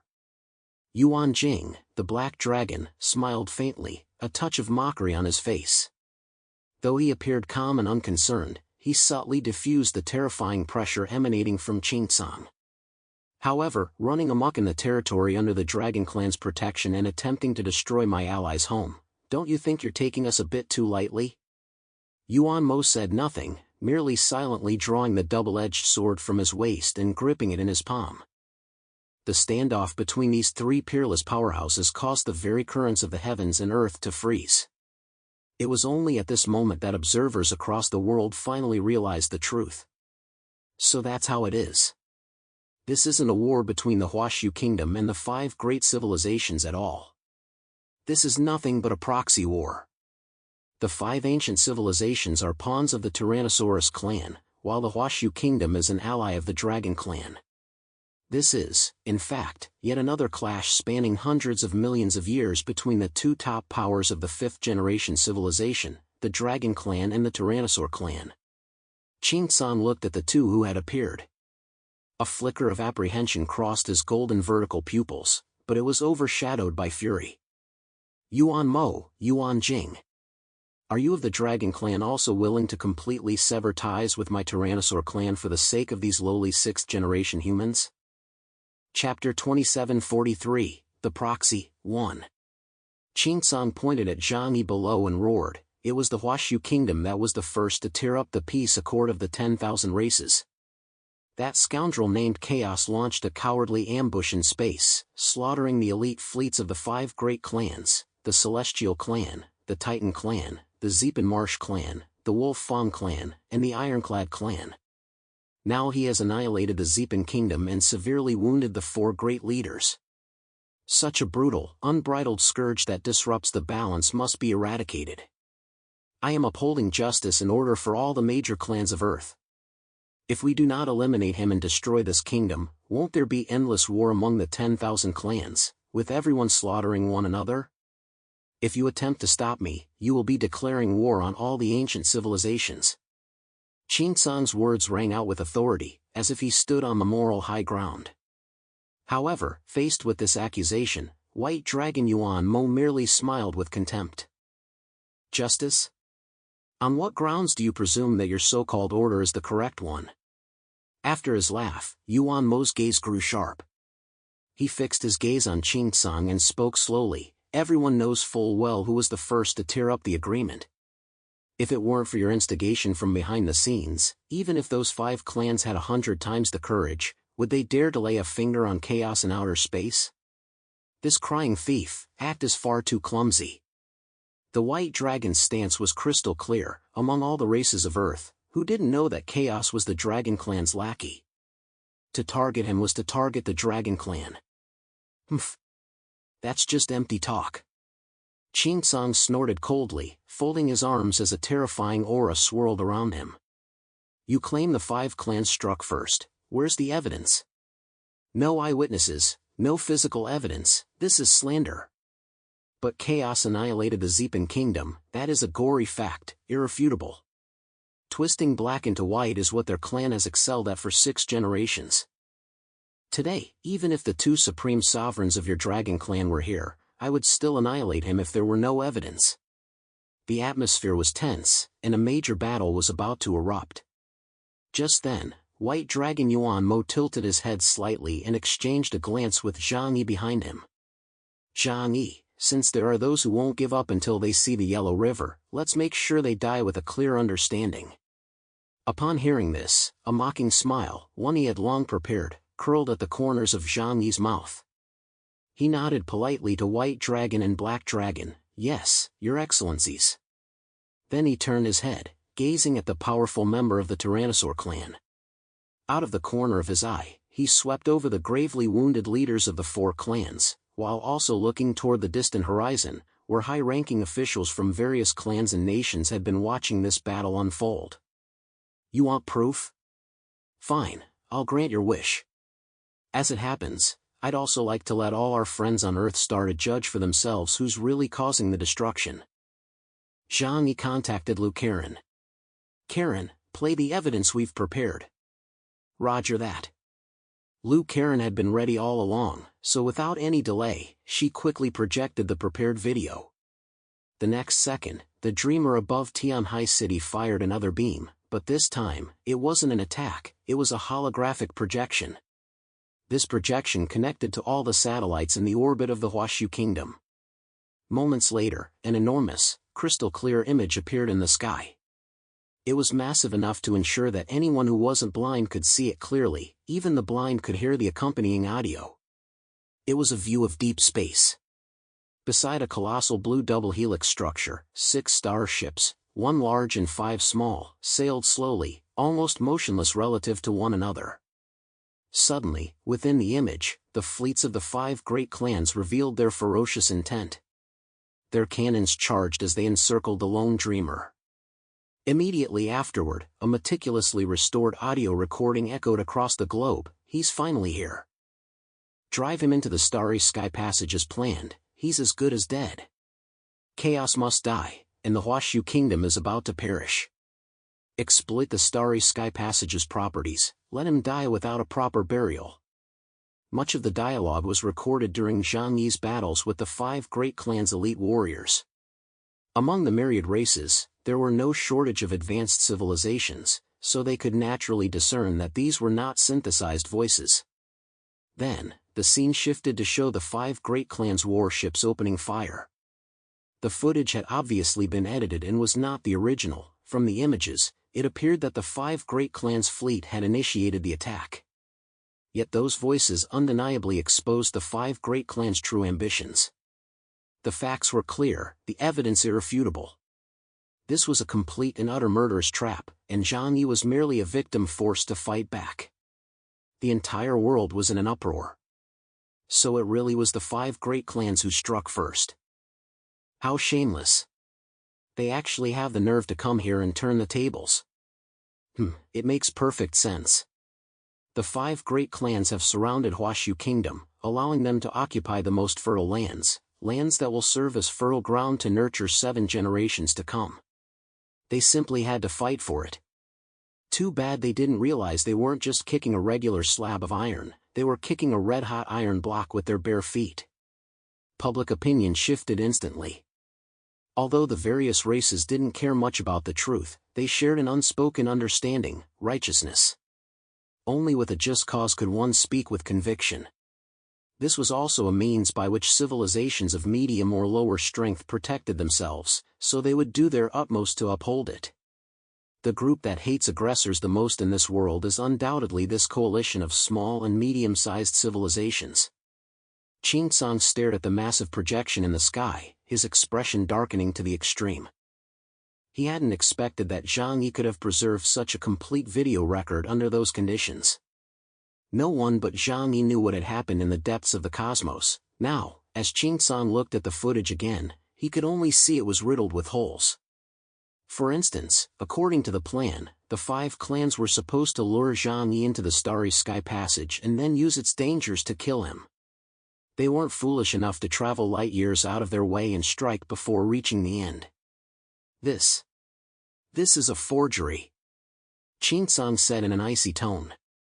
Klipsch, coughing up blood, managed to speak with great difficulty, angrily rebuking Zhang Yi. "Now that you're the only one left alive, of course whatever you say goes. How are we supposed to know what really happened in the depths of the universe? Zhang Yi shot him a cold glance, inwardly scoffing, of course, since I'm the only one left alive, whatever I say goes. Do you have any evidence that my evidence is fake? Of course, he still needed to maintain some semblance of dignity at this moment. So Zhang Yi pointed at him with a look of deep sorrow and shouted, I thought the 5 great clans were friendly, which is why I cooperated with you. I never expected you to harbor such wolfish ambitions. You were the ones who initiated the operation, and you begged me repeatedly to go into space before I finally agreed. Now that I have the evidence, you can't keep denying it and shifting the blame onto me. Klipsch, I've never seen anyone so shameless. Chapter 2744, The Proxy, 2. Whether it's forged or not, everyone has eyes. White Dragon said indifferently, the encryption method of the data stream can't be faked right in front of us. The facts were plain to see. Even if one could tell that Zhang Yi wasn't entirely innocent, he was the only one with evidence. The 5 great clans had nothing to prove their innocence.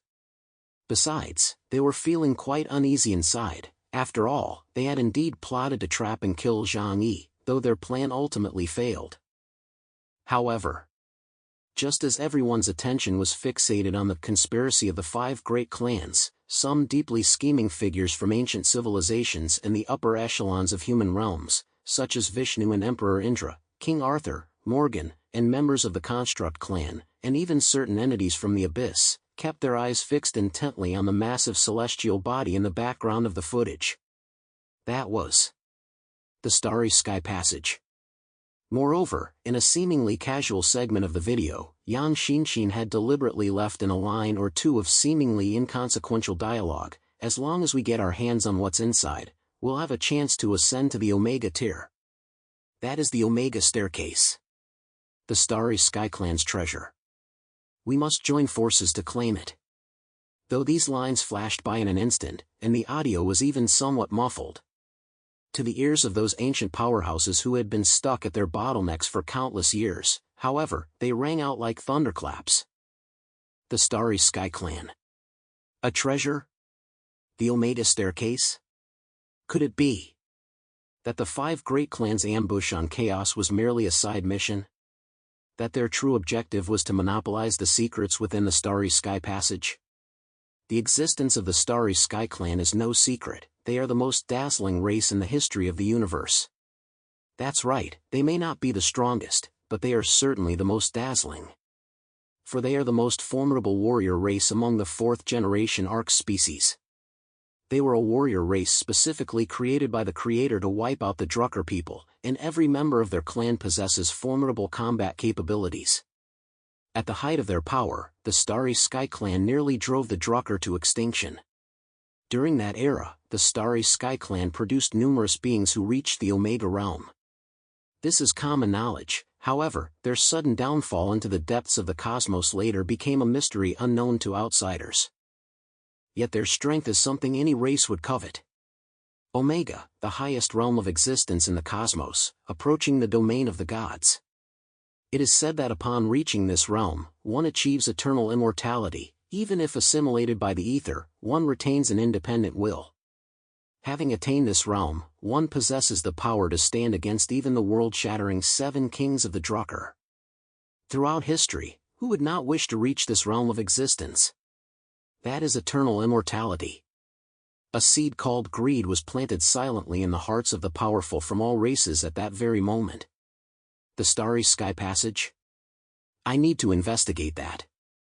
The situation on Earth is tense, resources have already been nearly divided up. Everyone is waiting for the final judgment, the awakening of the Drucker, or the birth of the 7th generation. At a time like this, the world is full of enemies, only personal strength is the foundation of everything. Zhang Yi stood in midair, gazing at the massive projections in the sky, the smile on his lips deepening. He knew full well that, starting today, the Starry Sky Passage would certainly be targeted by all the races. From this day forward, until the day the Starry Sky Passage moves near the solar system, the Huashu Kingdom will enjoy a period of peace. That was his true objective. The evidence was merely to silence Qing San. And these clues, they were the one-way tickets to hell prepared for all the races. As the video ended, The holographic projection slowly faded into the air, but the shock it left behind rippled through the hearts of every spectator. The torrent of public opinion instantly thrust the 5 ancient civilizations into the eye of the storm. The war they had launched under the banners of revenge and justice had now turned into a blatant betrayal and a fit of rage following the collapse of their conspiracy. Is this what you call justice? The black dragon tapped a folding knife in his hand lightly against his palm, producing a crisp sound that rang particularly jarring in the deathly silent battlefield. He looked at Qingsong, whose face had turned ashen, his tone laced with a touch of mockery. Qingsong, I know the Tyrannosaur clan has always acted with tyranny. But tyranny doesn't mean you can be shameless. Now the evidence is clear, it was these 5 clans who first harbored murderous intent. Zhang Yi was merely fighting back in self-defense. Aren't you the messenger of justice? Aren't you supposed to uphold peace on Earth? Do you now know who you should be targeting? These words struck a direct blow to Qingsong's pride, turning his face an ugly shade of red. A dangerous aura filled his eyes, and a savage power surged around him. Lightning flickered in the air, as if at the slightest provocation, he would split the earth with a thunderclap. The white dragon slowly raised the double-edged sword in his hand, still pointing it at Qingsong, its piercing aura locking onto every trace of his vital energy. If you want to fight, then fight. We of the Dragon Clan have never feared any challenge. You couldn't do it 200 million years ago, and you still can't do it now. Yuan Jing's words were brief yet forceful, making clear the Dragon Clan's resolve to defend this lackey of the Huashu Kingdom at all costs. Qingsong glared intently at Zhang Yi, fire nearly leaping from his golden vertical pupils. He knew that today's defeat was inevitable. The irrefutable evidence had stripped him of his moral high ground, and the combined might of the Dragon Clan's twin celestial sovereigns was a formidable challenge even for him. He had no intention of going to war with the Dragon Clan at such a delicate turning point. There are no eternal friends or enemies in this world, only eternal interests. If they fought each other to the death, other advanced civilizations would reap the benefits. At the Grand Assembly of 10,000 races, many advanced races had not even shown up, and their strength was no less than theirs. Take, for example, the Silver Moon Empire, which possessed 12 silver thrones. He had already keenly sensed that the attitudes of the other ancient civilizations around them, those that had previously been sitting on the sidelines or even secretly supporting them, had now become ambiguous. The brief mentions of the Starry Sky Passage and treasure in that video had clearly caught everyone's attention. The current 5 great clans were not only the defeated parties but had also become suspects accused of possessing a treasure that invited disaster. If he were to force a battle now, it would only cause the situation to spiral further out of control, and might even invite a joint assault from other factions. Good. Very good.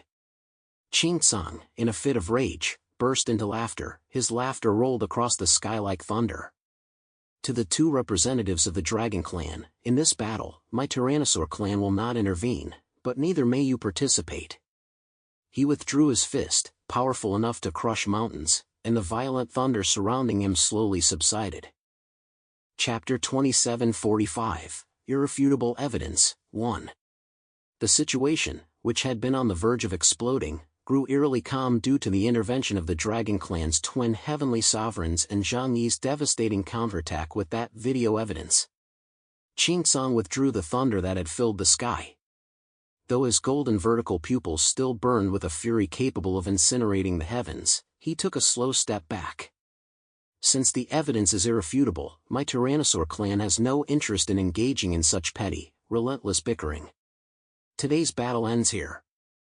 Qingsong's voice rang out like clashing metal, reverberating in everyone's ears.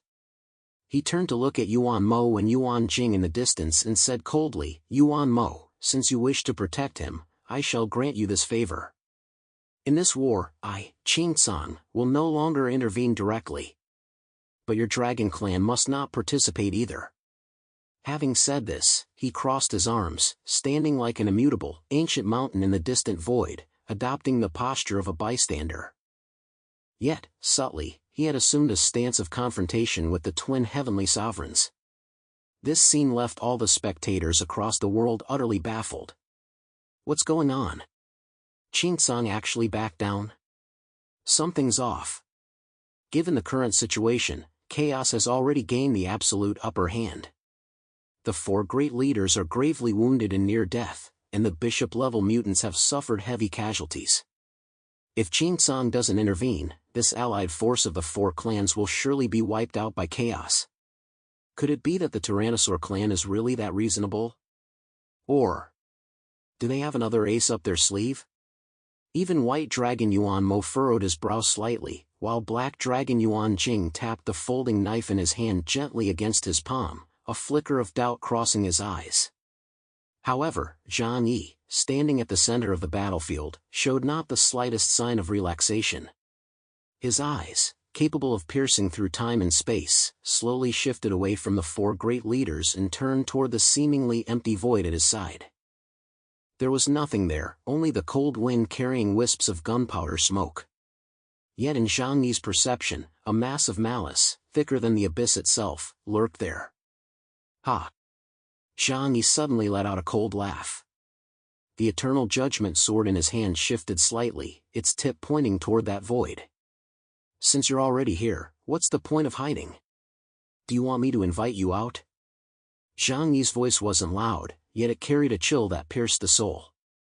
No sooner had the words left his mouth. Heh. A spine-chilling laugh suddenly rang out from the void. The sound was like nails scraping against a blackboard, or countless restless spirits whispering in one's ear, enough to make one's scalp crawl and send the mind reeling. Immediately afterward, the previously clear sky suddenly darkened. It wasn't dark clouds blocking the sun, but a sinister black mist seeping out of the cracks in space without warning. The black mist spread rapidly, completely enveloping the area within several kilometers of Zhang Yi in the blink of an eye. Within this black mist, light was swallowed, sound was cut off, and even mental probes were blocked by a viscous force. Not bad, you're quite good. To actually detect my presence. That sinister voice echoed through the black mist, shifting from left to right, making it impossible to pinpoint its origin.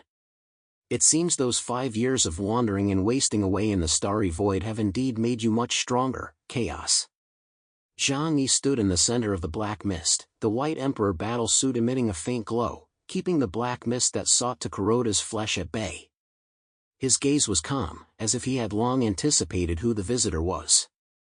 A race capable of silently interfering with my thoughts while hiding within the void, I can only think of one. You're a powerful member of the Nightmare Clan, aren't you? Zhang Yi uttered the name slowly, a flicker of murderous intent passing through his eyes. 5 years ago, at the Grand Assembly of 10,000 races, he had lurked in the shadows, attempting to strike at Zhang Yi. Had Ling's true form not been present at the time to deter his filthy greed, he likely would have struck then. Earlier, during his confrontation with the 4 great leaders, he had sensed this faint, elusive mental interference. At that moment, Zhang Yi knew there must be others nearby on the battlefield. I never expected that during this joint assault by the 5 great clans on Huashu Kingdom, even a figure like you would make an appearance. The intruder did not reveal himself, only endless, murky black mist churned about, and the voice wavered between near and far, making it impossible to pinpoint his exact location. Yi Nian. A top-tier powerhouse of the Nightmare Clan, and one of the most bizarre and terrifying beings within that clan. Their physical forms are extremely fragile, composed entirely of pure mental energy and fear. Because of this fragility, they habitually encase their bodies in heavy armor. 5 years ago, Yi Nian had coveted Ling's perfect mortal form and attempted to devour her, only to be driven back by the aura of the Yi Hen tribe emanating from her. But over the years, his greed for Ling has never faded, on the contrary, it has only grown more intense. That is why he has now set his sights on Zhang Yi. His goal is to obtain that body, which is among the finest in the entire universe. If he were to combine his mental power with Ling's body, his strength would rise to unimaginable heights. Heh. Since you know it's me, why not just surrender peacefully? The black mist churned, and a massive, distorted human face formed from smoke materialized above Zhang Yi's head, its hollow eye sockets flickering with a greedy red glow. Hand over that perfect human vessel, and I might consider letting you keep your body intact, allowing you to die in a beautiful dream rather than screaming in terror. Qingsang's lips curled into a cold smile as he crossed his arms, fixing his gaze intently on White Dragon and Black Dragon. No wonder he agreed not to intervene. It turns out there was someone else present. Someone gasped, "It's Yin of the Nightmare Clan." Chaos is in real trouble now. This guy is definitely one of the Black Knights I'd least want to cross. The Nightmare Clan has been incredibly powerful since ancient times. Their abilities are far too devious. Even when facing opponents with a higher ability index, they still have a chance to defeat them. Chaos has only just been promoted to Black Knight. How could he possibly stand up to someone like that? I think Chaos is in real trouble this time. They weren't exaggerating. The Nightmare Clan is a race that specializes in telekinesis, an extremely mysterious group. If one were to face a member of this clan even slightly carelessly, even with an ability index far higher than theirs, one could easily be dragged into a bizarre dreamscape and then killed. With just you? Upon hearing Yin Yan's threat, Zhang Yi merely sneered and swung his longsword violently. Back then, I might not have been your match, but now, I'm no longer that white knight who could be slaughtered at will. Within the realm of the Black Knight, I fear no one. Arrogant. Yin Yan's voice suddenly turned shrill. Do you think becoming a Black Knight makes you invincible? In this world, there are powers you cannot comprehend. Chapter 2746, Irrefutable Evidence, 2. Do you think you're so clever, that you've seen through everything? Yin Yan's laughter grew increasingly eerie, tinged with the mocking glee of a cat toying with a mouse. Then let's see if you can survive this. The black mist surged upward like a tidal wave. And in Zhang Yi's ears, a voice, deep, sinister, and eerie, echoed. Nightmare slaughter. Boom! As Yin Yan's words fell, the surrounding black mist instantly boiled. Zhang Yi felt a flash before his eyes, but the scene around him hadn't changed much. It was still the skies above Tianhai City, still shrouded in that pervasive black mist. Yet, an overwhelming sense of dissonance welled up within him. Die! Within the black mist, Yin Yan's figure suddenly solidified. He transformed into the figure of a grim reaper, clad in a black robe and wielding a scythe, and, radiating a suffocating spiritual pressure, brought the blade down upon Zhang Yi's head. This strike was as swift as lightning and contained a terrifying power capable of piercing the very soul. Humph! Zhang Yi snorted coldly, advancing instead of retreating. Dimensional string severance. The judgment sword in his hand traced an arc of profound energy, directly slashing through the space before him. Splash! There was no resistance. Zhang Yi's blade effortlessly tore through Yin Yan's black robe, splitting the seemingly terrifying figure of the Grim Reaper in two. Black blood spurted out. Yin Yan let out a piercing scream as his body exploded into countless fragments in midair. Is that all? Zhang Yi was momentarily taken aback. It was too easy. As a top-tier powerhouse of the Nightmare Clan, Yin Yan's strength was undoubtedly at the knight level, and his mental abilities were even more bizarre and unfathomable. How could he have been instantly killed by a single sword strike? Although he was powerful now, surely he wasn't that strong yet? Zhang Yi stared at the black bloodstains lingering on his blade, his brows furrowed. Something's off. He looked around. The black mist was dissipating, and sunlight was streaming down once more. The four chieftains below were still kneeling there. In the distance, Qingsang stood with his arms crossed, and the Dragon Clan's twin sovereigns were still watching. Everything seemed to have returned to normal. Brother Zhang Yi. You won. A clear, cheerful voice rang out. Yang Xinxin flew over, piloting her battle suit, a delighted smile on her face. Yin Yan was way too cocky. Daring to engage you in close combat? He was practically asking for it. Zhang Yi looked at Yang Xinxin standing before him, yet the sense of unease in his heart grew stronger and stronger. Xinxin. Zhang Yi suddenly spoke, his voice slightly hoarse. What's wrong, brother? Yang Xinxin blinked her big eyes, her face full of concern. If you're really Yang Xinxin, then you should know. How much backup energy do we have left right now? Zhang Yi asked tentatively. 77.5%. Yang Xinxin answered without hesitation. Activating the 13 battle maidens just now consumed a lot of energy, but that was all within my calculations. Big brother, have you gotten confused from exhaustion? Correct answer. Her expression, tone, and even those tiny habitual gestures were exactly the same.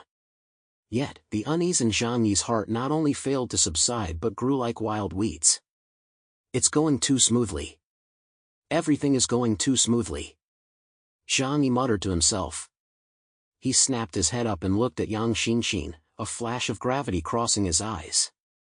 Xinxin, use your mimetic arrow and shoot me. Huh? Yang Xinxin froze. Brother, what nonsense are you talking about? The battle isn't over yet, we still have to deal with the 4 great leaders. I told you to shoot me. Zhang Yi's voice suddenly turned harsh, and an overwhelming aura erupted from him, causing the air around him to freeze. I need you to shoot me with that arrow. I need to see if I've actually entered the nightmare's illusory realm. He had seen similar movies. If he was in a dream, intense pain or the shock of death might be the only way to wake up. Though he wasn't certain this was a dream, he had to verify it. Death? Zhang Yi wasn't stupid. Without knowing the opponent's abilities, he would absolutely not do anything to harm himself. What if dying in a dream meant actual death? Even if the probability was just 1 in 10,000, he couldn't take that gamble. Gamblers never end well. Yang Xinxin hesitated for a moment, but she still nodded, then smiled as she raised her right hand, an ethereal longbow aimed at Zhang Yi. Brother. If you really want to. Then I. Just as she was about to release the arrow, she suddenly lowered her hand and looked at Zhang Yi with a hint of sadness. Brother, are you doubting that I'm real? You asked me to shoot you, did you want to use the pain to verify reality? But. A tragic yet beautiful smile spread across Yang Xinxin's delicate face, a smile that made Zhang Yi's heart lurch. How do you know that I'm real right now? If I'm part of a dream, then the arrow I shoot, the pain it causes, or my control over your body, aren't those just sensations the dream has imposed on you? People deceive themselves. Since you're already aware of my abilities, if this is a false world, you'll fill in the gaps yourself and react physically accordingly. In this logical loop, you can't prove it to yourself. Zhang Yi's body froze instantly. That's right. If this were a perfect dream, then all his senses, sight, hearing, touch, pain, and even logical thinking, could all be manipulated. He believed Yang Xinxin's arrow could control him. Once that thought entered his mind, it might influence the dream itself. Therefore, even if Yang Xinxin's arrow worked, it wouldn't necessarily mean this was reality. What about ending it? In Inception, that's exactly the method used to wake up. But what if this is reality?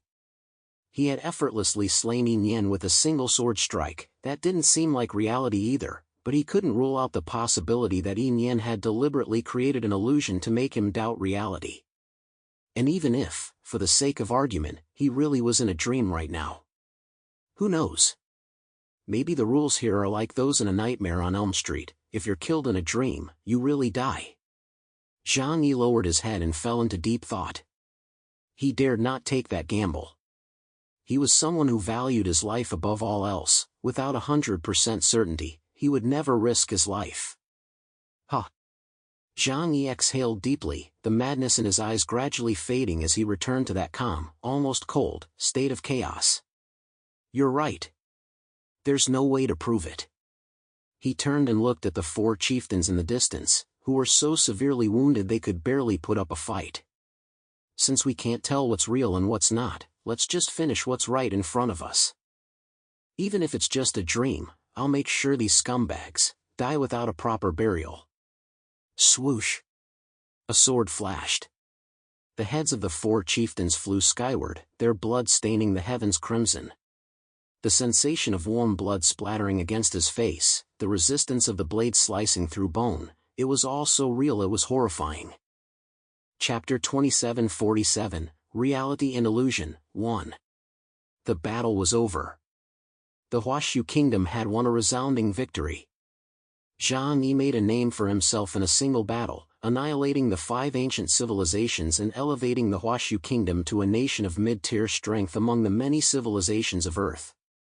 It was also the most dazzling presence among all the factions of the 6th generation. The days passed one by one. Zhang Yi led the Huashu kingdom in eliminating the remnants of the 4 major civilizations, expanding its territory several times over.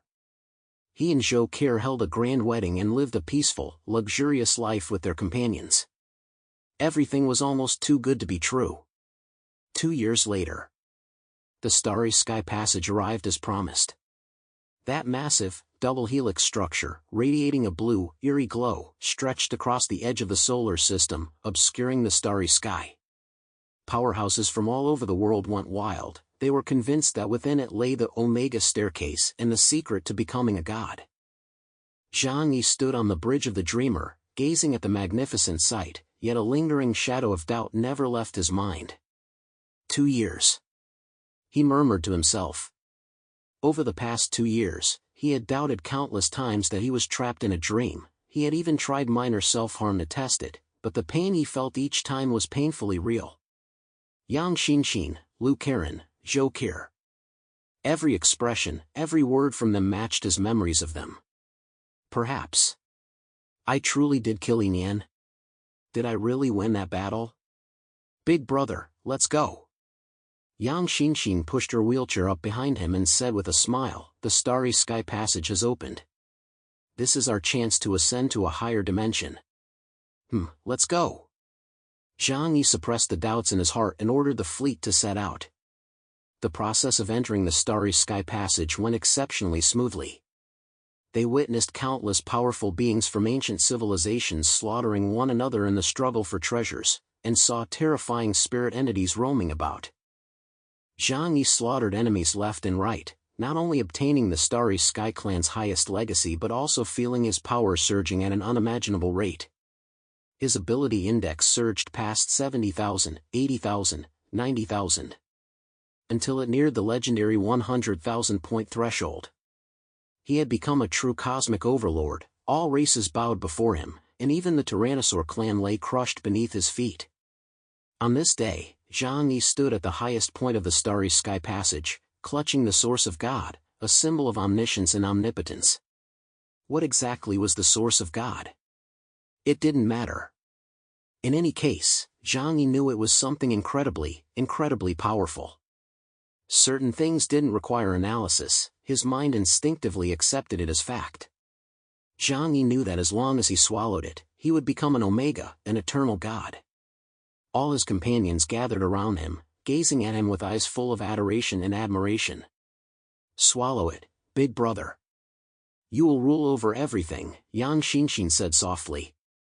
Darling, this is what you deserve, Zhou Qi murmured, nestling into his embrace. Zhang Yi gazed at the glowing orb in his hand, feeling the intoxicating fluctuations of power. Is this the end? Is this what I've always pursued? Invincibility?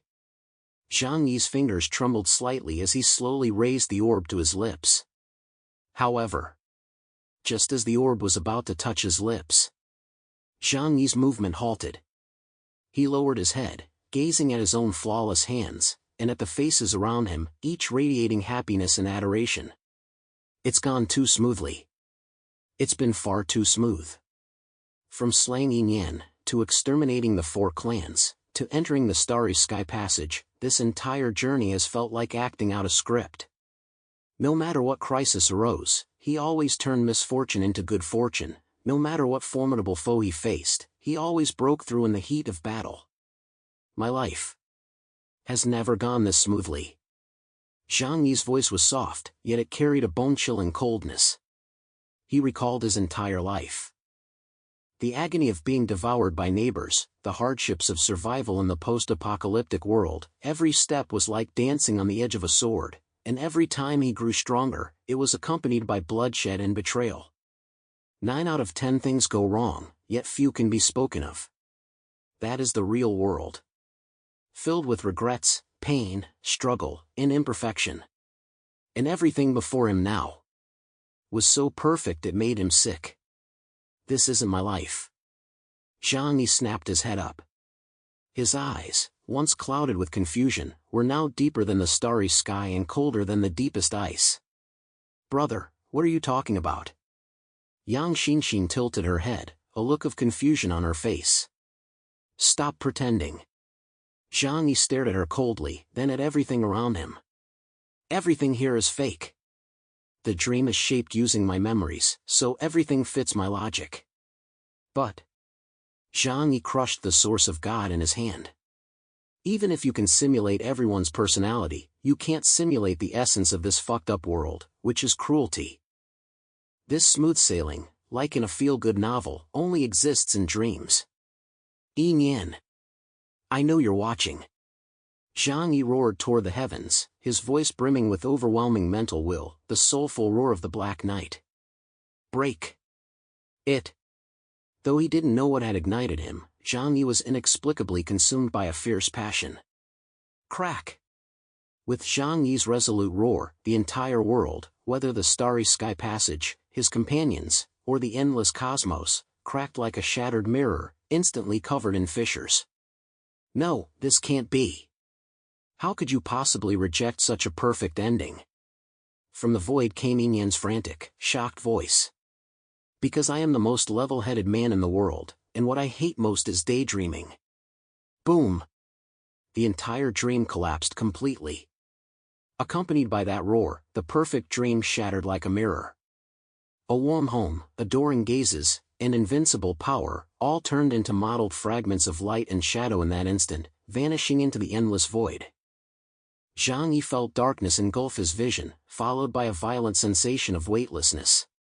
When his vision refocused, he was stunned to discover that he hadn't returned to the battlefield shrouded in black mist, nor did he see Yin Yan's figure. At that very moment, he was floating above the ruins of Tianhai City. And directly above him, that Tyrannosaur clan powerhouse, Qingsong, whose form exceeded 20 meters and resembled a primordial demonic mountain, was poised to bring his fist crashing down. The thunder filling the sky had not dissipated, instead, it had coalesced into a colossal fist of lightning that obscured the heavens, carrying a might capable of shattering the heavens and obliterating the earth, now less than 10 meters from Zhang Yi's head. As if the end of the world had arrived, the entire Tianhai city was completely engulfed by that colossal fist of lightning. In an instant, Zhang Yi, along with everyone else and all the assets he had painstakingly built up, would be obliterated. What is this? Zhang Yi's pupils contracted sharply as the threat of death completely enveloped him. Chapter 2748, Reality and Illusion, 2. This scene was all too familiar to Zhang Yi. It was the exact moment when Qingsong had descended earlier, attempting to obliterate him and Tianhai City with a single punch. Only this time, White Dragon and Black Dragon had not appeared as promised. Different memories intertwined in his mind, creating a tangled web that left Zhang Yi's thoughts in disarray. For a moment, he could not distinguish which memories were real and which were illusory. Could it be that everything that just happened, including the appearance of the Dragon Clan's twin sovereigns, and my use of video evidence to force Qingsong back, was all just a dream? An unprecedented sense of absurdity and crisis surged through him. If that moment marked the beginning of the dream, then the current situation was a death trap. Because at this very moment, the Dragon Clan had not appeared. Die! Insect! Qingsong's roar was deafening. His terrifying thunder-prison dragon fist had already descended, even before the ferocious energy made contact with his body. Zhang Yi's skin was already searing with a burning pain. There was no time to think, his survival instinct caused Zhang Yi to react instantly. Dodge? It was too late. Space teleportation? The surrounding space had been completely sealed off by Qingsong's thunderous force field, as if he were trapped inside a welded iron box. There was only one option left, time. Zhang Yi's eyes instantly turned a vast, pale white. Deep within his pupils, an ancient pendulum suddenly appeared. The hand representing the minute hand on the clock clicked once, advancing by one tick. Minute hand of time, blink in the sky. Buzz. An invisible wave radiated outward from Zhang Yi. This was the most powerful time-based ability he currently possessed. It didn't truly stop time, but rather infinitely accelerated his own thoughts and speed until they approached the critical point of light speed. In this realm of relativity, all surrounding matter would appear nearly stationary due to the difference in speed. By all logic, Qin Sang's fist should have frozen mid-air. Even lightning cannot move in the face of the speed of light. However, the very moment Zhang Yi activated his ability, a scene that sent a chill down his spine unfolded. That colossal thunder-held dragon fist did not slow down even slightly due to the activation of Blink in the Sky. It still carried that unmatched, unstoppable momentum as it slammed down with devastating force. How is this possible? A storm of shock and disbelief raged within Zhang Yi's mind. The true essence of Blink in the Sky is infinite acceleration to the speed of light. In this universe, no material with mass can exceed the speed of light. Not even the sovereign of the Tyrannosaur clan. Unless this isn't a physical attack at all. In the blink of an eye, a thought struck Zhang Yi's mind like a bolt of lightning. The laws of physics don't fail. Only perception does. This fist defied the speed of light barrier because it wasn't a physical entity at all, it was a projection of Zhang Yi's deepest fears of death and an invincible enemy. So that's it. Am I still in a dream? It's actually the second layer of the dream. Zhang Yi's previously terrified expression vanished instantly, replaced by utter composure. He no longer dodged or defended, instead, he stared straight at the descending thunder fist, a cold smile curving his lips. It's fake. It's just a fake. No matter how realistic your simulation is, even if you perfectly replicate the pain and the overwhelming pressure, you've overlooked the most basic laws of physics. Yin Yan, you clearly didn't study physics well enough. Zhang Yi slowly closed his eyes. Boom! The thunder fist struck, completely engulfing Zhang Yi's figure. But amidst that destructive glow, Zhang Yi's consciousness did not dissipate, instead, it seemed to break through a layer of water and resurface once more. Crack! With that crisp sound, the second layer of the dream shattered. Black mist, still endless black mist. Zhang Yi opened his eyes once more, only to find himself back at the very beginning, the moment when Yin Yan had ambushed him and dragged him into the dream.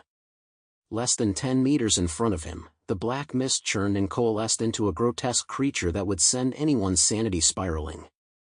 It had no fixed form, resembling both a black jellyfish floating in the air and a ghost clad in shattered armor. Through the cracks in that armor, countless eyes brimming with malice were staring intently at Zhang Yi. This was the true form of Yin Yan, a powerful member of the Nightmare Clan. You actually managed to break through my second layer of the dream? Yin Yan's voice was filled with disbelief, and those countless eyes simultaneously revealed expressions of shock. That was a hopeless, inescapable trap built upon the deepest fears of your heart. Even a night-level mentalist would collapse in the face of such certain death, suffering brain death within the dream. How could you possibly see through it? Zhang Yi brushed the dust off his clothes, though it was dust that didn't exist. He looked at Yin Yan, his gaze showing not the slightest flicker of emotion, only a detached indifference that seemed to see through everything. Fear? Zhang Yi smiled. I've experienced more despair in my lifetime than you've eaten salt. Qin Sang is indeed powerful, but he's not strong enough to become my inner demon. Besides, you were too hasty. If you'd slowed that punch down just a bit, perhaps I really would have believed it. Yin Yan didn't respond, for crafting a dreamscape didn't mean one could become its master. This must be constructed from Zhang Yi's own memories, only he could force him into a dead end, while Yin Yan could merely guide him within the dream. With that, Zhang Yi wasted no words, the eternal judgment sword in his hand shot out of its sheath in an instant. Now, it's time to send you on your way. Whoosh! Zhang Yi moved like lightning, striking toward Yin Yan in an instant. Yin Yan was taken aback and hurriedly swung two curved swords formed from black mist to block the attack. Clang! Clang! Clang! The fierce clanging of metal echoed through the black mist. This battle felt exceptionally real. Yin Yan was incredibly powerful, with an ability index as high as 68,000, far stronger than any of the previous 4 leaders. However, after his nightmare slaughter technique was broken, his physical strength was feeble, greatly diminishing his combat effectiveness. Every one of his attacks carried a mental corrosion effect, and he could freely shift between the real and the illusory. Zhang Yi exerted every ounce of his strength, sustaining multiple injuries in the process, before he finally seized upon an opening in his opponent's defense. Infinite Sword Domain. The sword arena dragged him into another space. Countless sword energies coalesced into a dragon, piercing through Yin Yan's source. Ah! I refuse to accept this. Yin Yan let out a piercing scream as his body exploded into countless black fragments, vanishing into thin air. Huff! Huff! Zhang Yi leaned on his sword, gasping for breath, blood dripping down his arm. Had he won? The black mist around him began to dissipate, and sunlight once again streamed in from outside. Yet, as Zhang Yi looked at the bloodstains on the ground, his gaze remained icy. Chapter 2749, Nightmare Slaughter, 1. It's still a dream. I haven't woken up. He muttered to himself. Although it all felt terrifyingly real, the pain, the exhaustion, and the thrill of defeating a powerful foe, it was flawless. But Zhang Yi's intuition told him something was wrong. Why? Because it's too perfect. As a master of mind games, would Yin Yan's true form really be so easily killed by me? This win if you try hard enough plot is still just a cliché from feel-good novels. He raised his head and scanned everything around him. I will doubt everything to the utmost. Even myself, I will doubt. Awake. Battle. Awake again. Battle again. Zhang Yi felt as though he had fallen into an endless cycle. The fourth dream. The fifth. The sixth. Each dream was more real and more perfect than the last. Sometimes, he was the emperor of the Huashu kingdom, with all races paying homage. Sometimes, he was a destitute beggar, beaten to death in the post-apocalyptic world for half a loaf of bread. Sometimes, he even found himself back in a time of peace, sitting in his office working overtime, with everything that came before merely a long nightmare he'd had during his lunch break. But no matter how the dreams changed, no matter how airtight the logic became, Zhang Yi always held fast to one principle: doubt everything. His spirit had been honed through countless cycles of reincarnation until it was as hard as diamond. He no longer sought so-called flaws, because by the later stages, the dreams had no flaws left. All he relied on was that nearly obsessive conviction. I am Zhang Yi. I will survive. As long as I haven't confirmed I'm truly safe, as long as I haven't taken control of my own destiny, then this is a lie. Even if this is reality, I will treat it as a dream and fight my way through it. The ninth layer of the dream. Zhang Yi stood amidst a void of starlight, surrounded by a deathly silence. This layer of the dream contained nothing, only endless loneliness and nothingness. This was the most terrifying aspect of all, for it stripped away the very meaning of existence. Yet, amidst this absolute void, Zhang Yi suddenly sensed something. Deep within his spiritual sea of consciousness, within the core of his soul, undying even after 9 lifetimes of reincarnation, a powerful will unlike any he had ever known was awakening. I shall not perish. These 4 words abruptly surfaced in his mind. At the same moment, he seemed to sense a distant call. That call came from the illusory moon overhead, from the ancient deity sealed upon the moon, Samel. In this instant, deep within the dream where his spirit and consciousness were highly concentrated, Zhang Yi miraculously resonated with a sliver of Samel's will. Boom! A flash of spiritual light split through the fog surrounding Zhang Yi like a bolt of lightning. He finally understood. He finally knew why the Drucker people were called the immortal divine race. So that's how it is. Zhang Yi opened his eyes in the void, his gaze burning with an intensity he had never known before. The true essence of the ethereal realm is not energy, nor is it rules, it is desire. The stronger the desire, the deeper the soul's anchor, and the more terrifying the power it can unleash. Pride, envy, wrath, sloth, greed, gluttony, lust. These are not merely the 7 deadly sins, They are the 7 most primal, intense, and essential survival drives of sentient beings. Why can't the Drucker be killed? Because their desires are too strong. Strong enough to resist the Sea of Ether's call to reclaim them. Strong enough that even if their physical bodies are destroyed, their true spirits can rely on this obsession to forcibly remain in the physical world and reshape their bodies by devouring matter. This is the truth of immortality. As long as my desire to live is strong enough, not even death can take me away. Zhang Yi had realized it. In that moment, he was no longer merely a mutant, his spiritual realm had already touched the threshold of those ancient deities. Yi Nian, thank you. Zhang Yi bared his sharp white teeth at the void, his grin more hideous than that of a demon. If not for the torment of these 9 realms of dreams, it might have taken me much longer to grasp this level. In return, I will ensure you die completely. Shatter. For me. With Zhang Yi's furious roar, imbued with absolute will, the 9th realm of dreams, along with the endless void, collapsed with a thunderous crash, as if shattered glass struck by a sledgehammer. Above Tianhai City, black mist swirled. Yi Nian hovered at the center of the black mist, a smug gleam flashing in his countless eyes. To him, Zhang Yi appeared to be floating motionless in midair with his eyes tightly shut and his brow furrowed, clearly trapped in the endless cycle of the ability Nightmare Slaughter, unable to escape. Heh. No matter how powerful you are, once your mental defenses are breached, you're nothing but a lamb to the slaughter. Yi Nian swung the black curved sword in his hand, preparing to step forward and sever Zhang Yi's head, to feast on this body brimming with immense energy. However, just as the sword was less than a meter from Zhang Yi's neck. Whoosh! Zhang Yi, whose eyes had been tightly shut, suddenly opened them. What a pair of eyes they were! No confusion, no fear, not even the drowsiness of just waking up. All that remained was a darkness as deep as the abyss, and a tangible, almost overflowing intent to kill. What? Yi Nian was startled by this sudden turn of events and instinctively tried to step back. But Zhang Yi had already struck. I don't care if this is a dream or reality.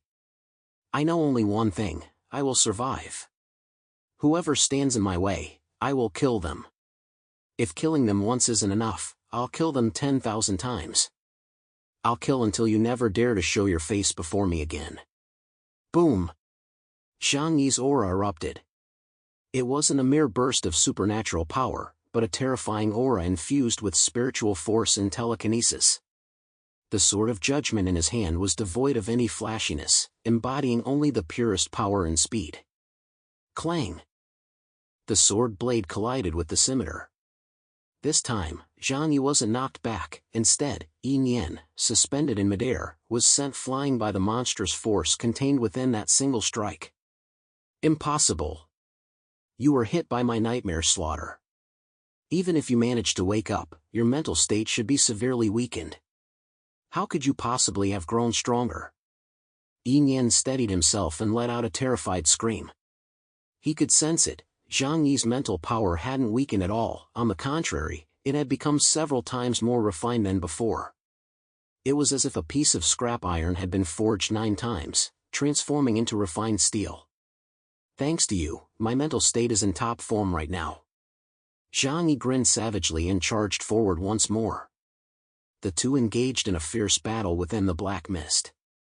After all, Yi Nian was a veteran powerhouse with an extraordinary ability index of 68,000.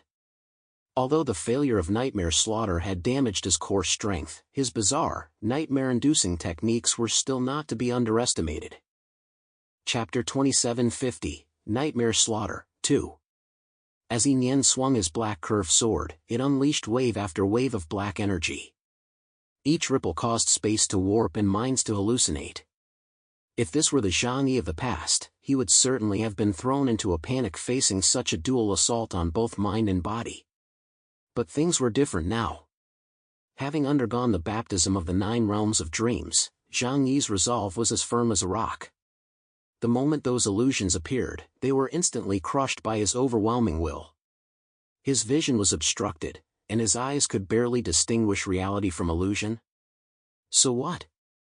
I'll just launch an indiscriminate attack on everything. His left fingers twitched lightly, and within space, one massive fissure after another emerged. Dimensional string severance allows one to extract the strings from space, forming a massive net to launch a direct assault on Yin. As powerful as Yin's spirit is, his physical body is all the more frail. When the strings of space struck his body, they sliced massive gashes right through his heavy battle armor. Rip, rip, the sound of tearing made his scalp tingle. Even the Nightmare Clan's most relied upon heavy armor struggled to withstand such an assault. It's useless. Your illusions no longer affect me. Zhang Yi grew bolder as the battle raged on. With his void immortal robe fully unfurled, he ignored the corrosive energy waves and braced against the attacks to close in on Yin. In his left eye, the pendulum flickered. The second hand of time allowed him to foresee everything within the next 5 seconds. During those 5 seconds, Zhang Yi's 5 senses would still be affected by the illusions, but he could make judgments. For instance, within those 5 seconds, his brain processed information fast enough for him to determine which of his 10 attack methods would be most effective. All he needed to do was, with his invincible defense intact, select the most effective attack and unleash a relentless barrage. Damn it! This madman! Yin grew increasingly alarmed as the battle raged on.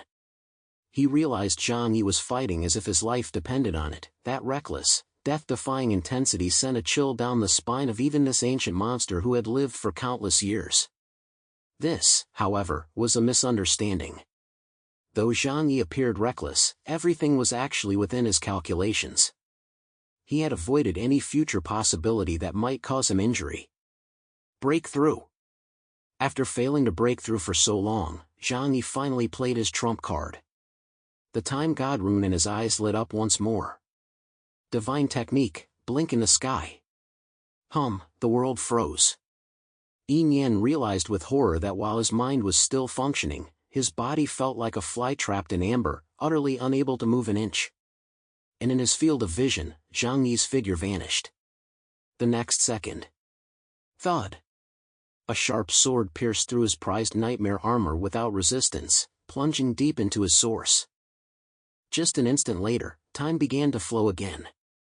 Ah! Yin let out a piercing scream as black blood gushed out. Clutching his chest, he retreated hundreds of meters, his eyes filled with the terror of having narrowly escaped death. Time. You've actually mastered the laws of time? If it weren't for the Nightmare Clan's lack of a physical form, allowing their core to shift freely, that single strike would have taken his life. You're not dead? Zhang Yi looked at the gravely wounded Yin, his face betraying no sign of disappointment. Instead, he slowly withdrew his long sword, its tip pointing downward, as a single drop of Yin's black blood trickled down the blade. It doesn't matter if you're not dead. Zhang Yi said indifferently, his voice so calm it sent a chill down one's spine. Because everything has already come to an end. What? Yin froze for a moment. He examined his body once more and found that his injuries were not fatal. Nor had he ever heard of Zhang Yi possessing a curse ability based on the rules category that could delay the infliction of damage. Yin sneered coldly and snapped, "Stop bluffing. You may have wounded me, but you can't kill me. I'll remember you, chaos of the 6th generation of the human race. Sooner or later, I'll make you pay for this humiliation." He knew the tide had turned, his nightmare slaughter ability hadn't killed Zhang Yi, and continuing the fight would offer him no advantage. Therefore, fleeing was his best option at the moment. There's no need to wait for one day. We can settle this between us today. You don't really think you can escape, do you? Upon hearing this, Yin let out a low, cold ha, and thick black mist once again enveloped him. His form grew ethereal, vanishing before Zhang Yi's eyes, then silently breaking through the defensive force field's blockade and drifting into the distance. If I want to leave, no one can stop me. Farewell, you dreadful 6th generation brat. Zhang Yi did not pursue him. He merely bowed his head, watching impassively as the blood on his sword dripped drop by drop into his own shadow. That move, blink in the sky, was originally intended for those 4 leaders. But I didn't expect them to be so weak, they weren't even worth my time. and I certainly didn't expect a bonus like you to pop up in the middle of it all. So, that sword strike I just made wasn't meant to kill you. Zhang Yi watched as the drop of blood from the sword tip fell, merging into the pitch-black shadow at his feet. Rather, it was to take your blood as a medium. Drip. The instant the blood merged with the shadow. Whoosh, the situation shifted dramatically. The black mist that had previously shrouded only a small area was suddenly replaced by a gray fog, one that was even colder, more ancient, and heavy with the scent of death. The sky turned a ghastly white, and the earth turned the color of scorched earth. A terrifying law, as if from the underworld itself, descended upon this realm in an instant. Clank clank, a spine-chilling sound of chains dragging echoed abruptly through the void. Before Yin Yan could even react, he found his limbs, torso, and even his soul tightly bound by rusty black chains that had materialized out of thin air. Well, what is this? Why has my nightmare transformation failed? Yin Yan struggled desperately, trying to transform into black smoke and flee, but he discovered with horror that these chains carried some kind of irresistible, law-like power that had completely immobilized his physical form. His body grew ice-cold, as if all his strength had been drained away. He could barely even muster the will to resist. This is judgment. Zhang Yi's voice rang out coldly. Beneath his feet, a shadow slowly expanded. Within it, a young girl clad entirely in black sat cross-legged on the ground. Centered around her, the entire area formed a clearly layered depiction of the 6 realms of reincarnation. Yin Yan's blood dripped, drop by drop, into the diagram. The second-ranked powerhouse of Huashu Kingdom, Ho-Tu, Guanluangyue. She had always been there. She had always been within Zhang Yi's shadow, waiting for this moment. After all, in a battle for the nation's destiny, how could this veteran powerhouse of Huashu Kingdom not join the fray? After 5 years of cultivation, and having once been personally instructed by Fuxi in the primordial 8 trigrams technique, her strength had risen at an astonishing rate. Chapter 2751, Slaying the Nightmare, 1. By now, Ho-Tua's supernatural ability index had reached 53,000 points. In a head-on battle, her combat strength, armed with the 6 paths of reincarnation, stood at 53,000 points. However, if someone could assist her in casting the Heavenly Divine Path's reincarnation curse to activate the Hell's Guillotine, she could transcend her own level and directly slay opponents far stronger than herself. Zhang Yi had been planning this battle for a long time, calculating every detail. Naturally, Ho-Tu, an ultimate weapon, was indispensable. From the very start of the battle, she had been transported to Tianhai City by the heavenly jet star Dai Sheng. She had remained in Zhang Yi's shadow all along, waiting for him to provide her with that one, indispensable medium. Defendant, Yin Yan. Crime, trespassing into the underworld, conspiring to murder living beings.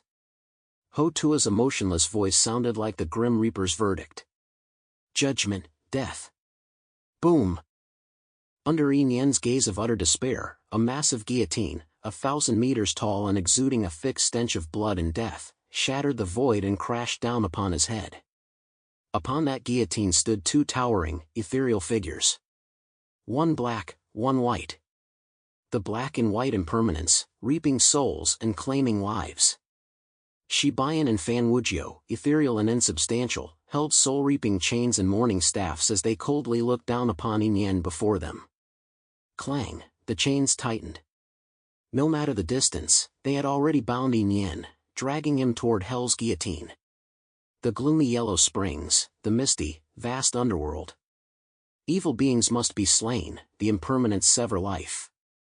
A hollow, indifferent voice echoed through the underworld, reaching Yin Yan's ears as a judgment of utter annihilation. No! I am of the Nightmare Clan. I am immortal. You cannot kill me. Yin Yan let out a final, agonized scream. But the black and white impermanents remained expressionless. With a violent tug of the chains in their hands, they dragged Yin Yan's massive form by force beneath the guillotine's blade. This is the power of the rules category, the prerequisites have been fulfilled. Ho-Tu had executed the most perfect chain of execution. Observe its form, know its name, claim its body. Thus, the most powerful execution would be carried out. End it all, Hell's Guillotine. Hotu gently waved the doll in her hand. Crack! The massive sword, imbued with the unstoppable power of the rules, came crashing down. There was no suspense. Yi Nian's head, along with his soul, was completely severed in two by that single stroke. The nightmare dissipated. Above Tianhai City, only Zhang Yi and Hotu remained, silently watching the corpse gradually fade into nothingness. It's over. As that sword from the underworld crashed down, the head of the Nightmare Clan's powerful warrior, Yi Nian, rolled into the void, instantly transforming into a sky full of black spiritual particles. A piercing wail seemed to still echo deep within everyone's soul. But his life force had already completely dissipated into the heavens and earth. In that moment, even the wind above Tianhai City seemed to stand still. The once chaotic battlefield plunged into a deathly silence in an instant. It wasn't just the battlefield. Through the quantum broadcast of the Tower of Origin, this scene was transmitted in real time to every corner of Earth, reaching every civilized terminal capable of receiving it. And so, the entire world fell silent. Whether it was the remnants of Atlantis hiding deep beneath the ocean, the harpies perched atop mountain peaks, or the ancient races concealed within folded space, at this moment they all seemed to have their throats gripped by an invisible giant hand, unable to utter a single sound. Awe-inspiring. Unparalleled awe. If one were to say that Zhang Yi's previous use of technological means to crush the allied forces of the 5 great clans, and his suppression of the 4 great leaders through the sin of blasphemy, were still within their realm of comprehension, after all, the 5 great clans possessed only White Knight-level powerhouses, but now, Zhang Yi has directly defeated a Nightmare Clan Black Knight-level powerhouse, an entity with a supernatural ability index as high as 68,000, in spiritual combat. He even executed and slew him using the power of the rules, completely shattering everyone's limits of comprehension. The Nightmare Clan are masters of manipulating souls. They are the nightmare of countless powerful beings. Even in ancient times, aside from a handful of races with special innate talents, no one dared to provoke these madmen. But now, Yi Nian is dead. He died so decisively, so utterly helpless. Gulp. Someone swallowed hard, the sound rang out with startling clarity in the silent observation room. The tide has turned. This world is truly about to change. In those encrypted channels accessible only to the true top-tier powerhouses, countless thoughts whispered in the shadows, exchanging the turbulent waves of their inner turmoil. The 6th-generation humans. We always thought they were defective products castrated by the Creator, devoid of powerful physiques, lacking long lifespans, and able to survive only by clinging to external tools. But today, chaos has proven to us that the 6th generation are not entirely worthless. One might even say that, in terms of evolutionary potential, they possess possibilities that strike fear into our very hearts.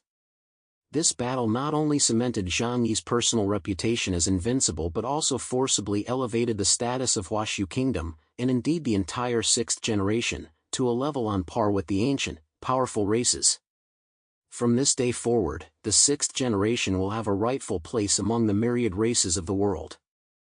And chaos is the standard-bearer of this banner, the totem and backbone of all 6th-generation humans. Britannia, within the mist-shrouded Avalon barrier.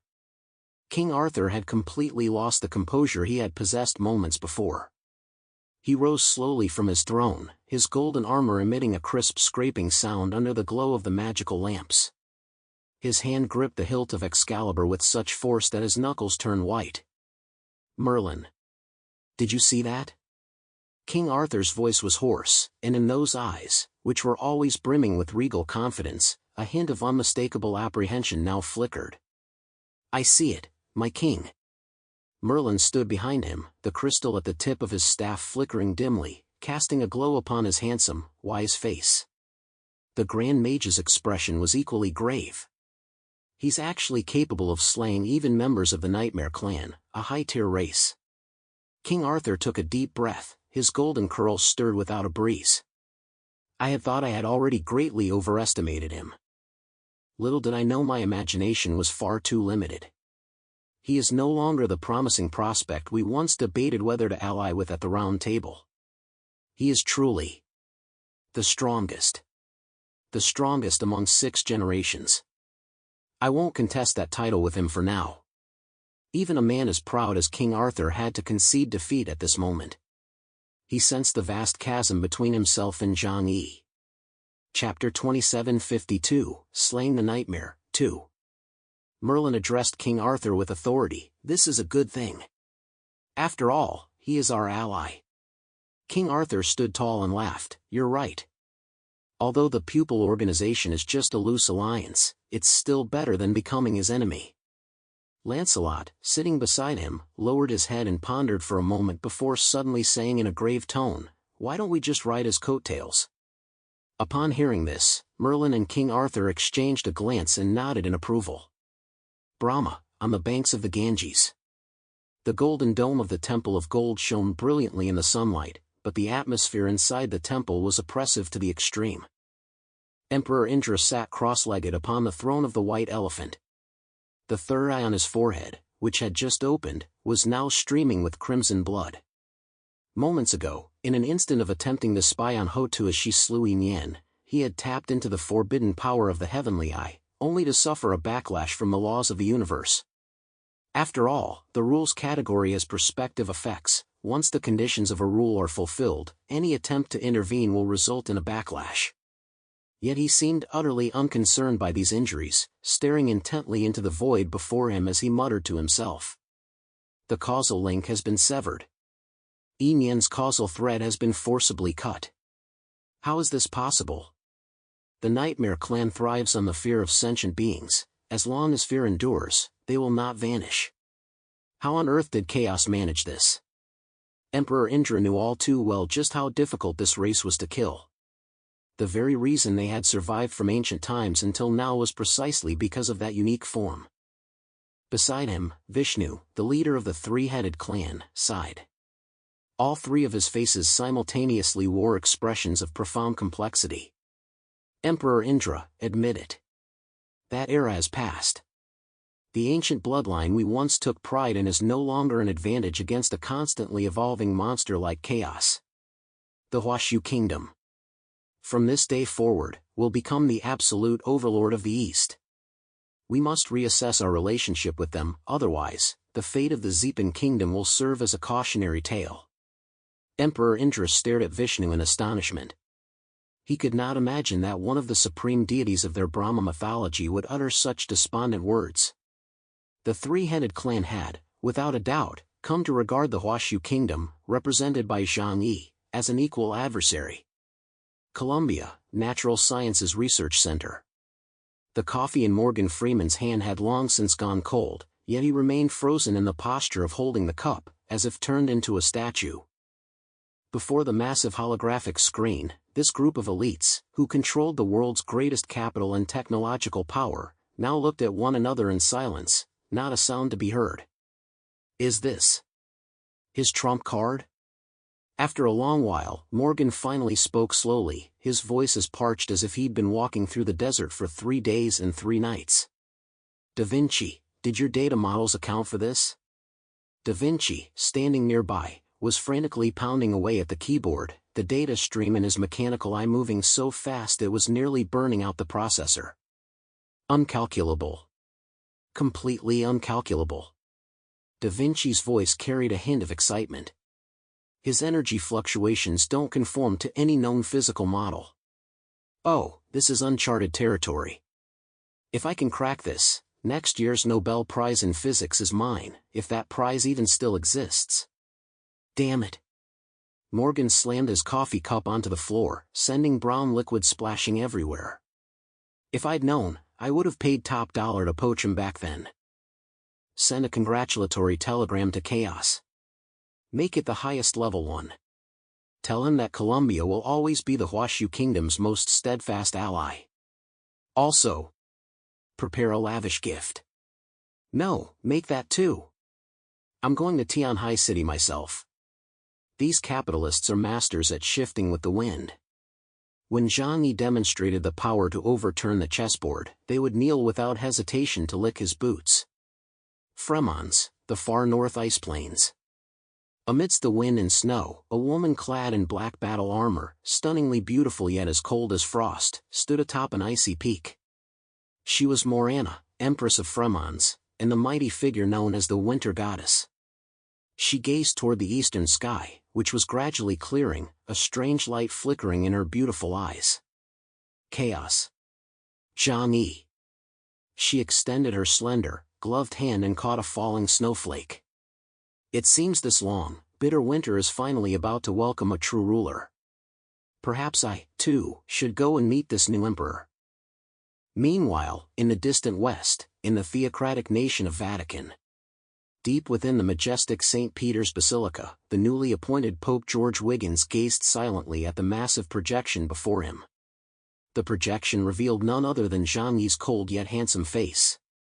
Cardinal Arnold Olive's expression was grim and ominous. Relations between the Vatican and Zhang-Yi were far from friendly. After all, the events on the moon, as well as Zhang-Yi's joining of the pupil organization, had driven them to opposing sides. Now that Zhang-Yi had grown so powerful, he posed a massive threat to them. Screech, Olive clenched his fists, and his white sheepskin gloves emitted a creaking sound. The Holy See's strongest swordsman acutely felt his own powerlessness. As he stood there, he was now completely unable to match Zhang-Yi. Unlike the reactions of others in the Holy See, who were either shocked or terrified, a meaningful smile actually appeared on the Pope's face.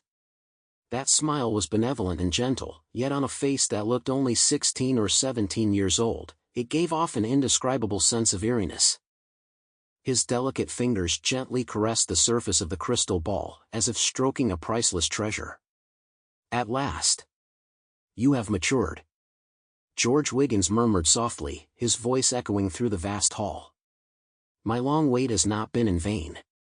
A perfect vessel, a perfect soul. The Lord's glory shall eventually shine through you, bathing this corrupt world in light. Amen. Above Tianhai City. Yin Yan's death struck like a sledgehammer, crashing down hard on the heart of Qingcang, the sovereign of the Tyrannosaur clan. He had originally stood with his arms crossed, adopting a haughty "I won't interfere" posture, but now he appeared somewhat stiff. Those golden vertical pupils fixed intently on Zhang-Yi, and for the first time, a flicker of an emotion called dread appeared deep within his eyes. Though he was arrogant, he was not foolish.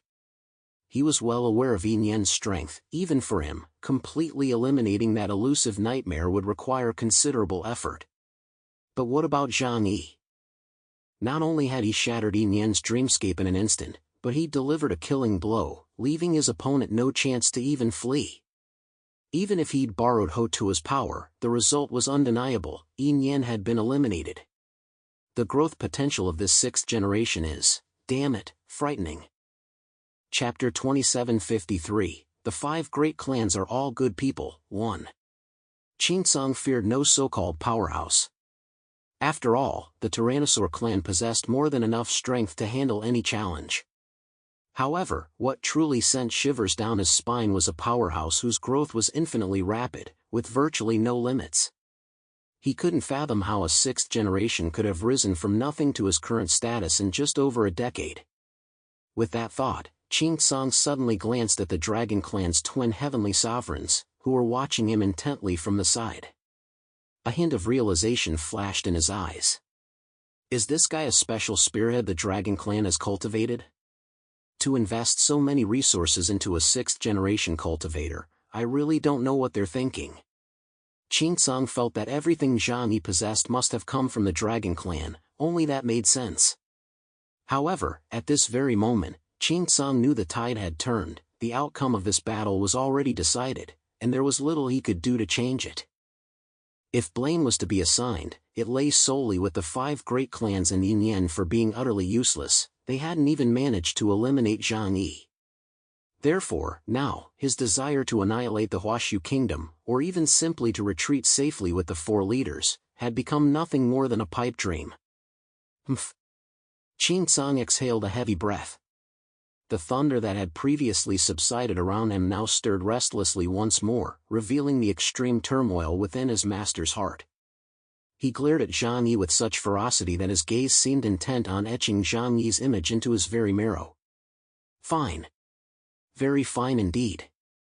Qin Sang's voice rumbled like muffled thunder, each word seemingly forced through clenched teeth. Chaos, I admit it, I misjudged you.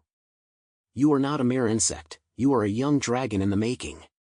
The phrase young dragon carried profound implications. He was implying that Zhang Yi had been raised by the Dragon Clan.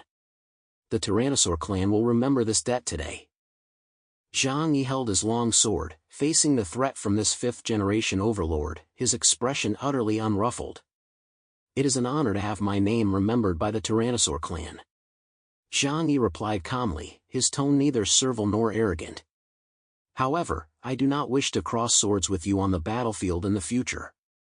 But if you attempt to intimidate me with your power, Zhang Yi's gaze turned cold as he stared back at Qin Sang with undiminished intensity, I will not sit idly by and wait for my doom. Humph. Sharp-tongued. Qin Sang snorted coldly, then swept his hand through the air. Space tore open behind Qin Sang, revealing a massive vortex of lightning. He cast one last, piercing glance at Zhang Yi, then at the white dragon and black dragon in the distance, a flash of venom passing through his eyes. You've won this time, but that doesn't mean you've won forever. The day of the fall is about to arrive, that is where the true burial ground of the gods lies. Yuan Jing, Yuan Mo, and the little devils of the sixth generation, I'll be waiting for you there. I hope your mouths will still be this defiant by then. With that, Qin Sang flickered and vanished into the vortex of lightning. Boom! With a thunderous roar, the vortex closed, and the storm clouds filling the sky dissipated.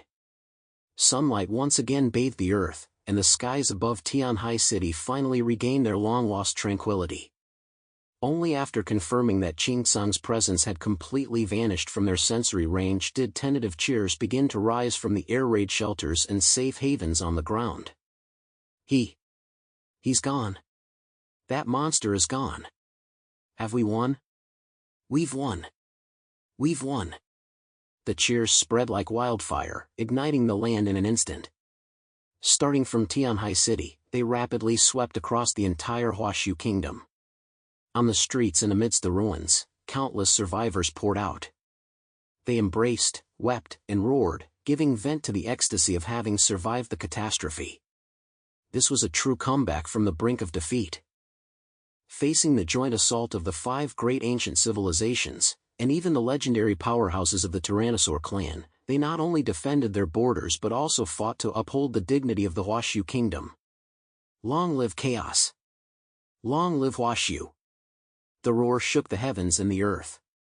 However, just as the entire nation was in jubilation, a cold voice came over the loudspeakers, instantly silencing all the commotion. It is still too early to celebrate. In the sky, Zhang Yi had not descended, he remained suspended high above, gazing down at the land with a cold, piercing stare. Though the enemy has retreated, they have not been completely annihilated. Zhang Yi's voice held not a shred of warmth, only the ruthless resolve of a warrior. Although the main forces of the 5 great clans have been routed, their strongholds remain, and their foundations endure. Given time, they will return to strike again. I have no need for temporary peace. What I demand is the permanent eradication of this threat. He suddenly drew his sword and pointed it toward the distance, the direction in which the 4 major clans were retreating. All forces of the Huashu kingdom, heed my command. Seize the momentum to pursue the fleeing foe, do not seek empty glory by imitating the conqueror. The 6 military regions, Volt Shadow Troop, and the Mutant Army, all forces, launch a full-scale assault. Targets, the territories of the Ironclad clan, the Celestial clan, the Wolf Fawn clan, and the Titan clan. Mission, annihilation. No surrender accepted, no prisoners taken. I will wipe these 4 clans completely off the map of Earth. Boom! Zhang Yi's order was like a spark igniting a powder keg. The Huashu Kingdom's army, which had been basking in the joy of victory, erupted with even more frenzied fighting spirit after a brief moment of stunned silence. Kill! We obey the order. Exterminate the 5 tribes. At that moment, no one considered Zhang Yi cruel. In the apocalypse, mercy is the greatest cruelty one can inflict upon oneself. With his iron-fisted rule, Zhang Yi forged the strongest backbone for the Huashu kingdom. The horn of counterattack sounded once more. At this moment, the severely wounded leaders of the four tribes glared with eyes bulging with fury, yet they could only sink into endless despair. Yin Yan had been slain, and Qing Tsang had been forced back by the Dragon Clan's twin heavenly sovereigns. They had no chance of victory left.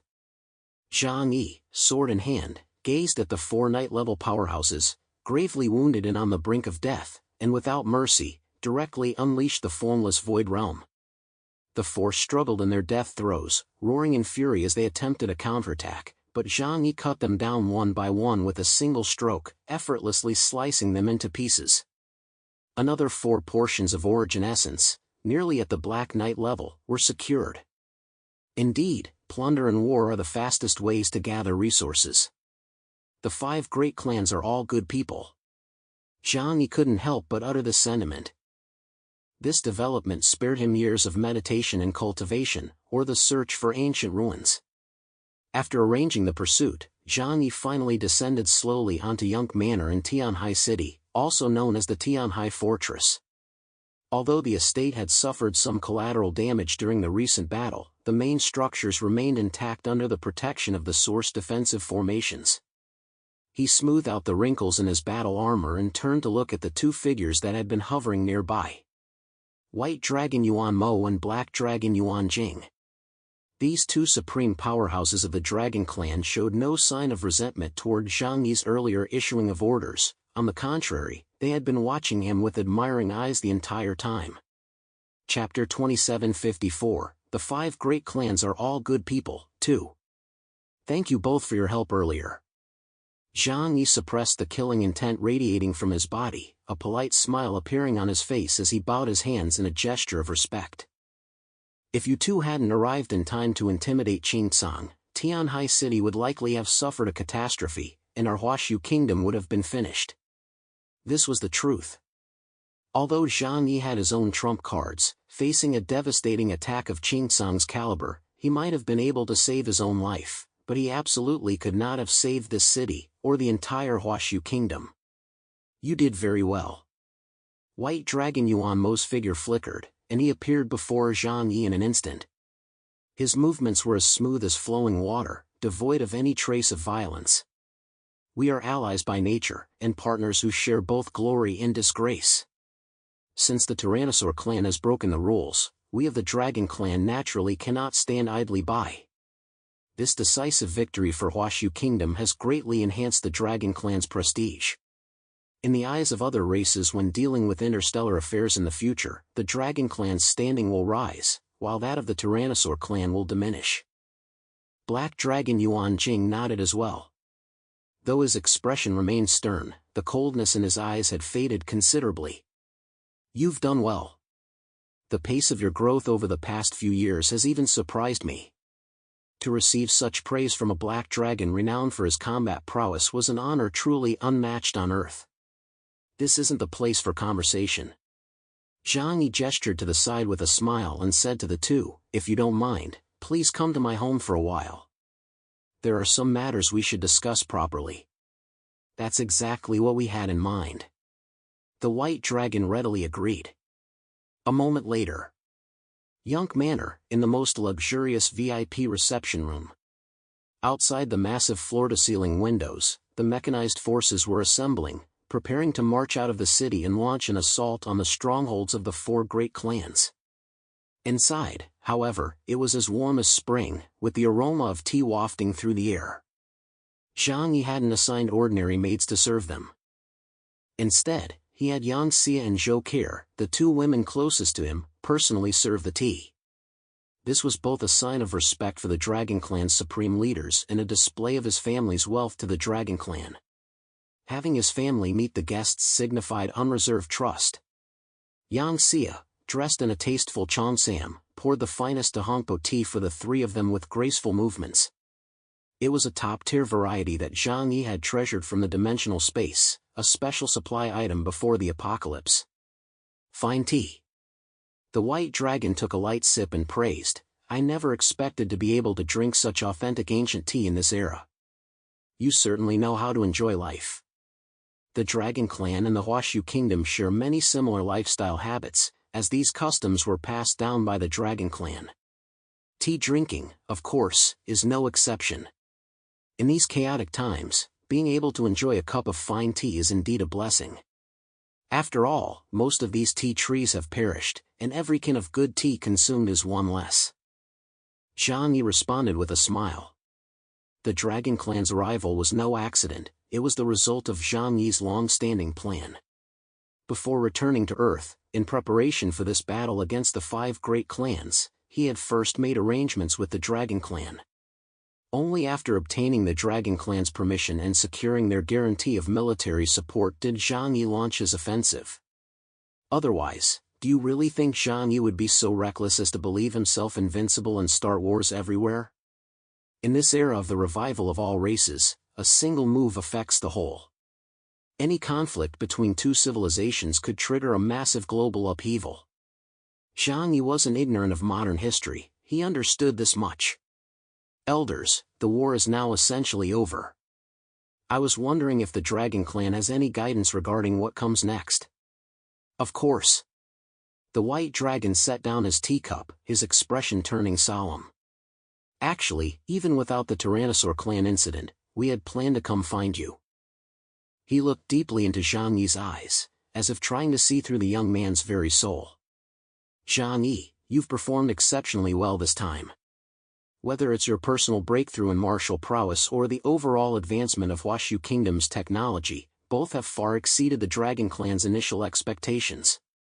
The ancestor even praised you personally, saying you are the greatest variable of this era, and also its greatest hope.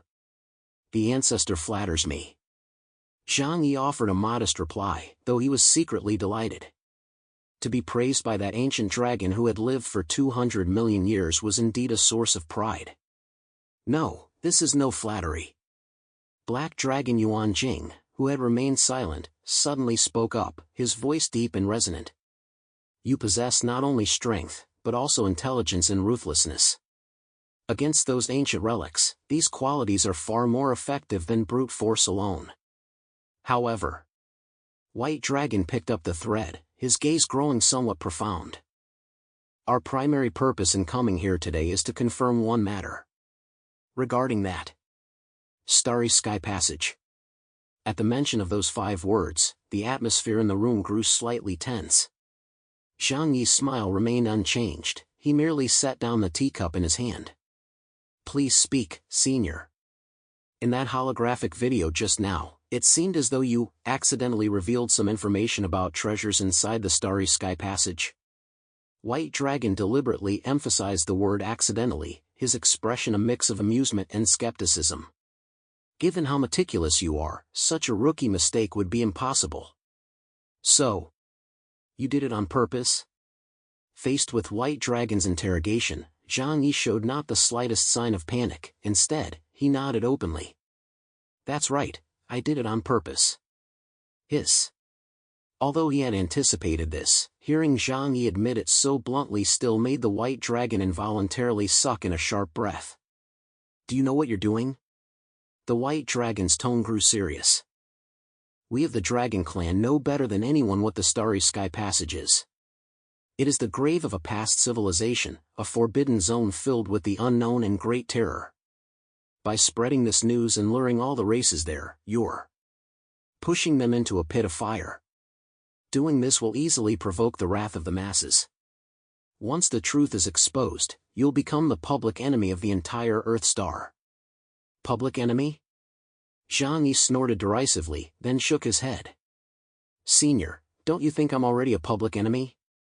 The 5 great clans want to kill me, the Tyrannosaur clan seeks to annihilate me, and the other ancient civilizations envy and guard against me. In this world, aside from the Dragon Clan, who truly wishes the Huashu Kingdom well? The 6th generation finds itself in a very precarious position. I don't know how many wish to see us wiped out.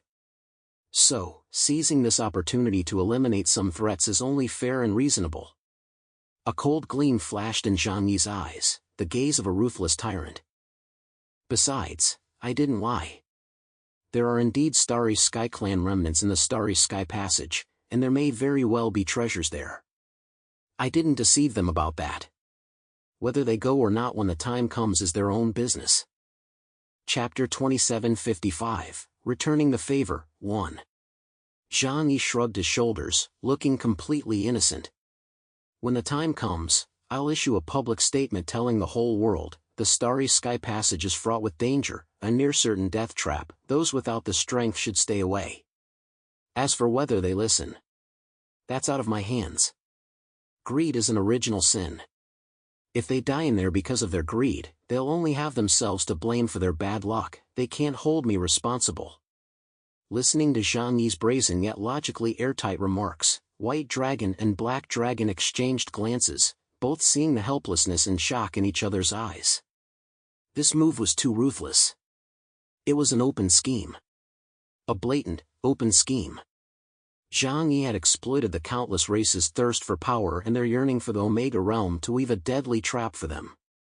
Even knowing it was a trap, those ancient monsters, trapped at their bottlenecks for countless years, would still leap in without hesitation. You really are a natural-born little devil. The White Dragon shook his head with a wry smile, though there was no trace of blame in his tone. In this cruel apocalyptic world, mercy toward one's enemies is cruelty toward oneself. Although Zhang Yi's methods were ruthless, for the Huashu Kingdom, they were the most effective way to weaken the enemy. However, Senior, rest assured. Zhang Yi sat up straight, his expression turning serious. I may be ruthless to my enemies, but when it comes to friends, I'm absolutely loyal. As he spoke, he pulled a crystal storage device emitting a faint blue glow from his robe and gently pushed it toward White Dragon. What is this? White Dragon was taken aback. This contains all the data on the Jaman civilization, that I unearthed from the Takamagara ruins in the Zepin Kingdom. Zhang Yi said earnestly. The Zepin clan inherited the Jaman records from the Starry Sky Clan and spent many years studying them. These records contain a vast amount of star charts, observational data, and even speculations regarding the internal structure of the Starry Sky Passage. With this, the safety of the Dragon Clan's exploration of the Starry Sky Passage will be greatly enhanced. I share this information with the Dragon Clan without reservation. Zhang Yi was sincere in his words and actions. He was clever, knowing when to act and understanding that one should not harbor ambitions beyond one's capabilities. In this world where countless races coexist, had it not been for that faint connection to the Dragon Clan, they would never have been taken seriously by the Dragon Clan, even if they had gone out of their way to act as their underlings. Therefore, given this opportunity, he must not keep anything to himself, he must use his sincerity to earn their trust and support. While the Starry Sky Passage undoubtedly contained many valuable things, Zhang Yi only sought peace and stability. Thus, he did not hesitate to produce these documents and present it all to them. Upon hearing this, the White Dragon and Black Dragon exchanged a glance. They naturally understood the significance of these documents. Although the Zepin Kingdom was far weaker than the Dragon Clan, it did possess unique insights into the study of the Starry Sky Clan. To many ancient civilizations, this information was absolutely priceless. Even for the Dragon Clan, it held some research value. Could Zhang Yi really have produced it so easily? Zhang Yi, you didn't come by these easily, are you just giving them to us like this? Even the usually impassive eyes of the White Dragon showed a flicker of emotion. It's simply a matter of repaying kindness with kindness. Zhang Yi smiled faintly. The Dragon Clan has protected the Huashu Kingdom for so long, and today they saved Tianhai City. This little bit of information is nothing. In truth, Zhang Yi knew exactly what he was doing. Although this data was precious, he had already had Yang Xinxin back it up and decrypt it. Presenting them to the Dragon Clan would not only repay today's debt of gratitude but also further strengthen their alliance. Why not? More importantly, should the day come when they were forced to journey to the Starry Sky Passage, they would need the Dragon Clan's protection. If the Starry Sky Passage were to open, having the Dragon Clan lead the way would significantly ease the pressure on him. The White Dragon gave Zhang Yi a deep look, made no refusal, and solemnly tucked the crystal away. Very well. the Dragon Clan accepts this gift. However, to Zhang Yi's surprise, after putting the data away, the white dragon did not appear overly excited. Instead, he exuded a calmness born of having seen through the ways of the world. After all, for the Dragon Clan, there were few things left in this world that could truly move them. As for the Omega Staircase, the Dragon Clan's history has never been interrupted, and even during the peak of the last era, Omega-level beings existed. So White Dragon naturally knew just how unreliable that concept was. Regarding the deeds of the Starry Sky Clan. Actually, we have records of them within our own Dragon Clan as well. White Dragon spoke slowly, his tone taking on a touch of world weariness. That civilization was far too reckless, and far too dangerous. Their downfall was no accident. However, since you intend to use it to set a trap, we won't stand in your way. We'll take these records back for study, and if further investigation is necessary, the Dragon Clan will dispatch a team to accompany you. That's for the best. I'll act once I hear from you. Zhang Yi was overjoyed. With the Dragon Clan accompanying him, his safety would skyrocket. There is one more thing I must remind you of. Black Dragon Yuan Jing looked at Zhang Yi and spoke. Zhang Yi replied with a serious expression, "Please enlighten me, Senior Black Dragon." Yuan Jing leaned forward, his jet black, gleaming eyes fixed on Zhang Yi, a warning in his gaze. After obtaining the power of the super-universe, although you've opened the door to becoming a true powerhouse, it also means others will have their eyes on you. So, you must be extremely cautious. From now on, if you plan to leave Earth to carry out any operations, it would be best to report it to us first. Super-universe? This wasn't the first time Zhang Yi had heard this term. He'd first encountered it outside the Starry Sky Passage, spoken by night-level experts from the 5 great clans. What is that? It sounds pretty powerful. Zhang Yi asked curiously. Neither Black Dragon nor White Dragon were surprised. As the only Black Knight among humans at present, he naturally wouldn't understand what the super-universe entailed. Black Dragon said calmly, "Simply put, it's a qualitative transformation of supernatural abilities. It is the Tao, also known as the Path, the fundamental laws of the universe. For a mutant to reach the Queen level, they must cross this threshold. Out of 100,000 mutants, only one has a chance to comprehend this ability. Out of 1 million mutants, only one has a chance to awaken this ability. And out of 10 million mutants, only one will truly emerge as a Queen-level powerhouse who masters the super-universe." Zhang Yi could understand what the Black Dragon was saying. Those who awaken to the power of the super-universe possess a talent that is 1 in 100,000 among mutants. But talent alone is not enough. One needs sufficient luck, as well as vast resources to support their growth to the night level. So the ratio is 1 in 10 million, right? Chapter 2756, Returning the Favor, 2. Black Dragon was pleased. "I just love smart people, it saves me the trouble of explaining things. Although you haven't reached the Queen rank yet, you've mastered the power of the super-universe, ahead of schedule. Consequently, you don't face the bottleneck typical of the Queen rank. In other words, your natural talent surpasses that of 99% of night-level mutants." Zhang Yi thought of his baptism in the Sea of Spirit, and a faint smile involuntarily curled at the corners of his mouth.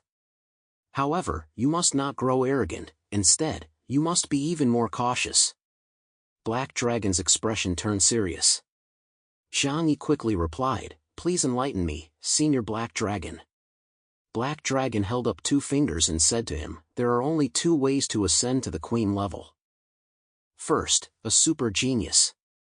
Such an individual is born with an ethereal content in their body far higher than others, so they can master the power of the super-universe, simply through their own comprehension. What is the super-universe? It is not about transcending the universe, for that would be too audacious. It simply means transcending the constraints of cosmic laws to achieve a quantum leap in one's life form. Once you reach the Queen tier, you can even become a celestial being, sustaining yourself through solar energy. You won't need to breathe, you'll be free from a planet's gravity, and you'll possess abilities like an astral body capable of existing independently of your physical form." Upon hearing this, Zhang Yi couldn't help but look at Black Dragon and White Dragon. So, you two elders must be such geniuses. The two, of course, did not deny it. Black Dragon smiled faintly. We certainly have some natural talent, but if we had relied solely on our own relentless meditation to break through our limits, who knows how many years it would have taken. It was only because of our ancestors' guidance, following his blueprint, that we avoided so many detours. But what I truly want you to be wary of is the second method of mastering superuniverse, power. That is, to kill a powerhouse of queen level or higher and seize their origin. Zhang Yi took a deep breath and remarked with a sigh, so that's how it is. The cosmic laws created by the Creator have always been pyramid-shaped. Through plunder, one can obtain nearly everything. What the Creator needs is not a peaceful world. Peace implies stillness. Without conflict, it becomes difficult for it, as a high-dimensional entity, to observe. Black Dragon continued, you're growing too fast. Either your talent is extraordinary, or you've obtained extraordinary resources, or both. No matter which of these three scenarios applies, it's enough to make you a target for countless others. So, you must be extremely careful from now on. Zhang Yi nodded earnestly. I'll remember that.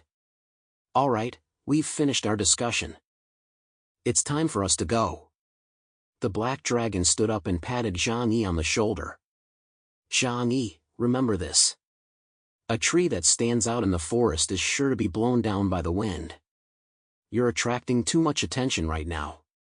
Over the next 2 years, try to keep a low profile and consolidate your strength. When the Starry Sky Passage arrives, that will mark the true beginning of a chaotic era. I've learned my lesson, Senior. Zhang Yi clasped his fists respectfully. After seeing off the Dragon Clan's twin sovereigns, Zhang Yi stood on the estate's terrace, watching the setting sun gradually sink below the horizon. The sunset was as red as blood, dyeing the entire Tianhai city a golden red hue. The beginning of a chaotic era, is it? Zhang Yi muttered to himself, yet a playful curve formed at the corner of his mouth. The smoke of battle cleared, and the flames of war ceased. A day and night of fierce combat might have felt as long as a century to ordinary people, but to the mighty who stood atop the clouds, it was merely a slightly more intense breath.